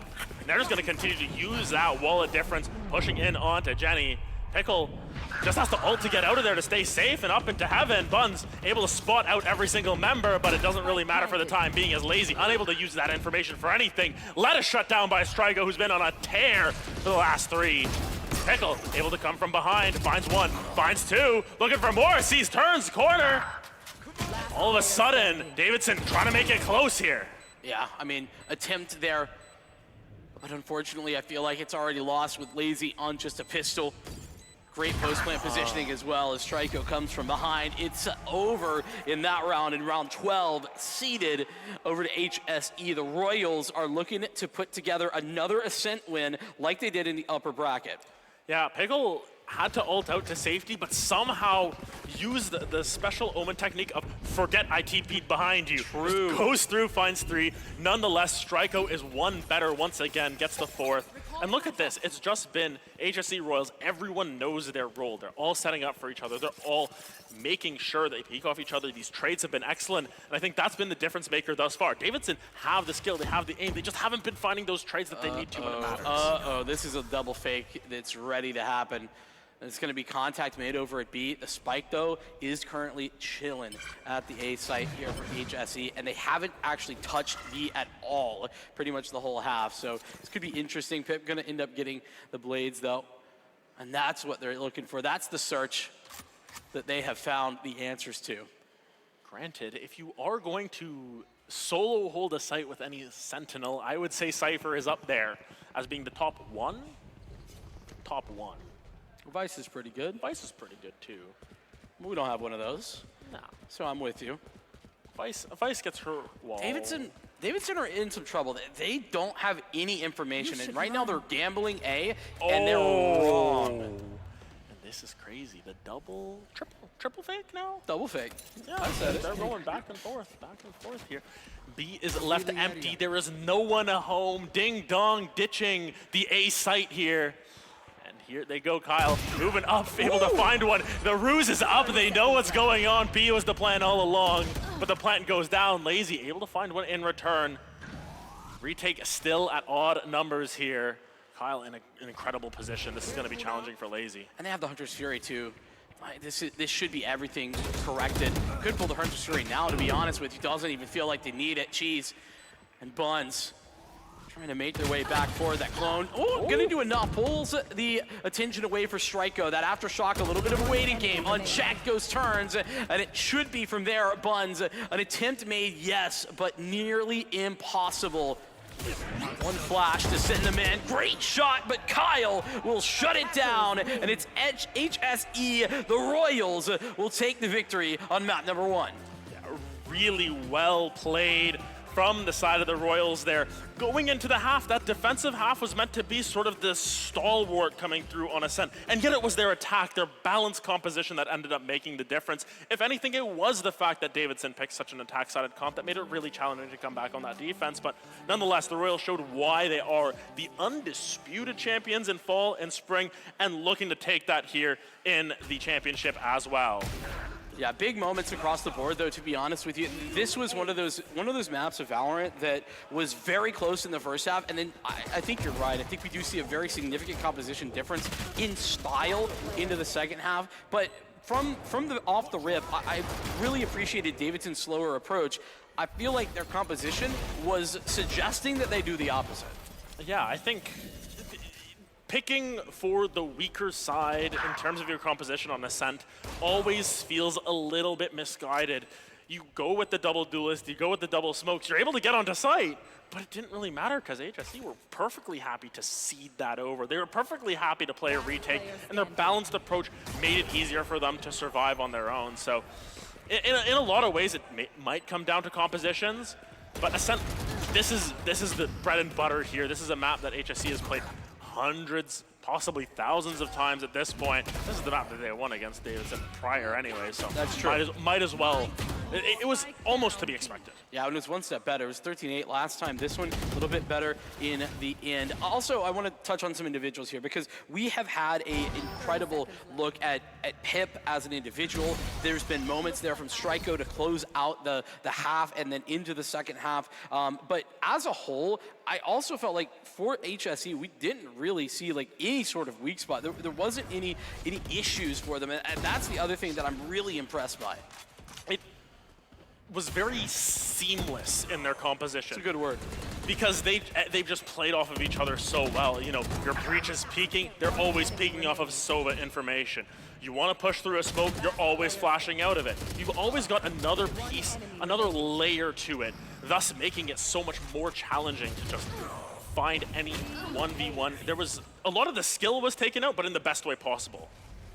Yeah, I mean, this round actually from Pip just made me a believer whenever Pip like sort of alone on a site, any difficult situations. And these types of plays where we're talking about Ghost getting up on top of the generator, it's that level of confidence. We touched on that a lot over in the pre-show, but when confidence is building and building and building like it clearly was, even in the first half, it's hard to overcome it.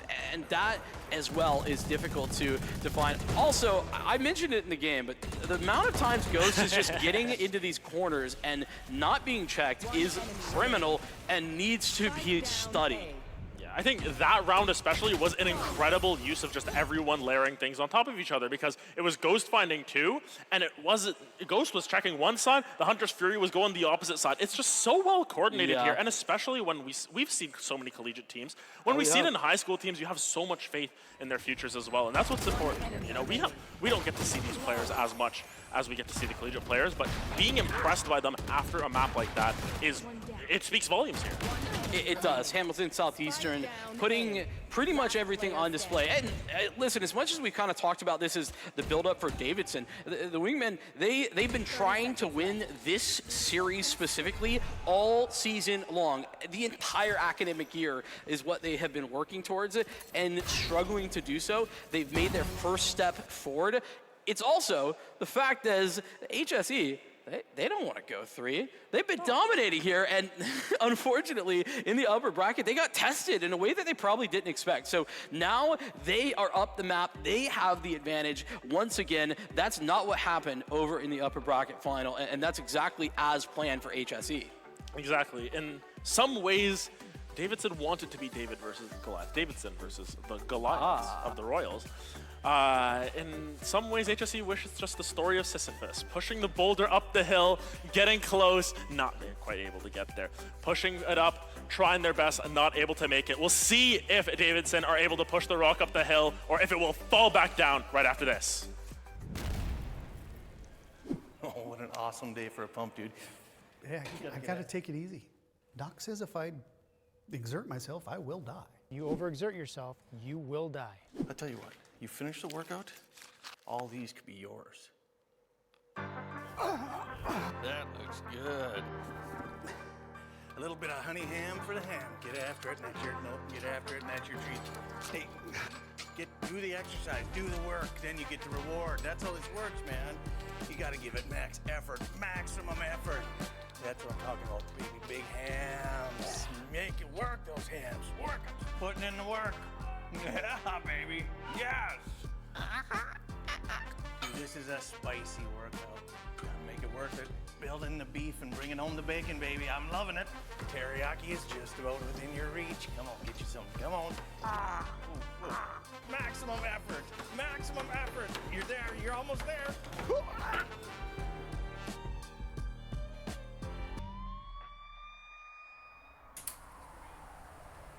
That's so worth it.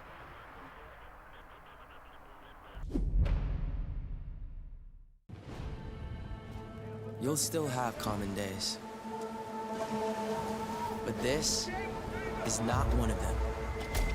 A few weeks a year and you'll discover the most uncommon time of your life. You'll still have common days. Forget someone's name mid-conversation. Count your tips at the end of your shift. Buy something disappointing off the internet. This is not one of those days. A few weeks a year and you'll discover the most uncommon time of your life.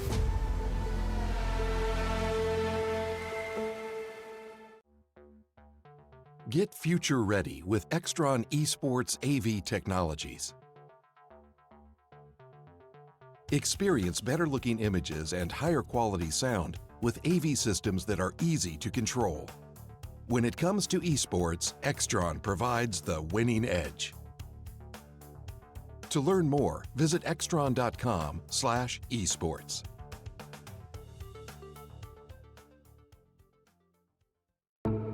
You'll still have common days. But this is not one of them. A few weeks a year and you'll discover the most uncommon time of your life. You'll still have common days. Put off your term papers till the last minute. Eat cold pizza right out of the fridge. Update your fantasy roster. This is not one of those days. A few weeks a year and you'll discover the most uncommon time of your life.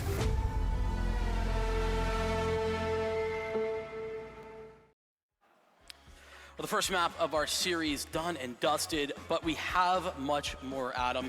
A map of Valorant that ended up looking a little bit more dominant than I think it was. Very competitive at halftime, and then something happened. Where did it go wrong, do you think, specifically here for Davidson? I think a lot of it just came down to the compositions. We keep harping back to it, but you pick a composition for one side, you need to dominate that side. And Ascent attack is not the side you really care to dominate in a lot of ways, because you just didn't get there. You really wanted to get, maybe 7 or 8 rounds under your belt. You wanted to put Royals on the back foot there, but unfortunately never came to fruition. Nonetheless, very interested to see how this next map turns out here as we head over to Split. And Split is a map we're used to seeing as like a third map pick. It was always whatever's left, sort of the just leave it till now. But now, this is Davidson picking Split. And HSE are going to start on this defense. I think Split is the most defensive-sided map that we've seen in a long time. That is true. I also think it's interesting Davidson picking it. This is a map they lost in the upper finals. They did not win this. It was 13-11 to HSE Royals. That is a very telling point of this series. They're banking on this. The full bet is on for Split. It is win or go home here as we jump in to map number 2, Hamilton Southeastern, up a map against Davidson. The Split gambit has been thrown down, and it is a mirror comp coming through here.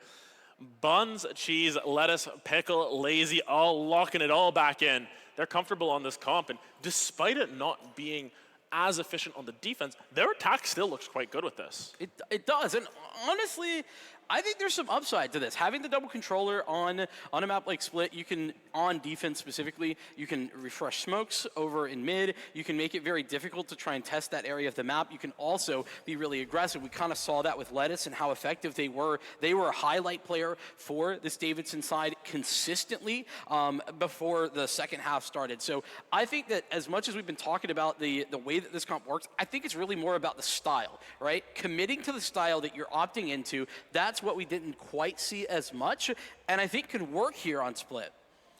I think the biggest difference to me in these comps, though, is looking at the Royals comp, is the extra mobility you have. And it was the same case last time around. You have that jet to be able to dash around. It is the faster mobility. It is less setup for your mobility. Whereas for Phoenix, you just sort of run at them. And for Buns, you teleport behind them, but it requires waiting for time. Set it all up from there. And that's the major difference. I want to see how it turns out this time around with the Rays, because Rays gives you even more mobility. It's a great point, right? You know, Buns, it does require a little bit more setup. You know, Lazy's very self-sufficient with the Phoenix, but Buns requires a little bit more in order to pull attention away so that the gate crash can be effective. Regardless, into the mix here as Davidson, once again, going to start attack. Yeah, and actually this nade plus the breach combo, bunch of damage right off the rip. Turns already pushing forward here with this breach. Looking for more. Turns finds a second one. Pip able to find one. Turns has found 3, and it's a pistol sweep in B main. Pip and Turns full house. Pistol round goes to Royals. That's a nasty mid-fight dark cover that got put down. That was actually disgusting. Right in the moment where they need to be swinging together, there's a one-way. That hurts if you're the attackers. Davidson cooked by that fact alone. Yeah, and unfortunately for Kyle, doesn't get any assists for it because they all had to walk around it. But still, it's the thought that counts. You get a bunch of assists in our mind there, Kyle. Yeah, listen. We all watch the game. The scoreboard doesn't matter. The teammates scoreboard lies. Know what's real, know what happened. Regardless, HSE off to the races here on Split to start our second map. It's a little bit of a slower one with the pistols in hand for Davidson. They're going to go in the same location, though. Yeah, Davidson opened up the dictionary to the I section.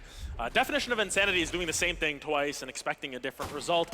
This time around, they aren't so insane as they actually do get a different result. They're made it through the choke point into B main. One step further, that's for sure. Might be a little bit more than that as the attack towards mid starts to get activated. Meant to be a little bit of a split there, no pun intended, as they move through mid and over towards B.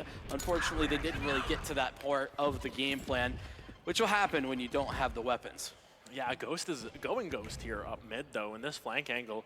Looking incredibly strong. These smokes, they just keep refreshing. They keep buying time for Ghost's lurk here, but turning around here, Buns and Lettuce will shut it down, and Ghost has gone dark. Oh, this is, oh boy. Are they going to check it? I just feel like they probably won't. They already had a member over here. Yeah, unchecked. Nice trade for Buns. That's actually very effective. I'm starting to get a little bit worried. HSE, they're losing more than I would love to see. Granted, with the time remaining, you can't lollygag here. Lazy and Buns, they've got to get going. They're going towards this B site where the hold has been sustained, but Pip isn't really looking the right direction. Might have an inkling of a feeling now. Guardian shot will ring out, but it's going to be Buns shutting it down. No time left to plant the spike.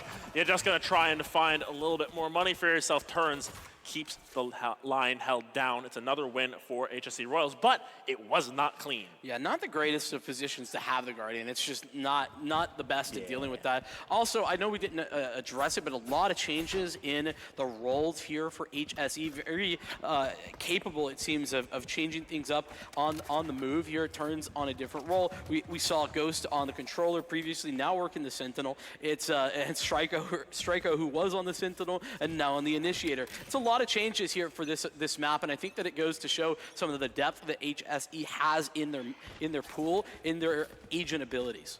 Yeah, I think the main thing is Ghost probably memorized the TikTok setups, at least for this map. Striko memorized them for the other map. Sometimes it's hard to memorize those. Team effort. Exactly, team effort. You know, instead of everyone, the Senti player having to memorize all these TikTok setups, nah, you just get a couple here, a couple there, make it all work out. Pip fitting the same role. They're just gonna go kill, basically. Lazy, though, forced back from that paranoia.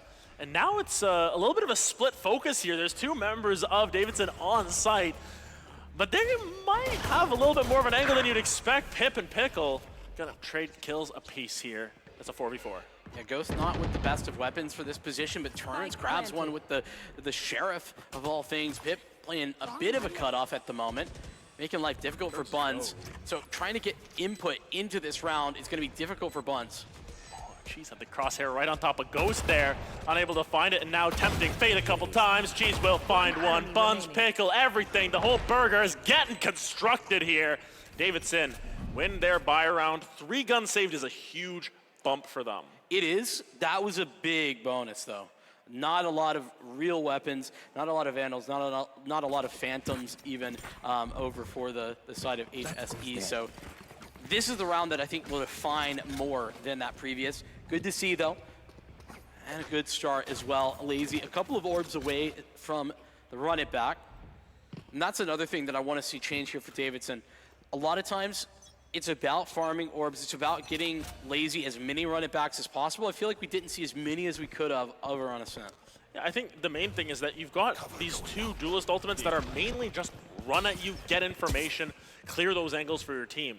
You've got 2 of them. You got to just cycle at least one of them as many times as possible. Interesting choice from Ghost on the clone there. Unfortunately, you flip a coin and landed up tails that time.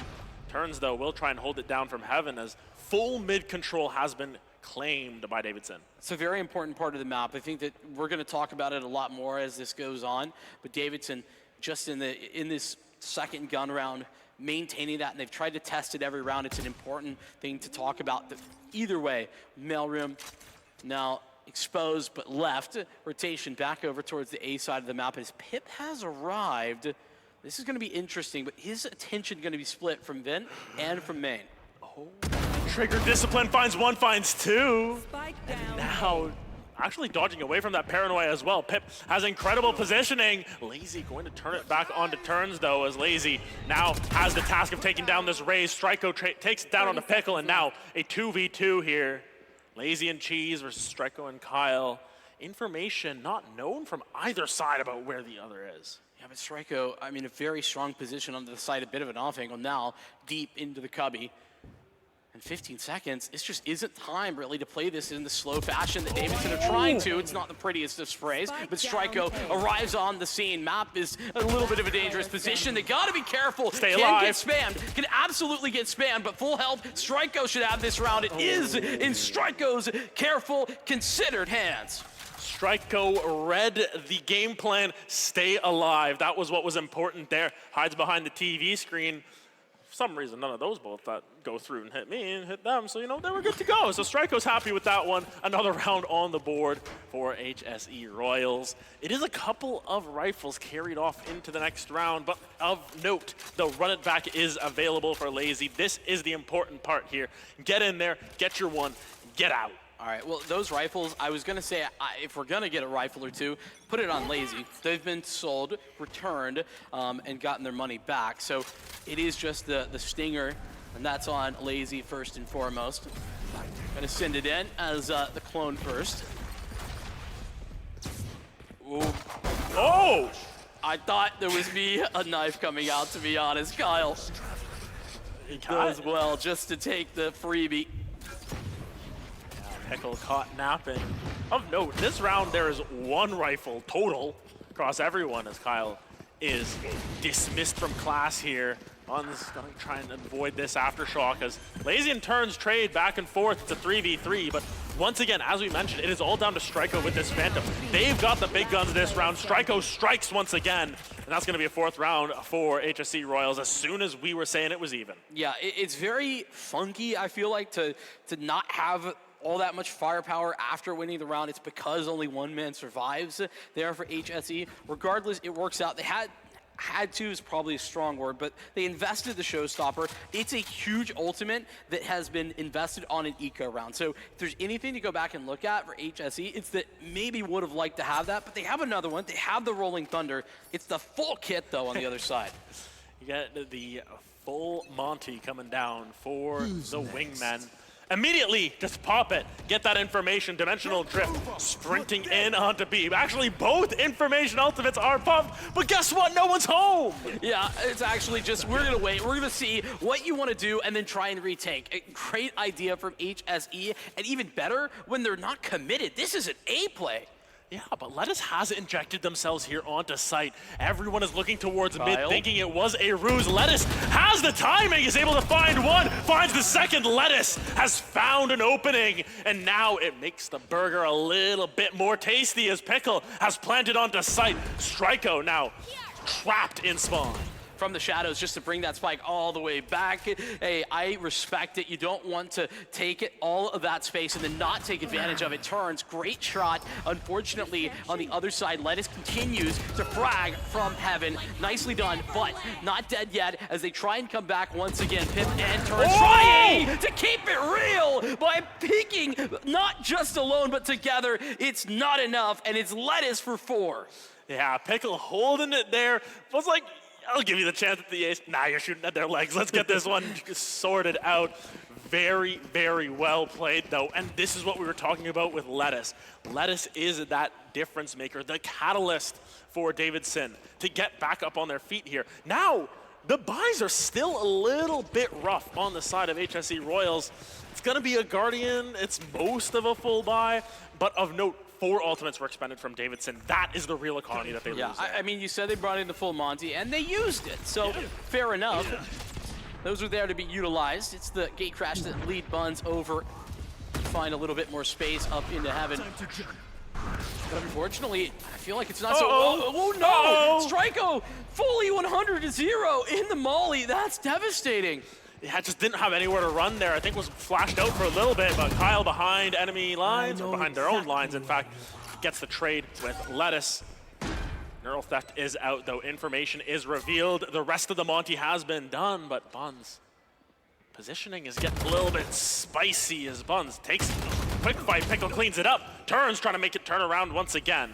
Big win, still has the Rolling Thunder, so if they can clear out heaven here just a little bit, then maybe a chance, but no, bested. It's all up to Pip. A 1v2 is giving away information, but that's in order to make it so much easier for Cheese to take the backstab.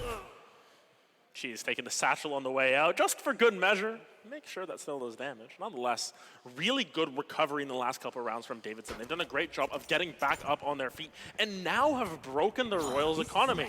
This comp, we talked about the criticisms of it from the side of Davidson, but it has one very good mode, and that mode is the go mode, and that is exactly what they're doing right now. Also, full steam ahead. Big value out of all their ults this time. I think, struggled to see Davidson have that level of impact with their ultimates, even when they had them all banked on Ascent. This is different. Split's a whole different look. A big situation that could be changed. Pip gonna get aggressive. Ooh, bested. It's Cheese for 2, and it leaves Davidson in the driver's seat. Smile for the camera. You just got clipped there by Cheese. Striko now trying to clear out a bunch of space. Will be able to pick up another weapon, though. But the site has been claimed by Davidson. Playing backwards now a little bit are the side of HSE Royals as they try and reclaim whatever they can, despite getting planted way out in the open here. Yeah, I think it's just a matter of do damage, see what you can get. Ghost getting a little bit of something on that. Able to take that first step forward. Neural Theft going to get further information over. Great work from Ghost. It's Kyle with a classic up close, and now Lazy has to do it all alone. A 1v3 that starts off in the right foot. It's not the flash that's effective. Stacking onto the tap. I think they got the have no. Has not. Ghost not all the way there, and now has to commit to the fight. The full reload there as well for Lazy, and yet another flash to play for. That's the half, and that's the round for Ghost. Man, Lazy, you felt it for a little bit there. There was that inkling of hope there. It was a spark. That spark. Oh, Snap of the curveball. Oh, curveball there. Unfortunately, curveball went the wrong way. I think that might have been part of it. But nonetheless, well played from HSE Royals to hold the line. That was on their eco round as well. So keep in mind, now all of a sudden, at the very least, Ghost is looking real rich. You know, there's small victories yes. in there. Regardless, Davidson, it's another situation where a round recovery here would be massive. It would put HSE right back into that really tough position economically. As you highlighted, Ghost in a good. What is this from Kyle? Goodness. This is incredibly ambitious. If he just steps back forward, he's not hurting anybody. Nobody's made a sound, but surely we're going to see tossed utility soon. Kyle waiting. How many is he going to get off of this? 2, certainly. Maybe a 3rd. Oh, wait. No way. The jig is up. Cheese is able to find it. That's the worst possible timing. Oh, no. HSE punished as Kyle is tragically defeated. Turns, though, going to keep this alive. It's still 4-on-4. Flood on the retake. They're not going to let them get the spike down just yet. Pip flying in, but Ghost goes down first as Striko puts the flashes into the mix. Got one more in the tank as well, and 1v2 is not going to work. How's it gone from right to wrong to right in such a short time? Oh, my goodness. It looked so good. You know their comms, they're screaming at it. What are you doing, man? Just shoot him. That didn't end up mattering. Nonetheless, Royals able to regain, albeit in one of the more stressful rounds we've had thus far. The ultimate economy once again has been cycled through. I don't hate the use of those ults by Davidson that last round, but sometimes it is just about the result that comes at the end of the day. And he didn't win the round, so he used 2 ults and he didn't win the round. Yeah, it can be a little tough to put it in that parlance, but that is the reality. Listen, life's tough. These high school kids don't know it yet. Life gets a little bit tough from time to time. Well, learning right now on the server, it seems, are Davidson, at the very least. HSE still leading, still looking good. It's now Davidson that are on the broken purchase. They don't have any of those big ticket ultimates that they just used. Yeah, granted. Just trying to mosey their way up mid here, trying to wrest that control that has worked for them in the past. Granted, unsure of Turn's position. Lazy seems to sniff something out, and Turns now has confirmation. Turn's gonna peek it, but no one's in an accessible spot yet. I mean, I think that just about getting a little bit of a visual, seeing what does it actually look like out at mid. That trip broken, Turns falling back, a good decision. All things considered, his mailroom is taken in its entirety. It's all about timing here as well. No way. Not again. Not again. Lettuce, good job clearing that one out. Kyle able to turn it back on Buns. But Kyle still looking the wrong way here. There's all members out here, and Cheese able to pick one up, and now here comes Davidson. They have wrested control of sight here, just trying to find that spike down, start that timer rolling. They do have a showstopper, though. Never mind. Pip gets tested and bested with Striko. Trying to provide some support. Still Turns, ready to roll. Guiding Light prepared, and that's going to be the entryway. Ooh. Great shot there as Turns gets theirs. It's all up to Lazy. Again, we've asked a clutch previously, a 1v3, now a 1v2, with Striko isolated. Now seeing great tap, and the follow-up available, but Turns so very slow to this process. That fault line is on target, and Lazy is not quite aware of where this is going, but they play Ring Around the Rosie. Great way to play the time. Does Turns have this? We've got to see. Spectre doesn't show it to us. We've got to guess. I think Turn has. Oh, there's a. I can see it. No. What happened? We simply don't know. Oh man, keeping us in suspense after all of that. The cruelest. Oh, okay. You got it. They got it. They got it. Man. Production keeping us on our toes with that one. Just an extra little bit of suspense there, nonetheless. The Royals have gotten themselves back in the driver's seat. They had a little bit of a hiccup there around 6 and 7, but with 2 rounds to go, their ult economy is also looking quite good considering you have that showstopper. You're 2 away from the neural theft. You're 3 away from the cabbages. Rolling Thunder really the only thing that's a little bit of a reach. No doubt. Big opportunity as we approach the end of this half as well. Fall line for Turns is about to go to provide some support to mid. Might be a swing coming actually from Ghost, but regardless, there it is. Ghost goes in, able to select one and escape. Yeah, Turns able to provide a little bit more support here, but the flash comes through. Very challenging. Cheese and Buns linking up for their two there. Turns trying to clear this out as well.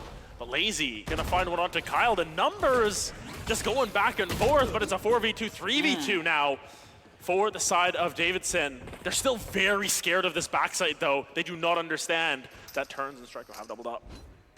I didn't see anything with the spike. That's in. Okay. From Lazy.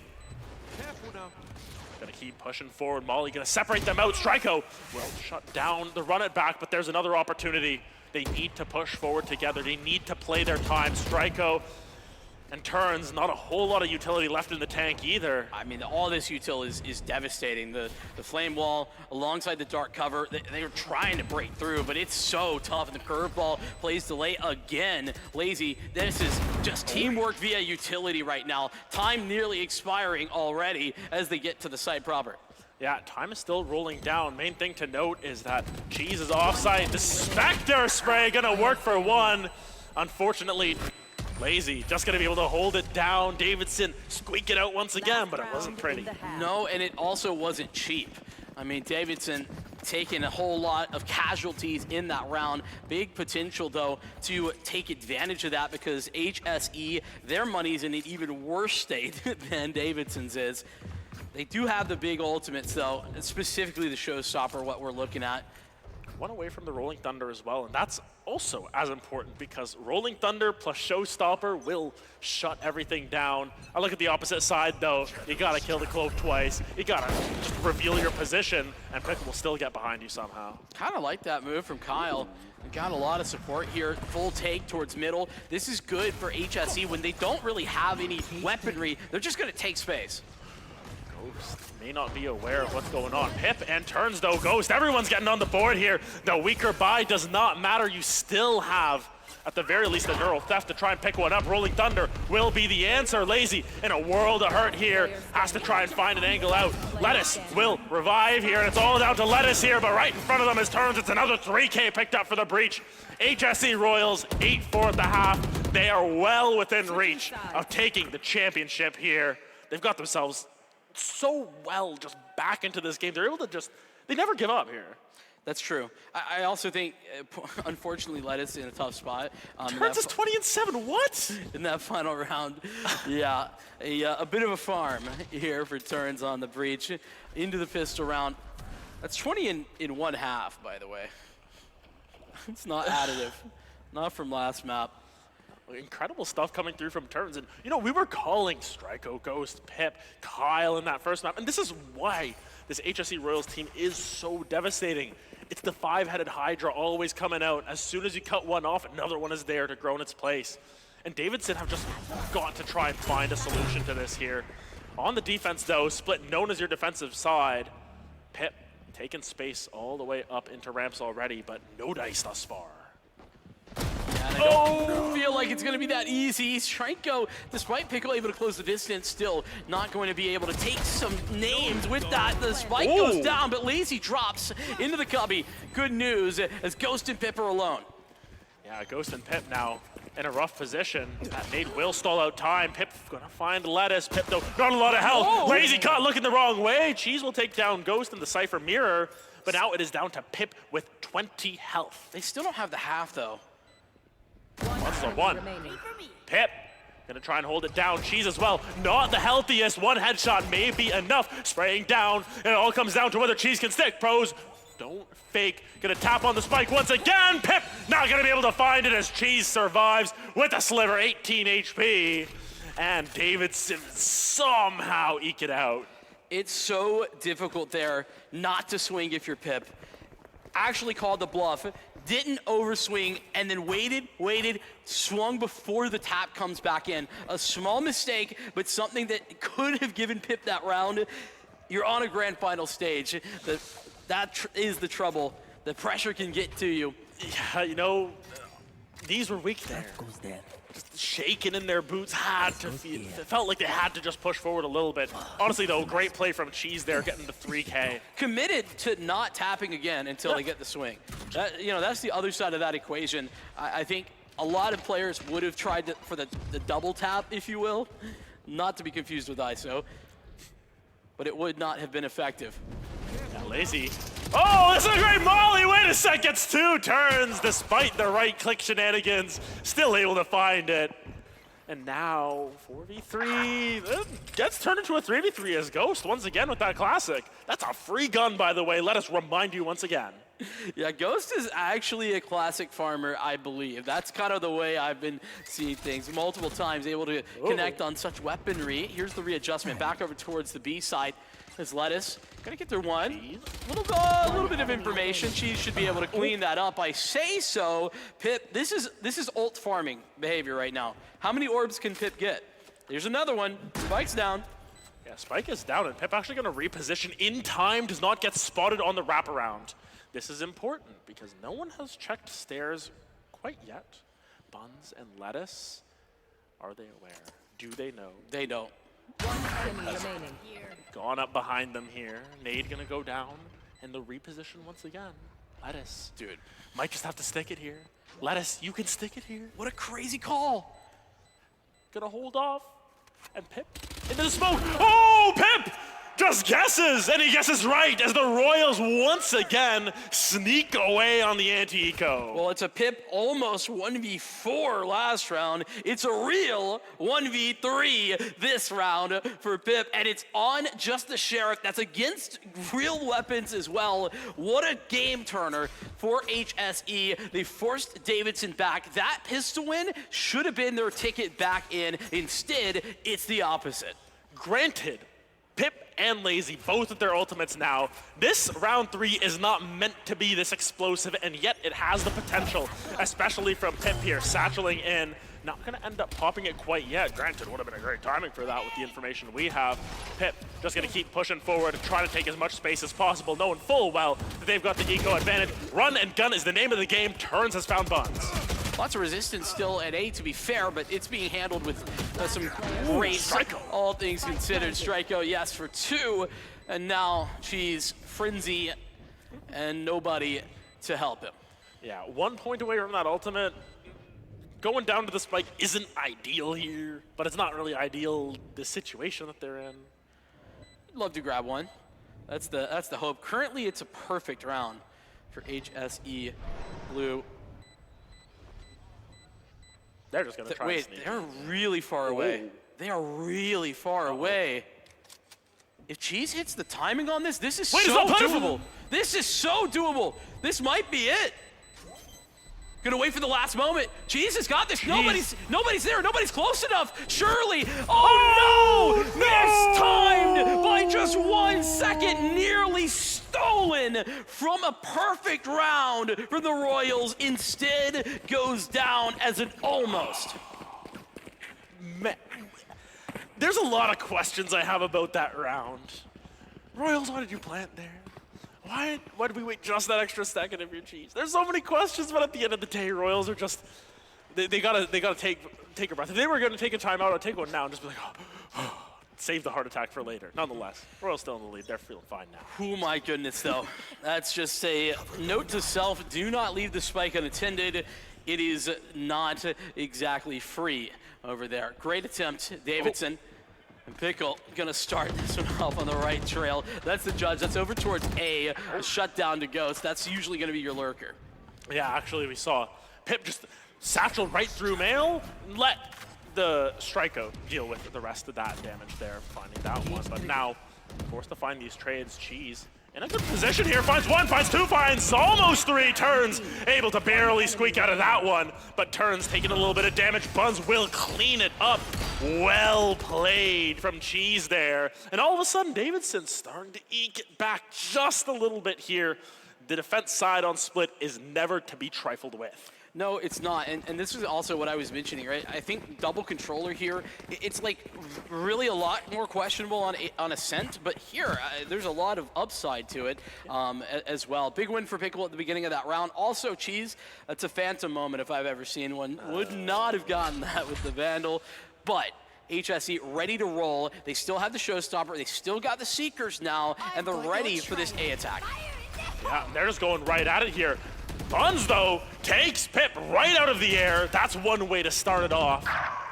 Forced back a little bit as Pickle goes down to Ghost, but Lazy still left unattended for the time being. This is going to be a quick retake, though. Everyone is prepared for this as Buns pops right out. Going to be able to find one onto Ghost, and this retake is happening lightning quick as Cheese finds one onto Kyle. There's literally nowhere for them to stand. Great flash, that's to give them the opportunity, but despite that flash, there's too many bodies on the screen. Davidson, they're so swift to get back in. That was lovely. Buns starting up the shutdown on the Showstopper. Yeah, that momentum starting to roll in Davidson's favor now. That was a buy round, I believe, on both sides. So now Royal's going to be looking at their wallet. Hey, I can't afford lunch anymore. What's going on? They're still going to piece it together, though. It's a little bit more than that, too, with regard to that Rolling Thunder. Big investment last round, Seekers and the Showstopper, but to still have these options available to you, it's important now for HSE to take advantage of it, as you're kind of talking about. Their money not great if they were to lose this upcoming round. Potential for Davidson to turn the tide. Yeah, Rolling Thunder, though, invested incredibly early, so Cheese will simply escape into their own cage. Actually coming right back out. Pip getting sprayed already. There is an Odin in play. Lettuce finds one, Buns another, and now Davidson are starting to hold the site. Striko, Kyle, gonna trade him back. Kyle finds another. The numbers just keep going down and down, but Ghost is now on their own. The spike is left on an island. The hard part is going to be recovering that. That being said, Ghost has a little bit to work with. Lots of health, full shield. And knowing at least where they were 20 seconds ago. Ghost? Oh, he spotted him. Saw a little bit. Buns actually spotted as well. Ghost has the information necessary, but do they have the timing on it? Knowing well, Lazy is on the opposite side of tower. Ghost not going to be able to find it. Lazy, well played, and the crowd starting to get into it too as Davidson keep bringing it back. They keep pulling the line. Yeah, I mean, one step at a time. That's got to be the mindset for Davidson. A great round. When we talked about the context, I said coming into that one, if they win that, they're Baroque. HSE right back into a tough spot. And I mean, gonna have Ghost on a hero, maybe the full invest. This is a Guardian too. Interesting decision making right now for the Royals. This is confident play, but it's at a hefty cost. That premium will be a full rifle, no longer available for them into the next. That's the challenge. You want to play confident. You have that loss bonus fully stacked up, and maybe you just need Pickle's heroics with the judge once again. 2 in the smoke. Buns finds another 5v2 situation. It's a third one there. Kyle will find one, but it's not enough. Pickle and Buns roll it out. Davidson is right there. What do you need other than a judge? It's simply all that is required. Pickles dominates, and it's a beautiful round. A 1-round game on Split. They put all of the eggs into this basket to Davidson. They need to win this. They picked this map despite losing it in the upper final, and now they're 1 round from equalizing. They take the time to breathe. I have to say, this has to be Royals' timeout here. Basically just stepping back. I would think so. It has to be at this point. I think regardless, a good opportunity on the one side for Davidson to actually take that extra breath. But beyond that, yes, a matter of, okay, what is going wrong? How are we getting bested? I don't think you're going to take anything away from that last round, really. But what I would take away is that there's been a lot of these fast execute heavy approaches, and that's great if it's working. I think they need to slow it down. Yeah, I think HSE are getting, they got that little sniff of confidence. They got that little winning mindset in them, which is good. It's good to have that confidence, but you can't forget your fundamentals. And pushing through a smoke, no util, that is forgetting your fundamentals. You have to remember that Davidson are They are the David in this situation. They want to overcome the Goliath, and however they must do so is they'll do it any way possible. We'll put it Judging this the way. smoke, they'll do it. Davidson not looking for another second place. They can't accept it. They've had enough.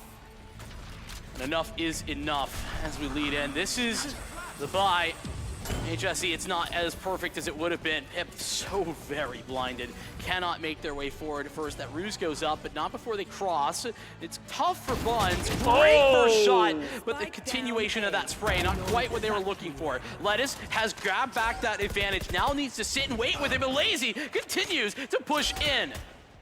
Ghost taking shots through the TV as well. Kyle in the smoke. You've got to find your angles for this. Gonna try and TP out. Is behind them. Not gonna be able to find it. Pickle and Cheese shot it down. We are tied at 10s. That is the ticket for Davidson. They are here on the stage and they're here to play. They're here to see a Lotus third map as well. One round and they're broke once again. Oh, I'm struggling with this, Adam. Separated on the money right now because of that force buy for 2 of 5 for the previous round. HSE now are kind of leaning into this a little bit. Okay, they've sold it. Good. Maybe they might have heard us. Maybe they know that we're going to criticize it here. They finally pull back here. They pull the brake back and they say, let's slow down. Let's seed this round's expectations to go into the next with the same ferocity. But it is the run it back coming through from Lazy, unable to find much. Buns as well, looking for something. Great little jump peek there. Buns finds Ghost, still going, gets out alive. That's a good pick to open up the round. That's great stuff for Buns, who really struggled, I feel like, on Ascent to have the initiation with this Yoru. That is the opposite happening right now. Great spot there for Cheese on the camera. This is HSE down in this round, and it's looking like we might just see Davidson take a lead. You mentioned this map last time around was 13-11 for the Royals. Davidson took that as a win. They took that as a mental win, knowing we can change a couple of rounds, we can play slightly better once or twice in this game, and we can get out of that. Pickle hopping their way out by the skin of their teeth here as Cheese finds one onto Pip. Cheese trying to find another one, finds Kyle. They just keep rolling here for Davidson. 5v2. Cheese is having a game right now, consistently putting up, posting everything needed. It's Pickle and Cheese on the B site as everyone has arrived, but Turns is really limited in what they can do. Are we for real right now? Okay. Pickle getting silly. This is a team in Davidson that is having fun. That is what I just saw, and I'm here for it. Honestly, they're allowed to have fun at this point because their wallets are thick at this point. They are full buying the rest of the game regardless of result. As for HSC, this is their last chance, really. You go into next round, you're going to be piecing together your Bulldogs, your Judges, your Aries, trying to make something happen here. This is a must-win round for HSE Royals. And on the opposite side, look at that, it's the Odin. Yeah, must win, but with nothing in the form of ultimates. It's gonna have to be one of these individuals, like Pip, who's once again taken space. That was terrifyingly close to a headshot onto Lazy. The boom bot instead will continue forward. Doesn't get any further information though. Again, very committed right now. HSE, they're going A and there's no changes. Ooh, the timing on that flash, that peek from Lazy. Turns is able to find the turnabout. Lettuce still trying to hold the line, finds one already. Through a smoke is lethal there as Kyle all the way up there, but in a little bit of a rough position. 4v4 now. Spike hasn't been planted as Cheese finds Striko, that's big. Oh, this was HSE for a moment. Lettuce has brought this back in a massive way. Turns, it's not dead yet though for Lettuce as Cheese will be bested. Kyle from the site coming through the smoke as Lettuce still not able to do this as Kyle now has to clutch. That is enough though from Kyle. Pickle has their number and it's 12. It's map point here on Split for Davidson. Look at that streak of rounds, 7 in a row for Davidson. They were backs up against the wall. They were the ones sweating, and now they've got themselves on map point. The buy coming through is not perfect. It is not bad. it is not good from the side of HSE Royals. Things to look for, though. 1 point away from that Rolling Thunder, 1 point away from the Showstopper. Play your alt orbs here if you're HSE Royals. And on the opposite side, just play your damn game. Got to do it. Got to put it all on the cards for this one. They really love to test this A site, but look at this. The spike's actually over at B for this one. HSE, a little bit of a swap up play for those orbs. You say, well, they do attempt to do so. They're very familiar with what hasn't worked. Let's try something that hasn't worked or failed at this point. Cheese, though, making sure Ghost isn't going to be working for the rest of this round. Pip, though, able to trade it back 4v4. Kyle sneaking around, might have found timing here onto Cheese. Cheese will get shut down, and now it is numbers advantage for the Royals 3v2. But if you're gonna put it on anyone's shoulders, Lazy and Lettuce are the two that have done it for you thus far, as has been seen there. Watch Pip, though, has a showstopper. As soon as they understand where this is coming back in from, will be able to toss that in. And Kyle's going away from the shadow as well. It's Pip who's gonna hold on to this. This is just a timing game. Just gotta wait. Davidson cannot push in while this rocket is still prepped and ready. Lazy gonna step maybe a little closer, but the waiting game has expired. It's time to go. Lazy has not taken damage from that. Drops down on the site. The flash goes out. Timing gonna be found by Pip. It all comes down to Lettuce. Lettuce spraying and praying, but it's not enough. Kyle able to flip it back around. HSE Royals Blue stay alive for one more round. You can knock them down, but they'll get right back up. The Royals will continue. They've shown it all season long. This is not the time where they will keel over. They continue forward. All of those ultimates into that round. Pip is there as well. Big step up from that individual to keep them alive. Final round of this one, it's 24. The ultimates available this round, only one that really matters to me, turns right there. Rolling Thunder can shift the flow of battle here, and it looks as if they're going back towards B. Kyle, use it or lose it here. Might as well just go for it. The Rolling Thunder, though, not successful. Hits no one, and Pickle has found one. Kyle, though, turns it back onto Lettuce. Interesting enough, Kyle, that's an ambitious move to get back up there onto Rafters. Regardless, it'll allow them to get space to get onto the site, plant in, but Buns immediately right back into the motion. It's gonna hit the clone, so Ghost is able to turn back around, and it's still for surviving for HSE. Looking at Lazy here, full health as well as Cheese. Cheese has been the difference maker every single time. Spots the barrel, able to find one. Strikeout, though, trades it back onto Lazy. 3v2, health not good on Buns. Buns is able to find it nonetheless. Cheese not gonna be able to find Strikeout either. 2v1 now, it all comes down to Buns. 17 HP and a dream. Are you on the right side of things? Ooh, how did none of those shots hit? But they know exactly where Buns is coming from. Will get shut down. Strikeout holds the line. We are going to overtime. It's Strikeout, just like in map number 1, now in map number 2, but up against a very difficult position. This Strikeout comes to the forefront. We talked about them consistently. Up to 18 frags. Overtime now required. It's the 2-round recovery at the very end. 23 and 24 that send us there. Forget the financial literacy class, everyone. You don't care about your economy. It's Vandals, Phantoms all the way down. Everyone's going to be in good shape. Got to keep an eye on who gets those ult points, though. Everyone's 3 off, as we know. Just got to make sure that someone gets a couple kills in a plant or an orb and the mix of 3. You got to keep an eye out on those, and major ones to keep an eye on. Breach, Raze, Phoenix, Yoru. I think those are the 3 that we're really looking at. Time to jump. As we open up in... back onto the attack side. Of note, both sides here, 33% win rate on the attacking side. This is just exactly what it means. Pip able to find the opener. It is so hard to press in onto these sites. Can be very difficult. I mean, I also think that, you know, Davidson feeling the pressure of that on their attack. Regardless, they poke and prod, they test with the spike.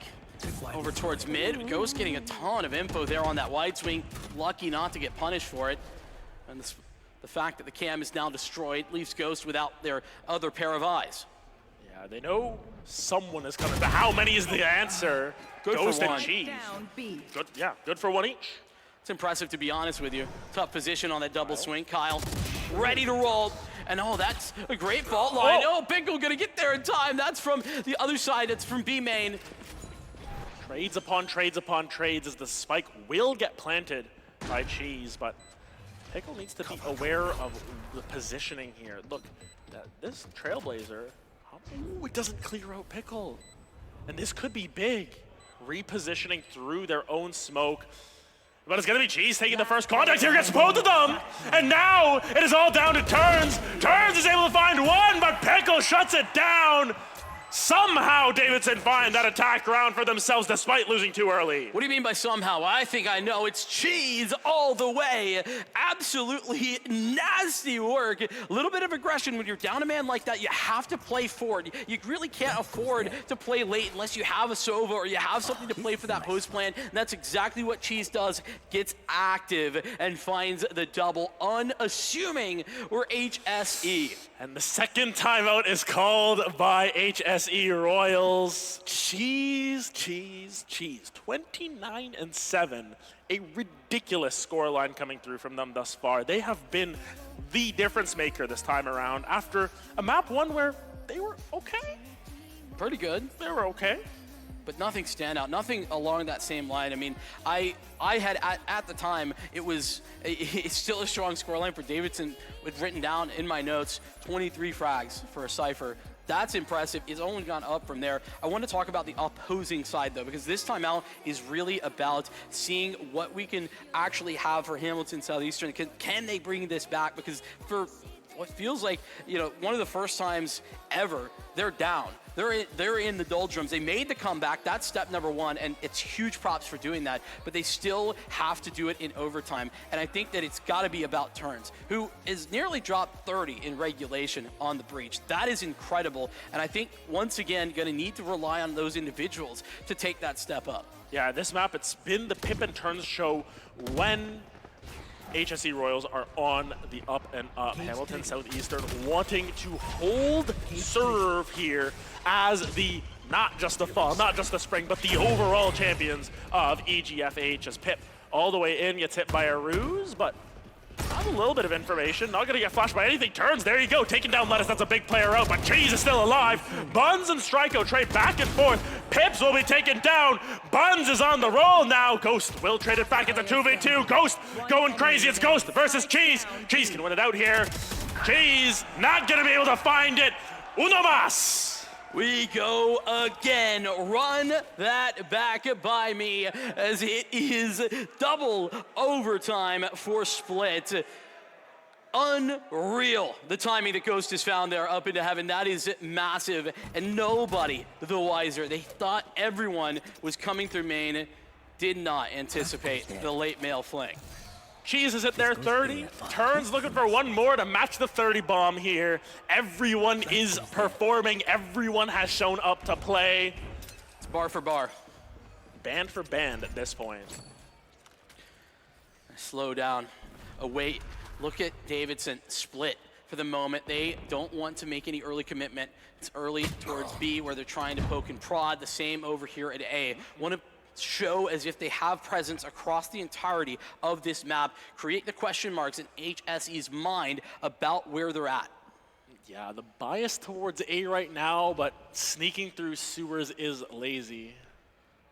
Notably, Cheese on a little bit of a solo mission out here, able to take out one of the wires.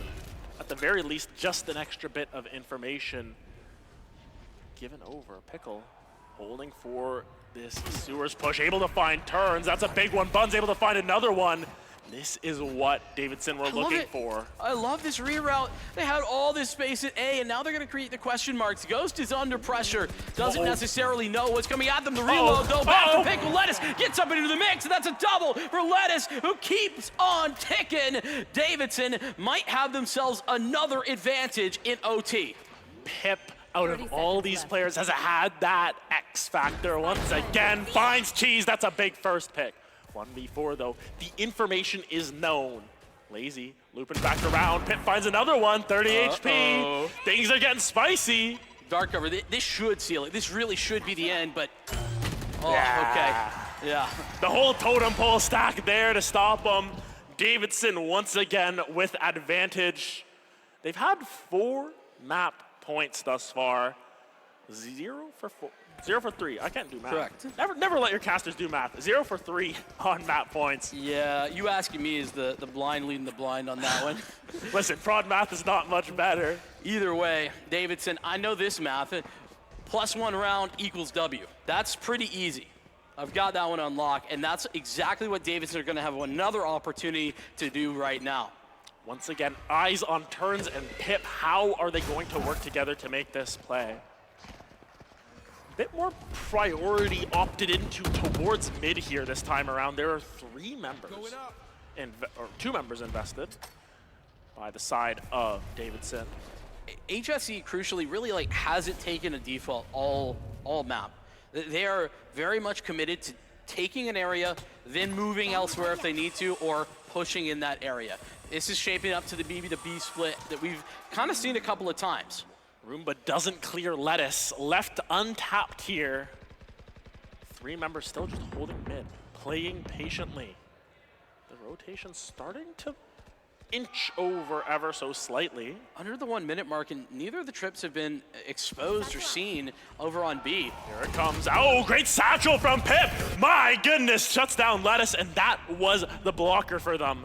Starting to take a little bit more space. Paranoia not gonna be followed up on by Pickle, but now you start to see the stack erupt. Cheese, though, gets a gift. Kyle on a platter. Ghost trades it back. Ghost finds 2. And now HSE Royals 4v1. They found it once again, that little spark of magic. Oh, here we go. Buns, attempt to be made. A 1v4 surely should be shut down here. Now full information gathered about their position. Peekaboo. A little bit, but this clone, not super relevant. Strikeout will put it to bed, and it is triple overtime. There is no reprieve, no solace here for Davidson. They still are working towards getting this map and pushing us to Lotus. Run it back once again. We go again here. HSE Royals backs up against the wall 4 times. They hold it 4 times. Davidson with a large amount of momentum going into it. All of a sudden, the attackers are feeling happy on split here. Who cares it's a defensive-sided map? We're flipping the script once again. That's right, gun rounds v gun rounds. It does seem like the attackers, oh my goodness, Lettuce stuck in, and that is the fault line, and the attempt there with the paint shells locked them down for a free opener. That was the combo we were looking for so long. We saw it a couple times on A, never came to fruition. We saw it on B. Worked that first round that they did it. Now through mid of all places, it finds Lettuce. I really like how careful too that HSE are being right now. They let space happen over at A, and they're careful about the re-clear. It doesn't matter. Their care is irrelevant when Pickle's hitting shots. And now you start to bias back towards B. Oh, Buns, no. Incredible late lurk, and now numbers once again in Davidson's favor. You thought it was going B. It's actually back to A. Ghost is the only one who can have a real impact on this round now from a defensive perspective. Turns is coming in. Look at where Lazy is, though. Lazy's all the way on B. It's all a ruse once again. Look at how far up they've made it here. Kyle will just be walking forward. None the wiser. Okay, now you're the wiser, but Cheese not gonna be the one that's wiser. Kyle finds 2! And HSE, they now have the numbers in their favor. Spike is left on site. It is on the island. And all of a sudden, it is Lazy that is now the one trying to eke out some space for themselves. Plant will be allowed to go down, though. Davidson need to find an answer, and it comes with the dimensional drift. That's so important. Bun's already with 2. Gonna pop that immediately. It's all about information gathering right now. Ghost is light years away. Keeps on moving and lets this dimensional drift just fade back into the shadows. But this flank is coming, and it's coming at a very odd time. They're worried about the site now, both stepping forward.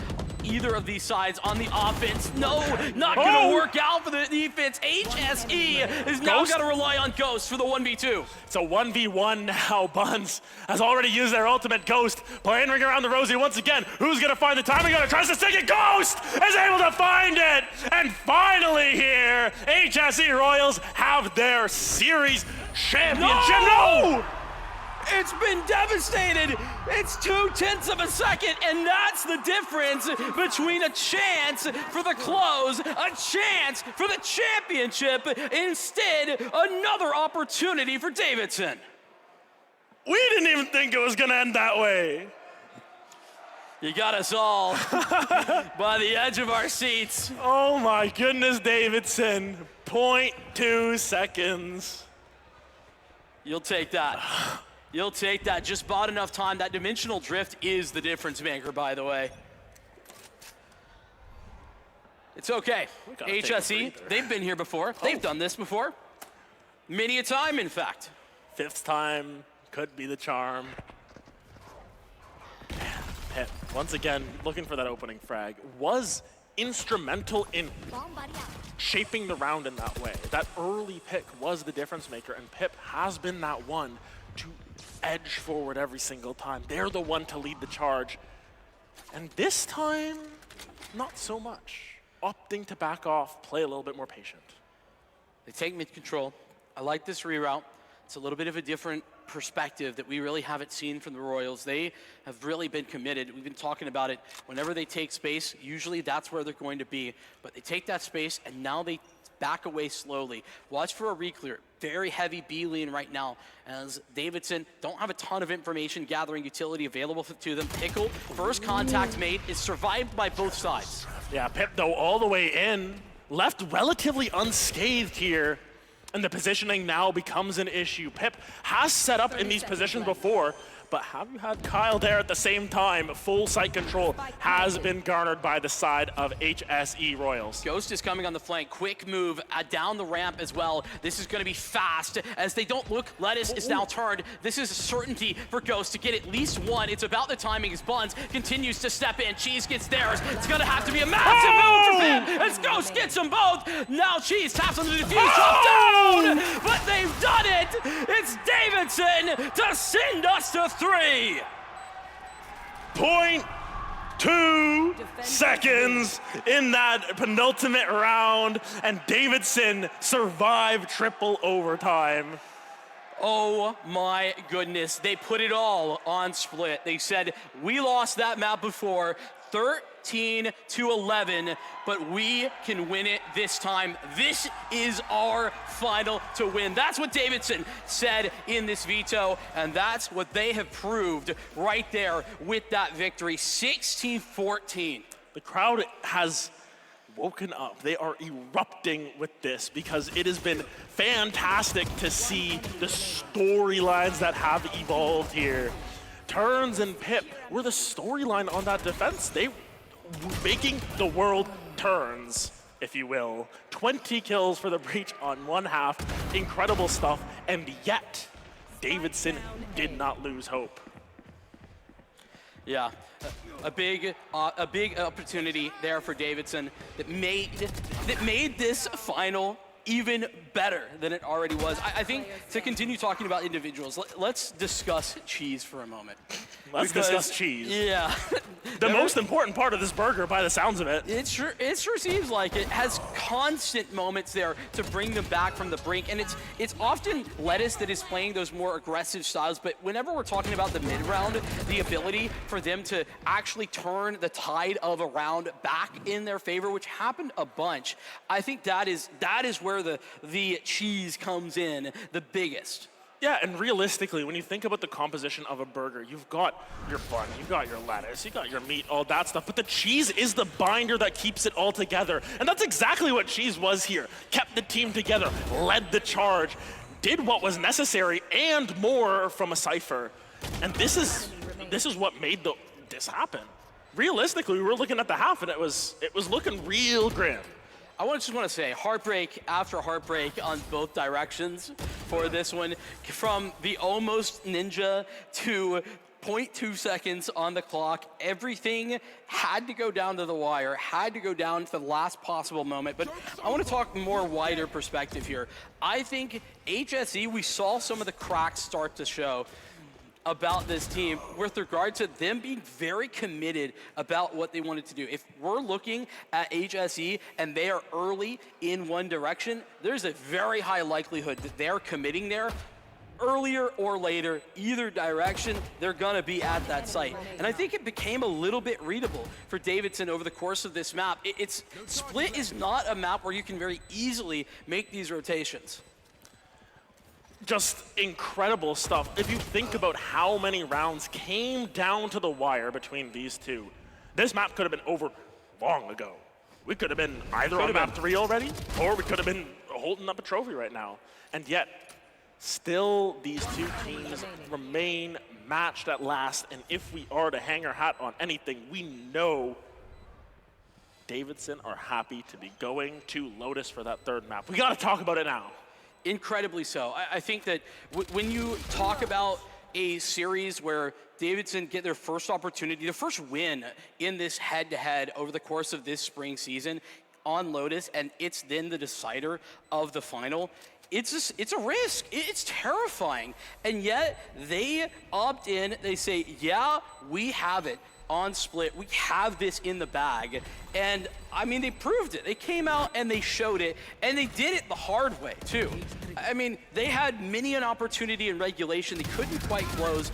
It took 3 overtimes, and they finally connect. I think the mental stability that they have is something that you have to just tip your hat to, as you were saying. Yeah, we allude to David versus Goliath or the story of Sisyphus, still yet to be determined. This one felt as if it was slightly Sisyphean for several times. 5 chances to close out the map, and yet just couldn't get it each and every time. This right there is the moment where I felt like there was a switch being flipped there for Davidson. Yes. They turned from the team that was down in map number 1, that got bested and beaten pretty bad over on Ascent, to a team that is up and playing with style, playing with pizzazz, that is making this look easy in some ways. And to be honest with you, I'm here for it. I'm looking forward to it. The fact that we got Lotus coming up next is brilliant. It is the perfect conclusion to this story between these two teams. This has not just been a short novella. It has not been a quick post on social media. It has been an epic tale, multiple acts into it, and yet there still is one left to remain. Lotus is next up on the agenda. We will see how it turns out between these two teams. We'll be right back right after a short break. You'll still have common days. Get caught in traffic during your commute. Overthink a text message. Get a song stuck in your head. This is not one of those days. A few weeks a year and you'll discover the most uncommon time of your life.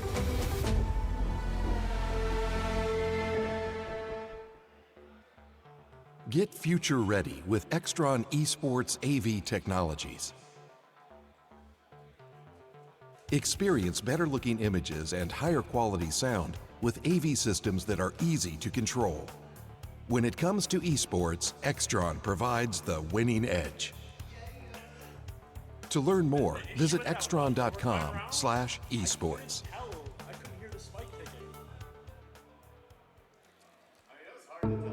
You'll still have common days. But this is not one of them. A few weeks a year and you'll discover the most uncommon time of your life.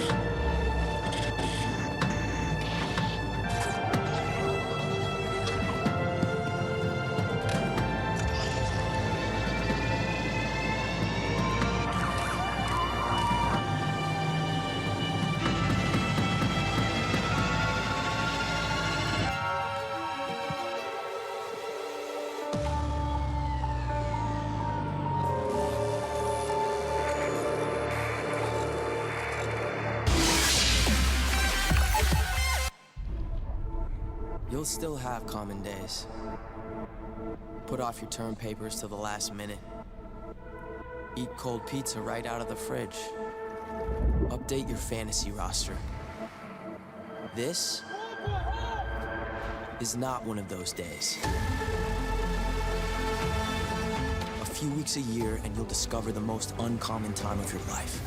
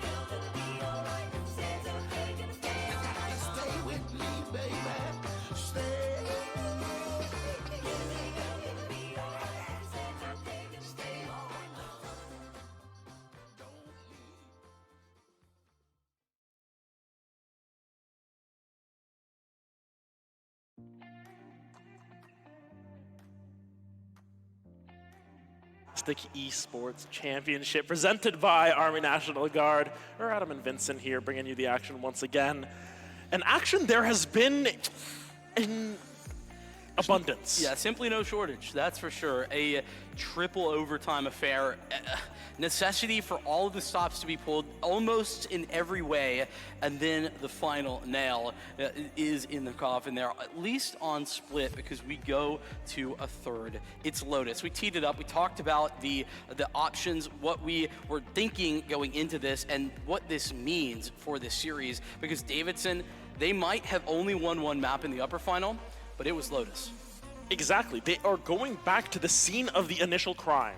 They have done it again on split after 3 overtimes and several very close calls. However, you return to the scene of the crime, you return to where it happened for the first time, and you look to relive that magic. What will come of it, yet to be determined here, though, but Lotus will be the decider. It will be for all the marbles. There's no such thing as a bracket reset here. So, one, and you're done. I'm going to be honest with you. We've been really discussing the composition here that has been a consistency for Davidson, right? They have a clear game plan, and I think that's super respectable. There is one thing that is certain in a game like this, and that is that if you have a game plan, typically you should stick to it. Now, I think what's crazy is that Lotus is probably the map in which I would consider this composition the most interesting, probably the best that it could be on Lotus. You're constantly attempting to brawl. You're constantly trying to fight for control of different areas of the map. And that's what this thing is built for.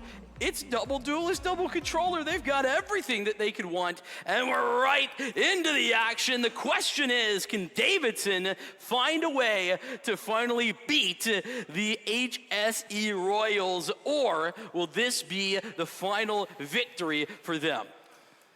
And yet it changes at last. Wow. Davidson alter the comp. Of course, they're starting on the defense this time around. But instead of going with the tried and true that they have gone for the last 2 maps, they are now the ones to switch it up. And you look at the opposite side, roles have altered somewhat yet again. Pip still on that duelist, but Stryko back on the Senti. Turns and Kyle will be your initiators with Ghost, going Ghost on the Omen, which they look so good on it. So now we get the best of both worlds, I want to say. And this is where it all comes down to final map, map 3 here of EGFH's Valorant Championship here, Vincent. And you know what's funny? I think obvious reason that they're sticking with the Clove. Lettuce has been incredible on that agent. I think they've adjusted into a very meta comp. Yeah. That's the funniest thing about it. Davidson, it leans into their strengths. We know that as we've been able to see Lazy, making a little bit of a swap up, but it's not of significant note. So let's get it going. A little bit of rubble fight I'm seeing about to get going here for HSE. Off we go on to Lotus, already taking their position here. Of course, first time that we're going to see HSE on the attack to start it off, and right away, Ghost has found there too.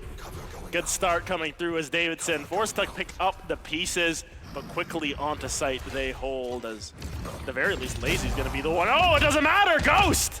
3 in the opener. Nicely done.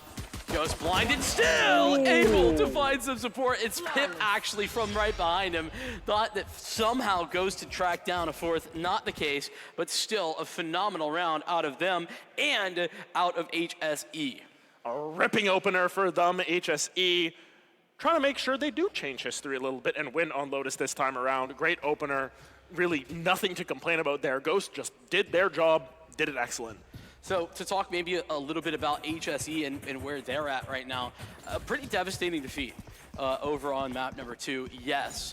But, I mean, this is the team that's been in every final, that's won every final as well over the course of this academic year, both spring and fall. So they are comfortable in Grands. 3rd maps, though, I think that's maybe a new look. I don't know that they've had that opportunity. For sure. I mean, Davidson, we know, is very familiar with 3 maps. In fact, every single series was 3 maps for them. HSE, though, they only had to take their Talon Sleep map 3 against this very Davidson squad. Of course, they did come out on top, but again, we haven't explored this reality for Hamilton Southeast. Nonetheless, pushing forward, they will onto the A site once again, and this time around, just no real contest, just seeded over, sorry, to the side. Never mind, Buns is going to try and peek and take an owl. Let's see what Pickle has to cook up here inside of the smoke. Always a lot of fun, Shorty. They're going to end up stepping back. That's great paranoia. That's going to be effective. Unfortunately, it doesn't turn them into anything. No victories off the back of it. It should be done and dusted from there. Clean anti-eco there for HSE. The Royals have themselves a 2-0 lead. Back-to-back flawlesses to start it off. HSE Royals, surely during that break, just taking that stretch out, saying, hey, we're good. We know we're good. Let's show it to the world here. And that they have thus far. This is a pretty strong bonus as well coming through from HSE Royals. A couple Guardians, a couple Bulldogs can do some damage, especially against the likes of those light shields all down the board, except for Lettuce here. So, gotta keep an eye on things. In fact, Pickle, stuck with the Spectre, upgrades to the Phantom last second.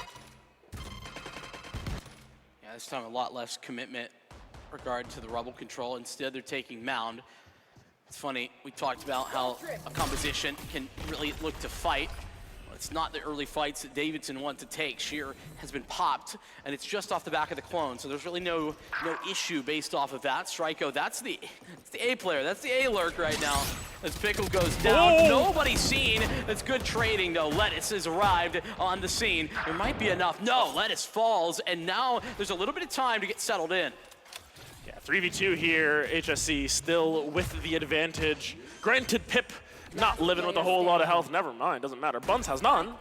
Stryko holding it down. It is down to Lazy here on the Rays. First time we've seen them off of the Phoenix. Trying to make some impact. Could be the swap up that they need. Boombot gonna be sent in to clear more towards Waterfall side. The problem is that there's 2 to be bested, and another issue is that when you think you're gonna have this, Pip's about ready for a flash to go in the right direction.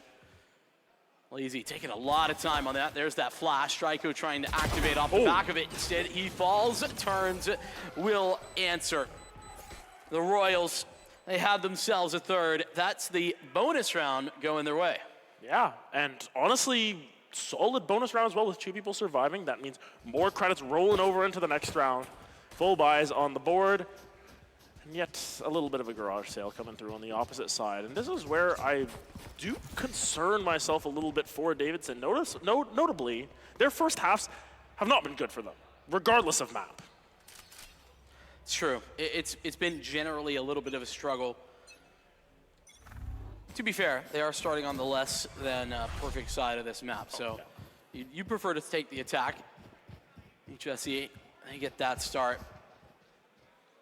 Only Pickle here has the Bucky. Salvo being prepared, but not going to be placed in just yet. Quick arrival for Buns, but again, with the limitations in the weaponry, 3 players here seems good. Is it going to be enough? Yeah, unfortunately, that guided salvo takes out Pickle. Turns, finding advantages wherever they can with whatever they need to. Pip going to find another one there. Finds a second there. Kyle cleans the last 2 up, and nice, quick, and easy. This is the 3rd out of 4 rounds that they flawlessed. That's a good point. Yeah, I mean, really dominant, to say the least. And I'm going to be honest with you as well. HSE, I'm kind of feeling like they took the crowd personal. Oh, we're very much behind Davidson, and I assume still are, but we haven't heard a whole lot from them, at least not just yet. They sucked the air out of the room here. Davidson needs your support now for the crowd. Down 4-0, still lots of game left to be played though.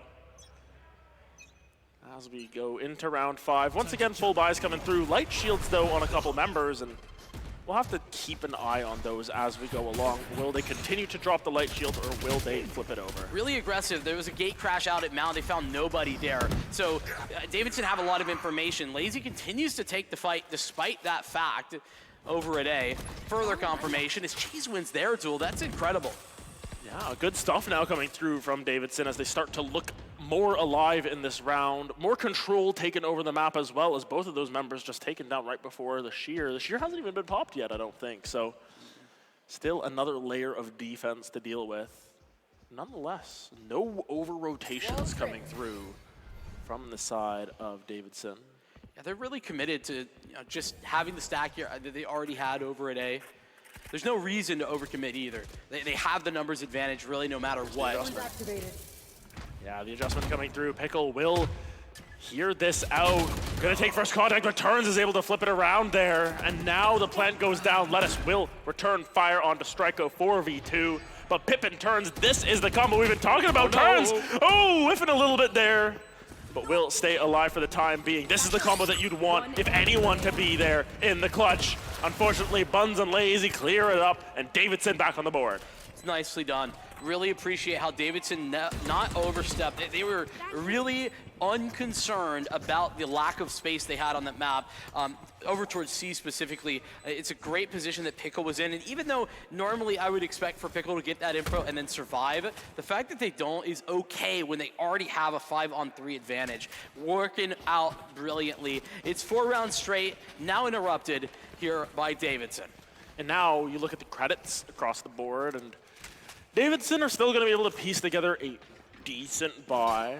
But HSE Royals, they've got a thick wallet at this point. Once again, they've got another buy to back up onto next round should this one go south. Lazy, though, with that showstopper. That is always the difference maker in these scenarios. We'll see what they can do with it, as now it's a bit of an adjustment over to C. And notably, Buns, sneaky little angle here that sometimes you clear, sometimes you just forget about. How's the gate crash to get out to? But haven't really seen HSE test Mount. I mean, like one time, is it actually been touched really in the early stages of a round? It's getting towards the later stages, to be fair. And that gate crash comes forward. off the clear. The paranoia invested in order to that. That's a bit of a good trade, I think, utility-wise. Yeah, Bun's taking a bit of health damage, though. Stryko able to find the lurker into Lettuce, and now Neural Theft. They've scouted out where the members of Davidson are, and here comes the Armageddon. Hands were out, but not going to throw it. Ghost finds a pick on to Pickle. Ooh, Ghost. It's a little scary. That little wall on the seaside, it's not very thick. You can shoot through it, so Spike Plant is a little bit more safe. Both remaining members here of Davidson gonna try and make their way through Waterfall, or not. Yeah, seems as if they are thinking otherwise of it. Notably, Buns with very little health, not really gonna be the one to pick that one up. With the Guided Salvo and the Armageddon in the back pocket, seems as if the angle is to save here. Understandable, I guess. The issue is, we talked about it, it happened a couple times actually over on Split, but you win one round and then you lose the follow-up. It's pretty devastating for your economy. You can't afford to do that. Yeah, like looking at it, Lettuce will be able to purchase a rifle. Cheese will be able to purchase something. Pickle, you maybe get extra pickles, and that's about it. You don't even get the burger at that point. It's just a whole bunch of pickles in your bag. You simply have to stop. You have to stop. I'm hungry. I'm not gonna lie. I am hungry at this point. I'm hungry for Valorant. I'm hungry for better, more action here too. They're just gonna force it up.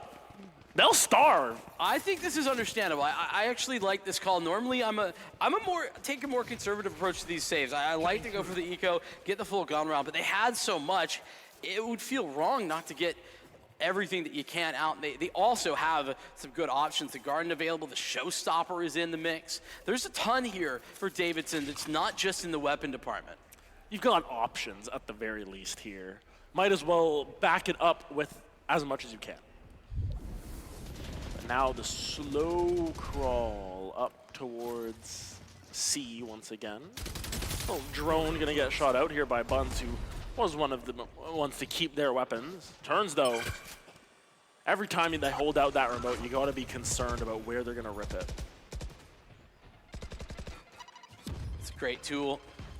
Can lock you in or lock you out, either direction. For the defense, that is. Next? Davidson, I mean, they've got everybody here. This is a little bit crazy how deep Buns is. Kyle is also quite deep in there, but everyone's just gonna back out. Lots of different Yorus getting thrown all over the place. Yeah, I said Buns, and I definitely meant Pip. No, it doesn't matter though, because Pip turns, both of them go down as they over-aggress, and now 5v2. Kyle, unfortunately, looking the wrong way for now. Lazy just going up for it. Ghost will find two, but Lettuce and Cheese close it out. Felt like that round was actually building to something much more massive, but ends up getting snuffed out early. Not sure. Pip had all of that information, really knew everything about Davidson's defense, and it didn't appear to really help HSE at all. And so they don't pull the trigger on the Armageddon. They hold off on that, but unfortunately still lose the round. Money's still very strong, though. This is still the difficulty. The 5-round stretch, or 4-round stretch, and then the previous round victory, that has allowed them to build up a huge bank account. I think the one thing to be slightly concerned about from that last round was Pip Stryko using ultimates. Kyle is one away from theirs, and we all know about the Rolling Thunder Armageddon combination, just the most devastating combination in the entire game at any level. Cheese, though, has already taken a boatload of damage, and now forced to play back into their setup just a little bit. Oh, wait, where did Pickle TP to? Was Pickle it on top of the door. Yeah, top of the rotating door. That's crazy. Garden going to be committed there for Cheese, making this even easier, you would think, for Davidson to re-aggress. Get back in there. The flash effective. Lazy on the other side of Tree. Good for theirs as HSE stalled and broken. Yep, stuck in A as well. The flash coming through from the Arc Rose. Just confirming that members are still around. Backing off, though, for now, as it is simply down to Breach Tejo. We've seen them win crazier situations before. Using this combination. Oh, never mind. The combo's gone. Lettuce, good pick. 30 seconds left. That's good work. I think that Cheese coming in, they even had a bit of an advantage, but putting down the Steel Garden just to confirm the round. It's important. I say confirm. Spike's still in hand here for turns, but the time is of essence. 15 seconds. I really would not love to see any further commitment here from turns, and I think that is the case. Just going to sit and wait. Yep, turns will hold on, knowing full well that Kyle does not have enough to purchase into the next round. Having a couple of extra credits, not the worst case scenario, as Davidson now 3 on the board, getting a little bit more momentum for themselves here. 3 out of the last 4, getting back in the driver's seat. And this is what we were talking about. Every single time it feels as if HSE Royals are off to that hot start. They're able to get the first 2, 3, 4, 5 rounds in a row, and then Davidson are able to come alive a little bit. This is exactly on pace for what we've seen in the past before HSE are going to wrest back control and usually end up with a lead at the half. Davidson need to try and switch that up because they can't be banking on triple, quadruple overtime and saving them this time around. Can't be banking on a very strong second half the whole time. Very clear game plan. Off the rip for this one. Buns is going to be bested. Goes from the shadows, able to get in the backline. Pickle! Unstoppable! And no way in for HSE. The Royals devastated. That was a round where they had it all. Ultimate-wise, that combo that we talked about, so potent, and yet unable to even affect anything. And now Pip left to pick up the pieces. Granted, not a completely unwinnable position. Drone will spot him out. Now the information is known. Lettuce trying to sequester them in. Pip's gonna have to make something crazy happen here. Full blinded though. Right into the waiting arms of Lettuce. The Lettuce wrap, as we would call it, gives Davidson their 4th. One round at a time. That's what it's about. The fact that Davidson has once again weathered the storm of a poor start, now 1 away from an equalizer, far earlier into the half as well than we had seen previously. It's back into this one. That combo not available that we talked about for a couple of rounds now for HSE, but what is still available is the Rolling Thunder. Got to get something off of that. We've talked about how Kyle can get activated. They're gonna go towards B. Very early, they want to look to fight that. It's 2 players here defensively for WPT. They just want to hold and wait. Shearwall does a great job of slowing it down. Yeah, and meanwhile, Striko is just looking for different options. Turns, though, fully stopped up. Striko is able to find Pickle there on the side. Flashing out is Pip, right into the waiting arms of Cheese, but not able to find anything as they're blinded. Buns goes down as well. This B split has been devastating here. Striko finds another one. This is where, once again, HSE start to get into their groove. Last player standing. Yeah, Striko gonna shut down the second to last individual. Lettuce, I mean, has the not dead yet, but there's really no real way in which to utilize that. I do see some low HP bars. I guess there's that. To want to maybe step forward, Lettuce has grabbed the first. Has the attempt as well. Ruse goes up. That's going to provide coverage. Just dark cover complicates matters, and it will end up ending the entire affair. Seems to be a similar story each and every time. The more things change, the more they stay the same. Davidson bring it within 1, and Royals are at the very least guaranteed the even half. How it transpires for the last 2 rounds, yet to be determined. Once it was 5-7 at the half, led to HSC's win on Ascent. Second time, 8-4 at the half, and the big comeback from Davidson came to be true. So once again, all about the dichotomy of the 2 different games that we saw and how they transpired. Which version are we going to get this time of HSC Royals and Davidson? As now, they're just running towards C. No one's home. Absolutely nobody on the site. They'll be freely able to take this back. To be fair, Lettuce could step forward, take this fight through Waterfall, and then not dead yet to get back into there. Could be an interesting option. He's going to step forward. Yeah, and there it is. Exactly what we had anticipated. Lettuce now alive, but has to get in the mix. Goes down again. Ghost is all there for 3. Lazy and Buttons to the attempted clutch. Yeah, and Lazy taking a rough trade there too. Yeah, the rough trade was that they fell. Now it's all down to Buns here. Dimensional Drift be damned. They cannot do much else here in this round. They are taken down by turns. and the momentum has shifted back once again. HSC Royals will continue their press.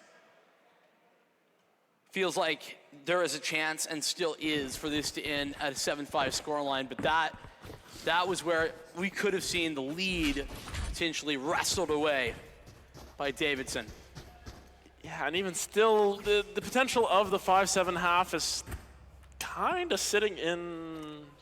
We got the showstopper. You've got the showstopper as an option, but the weaponry, the arsenal, not so successful. Oh, Lazy currently the only one to be tested. A little bit of aggressive rubble control taken here by Davidson as well. That's not being met, though, in the same way. There's the showstopper. Easy enough. Ghost will fall. Yeah, just one with that showstopper, and hey, now you got a little bit more of a chance in this round. Once again, weaponry not the best of it, but you just find a quick little pick there. Nice set play as Pip tries to recover the weapon. Oh. See you later, gate crash back to spawn. That's crazy. Nice little bait and switch there for Davidson. Pip gets a big advantage off the back of that upgrade to the better rifle. 5-on-3. Should be Davidson. But it all is dependent on this B play. 2 in that direction, and there is a split incoming for Mei Ling. Cover going out. Yeah, Lettuce has the rifle from previous rounds, or with, bought it with their own money. They're the ones who are holding down B site, knowing full well that this is likely to be the hit at the end of it. Pip 30 seconds gonna left. try and find their angle. Guided salvo gonna clear a little bit of space here. Decoy. They still haven't gotten onto site. Finally, they're planting for themselves, but turns not healthy enough for this. Lettuce finds one, Pickle finds another. It's all down to Kyle in the 1v2. Smoke going down from Pickle as they push through. Doesn't even need it. Buns through the smoke. It's 5-7 at the half. Davidson will come alive in the second half of the first half, second quarter. And now off we go onto the swad switch. It's good work for Davidson. The recovery there is what's important. I think we saw that happen. We knew what they could do by their recovery back on split, but to do it in the first half, to not require a entire side switch in order to do that, that's incredible. And now you move over to a offensive half where Lettuce has been insanely consistent over there. Lazy having a far better game, much more impact than we had seen previously, and now it's the duelist that you put on display. I think a major factor behind this as well has been Lazy. Being a raise on defense is okay. You get to throw your nade at the same place every time. You try and make things happen. But on attack here, you've got so many different options. Go from mound into seaside, go from main into rubble. You got lots of different ways to get in there. And it's about switching it up. We don't get to see the same thing on the opposite side on the attack. This raise brings an X factor once again that we have to be cognizant of. Right now, the X factor is walking with the spike away from the team over at C. HSC really ready to react off of a rubble take. The stealth drone's gonna go investigate, and in the meantime, it's a little bit of a tough fight there. Pickle will end up on the better side of it with Lettuce's support. Quick rotation should be there, but it's cut off. Buns with a nice frag and able to then TP out. From there, they're stalled at the entryway to B, but they still have the man advantage available to Davidson. Yeah, Kyle taking a lot of damage, but Pip there to back it up. Cheese finds one. Cheese low health, gonna try and reposition themselves. This is down to Striker, who finds two with the classic. It's a third one. That gun is free, by the way, and HSC Royals get a pistol round clutch. Yeah, Stryko stepping up in a massive way. Absolutely incredible. And it's, again, Stryko, who I feel like every single time, it's one of those late round moments, every map that Stryko finds a time to activate, and it's just at the very outset of the half, that pistol round usually good enough to win you two. Exactly, and it seems to be the case once again. No heavy force coming through from the side of Davidson. A couple ghosts and light shield at the very least to keep things interesting. It seems as if the angle will be towards C, knowing full well that this is the lower defensive side. See what Stryko can do here. Great flash. Oh, everybody's blinded, but Cheese is going to receive vision first. That's one down. Already leading back in, though, is Kyle. Ghost on the flank, and with that, it should be easier if Cheese isn't there. Cheese with 3 on the round, and Turns is in a different area code. Gotta try and get back into the mix, but yeah, no doubt. Salvo, feel like that's a little early. Yeah, the only concern here is between the two of them, they're one shot with the Guardian. Even to the leg, even through a wall, it's very challenging at the least. Turns, gonna have to make something happen, finds an arm there. And it's down to Turns versus Cheese. Oh, Turns! Does as their namesake says, and they clutch it out once again here. Strikeco then Turns to keep the Royals at a 4-round advantage. Round 1, a 1v3 clutch. Round 2, a 1v2 clutch. That's the way the second half has started for the Royals. It's all down to the wire, but if they keep coming up victorious, it really doesn't matter how they got there. The numbers at the top of the screen, that's the only thing that you really care about. Bad news is, they feel as if they've lost so much in those moments that this bonus round is really just a pistol round. It's not a bonus. This is a save round at this. It's your one Guardian that you're able to carry over, plus a whole bunch of aim labs training at that point. You just gotta hope you hit your shots. Nonetheless, the Royals gonna try and do as they might to continue to push the advantage, but as is dictated before, they are not bad on the bonuses. They won their bonus in the first half. It's true. It was from that on that Davidson started to bounce back, started to bite in the other direction. Unopposed are Davidson's approach there into C, pardon me. I'll try for this retake, but HSC, as we've just highlighted, it's just not the weapons they would hope for. Yeah, Pickle, though, finds one onto Ghost, so at the very least, starting to convert on this are Davidson, but the retake has come very quickly. Lettuce Lazy, though, gonna find their ones. Everyone's getting on the board. It's Buns with 2, and it's a flawless hold on the buy round for the side of Davidson. Well played from Dom, and this is gonna mean we get, I think for the first time, a full buy round on both sides here, right on round 4, as opposed to later on. Yeah, pretty much equalized in that one. Davidson doing a great job of making sure there's not any significant limitations placed on them by having nearly a flawless victory in that one. Looking at Davidson's initial look, it's mound-centric. They want to fight for C, and there's only 2 players here. Yoru, one of those. To be very effective, and Strikeco swings off of that contact.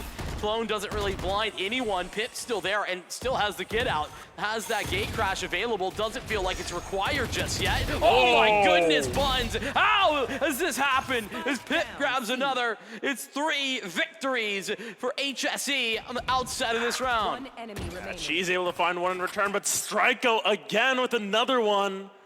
Down to Cheese. Able to find one.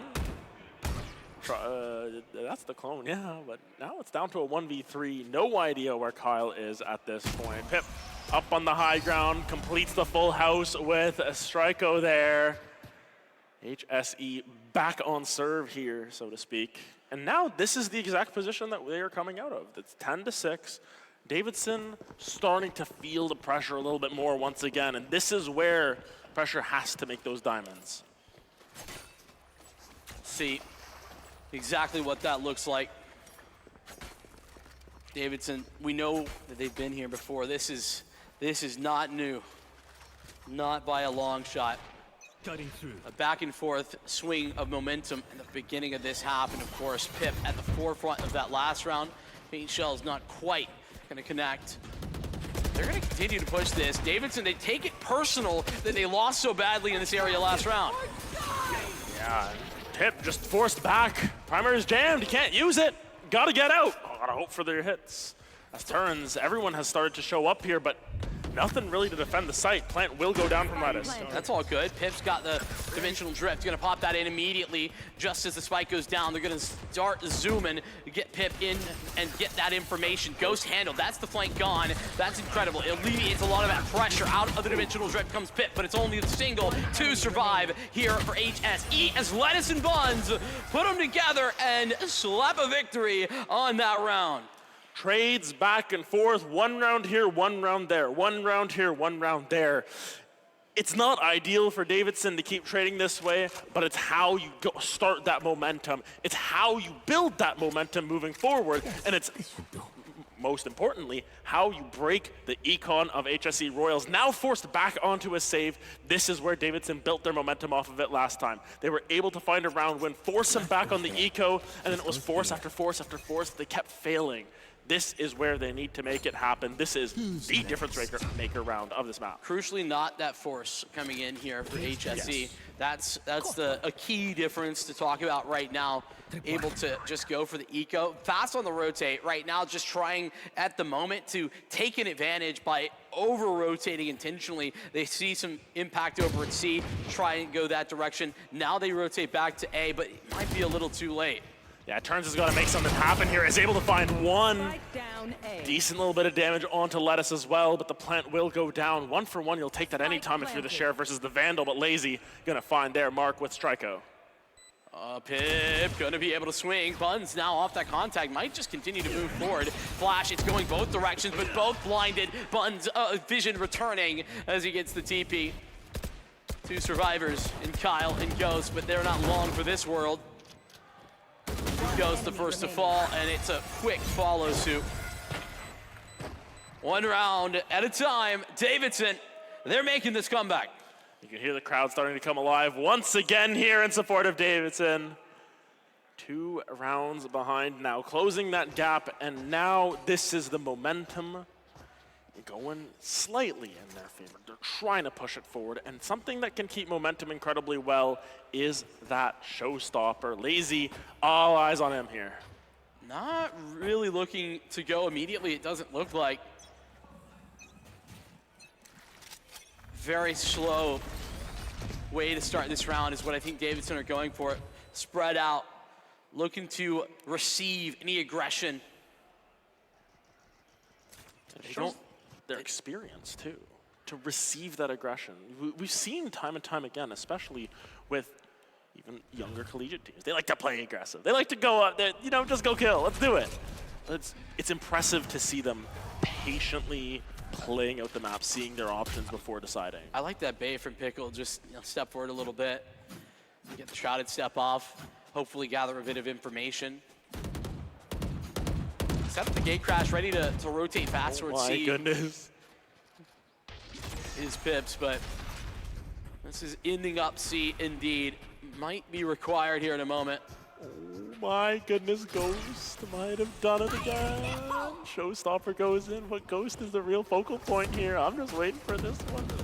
Gonna be able to find their timing. No, Lettuce has turned it once again. Lettuce and Pickle find Ghost and Stryko, and now the site is theirs. So much for trigger discipline. The Armageddon gonna come down to try and reclaim site quickly. Pickle, not, you're gonna find one at the very least, but Pip turns it back around. Numbers advantage still in Davidson's favor. It's a 2v3. Kyle is 2 points away. Oh my gosh, they're right into the timing! Cheese exposed. They see the slowdown. They wonder what's happening. Pip will grab another. Pip looking to find this. Only 4 bullets left there in the magazine, but 4 is just enough. Not dead yet, but where do you go? Where do you find a way back out? There's no place to hide. It's all the way back here for the Royals. The Royals find a way back in. Numbers down does not matter. And now Pip and Kyle working so well together, peeking off of each other. Great util use there to get their way back onto site. A little bit of an assist there from Turns to at least give a little bit more chaos with that Armageddon coming through. And now you look at the ultimates, Dimensional Drift you're 1 away from, Rolling Thunder you're 1 away from. All of a sudden, it's shifted.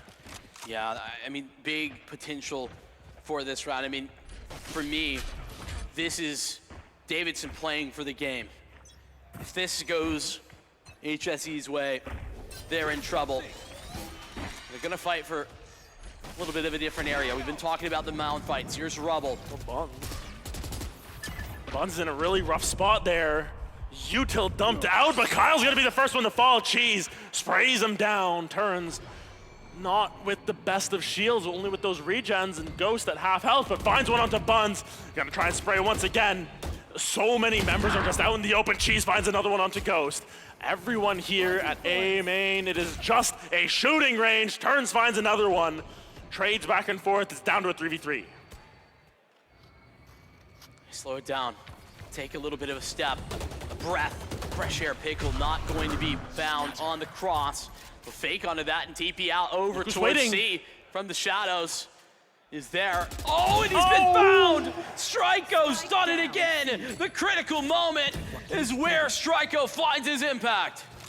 Strikeau sleuthing behind, knew there was something amiss, but look at where Lazy is now. Lazy turned the corner at the wrong time, found one though. Ooh. And now it is down to Lettuce. Lettuce will get that plant down. Who better but Lettuce to put it all in the line for Davidson? Dimensional drift, that's gonna let them know exactly what's happening. All information gained, perma-blind as well, as forced us back into the post plant. Lettuce now has to play defensively instead. Lettuce has to hold the line, planted for themselves here. Not gonna be able to find it. Pip holds it down with Strikeau onto championship point once again for Hamilton Southeast Royals Blue. Champions in the fall, champions in the spring, champions at Nationals. It has a good ring, but that is not here yet. Davidson, 4 rounds is what they need. 4 rounds just for OT. And 4 rounds is how many chances they had to wrap up on split, and it took them until the 5th one to do so. Can they have the same resilience that HSE Royals had against them, extending that map out? Yet to be determined. Lazy on a Spectre. That's the struggle here, but Turns pushing forward into the corner. Pickle has found one. And numbers already in that advantage. It's traded once again. Davidson, never say die. Not yet. Massive advantage. Kyle does have the Rolling Thunder. Keep that in mind. Is in tree, so has it positioned to very impactful. Utilize that ultimate. Rue's gonna cover off the breakable door for Ghost, and there's that Rolling Thunder. Paranoia right after that, but it's a recall and response with the Steel Garden. Trade of ultimates just stops action for 5 seconds there. And now they look to set it back up. Cheese, that's the wrong side of the wall for that one, but nonetheless. The nerves getting to everyone at this point. A little bit of a reroute is the plan. Strikeau, not gonna be on the site proper. Instead, leaning towards A. B plant is guaranteed. There's no way to deny that. The spike is down. Lettuce, though, might run into the smoke there. Finds Strikeau. That's a big one. And both through heaven here. Who's gonna be the one to hold it down? It is Lettuce. Once again at the forefront, Lettuce finds it. It's the peek from Buns, and Ghost may just opt to save the weapons, backing off into the shadows. Once again as Davidson, one more time. Pump the brakes on the championship moment here for HSE. Davidson got far more to say. Speaking victory into the jaws of defeat right now. A little bit of the waiting game for Ghost for that spike to go off. But as it does, plenty of time to talk things over. HSE, they know that this is a team capable of the comeback. They know that this is a team that will not falter. They got to find the right call. Defensively, it's hard maybe to make that one, especially when your money's broken again. 1 for 4 is all I will say to that. Davidson, now of course with that stronger buy as mentioned. Ghost able to save, so at the very least it got a little bit of a hero spirit about them. Pushing on towards C are the side of Davidson. And once again, knock knock, who's there? It's a camera, a tripwire, and nobody else is home. Yeah, HSE often very happy to play more of a gambly stack setup on these rounds. Cheese! Cheese gonna read it out and finds 2. Ghost will find one with the Vandal. Give him the Mikos. Farm up a couple of them. It is nice to have, though, this Vandal making life difficult. Oh! Great shot from Ghost with Lazy down. Don't want this to get too expensive. Still got a long way to come back. The paranoia goes both directions into the dark cover. Somehow, either way, Ghost is down. And a sigh of relief as it just leaves Striko with the Sheriff. Lattice and Pickle playing with fire there. Striko though for one. 1v2 situation. Spike is planted for them for Mound. Little bit hairy there for a little bit, but still they hold the line. Vincent, 2 for 4. You keep your count for me, and I appreciate that. I think Davidson keeping the same count right now in the comms. One step in front of the other. But this one, this is a big step. This is the gun round. This is it all. And notably, the ults on both sides, they're not expecting them. There can be no expectation for that. That wire is nasty, by the way, to catch the Omen TP. Unfortunately, not the angle this time around, not the option of choice. They will simply walk out towards A, making their presence known, and Striko just, making sure. Double check, no reason not to. Presence known towards A, but not to a great extent either. This is going to be a reroute. Davidson looking to send themselves back over to C by the look of things. Interesting. And Lazy's going to be the one to hold on to the flank here. It's time to go. And go they shall. Thorns out. Trap wire pulled. It's just the clone for the time being, but Striko is here. That's one picked up by Striko. Gonna toss it down for the 2. The hat is down as well. The hold has worked. It's 2v5. Now, WPD, they've got to just go back onto their bridge. They're looking for a different option. They're out. There's nowhere to go. They cannot escape. Kyle returning back into a position where they're just not going to be anticipating. Bond's looking, hoping to play denial, but they realize that there's really not a ton of time left. They really can't slow this down too much. Now there's only one option. They've timed themselves out. Davidson, they've got to go towards C, and they're gonna have to go through a smoke. 10 seconds remain. Lazy about to go through. It does go through, but it's unsuccessful. It's Hamilton Southeastern, your winners of EGFH Nationals here in 2025. It was not easy. It was not clean, but it was the victory at the end of the day. No matter how you do it, you end up still lifting that trophy. An incredible series coming through. First and foremost, props to Davidson. What an incredible performance on Split to get us here. What an incredible resilience. But once again, it is not David versus Goliath. It is Sisyphus pushing the rock up the mountain, and unfortunately, it has come back down. Try again next semester. Yeah, a big moment over the course of these. I mean, just as we peek at some of these replays, I think you have to shout out a bunch of individuals here when you're talking about how we get to this win for HSE. But as a whole, I think no one had a bad game. Everyone able to step up in their own way over the course of that. But I'm going to be real with you. I don't know what the scoreboard said, but Striko had so many unbelievable moments. The timing on Striko was insanity. Striko was the one to come through this time around. We talked about in the past, it was Turns. We talked about when it was Pip. We talked about when it was Ghost. Striko was that one who still wanted their moment in the sun. They got that this time around with a fantastic performance. Kudos still to everyone, all 10 of those players out there on the stage for an amazing performance here, an amazing season for them. And honestly, Vincent, we're going to be keeping an eye out for them. We'll see if we recognize some of those names down the line, because they're good. Yeah, I'm not going to lie. I would not be surprised to see a name or two from this server coming back at us in a couple of years' time in the collegiate space where we spend most of our time. But I think for this one, to put maybe more fine a point on it, I think we had a Lotus that comes to the point, or comes to the final attempt here, and I feel like they ran out of gas just a little bit on the Davidson side, just enough to let that slide. A 4-round comeback is a huge ask, and I think that given that much space, that's all it takes there for HSE to overcome.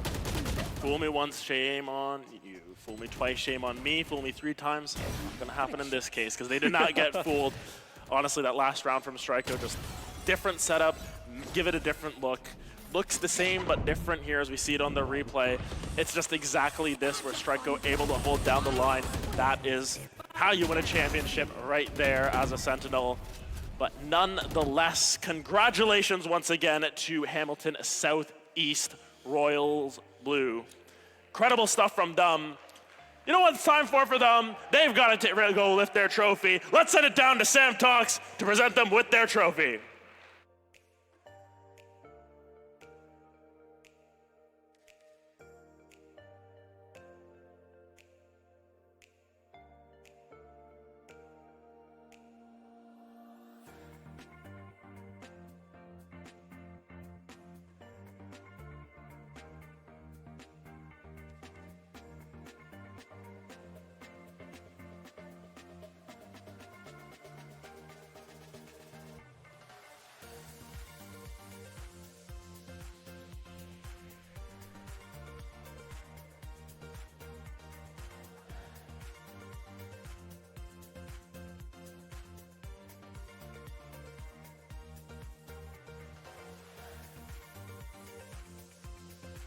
So I asked, 16-14, split. That was crazy. How'd you come back from that? We just kept our heads high, had confidence going into the next game, and we're determined to win it.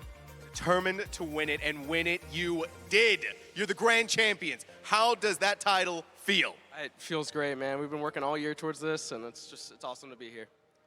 Awesome to have you here. Awesome to see you on stage. Awesome to see that amazing Valorant gameplay. And so now we present to you the EGFH trophy for you to lift. Everyone, make some noise! Hamilton Southeastern, the Royal Blues. All right, gentlemen, thank you so much for that. We still have more exciting action upcoming for the rest of the day. We still have College Halo left to go. We still have Rocket League. And after that, we have even more Valorant. So don't go anywhere. The Rally Cry Scholastic Esports Championship by the Army National Guard will be back. You'll still have common days. Get caught in traffic during your commute. Overthink a text message. Get a song stuck in your head. This is not one of those days. A few weeks a year and you'll discover the most uncommon time of your life.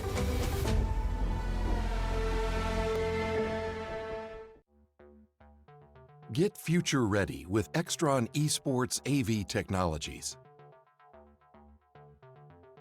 Experience better looking images and higher quality sound with AV systems that are easy to control. When it comes to esports, Extron provides the winning edge. To learn more, visit extron.com/esports.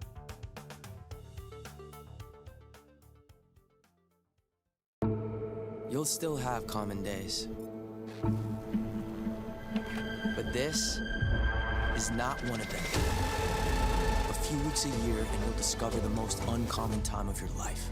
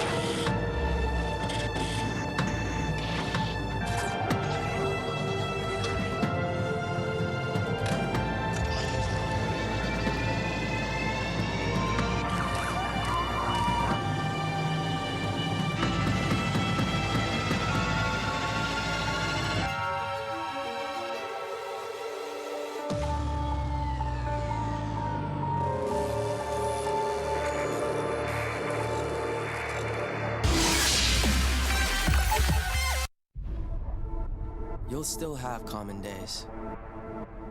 Put off your term papers till the last minute. Eat cold pizza right out of the fridge. Update your fantasy roster. This is not one of those days. A few weeks a year and you'll discover the most uncommon time of your life.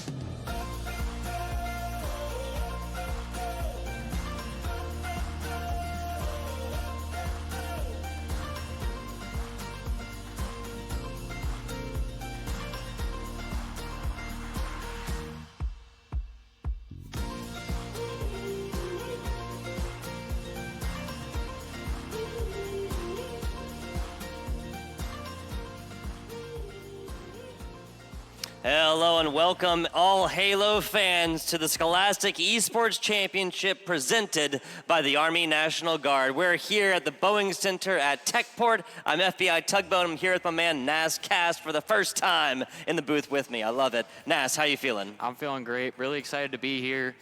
This is a long time coming for College Halo. We're really happy to be here and have these two awesome teams fight it out here on land in front of all this big crowd. Yes, sir. Yes, sir. A big crowd down there. Still plenty of esports to be played, plenty of other esports to be played. We are not done with our day quite yet, but yes, the grand finals here for Halo have finally come upon us. We are staring down the barrel of Fisher, taking on North Georgia, and a best-of-7 series will be sure to entertain, Nas.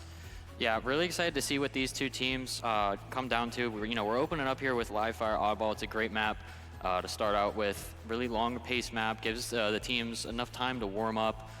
So I honestly, if whoever takes the round 1 Oddball here, I don't expect them to keep that same momentum. A lot of times after that first round, the other team kicks it up, and it could very well go all 3 rounds for the Oddball. The first date idea, right? After you kind of figure them out a little bit, you decide what you like and what you do not. So Oddball going to be completely up in the air, right? No predictions from these two casters. Slayer, Solitude will be looking at a little capture the flag action over there on Aquarius, King of the Hill on Recharge. And then, if necessary, this best-of-7 will be taking it to a second Slayer over there, a little bomb action on Fortress, and then Slayer on Origins if we get that far, Nas. I'd love to see it. I would really like to see it. I think these fans, I think all the College Halo fans back at home and these players would love to see a full-on best-of-7 here. Absolutely, absolutely. That's what they came for, and we've had series go the distance, right? I just got done with a little bit of Overwatch, went full 5 games. They just got done with a little bit of Valorant action. There for EGF, full 3 games in that best-of-3. So,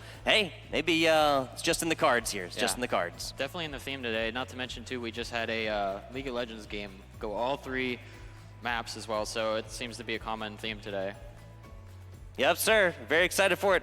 We're going to be talking a little bit about these schools and exactly how they got here on the day. Taking a look at our bracket, this is a beautiful one. My goodness, a lot of teams coming on in this one, Nas. Now, as you can see, some of these teams seem to have gotten a first-round bye, looking at BPC Bayerns, University of Utah, USU Blue, UVU Black over there. How exactly did these first-round byes work?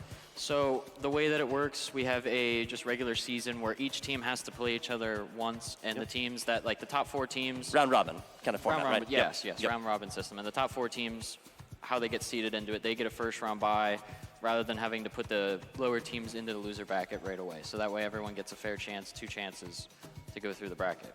Absolutely, absolutely. Now, as you'll take a look right here, right? This is a little bit of a rematch action, Nas. The Fisher Falcons have already beaten, barely now, the University of North Georgia. Now, the University of North Georgia trounced down to that losers finals where they did 3-0 the BPC Barons down there, but back, possibly for a little bit of revenge action. We all know it's a dish best served cold. Yeah, this is a story between these two teams. This has been a long story told. These two have been fighting it back and forth, seasons after season. Yes, sir. Last season, UNG took the title, and the year before that, Fisher took the title. So it's a lot of back and forth action. Right now, obviously, UNG being the defending national champions, they're going to want this. They're hungry. But Fisher, they want to reclaim their crown. So reclaim the crown. I love that phrasing. Didn't mean to cut you off. No, sorry. But there's what Nas is saying is that there's writing on the paper, right? There's what we know on paper, and then there's writing on the wall. And all of that is saying North Georgia has a lot of momentum coming into this. Now, it is worth mentioning, right,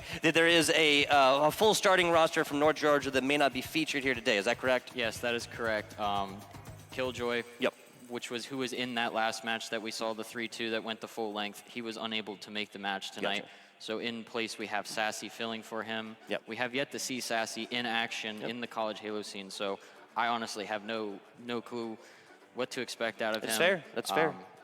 We miss you, Clay. We wish you were here, buddy. Yeah, but travel issues will be travel issues. It's just the way it goes when you ever have like massive organizational events going on like this behind us. 550 gamers. 550 gamers. That's what I heard between all of the college players, all of the high school players. I believe we even saw like a middle school team running around here at one point, not competing, but just checking out Techport, right, and seeing what magnificent esports goings on are here at Techport in beautiful San Antonio. So you've been to San Antonio before? No, this is actually my first time being First timer right here. I love it. Now, you personally compete in Halo Assault a little bit, right? Is that a fair statement?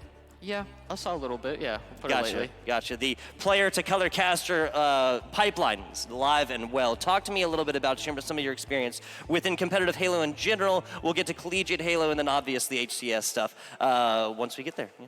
Yeah, so my first Halo was Halo Infinite. I got into it through college Halo. I've been doing it for 2 years now. I want to say last year I got into the HCS scene, learned from a lot of the greats in the college Halo program. A couple of the guys that are on that stage right now. Bang. Some of those guys have taught me the stuff that I know and have gotten me to the point where I'm at now. This will be my second HCS season that I'm competing in. Love it. And just finished off a top 24 finish at HCS Arlington and getting ready for DreamHack in 2 weeks. The man is competing, the man is getting in the booth, and the man has been doing some coaching as well, right? A little bit here and there. We used to have an academy team back at my college, York College of Pennsylvania. Coached that academy team for a little bit. Coached my friends, the other players on that roster. So just honestly, I love this esport. Anything I can do to be involved, give back to it, I'm all for it. I hear you, I hear you. Well, we're going opinion time now. Halo Infinite should be played with a 3-round battle rifle or the single shot. You tell me. Everyone has a solid opinion of this. Now, having competed in both eras of it, I prefer the single shot bandit. I think it gives for a little bit more skill level. I think the BR allowed for some players to have a little bit of a crutch. We did see, even in the pro scene, some players fall off and pick up different things. So I personally feel like the bandit rifle allows for more skillful, more exciting gameplay. Yeah, what he's saying, so generally shields go down, you have 3 opportunities to get a headshot. 3 opportunities to get a headshot, Nas says that's too many. I want the single shot all the way through right here. Now, there's been a lot of back and forth in this game. There's been new maps released. There's obviously been the massive hardware change from the traditional battle rifle that we saw like in Halo 2, Halo 3 and stuff like this. Away from the pistol from Halo 1, which is, as you can probably guess, where I started playing Halo way back in the day, right? You said you started playing on Halo Infinite, right? Yeah, I played the campaigns here and there growing up, Halo 3 ODST and Halo 3 and all that. I never played Halo 5. It's not my thing. I suck at that game. But again, everyone has strong opinions about these various things. Also, failed to mention Halo 4, right?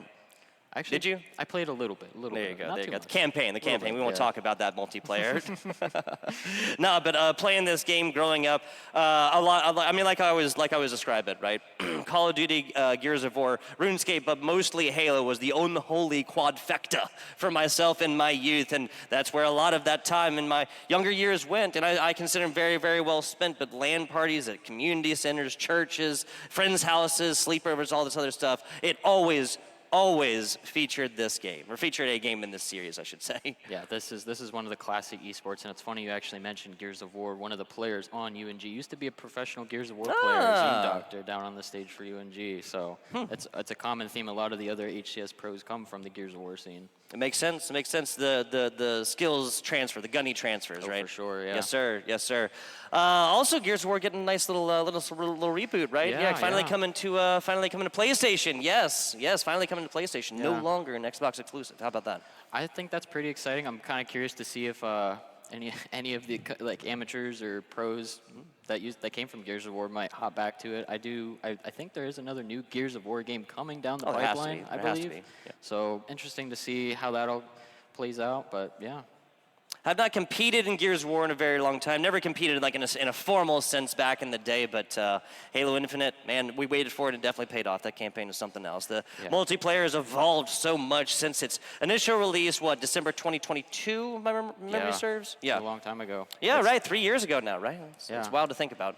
Definitely had its ups and downs. I think it's on the up right now, all the different content they've just added. Actually, I think just last week, we just got the sniper rifle. Now that the ricochet bullets are back from the old Halos. How cool is that, right? Maybe we'll see some of that action tonight. Some geometry and some funky angles coming in for headshots, possibly. Now, we're going to go to a very short break. Back with you guys in just a little bit.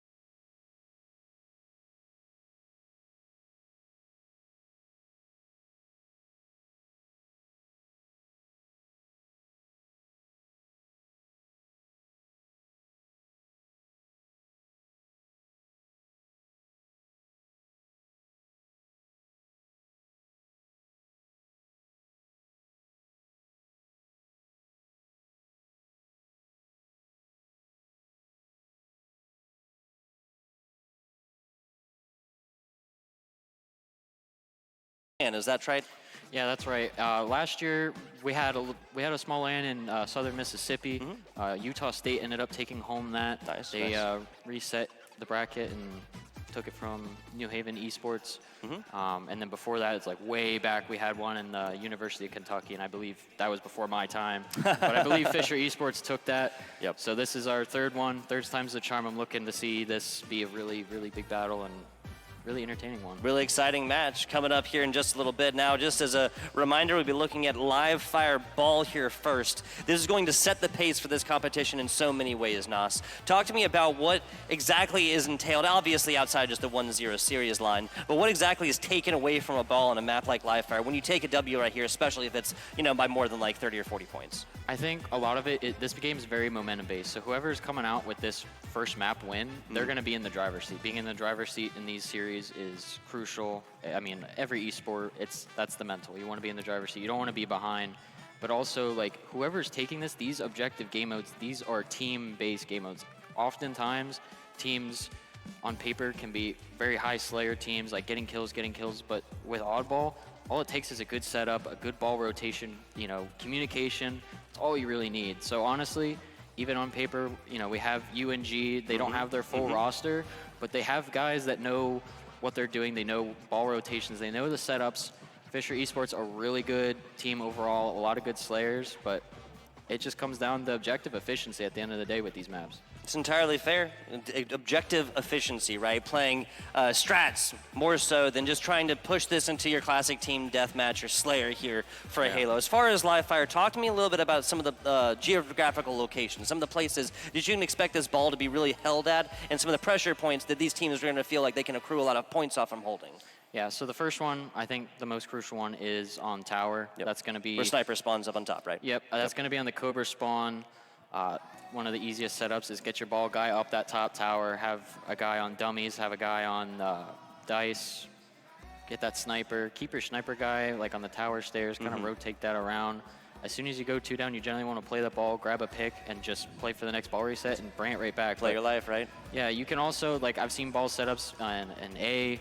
It's not, you know, really the most crucial thing because you can't really reset the ball anywhere. There's nowhere to play it off the map. So the 2 best locations, honestly, is going to be tower and back B, where the quantum translocator is. There's a little spot where you can throw the ball off the map. So learn something new every day. Yeah, and that quantum translocator, people underestimate that. I've seen some very nasty plays with the quantum translocator. Yes, especially when that's just really, really required in the last little bit there, like the last few points that you need before, like you mentioned, that reset. I'm sure we'll see that very niche reset throughout here. I want you to mention it to me when it does happen, right? I don't want to miss it. I'll be sure to mention it to you. Yes, sir. Getting ready for this game in just a second here. This best of 7, Fisher and North Georgia. Got North on the mind, guys. Sorry about that. So North Georgia coming in pretty much all the way across the middle part of this United States to get here to beautiful San Antonio, Texas. Little Techport action. What's the coolest thing you've seen here since you've been at Techport? Let me ask. Of course, I know you've been producing a lot back there, a whole lot, but you have gotten to see the entire venue, right? Yeah, I have gotten to see the entire venue. I have been cooped up back in the prog room for a while now, so it's nice to get out a little bit. We appreciate your work. Yeah. I think, honestly, the coolest thing is the stage back here. This is a really nice stage. I really like the setup they got going on here. We got the college Halo logos on there. They really look that ones. bright and white. My goodness, guys. My goodness. All the lights. it's one heck of a show back there. Yes, it is. Yes, it is. Let's get on into this one. Lick Windows, Radical Rhino. It's the last shot in Zoom DR, making up your North Georgia squad. Fisher College, consisting of Maskey, Rhett, Sparty McFly, and Daylight. Nice double to start this one off as the last shot doesn't need all 4 to find that triple kill, the no-scope on top. What a play there from last shot. That triple kill, I mean, that's not the last time we're going to see him do something like that. I expect to see a lot of big plays out of last shot with that sniper. That's something Fisher's going to want to try and keep out of his hands, is that sniper rifle. And just back and forth, they were playing for the active camo, which this is going to be really crucial on the map. That active camo allows you to go completely invisible. The opposing team will not know where you are. So having that sneaking around your ball carrier, and interesting play there to give the ball to the active camo player, but now we got, I believe the intention was to exchange the sniper right there. First shot, looking for the second. Lick Windows got that glass busted. Now it's grenade damage on front, and a great job for that trade. Why exactly was that such a great play, Nas? I think it was just a great play to keep the momentum on the side of Fisher here, keeping the numbers down, keeping them staggered. that's a big thing too. You want to make if you can get the team that consistently just rotating their spawns, keeping all of them on a different spawn timer, they're never going to be able to take a team fight. I hear you. Daylight sliding in to try and find another trade, but the melee will not land. And Progress getting accrued mostly the way of Fisher as of right now. Positioning coming in here as this ball is looking for a home. Both shots done from that sniper, so no more from that one. Sparty McFly, nor last shot, can get through that one. It's 2 down here for North Georgia as Fisher tries to get ball inside garage. Yeah, and I'd like to see North Georgia here try and play their lives a little bit, get together and make a team play. I think that's going to be their best bet, honestly, this whole series. Given the firepower that Fisher has on paper, these two younger, newer players on the UNG roster are really going to have to play around last shot and Zoom. What a play there by Zoom. Nicely done, Rhett. Doing a fantastic job. Holding up the teammate now on board. Another player, this Daylight we're looking at right now. Teammates will be around here, and I have to wonder if this ball is going to... Yeah, there's the full movement right now. We have a full-on ball migration from over there. Now, will they get upside? They should be able to. And now they're going to hang out here by dummies or try and go for Sniper Tower. It looks like Sniper Tower, Nos. Yeah, and right now we see a 3v3 on the map, just going back and forth. We're really waiting to see who can get a first 3 down. We're seeing UNG grab the camo. This is going to be big for them. This is absolutely massive. 3 down for Fisher. Looking for a little momentum swing in North Georgia here, but now it's just last shot up. Trying to play for that sniper. If he can get this in his hands, this is going to be huge. Yeah, talk to me a little bit how that kind of like best of 3 sort of works within this ball round, right? We're kind of in the middle meat of this one, so I want to let the people know what to expect. Yeah, so the way the oddball works, there's 3 rounds at the beginning. Each team starts in the A and the B spawns, and then after the first round, they'll flip. And then if we go to a 3rd round, it'll go back to the original. And honestly, I feel like the team that spawns on Cobra has an advantage because they have the height advantage when it comes to that sniper rifle. So getting that sniper rifle off rip will give you an early advantage if you play it correctly. Yeah, so kind of like a best of 3 format within this larger best of 7. What a fantastic pulse off the side. It's last shot. We'll see you later. Full sniper in hand here for Sparty McFly. Now, is this Sparty McFly like Spartan, the HCS player? Yes, this is Oh, Spartan, wow, the okay. HCS. Yep. That's what I figured. Okay, fantastic. I'm the one behind a little bit. Nice, no scope. A fantastic job now swapping back and forth to try and have that sniper even more available. Lick Windows taken down as Daylight comes in for the teammate. A fantastic run with this longer range sniper. Looking behind columns. Doesn't even need the help, Nos. Yeah, and I think Sparty there on Rat Tunnel was just trying to clip farm a little bit, going for any type of no-scope headshot he can get. I don't blame him. You know, you gotta get those clips in. Hey, main stage, baby, main stage. Gotta love now, it. this is Red, like Red the Sweat?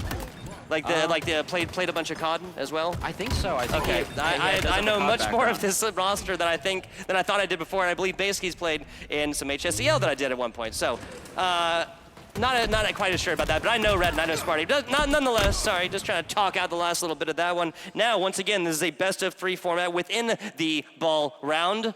What we're taking a look at is the next ball round. You got to take the best out of 3 here. Yep, and I'm really looking. I'm curious to see who's going to grab that sniper rifle first. You know, I really harp on that a lot on this map, but honestly, a lot of the game-changing plays is made with that sniper rifle. I'm surprised. Barely I'm getting surprised Sparty doesn't grab it there. Camo is coming up too. Opting to stay life. Maybe that's going to be where the idea is. No, gets up with the teammate. Doesn't even need the help. It is no scope central here on live fire. And it looks like Fisher's kind of trying to bait this camo a little bit, which, you know, honestly isn't an uncommon play if you're in a position where you're pretty much guaranteed the camo, but it looks like Rhett does end up grabbing it there. Only 6 points accrued so far for the Fisher Tea Party. Love the name, by the way. Last shot, finds something on the outside. Little bullet ricochet there. Yeah, so what? This is just trying to waste the ammo out. Oh my goodness, another no scope! Somebody finally put this man down. Yeah, and the reason you see him wasting those sniper bullets there is often when high-level players, when they feel like they're going to lose that sniper rifle, you don't want to give it into the other team's hands. So you're just trying to waste that ammo. It's all about resources. It may seem face value, very basic, and you know, shoot other player, take ball, right? But it is resource denial is a high-level strat in any esport, any competition really that you go forth and play. It doesn't really matter the esport, right? Yeah, no, you always want to deny the other team those resources. You don't want to give them the power weapons or any advantage on the map. And speaking of advantage, I think now we have an advantage for North Georgia finally, as they start to rack up some ball time. Love it. Love it. Oh, first stick of the day from Sparty. Gotta love those stick plays. Ball sitting on the outside. That's Mayskis as of right now, taking a little bit of flack, and now forced to back up. That was Daylight sending that flack across. I don't think they played, but no, they did play ball. It'll be reset, right? Yeah. I don't think the ball did reset. I think it is still stuck over excuse me. the B side. Yeah, it's still stuck down there, I think. Lick Windows taken down by a shot. My apologies. Other player getting taken down by a spike grenade, no big deal. Now this ball running quickly as if it had legs on over to this garage side. Now this will be an eventual rotation on over to the more open side if they do want to toss this off, right? Yeah, ideally here, they'll probably end up rotating it towards B because it seems that Fisher has the dummy side spawners, but it's going to be hard when you have Red on top mid there, getting some shots and getting the kill in the back, but last shot able to clean them up. The battle for the camo starts. Nice, 2 tempted sticks. The first one actually ended up being a little bit more effective than the second one. Good job for members of Fisher getting away from the source of danger. Mild advantage now garnered here for Fisher Tea Party, but battling back is North Georgia because they are not out of this one yet. Now beating feet on over towards that green area. Again, an area that is very easy to just toss this ball off. Whenever you see it there.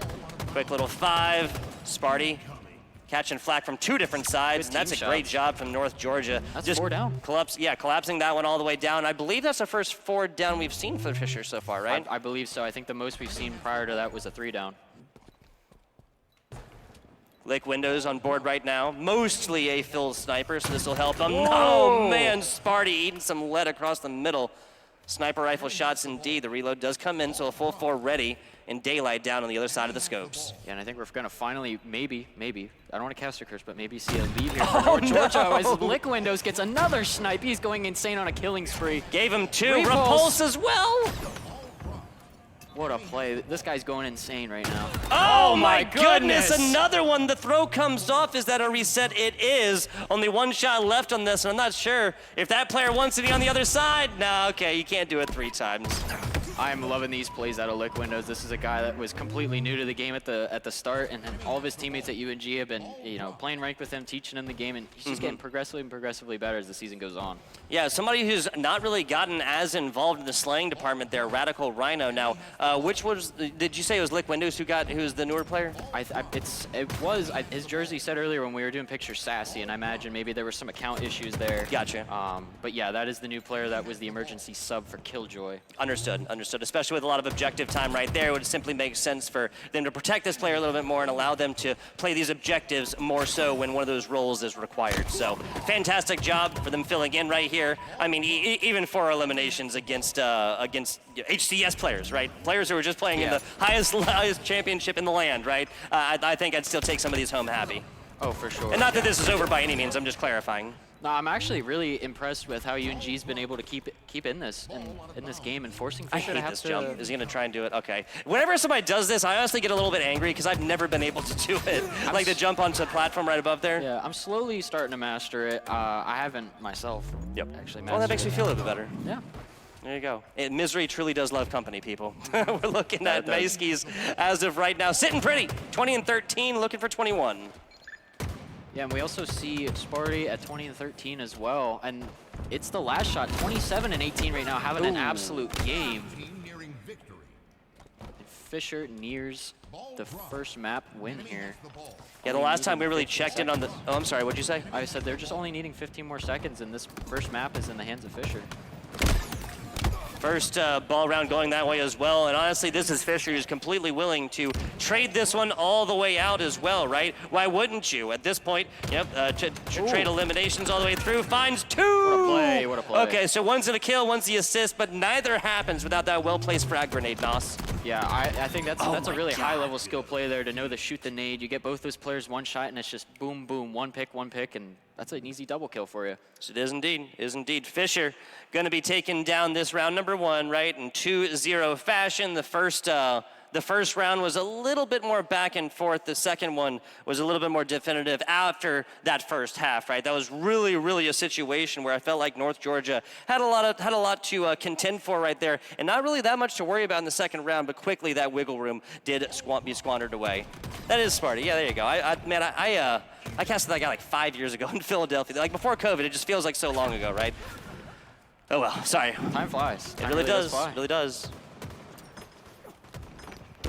Take a look at. Oh yeah, we gotta look at that one. And also, that was like the third or fourth no scope I feel like in a row. This is the one I really want people to watch. These plays out of Lick windows, even though UNG's down in the series, you know, don't count this guy out. Absolutely. It was the look over to Daylight, and it was a shot on over here towards Sparty McFly as they spawned in green. Bang. Gotta love it. Beautiful love it. headshot, beautiful aim. I would have loved to see him get a no-scope headshot off of that. Repulse right there, and it was the stairs play, right, a little bit earlier than that did go down and really, really rue the day. Objective-based play, and I'll tell you, Fisher came out on top of that one. FBI Tugboat NASCAS. Now, we'll be staring down the barrel of, oh, you had it, there you go, Solitude on Slayer, as we're going to be turning this towards a little bit more of just your classic TDM. Get out there, slay as much as you can. Don't die, though. Don't die. That's important, I've learned. I'm really looking, honestly, I think the advantage here is in Fisher. I mean, just on paper, they got 4 guys that can just slay out like crazy. I honestly expect the guys at UNG, they're going to be protecting the new player there, Radical Rhino. I expect, you know, Last Shot and Zoom to kind of play off their damage a little bit. Those guys are going to want to stay alive as much as they can, put as much damage on the map as possible. You know, you can really, you never know what's going to happen. But I definitely think Fisher's got the advantage going into this. And this is no slander whatsoever towards the newer player, obviously, right? They have chosen to come in here and compete, and they're competing against some of the best right now. Now, personally, what is a specific method that you think you would employ here as we get into Solitude to keep a player that may not have as much experience at this top level of Halo in more of like a protected position, in a position that they can go forth and employ success for their team still? What would you do? So what I like to do a lot for my college team, I tell them, just stay as a group, stay at least with one other person, ideally stay as a group of 4, and just play off each other's damage. A 1v4, that guy's not going to win it. This isn't Valorant where you can just click headshots all around.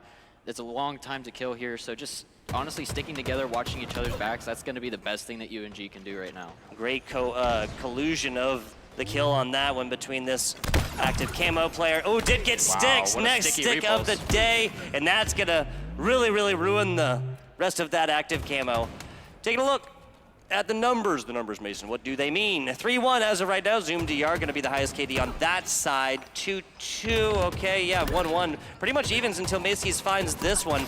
And we're looking at Macy's right now, really just pulling their complete influence over the top of that map until they're forced to drop down. And it seemed like whenever they stayed up, everything was going well for this Fisher squad. Yeah, I'm interested to see there. We saw for a little bit kind of a 2-2 play, and the 2 newer players were playing off on the other side of the map, allowing a Last Shot and Zoom to just play off each other. And it seems to be working right now because UNG has an 11-8 lead on Fisher. Woo!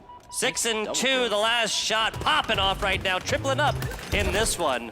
Radical Rhino gets taken down by a perfect right there. That's got to feel so aggravating when you have HCS players perfectly four-shotting you, right? Yeah, and I think I might have given him a little bit of a caster curse there because now Fisher's in the lead here, but it's definitely tough when you're new to the game and you're having just, you know, pro players just like quite literally pro players. You can look at their winnings, folks. I think that says everything, right? But hey, Radical Rhino. I mean, we talked about this constantly, and we're not 100% sure of what their tag is. You said it was Sassy, I believe. Sassy, okay. On the jersey, it said Sassy. Yep, gotcha. So 2-4 is still not too shabby in a TDM, right? They were way negative earlier in a team mode where it didn't matter if you died. Yeah, I'm really looking, like, out of a player like Radical Rhino, I want to see more assists. He's got a 0 in the assist right now, but the best thing you can do as a lower-end Slayer is just play your life more, play on the geometry of the map, kind of like Rhett was doing right there, and just putting in damage, allowing Last Shot, allowing Zoom, even Windows to just pick off those kills for you.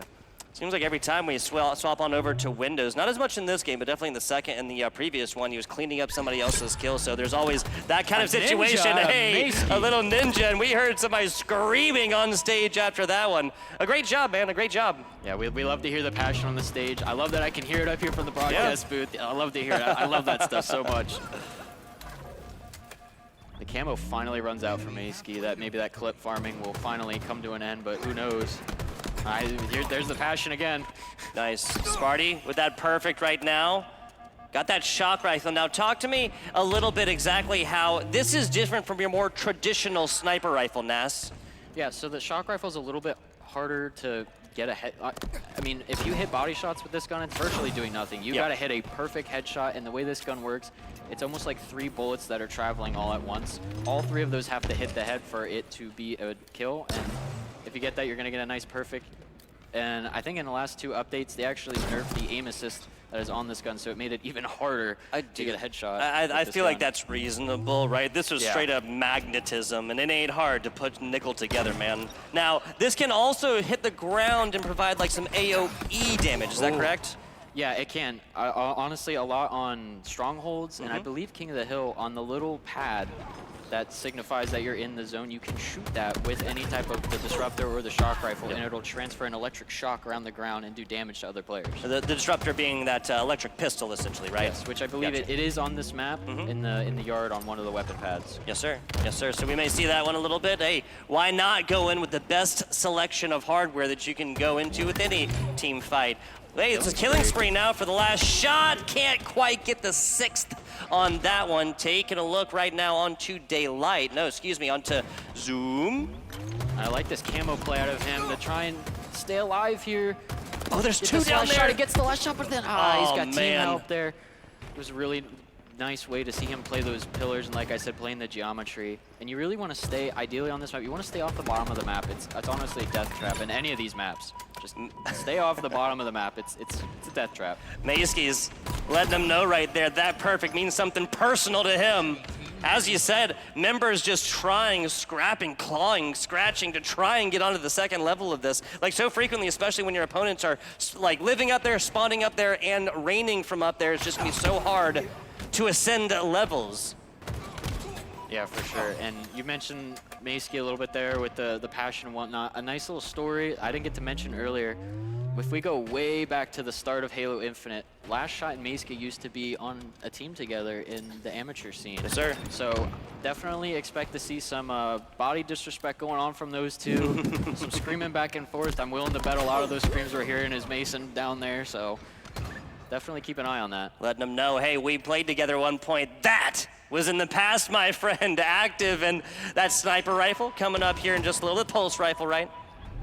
Yeah, and I think UNG needs 1 more to prevent a stake-tacular from happening. I'm not sure. I think 31 just barely denied Fisher the stake-tacular, which is good. You never want to get staked in a Don't want to get Slayer. staked. No. Don't want to get staked, That gives you at obviously. least some hope that if you can avoid the stake-tacular, there's some hope later down the line. There you go. And see right now, yep, that's red right there in Mace. Yep, that's exactly who I thought it was. What's going on, boys? What's going on, boys? It's been a while. Taking a look at Fisher, up 2-0 in this best-of-7 series. University of North Georgia, the defending champions right here, albeit not full starting roster, and getting a player on in here who's honestly not doing that. I mean, started out, I believe, 2-1 on this one. Not sure exactly how much more assist KD. Didn't quite check exactly where it was that finished out right now. But the simple fact that they're getting to play right now against Halo Pros and putting up any kills, I think is really, really indicative of just how good they're doing based on expectations, right? Yeah. Not the HCS level expectations necessarily for that player. And for sure, you know, it's really tough coming into this. You know, I think when we did our content with them and some of the questions we asked the players is how many hours do you have in the game? And I think him being an emergency sub, he's got about 20 hours in the game. So him being, if we can get any clips out of this guy, any kills on Sparty or anything like that, that's going to be really impressive. Exactly, and he sticks.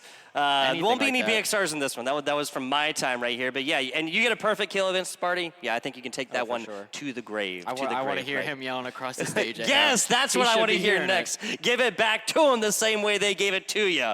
As it is, though, we'll be looking at a little bit of Aquarius. Yes, Aquarius on flag. Now a more like traditional game mode, right? Obviously, Slayer, pretty easy to understand. First team, 1 point per life. First team to 50 points wins. Ball, like a little bit more. I think we did a good job explaining that one. But CTF, are there any rules we really need to know about this one that might differ from something that you'd expect from a capture the flag from a 2-flag capture the flag type game? So for Aquarius, this is a unique map when it comes to capture the flag. It's gonna be a 5 cap. None of these other maps are 5 cap at all. So we're getting into this now. But I'm curious to see what kind of flag routes these teams are going to be taking. Ideally, you want to take these flags and run them through utility. There's a lot more cover than running it through fridge side. We'll have to see how this plays out. And honestly, that active camo top mid is going to be very game deciding on how this opening map goes. Somebody take active camo, sit on top, see what you can do. Sing that song, see if it's one that you like. Rhett, first down right here, a little bit of trades. This kill feed looking a little bit pinstriped. There's the initial, that is the take as well, so. This is something Fisher does not want to see. You do not want to see last shot with that camo, but if he can live here, this might be huge, but they're definitely going to prioritize taking him off the map. A good play out of here. He's sneaking, nobody knows where he's at, Ness. It's very, very sneaky. He played for it, but he's going to play off the team shots here, and that's going to be 2 down for Fisher. It's a great start. 1 down, they lose 1 in the trade right now. Nice, as Zoom thrust does get back finished. to keep himself alive still. Can't quite, was able to stay alive, couldn't quite keep it up on top of that, and then in the endeavor to get on top of that platform, maybe grab this flag, does get sniffed out. 4-1 right now is the last shot, or it's the last shot. Yeah, I think if that unfortunate grenade doesn't come flying out of P-Door there and last shot lives, honestly, I think that turns into a flag run if he's able to live there and just be a complete nuisance in their base. Now, this is a situation where you can throw that flag up there now, right? This used to be something that was like super, super difficult, but it's a little bit easier to get the momentum with which to throw that flag up from this base area in front of, what's it called? That base area where that... we usually call it courtyard or table in the front of the flag. Courtyard, that's right. Yeah, that if you can hit that G-slide off of the table there, you usually are able to throw the flag up and cap it. I haven't seen it too much recently, but we'll have to see if that gets brought out tonight. Initial pull right here. And I like this, they're running it through util. This is the traditional flag route. This does give you a lot more capability to go forth. Ooh. Now the last shot right there, actually prioritizing the player in the back right now, right? So instead of taking cover and going after flag carrier, goes after the initial, does get it, but gets their shields completely doused in the process. Able to stay alive is Sparty, 4-1 right now. He is popping off. Macy's gets the capture, and Fisher is up 1-0. Yeah, and it's definitely, even if you go up early in this and you go up 2-0, I've seen it plenty of times. I've seen teams be up 3-0 and then the other team completely reverse it and win 5-3. So it is really never over until either that timer runs out or 5 caps happen. And we see last shot get the camo again. Look for him to be sneaky. Interesting stuff. We talked about how much this could be impactful. 7-3 is how they were able to spin that one. Nass gets the assist from the teammate right now, and now it's a full offensive push. 1 down here for North Georgia, 2 down here for Fisher, looking for more. Kill. That's a second. That's 3 down right now. Sparty does come back. Shots ring out over on this fridge side. Not able to finish this one up as active camo still is on. I'm kind of surprised that last shot took that fight out in the open there. I would have liked to see him play towards the back of the base a little bit more, but he is the professional, I am not, so he clearly knows something that I don't. Oh, last shot. It looks like they might have actually missed the second melee attempt right now. Not 100% sure. Lick Windows finding all the attention he was not looking forward to and gets it right back to him. Nicely done. Frag grenade from the teammate. And take a little bit off the top, tries to get this one going and drops to Lick Windows. Yeah, and it's just back and forth right now on this util side. Just trying to take any position on the map that you can. If you can honestly get that top middle controlled, that's going to be very huge. And one thing worth noting, there is that heat wave there on the bottom mid of the map. That is actually a GA'd weapon right now, so don't look to see that used very often. Yeah, so that's a situation, talk to the GA Gentleman's Agreement, not technically against the rules. There will not be a reset or anything else like that, but it'll be undying dishonor and the opposite of glory upon you and your family and your cow, right? Yes. To quote Mulan, if you do use it. Yeah, technically either team, any of the players can pick up those weapons, but it's kind of one of those have some type of honor. Yes, kind of exactly. Deal, yes. Honor amongst Halo players. It does exist. That it does. Zoom, taken down right there. I thought he was going to miss him. Yeah, looking for a little bit more, but just had to check the corners. That's a nice pull. Daylight going to be starting their own run down this preferred side, this utility side. That's what we're thinking, right? Yeah, and I really like this out of Fisher. You see the 2 players there stay in UNG's base, forcing them to spawn in that fridge side, which is going to put them at a disadvantage because they really have nowhere to play but the fridge. So they're stuck in that area, and you can we see a stick out of on there. His foot! On his foot! Red gets stuck on the foot! That's honestly pretty crucial to maybe start staggering Fisher here so UNG can build some momentum. See a couple grenades come out. Frags, frags, and more frags. It's like a clearance store there. Lost shot, getting taken down, Sparty. The other side of that one. Little bit of pressure here against Fisher College. North Georgia is really applying it right now as we're looking at kind of like a split push right now, right? Maskey's and a teammate a little bit farther forward, now into the flag pull, toss this down. Ooh, the little bait, but they know he's there. Wow, yeah, Get the kill. immediately sussed out on that one. Last couple seconds. Ooh, doesn't quite get in there, but it is gonna return on the last. So talk to me a little bit about the process of returning a flag. Now, that timer does go down regardless, but it goes faster if there's one or more players in it, or it's faster if there's three players in it, or what? So it'll go faster depending on how many people are in, like, on the little flag zone there, and the more you have on there, the quicker it's gonna go. So ideally, in that kind of situation, if you're desperating for a flag return, you want as many people on that flag as possible. Yep. Especially if you need that thing back fast. Now, this is, of course, once Big again, team shots here. Nicely done, but Red coming out on top, 12 and 8 as of right now with 4 assists to boot, Nas. Now, a reminder, guys, this will be a not a best of 5. This will be 3 or 5 flag caps to win, or, of course, whoever has the most at the end. Now, talk to me about overtime if we do happen to see that. So if both teams have the same tied amount of flags here, what will happen is the map will quote-unquote end, and it'll reset, and the teams will have, I think, about 3 to 5 minutes, and it becomes into a sudden death. Whoever gets the first cap wins. If the overtime counter runs out and nobody scores, then we just go into a double overtime and we restart the map, and they have another 12 minutes to do a sudden death flag. Wow, okay, so possible tying capabilities here within the current iteration of your Halo series. Picking up these right now on board with Red, 15-8, sitting pretty added. Zoom takes a little bit higher from his BR, but it's going to be the second player that he's more worried about. Now takes it to the bottom. Okay, so Daylight cleans up both of his trades. That's 2 down, An 3 overkill. down That's now. the first one we see tonight out of Daylight there. That's huge. Well done, well done. Taking this, and now that is going to be Fisher right now. How much of this is coming off the back of the KD disparity, right? The best numbers on the side of North Georgia is 17 and 11. Best numbers on the side of Fisher College was at 15 and 8, just about doubling up. In fact, the worst numbers is only 10 and 12 with 9 assists to boot, almost double digits to boot. So that can definitely be excused, right? If you have that many assists and you've been cleaning up your teammates. And there's the body disrespect that I was talking about earlier. But I think a lot of this does have to do with, you know, just the slaying capabilities on each side, and UNG not having their full starting roster. But even still, they're staying in it. They're not getting wiped. They're in this fight.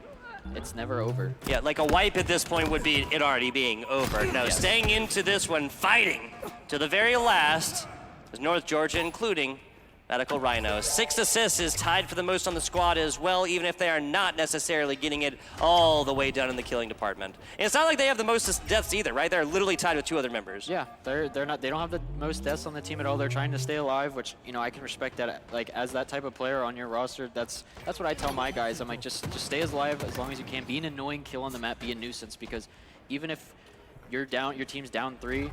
If the other team doesn't know where you are or can't get a kill on you, they can't move up on the map because they can't leave you behind them. Yeah, and there's just certain things they know they're not even going to try to attempt if you are still alive. And it might be kind of difficult to sometimes suss out, be like, oh, well, you know, that's Lick Windows specifically, Last Shot specifically, and Zoom ZR specifically, and Radical Rhino specifically is the last player alive, right? That's too much game planning to try and do right there. So like you said, just play your life, be annoying, right? And even disengage if you really are not feeling it. Make him chase after you. At this point, this is a matter of time, as that's going to be another double kill for Daylight, looking for a triple. Not going to be able to find a Radical Rhino, wins a crucial one-on-one. He gets rid of the breadstick just in time. I'm glad, you know, yes. you don't want to end up with a donut or breadstick. So. No donuts, no breadsticks. We don't like our pastries on this desk. No, I'm glad, you know, that's some momentum that he can carry going on to this match. Hey there, that's Maskey's, right? Yep. Yeah, that's Maskey's, yeah. Love it, love it. We just have such awesome, like, you know, look inside some of these players, right? Look inside player cams right there. We got to see plenty of that. Now we are looking at a situation 5-0 for Fisher College on the previous here. North Georgia, unfortunately, cannot find a 1 on there. Now we'll be looking at their possible last map coming into this one, Nas. Yeah, so Fisher's up 3-0 now, the best of 7s, first of 4 here. So, you know, all pressure's on UNG here. This is the season. It's fair. And this is their last chance to defend their national title. So I honestly expect this map to go the distance. King of the Hill is one of those maps, especially here. Can be swingy. On recharge, it can go. It's swingy. It can get gritty. You know, you never know what's gonna happen. You truly don't. You truly don't. We'll see how these two go because this is a North Georgia squad. Is not out of this one quite yet. Is this also the Bulldogs? Are the North Georgia also the Bulldogs? What is their mascot? You know? It is Nighthawk. Nighthawk. Yeah. I literally just said that because of the University of Georgia. My bad. That's literally the only reason why I said that. Nighthawks. Nighthawks. Not out of this one quite yet. And they're looking to prove it in a map number 4 that if they take, it'll be the first step, folks, the first step, Nos, to hopefully, if you're a North Georgia fan, to reverse sweep in the retaking of the national title, regardless of any who might be starting for this squad here on the day. Very excited for it. Talk to me a little bit about Recharge King of the Hill and what are some strats, what are some things you think that you could employ if you were North Georgia, if you were playing on this squad to try and bring this one back from the brink? Yeah, so especially on recharge with Koth, that first hill, it's a bloodbath. It's in one of the most open areas on the map. So honestly, if I'm them, I'm playing for those power weapons, I'm playing for picks, and I'm playing for a slow progression over time and just slowly getting that hill. Because if you can get that first hill, it puts you in a driver's seat for the rest of the match. And recharge right here can be having some funky rules as well. Now, the logic would tell you is just, hey, whoever gets all of this first, right? But that's a little bit of a different story here for King of the Hill. So talk to me a little bit about how this game mode may have changed since the beginning of Halo Infinite. I feel like, honestly, it's kind of stayed a little similar. Just granted, you know, different weapons here and there, sandbox changes. But I think, honestly, the best thing to do here is just play to get 3 or 4 dead and then get hill time. You don't want to force the hill time while the opposite team is completely up on the map. Always going down to resources yet again. The conversation that we have revisited yet time and time again, Nos, is always maintaining your own, making the most out of them when you have to use them. Was that a stick? It was a glowing blue thing on your face. I'm honestly surprised that Rhett did end up pushing out into top white there because you saw it a little bit there. He was hesitant to go out onto the overhang and came back. He was holding down spawners and immediately opened them, and we saw North Georgia, they just completely flooded A side, so now they're able to pinch in from both sides. They are. That pincher movement, right? Applying pressure from both sides, and it's going to be real tough to go forth and really fly anything there. Guardian Angel, a shock rifle to the feet. I think that's the first shock rifle kill we've seen today, and this is the second map that has it in it. That's true. Well, I think we saw one headshot from the earlier one, but it was literally the very first 3-round burst that was fired out of that thing, and there was really nothing after that one. So yeah, first hill probably going the way it will to Fisher College. Now we're going to first to 4 of these hills, correct? Yes, first team to get 4 hills here will take the victory, and if Fisher College takes it, they will take the national championship. Gotcha. Daylight. Board right now. A couple of plasma grenades to boot. I think it's just one of my favorite things to see, like as I'm casting. Like you love perfects, right? You love insane headshots, you love no scopes. You love ninjas, you like reverse plays and everything in between, like bouncing frag grenades, like they're pinball machines, right? But I think my simple favorite, it's gotta be a stick, and not just a stick, right? You can take those brute grenades and get them out of here. No, a stick with a classic plasma grenade. Yes, I want to note this is a little college Halo, jokes that we have around, but USF has a player named Soap, and he's known for getting those stickies. Anytime any of these colleges play, even if they're in a situation where they got to play Fisher, even Fisher's looking out for him to get those sticks. So. You got Sophie? Would you? USF Soap. Soap, gotcha. You got soaped. We'll see how this team can go on to this one. Obviously, we have a active use now on board of the Mayskis. Does get it done against Radical Rhino, but he has one shot. His one shot gets my friend chasing a little bit too hard, and it's going to be a kiting action there. So talk to me a little bit about how kiting can exactly work in this one, right? You get a little bit lower, right? Yeah, so the best way to put it here is playing off your teammates, playing on the geometry. We saw it there. I believe it was Rhett on the back silo pillar there. He honestly could have been taken out there, but just barely able to slide out and keep himself alive and allow his teammates to slide in and get that last kill is huge because you prevent yourself from staggering and keep those spawns on the hill for your team. I want to get into some Halo lore there, talking about strong sighting. It's a classic move. Yeah, Plasma out right there. And maybe for a little bit of like sectioning off on this one. Little area denial, frag grenade bounces, doesn't land, doesn't need it to. Kazoom is there to help out last shot. Little jiggle peeking action there you saw from last shot, and that's kind of been the new meta here for for Halo Infinite, just jiggling back and forth between the wall, which allows the person jiggling to get more damage, but you prevent the other team from taking any damage from them.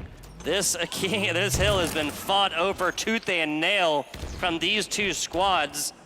The Nighthawks over here. The active camo is up right now. That's true. That's true. Now easily picked up right now, utilized early. Be interesting to see what Sparty does here, if he just kind of uses it as an aggressive or kind of just waits. It looks like he's going to wait a little bit and lives here. A little bit of help from the teammate. Now it's just going to be a cleanup type situation from Red. Nope, you got 2. Nope, I'll take 3. How about that? An assist and double kill to boot. And I believe that might be the last little bit of this one to figure out this hill. No, they're not really dedicating as much resources into this one to close it out as they might need to, Nos. Yeah, I think what Fisher's doing here is they're trying to play for the next hill, because ideally University of North Georgia, they do have time here to still get this hill. They had enough time for one more push. But knowing when it's time to give up a hill or play for the next is very crucial, because like I said, this game is very heavy on spawns, and being set up for that next hill is very crucial. Zoom DR, we're on board with them right now. Mildly positive, looking for the 9th. Hop over. I'll take an elbow, but that's not going to be an ideal situation when they drop down and Daylight easily going to find them. Even gets a little bit lower, no real pressure against. 3rd hill cap will be coming in here for Fisher College, and that will be one last before their 4th. If they take that one, then it'll be it here, Nas. Yeah, just 2 more hills left here for Fisher College. This is UNG. It's it's now or never out of them. So I expect Last Shot and Zoom to really lock in on their team here, lock in the comms, and try and get something going here. A killing spree here out of Sparty. That is definitely not going to help the situation. Standard and expected movements from a player like Sparty, 11-4 as of right now. No kill, no Slayer team mode, none necessary to put up a 11 kill, 3 assists, and 4 death situation. Now that's going to go the way of Fisher, and it seems like the past couple of hills, Nas, have gone a lot faster than the first one. Yeah, I think the second hill was the most back and forth we saw. I was hoping to see a little bit more nitty gritty there, as we see Daylight get the camo.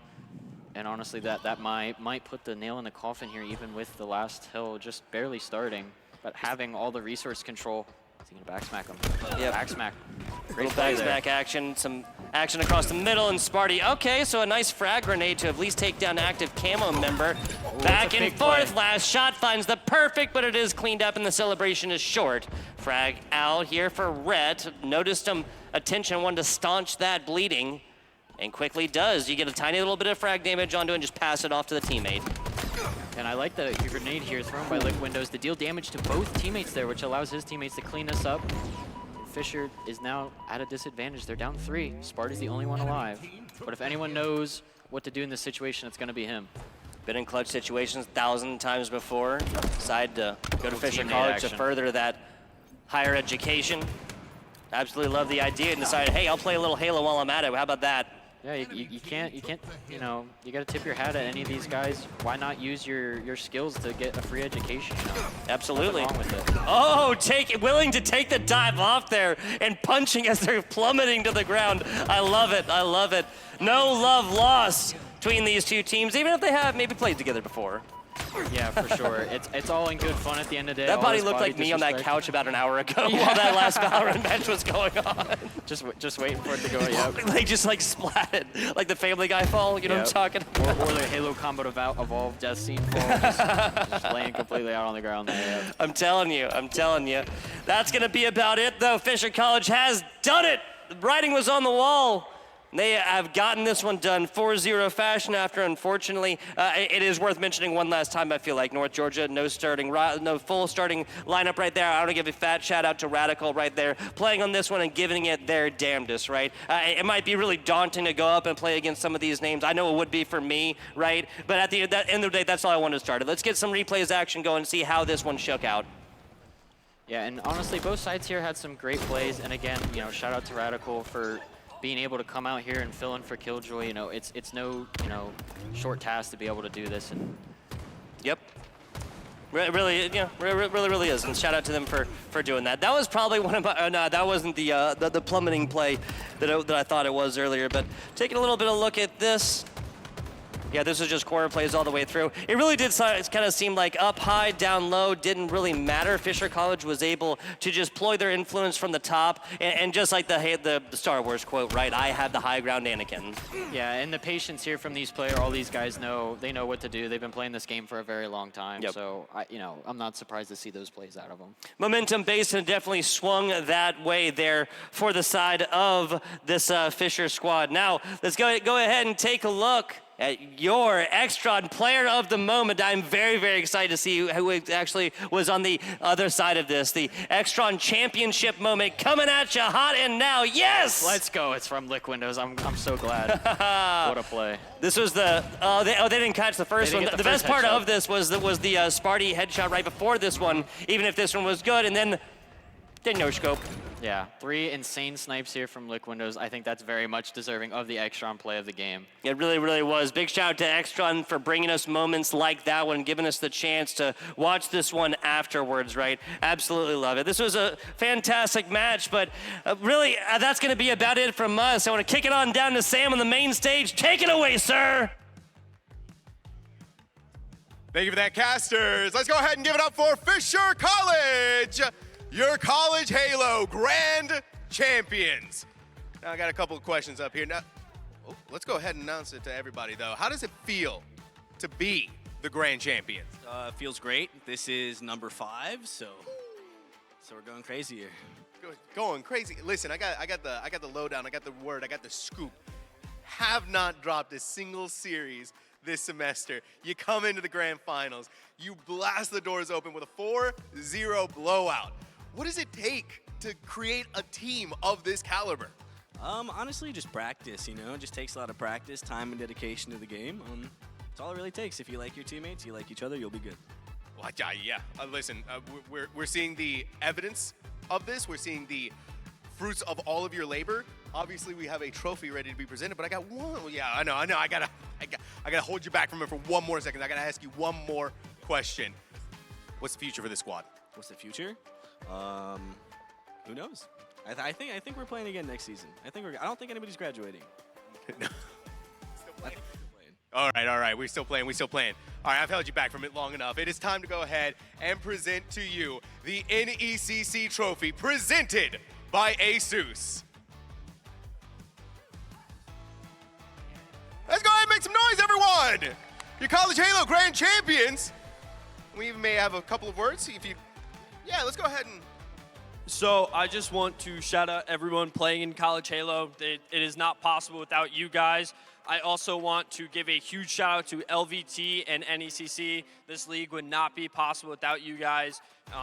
Everything we do is because of you guys, so I appreciate it a ton. Shout out Fisher for winning. Shout out UNG. Thank you guys so much for being here, and it means the world. So I'll see you guys next semester. All right, and there you have it. One more round of applause. Fisher College. College Halo Grand Champions in a 4-0 sweep. Now, we have one more, I believe 2 more games still left on the docket. We have NECC Rocket League, and then NECC Valorant coming up after that, I believe still. So, Rocket League coming up very shortly here at the Rally Cry Scholastic Esports Championship presented by the Army National Guard. Oh, hold on, never mind, we don't have a break yet. I think we... All right, hold on. We got. Actually, I have a special surprise for everyone because we're gonna honor one more team, a couple more players, for EGFH Super Smash Brothers Ultimate. There we go. Let's go ahead and bring them on out here. Bring them on down onto the stage. There we go. There we go.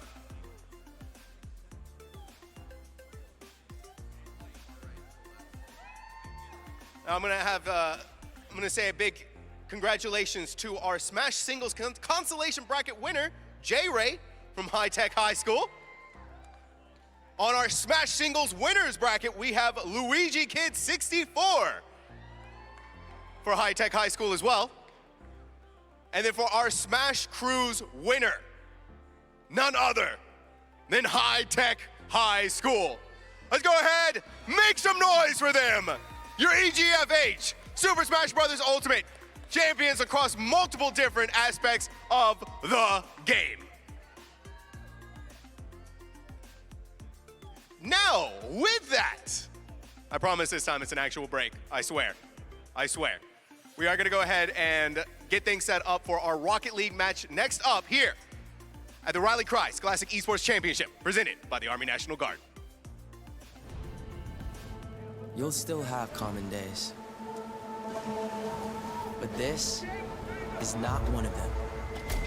A few weeks a year and you'll discover the most uncommon time of your life.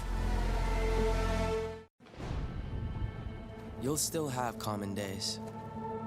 Forget someone's name mid-conversation. Count your tips at the end of your shift. Buy something disappointing off the internet. This is not one of those days. A few weeks a year and you'll discover the most uncommon time of your life.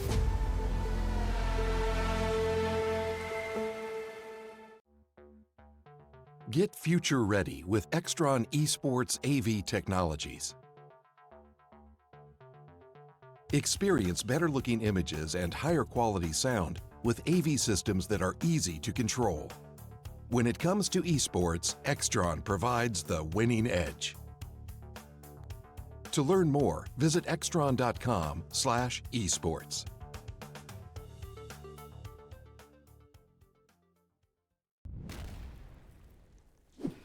What do you make of this up here?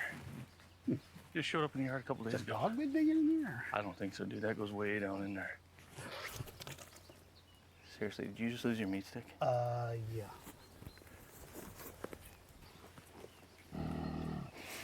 Oh, no. There's something in there, dude. Just leave it. Are you kidding me? We'll just head to the house. Just leave it. The hell with that. Oh, yeah, there's something in there. Want one? Thank you. Mm-hmm. It was worth it. You'll still have common days. Put off your term papers till the last minute. Eat cold pizza right out of the fridge. Update your fantasy roster. This is not one of those days. A few weeks a year and you'll discover the most uncommon time of your life.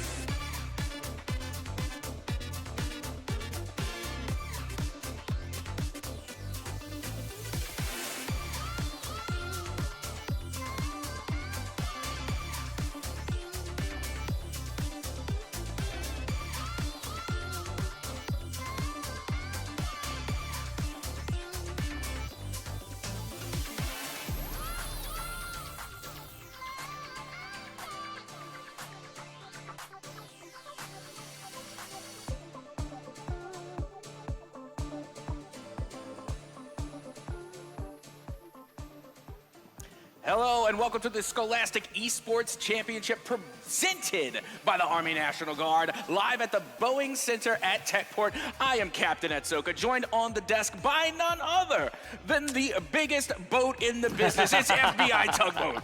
You say too many nice things about me, Captain Etsoka. Yes, it's been a long day, and I am incredibly excited to start one of our last competitions of the day. I believe the last one will actually be on the main stage broadcast as well. Yes, it's Rocket League. We got to finish with the best here, my friend. Oh, absolutely. There's nothing I love more than a good bit of car bar, a little bit of Rocket League, you know, all the awesome things that we love to call the nice sport that we all love to play, right? Nothing wrong with some Rocket League as we get ready to go into the day. As a matter of fact, you know, back in my day when I first started, it was called Supersonic Acrobatic Rocket Power Battle Cars. He knows it word for word. I love it every single time, Captain. Oh, absolutely. And again, that was way back when. That was like 2008 when that first launched. And look at where we are now. Who would have thought all the way back when it would lead to all of this? That is absolutely amazing. Fantastic stuff, fantastic stuff. Well, we just finished the Halo broadcast. I was kind of feeling some of the same, right? Like, who would have guessed? Look at us, dude, look at us, right? It was 2004, running Halo LANs out of churches and community centers, out of friends' houses and stuff, and now this is what younger folks get to look forward to. Collegiate esports, high school esports, middle school esports, all kinds of esports programs, clubs, teams, and everything in betweens. Yep, and it's been one heck of a weekend. We have been going to championship after championship. We've had some Overwatch, we've had Valorant, we had League earlier today, we had Smash yesterday, we just had Halo. There's Apex going on the side, and now it's our time. It is time for Rocket League. We have the Grand Championship coming up very shortly between Concord and Oklahoma Christian. Yeah, well, the OC Eagles are going to be seeing if they can fly high here over Concord. Now, this was a long day, right? OC Esports, excuse me, coming off of a 4-win victory over Illinois State Esports, right? The Redbirds coming through here, giving their best, going to be finishing third here for the NECC D1. And not to mention Concord has been one of the favorites going into this. As a matter of fact, one of the favorites in Collegiate Rocket League as its entirety. Concord has made quite the name for themselves. They really have. They really have. And I mean, they had a Call of Duty team over there competing. They had a League of Legends team, I believe, competing as well, Captain. So I don't know what's in the water over there in Concord. I believe that's West Virginia, right? Honestly, I have no idea. Okay, you take me out of Louisiana and I have no idea where I am anymore. Fair enough. Well, sir, you're in Texas right now, Captain. Captain, you're in San Antonio, Texas. You're at Techport. We're at the Boeing Center here. And it's been a beautiful time, right? I live in Las Vegas. It's nice to go out and see some green vegetation outside. You know what I'm saying? Some trees, some grass. Some people take it for granted when they live other places. Well, right now I'm looking forward to seeing some good old-fashioned Rocket League. Now, we've seen all the great things San Antonio has to offer. Mostly, it's the Tex-Mex and the barbecue. The barbecue. Oh, my goodness. Yes, but today, it's going to be the Rocket League. San Antonio is about to bring us the Rocket League, and I can't wait to get into it. And then again, you know, we're talking about these two great teams that have managed to make it all the way here. And you and I, we were doing this throughout the entire season. We got to watch these teams grow and get better. And now, here we are at Grands. It's all coming to this big conclusion, and these are the two teams that went through the ringer all semester long, and it all comes down to this next best-of-7 series. Yeah, we got to follow along with Oklahoma Christian all the way through this, right? NECC nights, always 3 matches. We always try to get a D1 match, D2 match, like right after the next. And for recently we've been doing like some of the lower stuff, like the D6, the D7. So kind of having like a little more fun with that at the end of the night. But it always seems it's one of these two teams up there in D1 taking W's on the broadcast when we're able to do these online throughout the week, right, Captain Etsoka? Oh, absolutely. Not to mention these two teams are really shaking up, you know, kind of the history of the Collegiate Rocket League space. Because when we talk about Collegiate Rocket League, we always bring up the big names like Northwood, Akron. Again, these are huge names. And these, Northwood in particular, were the longest running like champions in the Collegiate Rocket League space for so long. And now we have teams like Concord literally going toe-to-toe with these teams and overcoming them as well. Again, it just goes to show that nothing in this esport is ever set in stone. It's true. And folks, the reason why we didn't talk about Concord's semifinalist match, because they did not play one. They punched their ticket all the way in the grand finals, right? From that formatting and from the round-robin play yesterday, just like our NECC Overwatch that was earlier on. So maybe coming off of a situation where they haven't played as much Rocket League today, like I'm never going to anticipate that a top team is not coming in hot for the grand finals now, don't get me wrong, but at least playing some competition here on the day was OC Esports. Again, that was against that Northern Illinois squad, and that was a 4-1 against the Redbirds. Yeah, again, you got to watch out for Oklahoma Christian because, you know, we're gassing up Concord, and yes, they have made a name for themselves, but like you had said, they've been kind of sitting on the side because they had that automatic ticket punch. They had the automatic buy. They're good to go. Meanwhile, Oklahoma Christian has once again been battling it out to make it here to the grand final. So they are warmed up. They are ready to go. They haven't missed a beat. Oh, they have not. No, they have not. And there's not a finer place to play some collegiate esports, high school esports or otherwise, than here at the Boeing Center at Techport. I'm curious. We talked a lot about the food. I think that's both of our answers, to be honest. But what is one thing you've gotten to do here in San Antonio that you might not have gotten to do otherwise if you weren't in town here for this esports competition? I mean, one of the things is the Six Flags, honestly. I mean, I'm not trying to like shamelessly cross promote, but you know, let me put it to you this way. You know, Louisiana and Texas were very close friends, right? And whenever we get hurricanes in the Gulf Coast, we do something that we like to call evacuation. Evacuation? Evacuation. It's when you have to evacuate from a hurricane, but it doesn't mean you have to have a bad time doing it. So for the last hurricane, I actually evacuated to San Antonio and ended up going to the Six Flags. There you go. There you go, my friend. That's awesome. Turning positive from a negative, right? We love that. We love that. We'll see if teams are able to do similar things once they do get started, if they get behind down there in a fuller series, right? Best of 7 just feels like the way Rocket League should be done, right? Yeah, absolutely. Because at that point, there really is no room for, you know, argument at that point. You know, you've played, you know, bare minimum 4 games to decide who's going to be the winner, who's going to be the loser. And ultimately, there's no need to go more than that. 4 games is plenty to determine if you're able to get 4 wins in a consecutive series, then you know what, the argument's pretty much over. Yeah, and there's no bracket reset conversation to be had here as well, right? Round robin play, single elimination within the second day here today, day 2, Sunday, May 11th, unless I'm wrong. It's been a long day, so if that's not right, don't blame me. Yeah, absolutely. And that's another thing about the best of 7 series as well, is that, don't get me wrong, it's a daunting task for both teams because it's going to test your mental fortitude, endurance, stamina, etc. However, the pressure isn't as building as it would be if you were, say, in a lower bracket situation. Like, say, if bracket reset was in play, and it was double elimination, and you were in the lower bracket, and you had a best of 3. That means you only had 2 chances, or you were going home. This time, you got at least 4. And here we are now underway in game number 1 of the grand finals here for D1 Rocket League for the NECC. Very, very much looking forward to this one. Just a little bit of early play here. Again, kind of that first date like I was talking about earlier in Halo. Just feeling each other out, seeing exactly how they're doing on the day. That's too high. And Seema's taking this one out and really negating any sort of danger as OC Esports. Is that North trying to go for a demo on the other side? Oh my goodness, I love bringing the physical play early, and you're right, there was a demo on Helix, bringing the ruckus and popping fireworks just a tidbit early here, and I'm all here for it. Oh, absolutely, absolutely. What's the phrase? Not your fault for getting demoed? Oh, yeah, it's your fault for being in the way. 100%. Yeah, so sounds like a personal issue if you just happen to be in the way of my supersonic vehicle.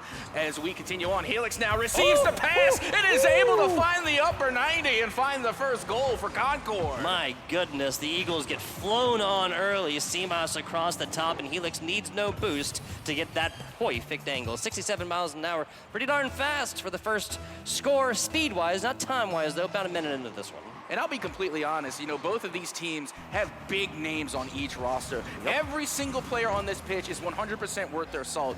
Throughout the event, throughout the whole season, really, we have been talking about these players and how good they are, and they have only gotten better.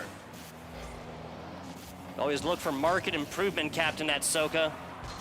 It's exactly what we found here within our NECC D1 competitions. A little bit of wasted efforts from both squads. North just tries to send this one skywards and get demoed for their efforts. Crispy burning a little bit of boost to try and get back to this one. It's a decently centered ball, but wow. Everybody on the OC Eagles squad went for this one outside of G-Man that literally just pulled back a little bit. And now you got Chili gonna hit this one up high. Crispy on the receiving end, able to get the pinch off the wall, followed up by Seamas. Seamas oh so dangerous on the ball, but they don't have the boost and they don't have the juice. Not able to make much of that go. Shot over right here, a little bit too high on that one. The second effort for Chili doesn't quite land. And North Gonna be continuing on this progress into the corner. CMOS up high, G-Man down low. It's gonna be G-Man, the low man, winning on this one is Crispy. RLCS contender Crispy, I might add, is fighting his way through the corner. Yep, that they are. I'll be honest, when we were talking about, having the RLCS contenders, I really thought one of them was going to be CMOS, because we talk about CMOS all the time. We talked about them during the regular season, and they played so well. And you know what? Again, I could see, one of these days, CMOS actually being able to go the distance and make their way into the RLCS.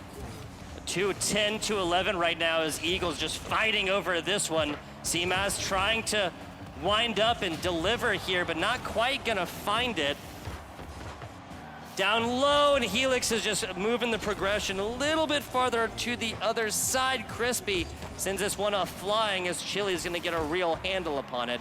50 ball out to the middle, CMOS wins it. Helix trying to pick this one up, undercarriage and lip reset there. That's just a little bit to the outside, Capitan. That's what I like to call a little Finnick finesse. Now, don't get me wrong, it didn't end in a goal, but it looked pretty, and they had the right idea going on. If they went for that shot again, I'm nearly convinced that they're gonna make that. Yes, sir.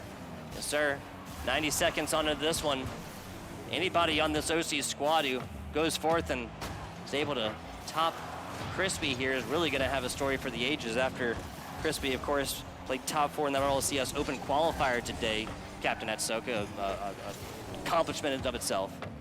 Ah, yes, indeed. I mean, my goodness, just seeing already you can see the pathway for upward mobility in this esport through organizations like the NECC, through Collegiate Rocket League, and that's why it's so important, because again, we're talking about collegiate esports here, and they have found a way to get all the way up into this point and even get scholarships for doing what they love to do. And now we are seeing in real time players going from the collegiate space here at the NECC and going up into the pro level. Yeah, like if you want to have the conversation about that pipeline, well, hey, Chili, we were just talking about a whole bunch of cool stuff about Concord.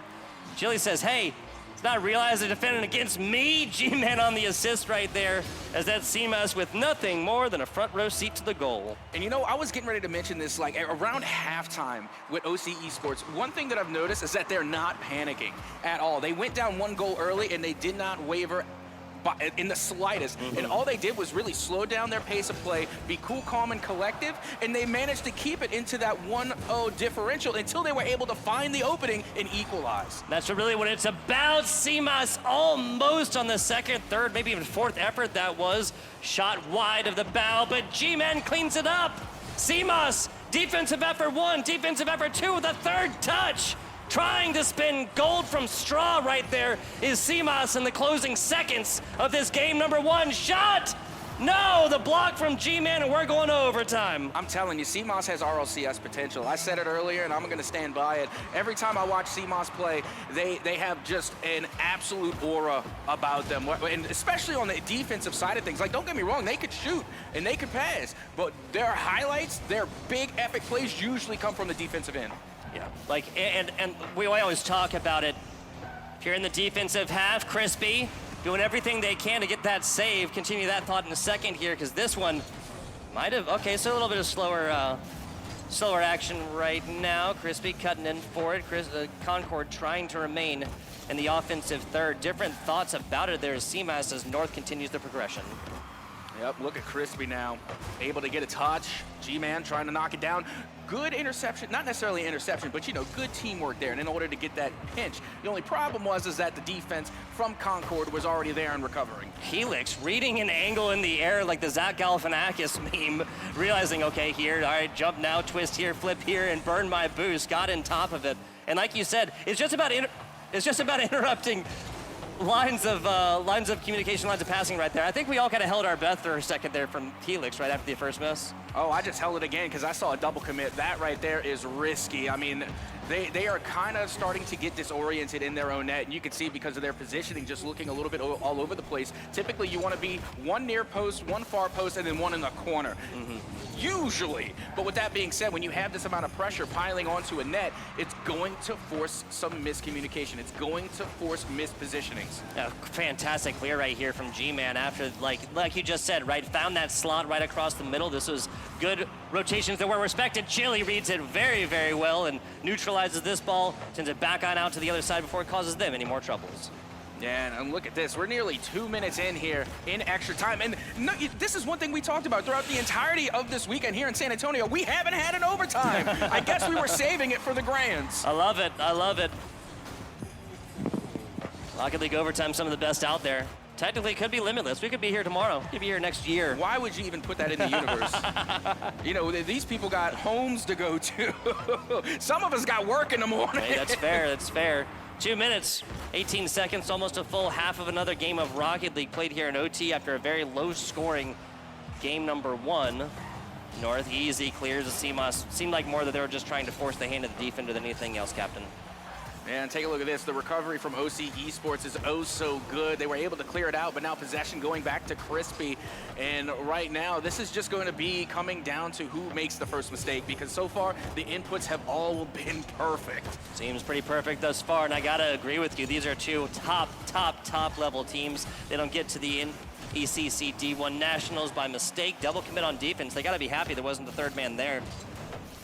Yeah, but you can see Concord slowly but surely moving closer and closer in towards that goal. And if they're able to start getting shots on target, it's only going to build that amount of pressure onto the OCE defense as quickly as that pass goes, the shot goes even faster. 2-1 overtime win here for Concord is the aforementioned Crispy. We talked about him, top 4 open here for RLCS. Congratulations to them, but they have the work is not over with. Work is not over with Captain Atsoka. At least 3 more games of Rocket League stand in between OC Esports and NECC glory, right? The real stuff. No, I'm just kidding, of course. Yeah, job's not done. Absolutely not. But this is one thing that I really loved about that OT finish just there from Concord, because it was a 3-way pass play. And this is what we were talking about. I mean, this was a very low-scoring game compared to all the other games that we had over the weekend. This was 1-1, and it was settled there in OT. But what really came down to it is the amount of respect both teams showed each other. They weren't overcommitting. They weren't making, like, just ridiculous mistakes. It was all cool, calm, and calculated. Even though OC Esports was down 1 goal for the longevity of regulation, they still maintained their composure until the last 30 seconds, were able to equalize, force OT, and then we got to see Concord show that same respect in overtime. It took them nearly half of regulatory time to find an opening. That's how much respect these two teams have for each other. They are taking their time, even with time not on their side. Yeah, like even what was that, like 40 seconds or left or so that OC Esports was able to find that one, the very last little bit of regulation. But hey, the best laid plans sometimes respect patience as well, Captain Atsoka, and that's the way they played it. And honestly, I'm all down for these super low scoring Rocket League games. I always have respect for the defense and whatnot, and always want to see that go forth. I honestly kind of feel like there are more mistakes committed in that overtime situation, but both teams are just so pensive to like cheat up and get in mega aggressive positions. They just weren't as easily capitalized upon. Absolutely. Let's see if they're going to be able to make adjustments now moving forward. Keep in mind, Concord now up 1-0 in this best-of-7 series as game number 2 is underway. And already we saw that the OC Esports team did put a shot on, and CMOS was there to get the save and clear it away. Yes, they were. Yes, they were. G-Man loses this 50 ball over the side. That's a solid little tipper. Helix reads it and twists up into it. Crispy is the one to actually send it onto the other side. G-Man will easily pick this one up. That wasn't really so much a clear as much as a change of possession. Yeah, and I got to tell you, you know what team is good when they make this look easy? Because that last shot Chili had was actually like really finessed. Like that was not an easy shot at all. That's something you gotta, that's a little bit of talent and a little bit of sauce you have to put on that. Yeah, you really do. Add some extra cooking on top and add a few decades of practicing it. Back to the outside, North trying to get into position here. It's a down bottom shot that ultimately is not gonna land offensively. And it's still 0-0 here. As you can see, the first minute and 14 off the clock. We continue on. Yet another shot going on here from Concord is saved and cleared away, as we're seeing a little bit of a bout for the possession in the midfield line. And right now, it's just 50-50s galore. 3 minutes, 30 seconds. Couple of scoring attempts here, Captain Atsoka, but nothing actually going in here. I believe we are following the same theme here of lower scoring, highly physical, high-flying play. 321, 320 up here. CMS comes up to it. North kind of loses his position on the page, and hey, just leave it to G-Man to go forth and get aggressive. Crispy barely even able to take this off the wall.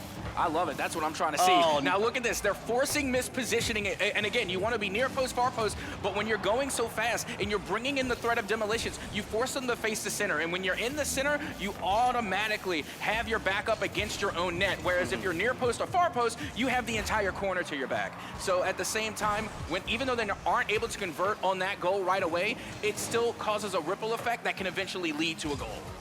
Yeah, and it's these higher levels that are just going to have to go for the flip reset, excuse me, Crispy. I couldn't get it out. Crispy getting this one off the back of a fantastic CMOS effort. And CMOS goes for Chili. This doesn't happen otherwise, right? Chili even still has the ability to get out to this, but he's forced to jump just a little bit early, Captain. That's exactly what I'm talking about. You honestly may not have even needed to actually have made contact with that player. Just the fact that they're trying to avoid the contact is enough. CMOS down bottom.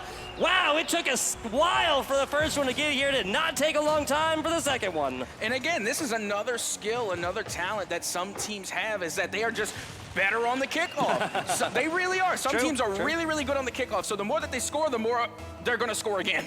As soon as they get back on the kickoff, they can try and figure out a new play, try and run a fast break, or even go for a cheat up, or even a fake kickoff. You know, again, there's so many plays to make during kickoff that can just lead to a goal immediately. There's so many mind games to be played and see if you can come out on top off that initial kickoff. And it's so demoralizing to play against a team that is simply good off kickoff, Captain Atsuka, just simply because the logic of, hey, even if we do score, well, they're going to get a kickoff situation that they've already shown us they're very good at. Yep, just under 2 minutes to go. And that was so insane because we were 0-0 for so long, and we hit halftime, and now just 30 seconds, not even 28 seconds later, now we have 3 goals. 2-2, not talking about dresses, I'm talking about Crispy's scoreline. 2 shots for 2 goals. No assists for this one, I don't think, as we look at 2 minutes and 2 seconds on the clock. We're looking at a Concord Esports squad, Captain, that has scored the same amount of points in 3 minutes that we saw in about 10 minutes between these two teams. Not 10 minutes, 8.5 minutes or so. Yeah, they're in game number 1 because you had regulation plus the OT time, and you're absolutely right. Again, Concord, they just flipped the switch on. I don't know what to tell you. I mean, it seems like they may have been a little stagnated there in game number 1, but now they are just feeling themselves. They have warmed up, and now they are ready to play. Perhaps the warm-up conversation that was like starting earlier, right? Illinois State facing against this OC Esports squad earlier, so they need no warm-up. Other squad maybe just needed one to get back into this grand finals kind of feeling. Crispy from the backboard. Gonna take this one out and look over the corner. Beats 1, beats 2. Not going to beat North, though, and especially not as they pick up this big boost on the way inside, Cap. Yeah, take a look at North now. Unfortunately, not going to be able to carry that one out. Helix just getting up into the face of the opposition, just playing a really aggressive defense. And that's something that's actually pretty spectacular, as you can see. When you play that aggressive defense, it turns into aggressive offense. Man, oh man, that's 5 shot attempts there for CMAS. 2 saves, an assist, and now a goal. All-around fantastic player there for CMAS for Concord Esports, Cap. Wait, well, there you go. You see, now I feel like a buffoon because CMAS does have an RLCS 2024 contender. I was like, I knew he was like, I affiliated CMAS with RLCS before. Oh, my goodness. And now Crispy gonna get another there. one. Got an assist on the previous one from CMAS. Now CMAS is going to have 2 assists. Crazy stuff. This could have gone to Helix. This could have gone to Crispy. And it feels like, Captain, this game, too, the wheels are coming off. Yeah, definitely feels that way. However, if we're gonna go off a Rocket League time theory, 10 seconds allotted per goal realistically could be done. I hear you. It is possible. This is also an OC squad that spent about 8.5 minutes putting 1 goal into net, and has now spent about 4.5 minutes putting 0 into net, despite offensive opportunity, too. Yeah. It's fair, that's fair. We don't want to call it too early here, folks. We also don't want to give you all false hope. I mean, now at this point, I feel pretty confident in saying that Concord's going to take this one here with just over 20 seconds remaining. Concord with a commanding lead, 5-0, have definitely found their footing in game number 2, and they're going to continue to build that wave of momentum like we had mentioned even yesterday in the round robins. That momentum in a best-of-7 series can carry you a very long way. Can indeed, can indeed. Demo for the road, put in a doggy bag, eat it a little bit later, maybe feel good a little bit about it, because you need something after putting up that donut. Concord going to be improving greatly, from their Game 1 performance. A Game 1, they honestly at times seems like they barely snuck out of overtime to come out of, and my goodness, take a look at the numbers. 13 shots attempted versus 3 on the other side. We have 5 saves, spread about as evenly as you can for that squad as well. And so this just tells me everything that I need to know, Captain, about like the time of possession right here. Not just about shots, but how many of them were quality shots. 5 saves, 5 goals went in. Means 10 of the 13 were money, money, money. Absolutely. So we're not just talking about the shot count, we're talking about the shot percentage, those shots that turn into goals, or goal percentage, or whatever you want to call it. Regardless, Efficiency. I mean, right now, it's just an unstoppable offense coming from the side of Concord. I mean, when you're getting 10-plus shots over your opponent, then you know that you are just absolutely locked in when you're on the offensive side of the ball. And like we were saying, they were playing that aggressive defense. So they're still playing defense, but they're just playing it aggressively. They're not giving their opponents time to try and recover. They're not giving them time to formulate an offense. So what ends up happening is that you end up just playing defense the entire game. And if you're playing defense the entire game, you're not going to get any goals. Yeah, it's just so freaking hard to try and score against top teams like these. I mean, yes, we're talking about Concord. Yes, I also mean Oklahoma Christian University here that is also really good at playing defense, or playing defense in generally. They're not just going to get a wayward ball all the way across a pitch into a goal. It is definitely not something that you can rely on. Concord Esports up 2-0 in this series. See if they're able to bring this one back from the brink. The OC Esports squad, they were able to get an overtime situation in game 1. Well, that situation seemed to have quickly dissipated like the rain. Captain 5-0 in game number 2. Well, here we are in game number 3, well and underway. As you can see now, OCE going to start off early with a little bit of early possession. North able to get this one out and towards the corner. Off the sidewall now. Look at CMOS going up high, puts the shot on and puts it in. Wow and Zers. CMOS with the assist from the crispy player, just gets that nose right on under.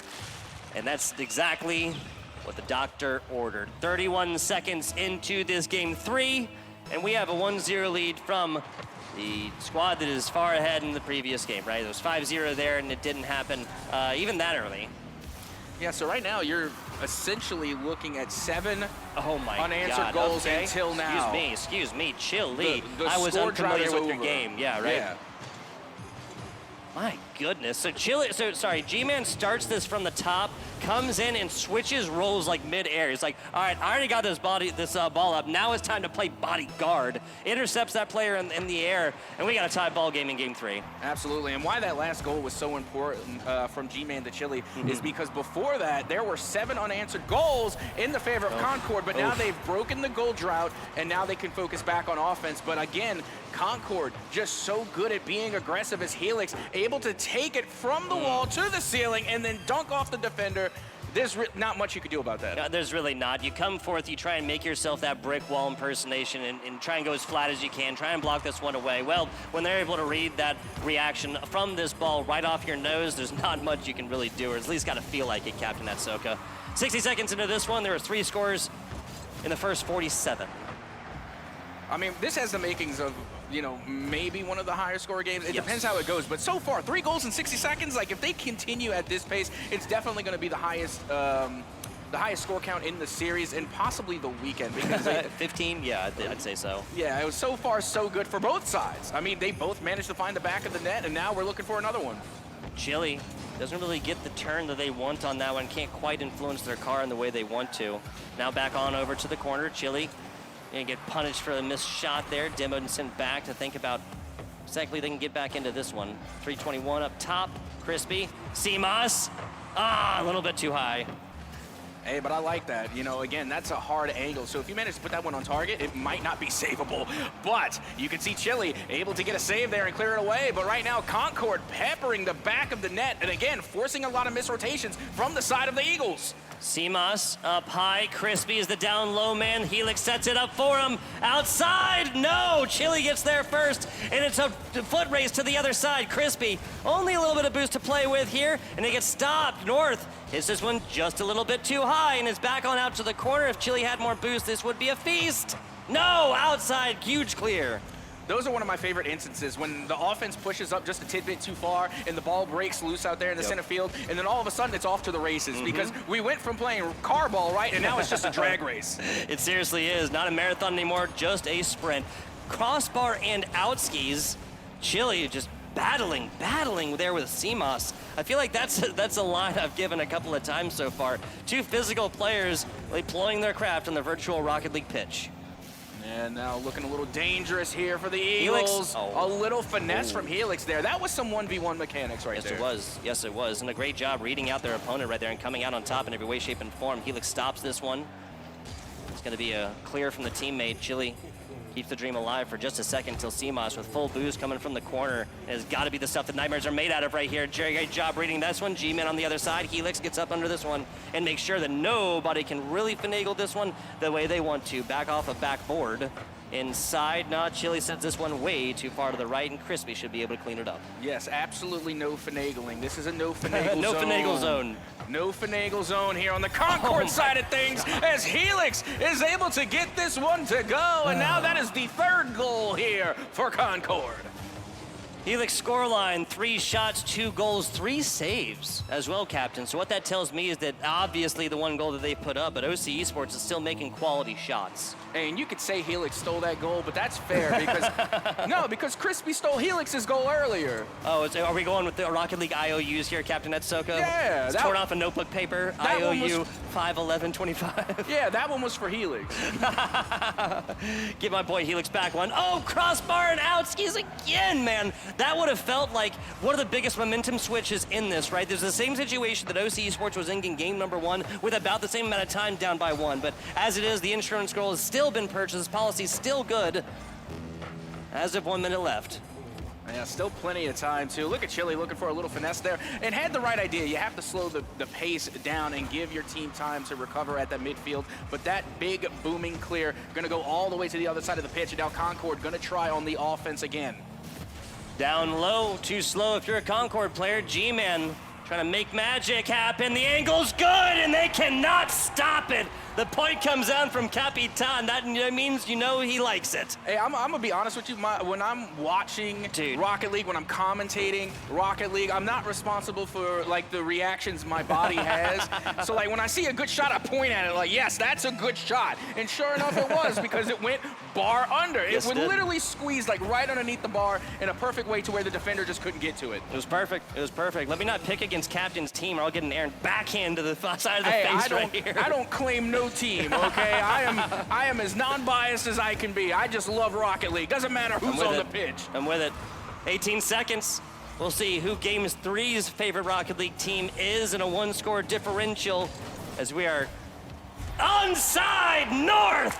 Another one. This is set up yet again from the corner. I was trying to let this one breathe a little bit after G-Man actually got the hit on the Helix. And there we go. That's what we love to see. Again, this is something that we really haven't seen much from Oklahoma Christian so far. Not that they're not capable. They did it yesterday, but we haven't seen them do it today. They finally do it, and it's the 3-way play. You got one player going for the bump, the other player going for the pass, the other one going for the shot. When you have all 3 players involved on the single play, magic happens. Ooh, a little bit too high, and you're going to be really happy if you're Concord. Overtime in a game that it really seemed like OC Esports came alive. Right up out of the coffin, sat up and opened its eyes. The end of that game, number 3, trying to run the barrel down the middle. North, down bottom, Chili, easy block those CMAS. I shouldn't have counted them out. Okay, now I want to discuss something really quick while I have the time, but I do not. G-Man wasting no time in OT. Only 15 seconds on the clock, and the Eagles managed to strike back. Crispy's got to be feeling this one, man. This is 3 minutes plus in game number 1 that they came out on top in overtime, and now a quick one after, what is that, 3 goals in like 65 seconds, 75 seconds, something like that, for the Eagles squad here. Crispy going on this one. We'll get this player back on, and taking a look at the numbers. What is that, 12 versus, I believe that was 10 on shots or so. Saves going the way here. So there's not really like a super like numerical, like statistically significant difference between these two squads. Obviously, we didn't get Crispy's results on there, though.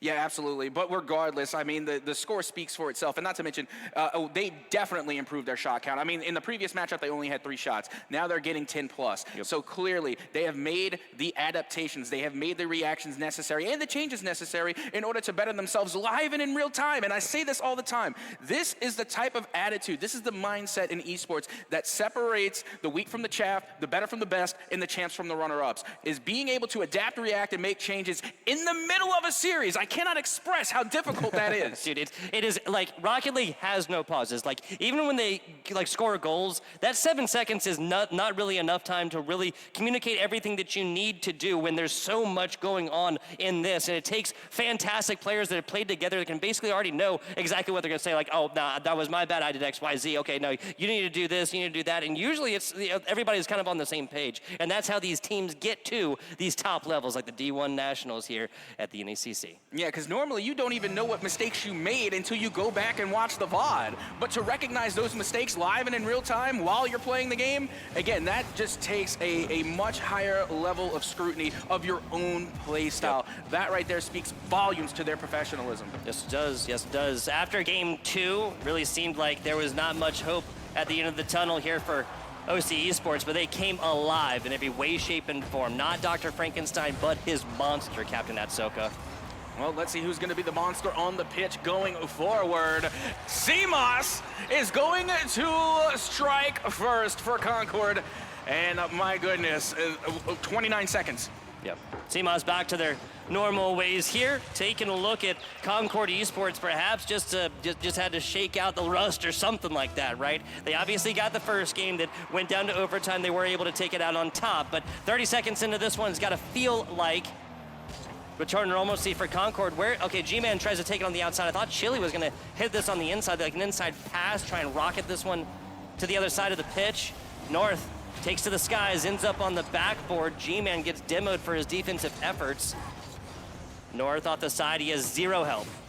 I was getting ready to say, North, I mean, being able to just control the situation with no boost like that, knowing that your teammate just got demoed, that is definitely some 1v1 skills. You can tell which players have spent time in that 1v1 playlist. It was a really cool angle right there. It kind of looked like CMOS's destruction was actually like the explosion, like hitting the ball out, right? Cool guys don't look at explosions, Captain. I'm not cool because I definitely do. I'm trying to see the boom boom that makes you go wayo. Heyo, I love it, I love it. Now a nice pass attempt there for Concord Esports. Crispy and the really weird eyes on his car. I can't stand that skin, dude. Which one? It's unsettling. The Lightning McQueen skin. Oh, yeah. It's unsettling. The eyes follow me. Well, let's just try and keep our eyes on the ball as we continue forward. G-Man able to come through with a very, very clutch save as we continue on. CMOS able to hit this one down. No boost and no juice to follow it up with. However, they're going to leave it to Crispy, who leaves it for Helix back out towards the mid. And OCE able to recover at that mid line as they try and push their way out of their own half. 3 minutes in this one, so plenty of time for the Eagles to come back at this. Now a couple of really, really uncharacteristic whiffs at this skill level, isn't it, Captain? And again, that's that wear and tear that we were talking about. That's the endurance, that's the stamina. You got to keep in mind, OCE was playing all weekend long. They were playing all day yesterday. Concord, I'm sure, has been putting themselves through the ringer, like we said. Crispy was playing some RLC matches, so I'm sure that, you know, the fatigue might be settling in for some of these players. It's fair, and this is going to be towards the end of our day as well here, folks. It's been a wonderful long day of esports. 7:15 here on the West Coast, not West Coast. I'm not on the West Coast anymore. I'm in the middle of Texas, aren't I, Captain? That's yeah, you're on the Gulf Coast. Yes, sir. With the brown water. Oh, bounces away, and it's physical play that almost rules the day.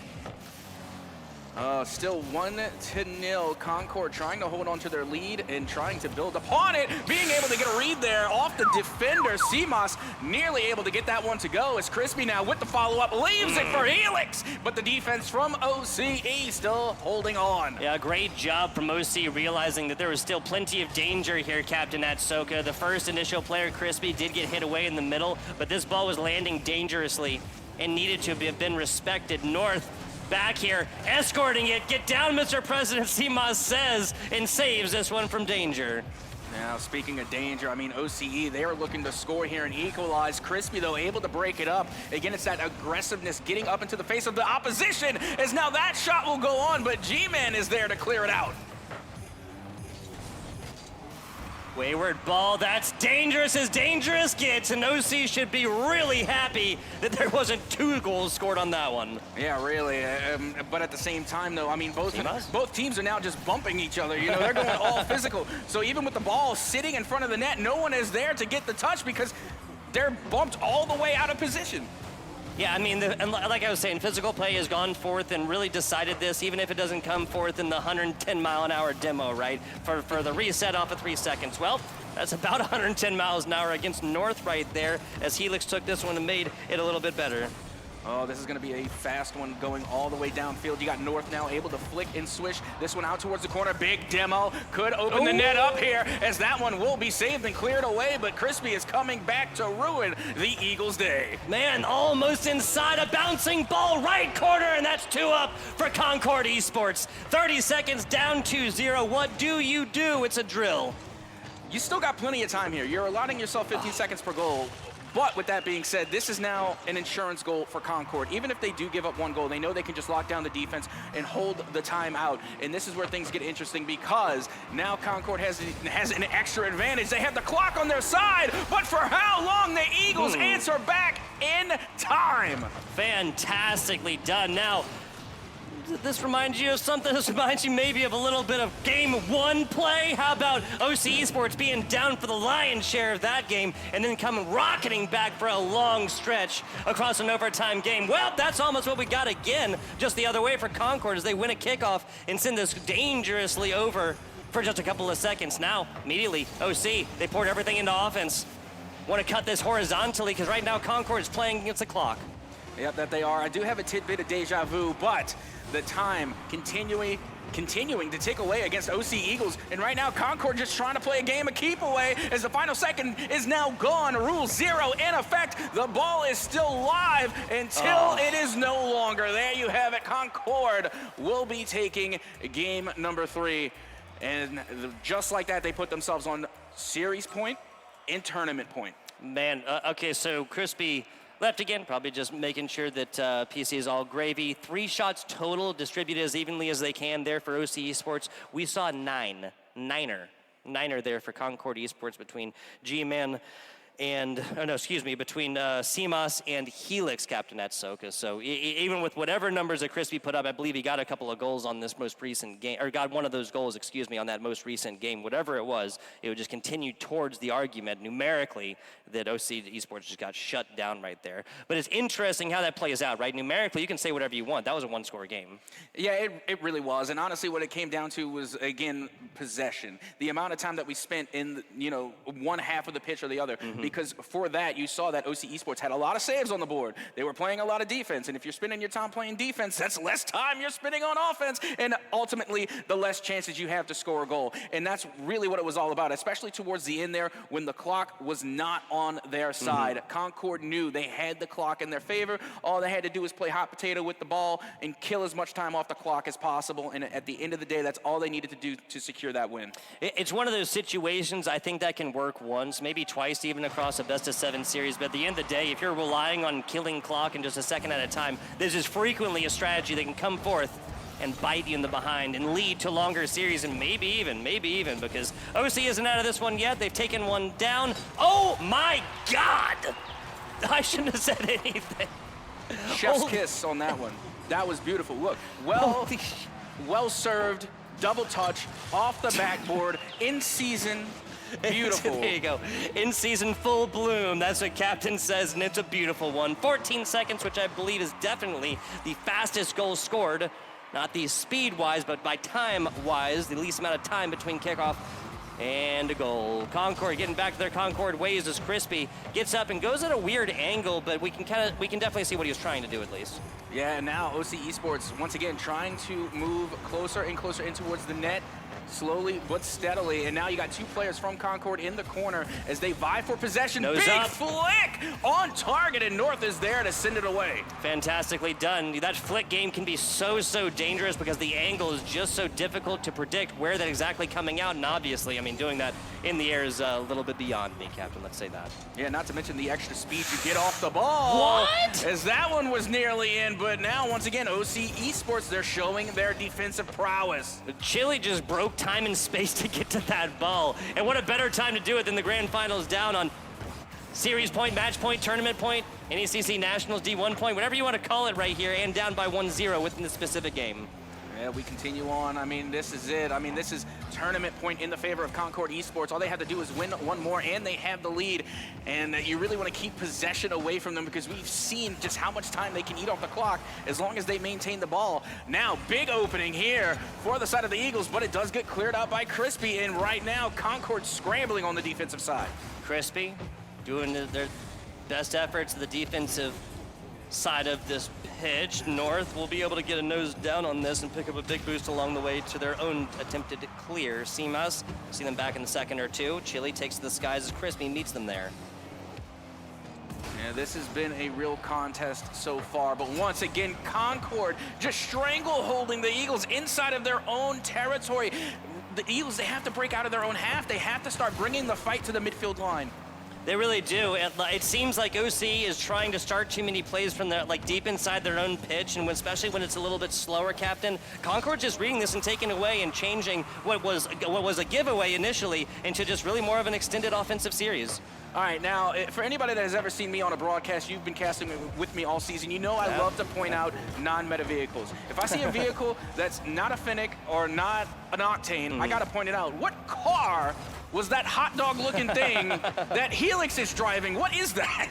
Is that, no, it was Crispy who left, so yeah, I'm not really sure. Helix might have changed that, and North finds one off the top bar. How fitting in the Vitality skin.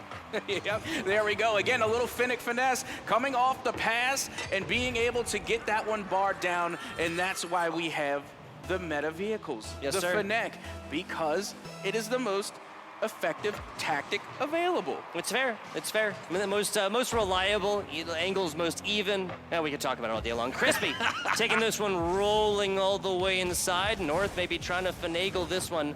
It's allowed this time, Captain Etsoka.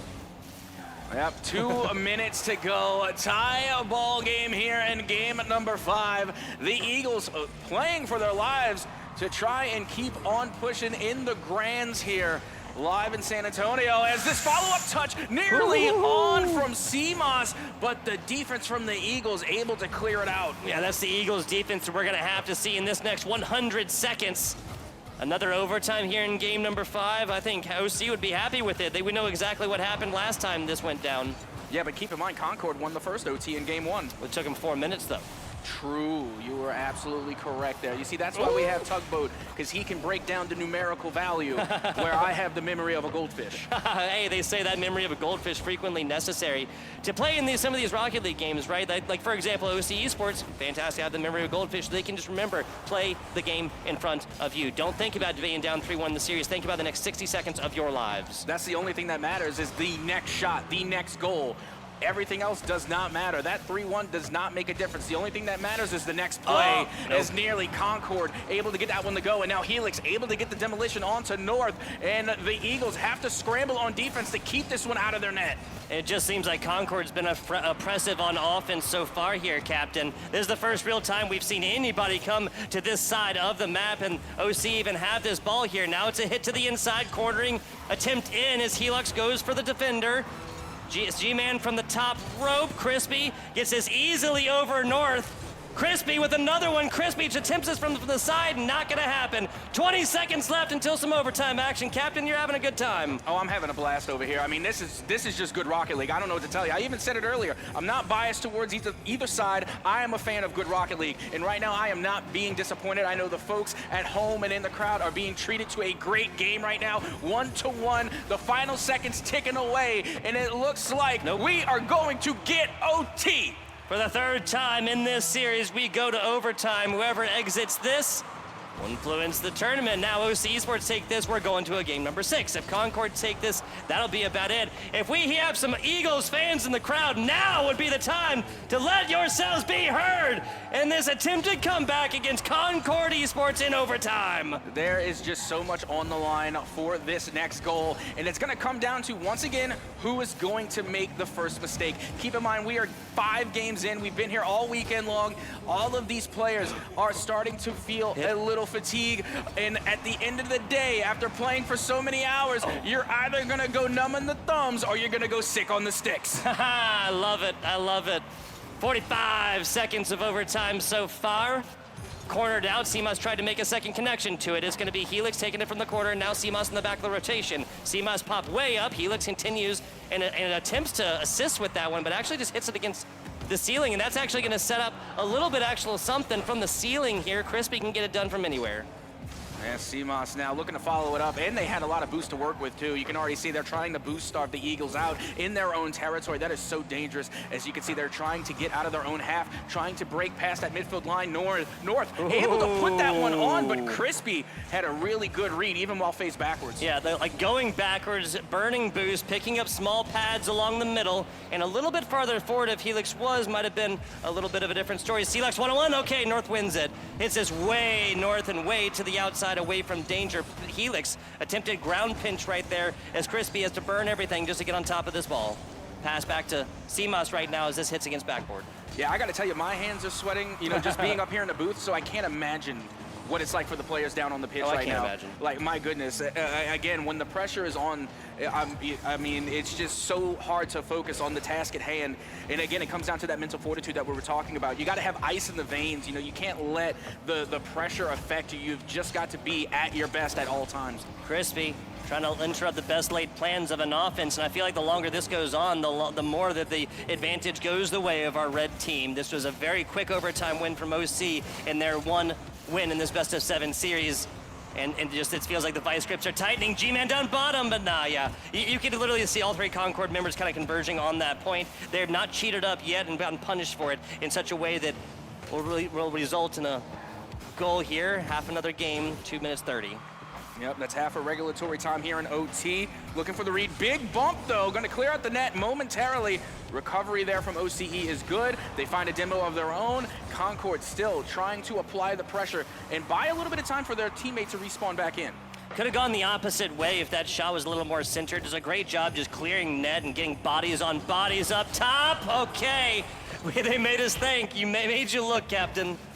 Yep, that they did. I mean, at that point, I'm thinking, okay, this is the opportunity, this is the moment. But no, once again, the defense manages to stand tall as CMOS looks to break through of the defense. Big demo onto Chili. Now, Crispy not able to take control there. They're going to leave it instead for Helix. Big 50 goes the other way. Net opportunity right in front, but they couldn't get there in time. And there's nobody quite on the other side after a big breakaway play. That's back the other way. You got to get in front of this one, friend. G-Man plays it off the backboard as of right now. Crispy to the side. It's another hit on top of it with no boost to be spoken of. North is easily going to take it over them. It honestly is an emotional roller coaster for me. Every time someone is about to score, it's like going off of a big drop. That's what it feels like every single time. And every single time we get debated because both of these defenses are just too good. Down low, too slow is Chili on that one. Can't quite get the high 5 landed. 4 minutes into this overtime, we have 9 minutes. 9 minutes of a Rocket League game right here.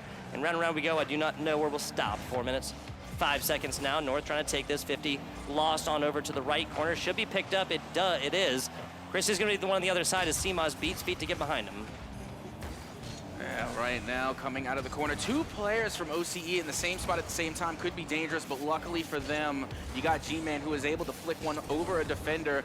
And now here comes North. A little bit of boost to work with. They have a teammate there in the mid, but they get dealt with quickly there by Helix. Concord's really been going with this demo play the past couple minutes or so of this overtime, which is, come forth after their initial shot, take possession, and then take a demo on the way out. Chili should have enough and does to spin up and block this one over to the left corner. Yeah, we are like 10 seconds away from being in an entire other game of regulatory time, nearly 5 minutes in OT with near perfect inputs from both teams. This is really a test of endurance now. Really is. Marathon, not a sprint. Crispy should be trying to accept this pass and does. Crispy gets the second hit as well as this one comes off the backboard. There's the standard demo that we were looking for, is just coming the other way from OC Esports into Concord. So everybody back now, full 3-on-3. CMS twisting, turning, no boost to be spoken of, can influence his own. Crispy, gotta be feeling that one. No, it's a second touch. Crispy right off the wall, and that's gonna be your D1 National Finalist Grand Champion winners here And that's going to be Concord Esports. Love it. Love it, Captain. Yep, Crispy is having a day. I mean, they had some RLCS things going on for them. Now they come here to the NECC D1 Rocket League Grand Finals, and they score the game-winning goal. Yep, exactly. So you got, what, top 4 RLCS Open qualifier, then you come on in here and get a 9-minute total game. Well, no, it was a little bit more than that, more than 9 minutes for the overtime finish. 3 of these 5 games, Captain Atsoka, go to overtime, and I got to say they did not fail to entertain. Oh, absolutely not. No one here should be leaving disappointed, especially Oklahoma Christian. I mean, they played so well. They played so well throughout the entire weekend. Again, they have given us some great highlights. They've given us some great moments, and then they played so well here as well. You got to keep in mind, only one of these games throughout the entire series was actually a blowout. Everything else, it was 3 OTs. They literally fought tooth and nail. So no one in this arena, no one at home, and especially no one on the stage should be disappointed with that performance. Taking a look at these replays while we fix out exactly our Extron championship. The player here now, I remember that one. Yeah, that crossbar and out skis. You know, it started a little bit slow there for both of these squads. Captain Atsoka ended out in a little bit of a different story. What actually ended out pretty much the same exact story, excuse me. Low scoring affairs to begin with, and then the middle meat of this, 5-0 Concord Esports in game 2, 4-3 for OC Esports in game number 3, 5 and 7 total shots. Yeah, and what I really thought was pretty interesting is that, things started off very, very quickly. The pace of play was very fast in the first few games, and then all of a sudden we're starting to see the pace slow down like a lot as time and time kept moving right on forward, and then you had to see there needed to be a little bit more finesse applied to a lot of these shots because both teams were figuring each other out. Mm-hmm. They were adapting in real time and trying to find new ways to find the back of the net and to find goals. I feel like half these replays are going to be from overtimes, given that the majority of those 5 games did go down there. Only one of them finishing in less than, a 60 second, or less than 4 minutes, really, right? Because it was, no, less than 3 minutes, excuse me.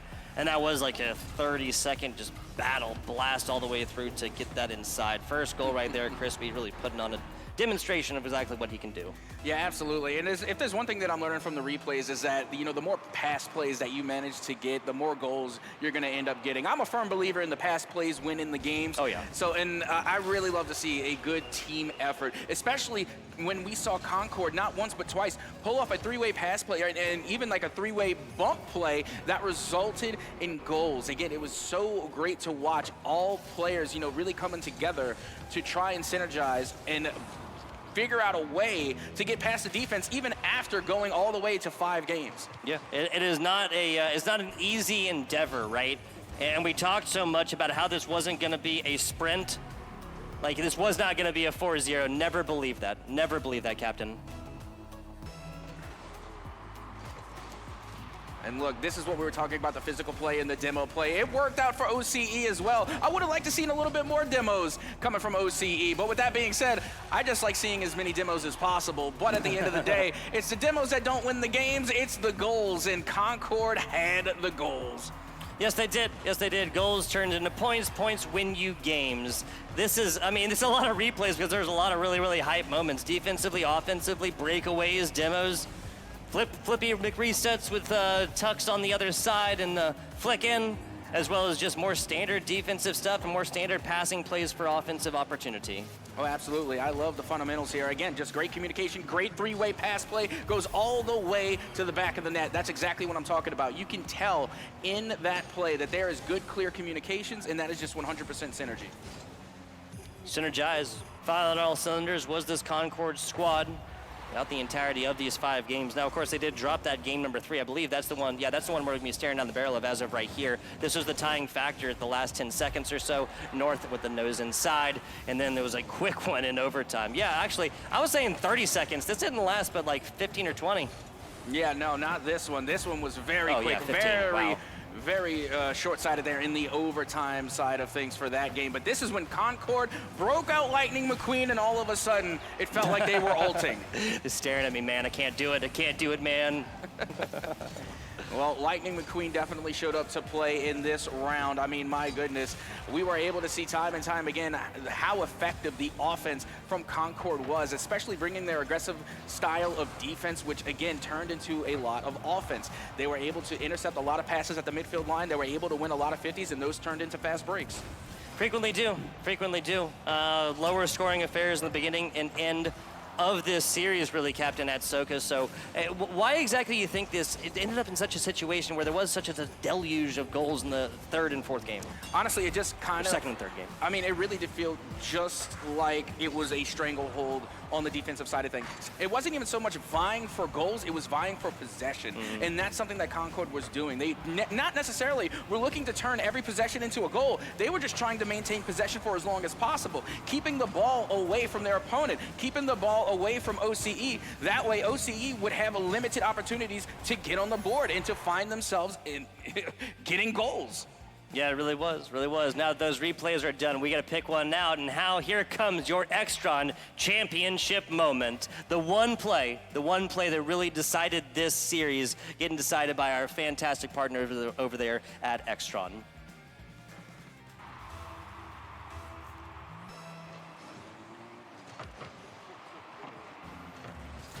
Oh, yes, the kickoff goal, the big demo. Oh, yes, you know, I love those. And that's something that we were talking about, too, is that, you know, some teams are really, really good at these kickoffs, and they are able to divulge different kind of plays. You got fake kickoffs, you got the cheat ups, you got the double cheat up. Yep. There's just... And some teams, they're able to come away with even bigger and better plays off the kickoffs. But with that being said, let's go ahead and throw it back to the stage for our man, Sam, to take it away.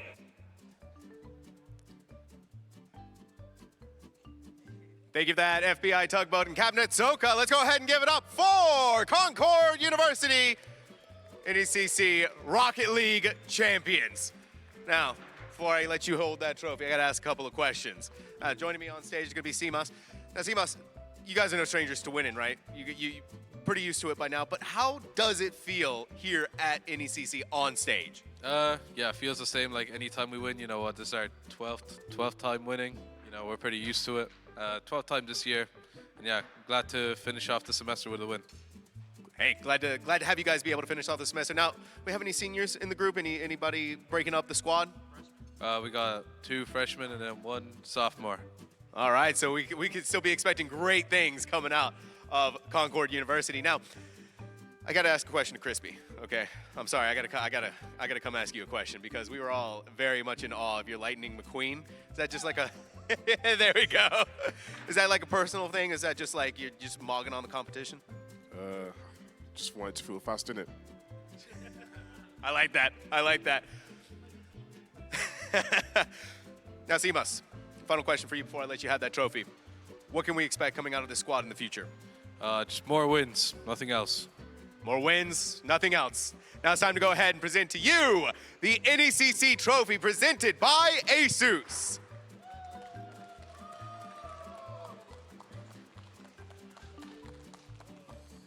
Let's go ahead and get that round of applause! Concord University! Oh my goodness gracious. They got a little too excited. They got a little too excited.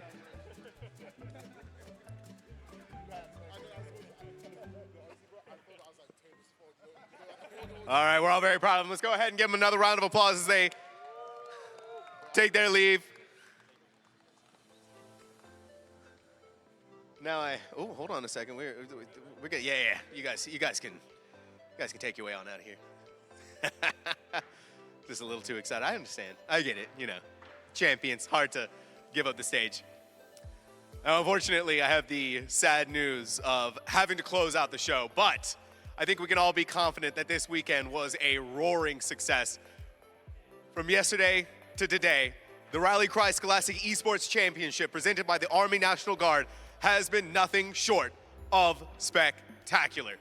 And we have a long list of sponsors, partners, and people to thank for making this event happen. Starting with, of course, Rally Cry themselves, the Army National Guard, Techport San Antonio, the Boeing Center at Techport, amazing venue. EGF, Samsat R20, NECC, ASUS, ECAC Esports, Extron, Winzel's Farm, Corsair. And of course, we want to say a big thank you to all of our attendees for coming out here, right? Our open play competitors, our on-site vendors for all that they provided during this weekend, and for all of the families that came out here, and all of the people virtually who are watching through the Twitch and YouTube streams. We really, really appreciate all of your support, and we are so excited at what we are able to accomplish this weekend. And of course, I'm sure that we can always look forward to what will be happening next year and what will be happening in future times for all of our teams that have competed this weekend. With that being said, thank you all so very much for watching. Thank you all so much for being a part of this phenomenal event. And we look forward to coming back again sometime in the future for the Rally Cry Scholastic Esports Championship presented by the Army National Guard.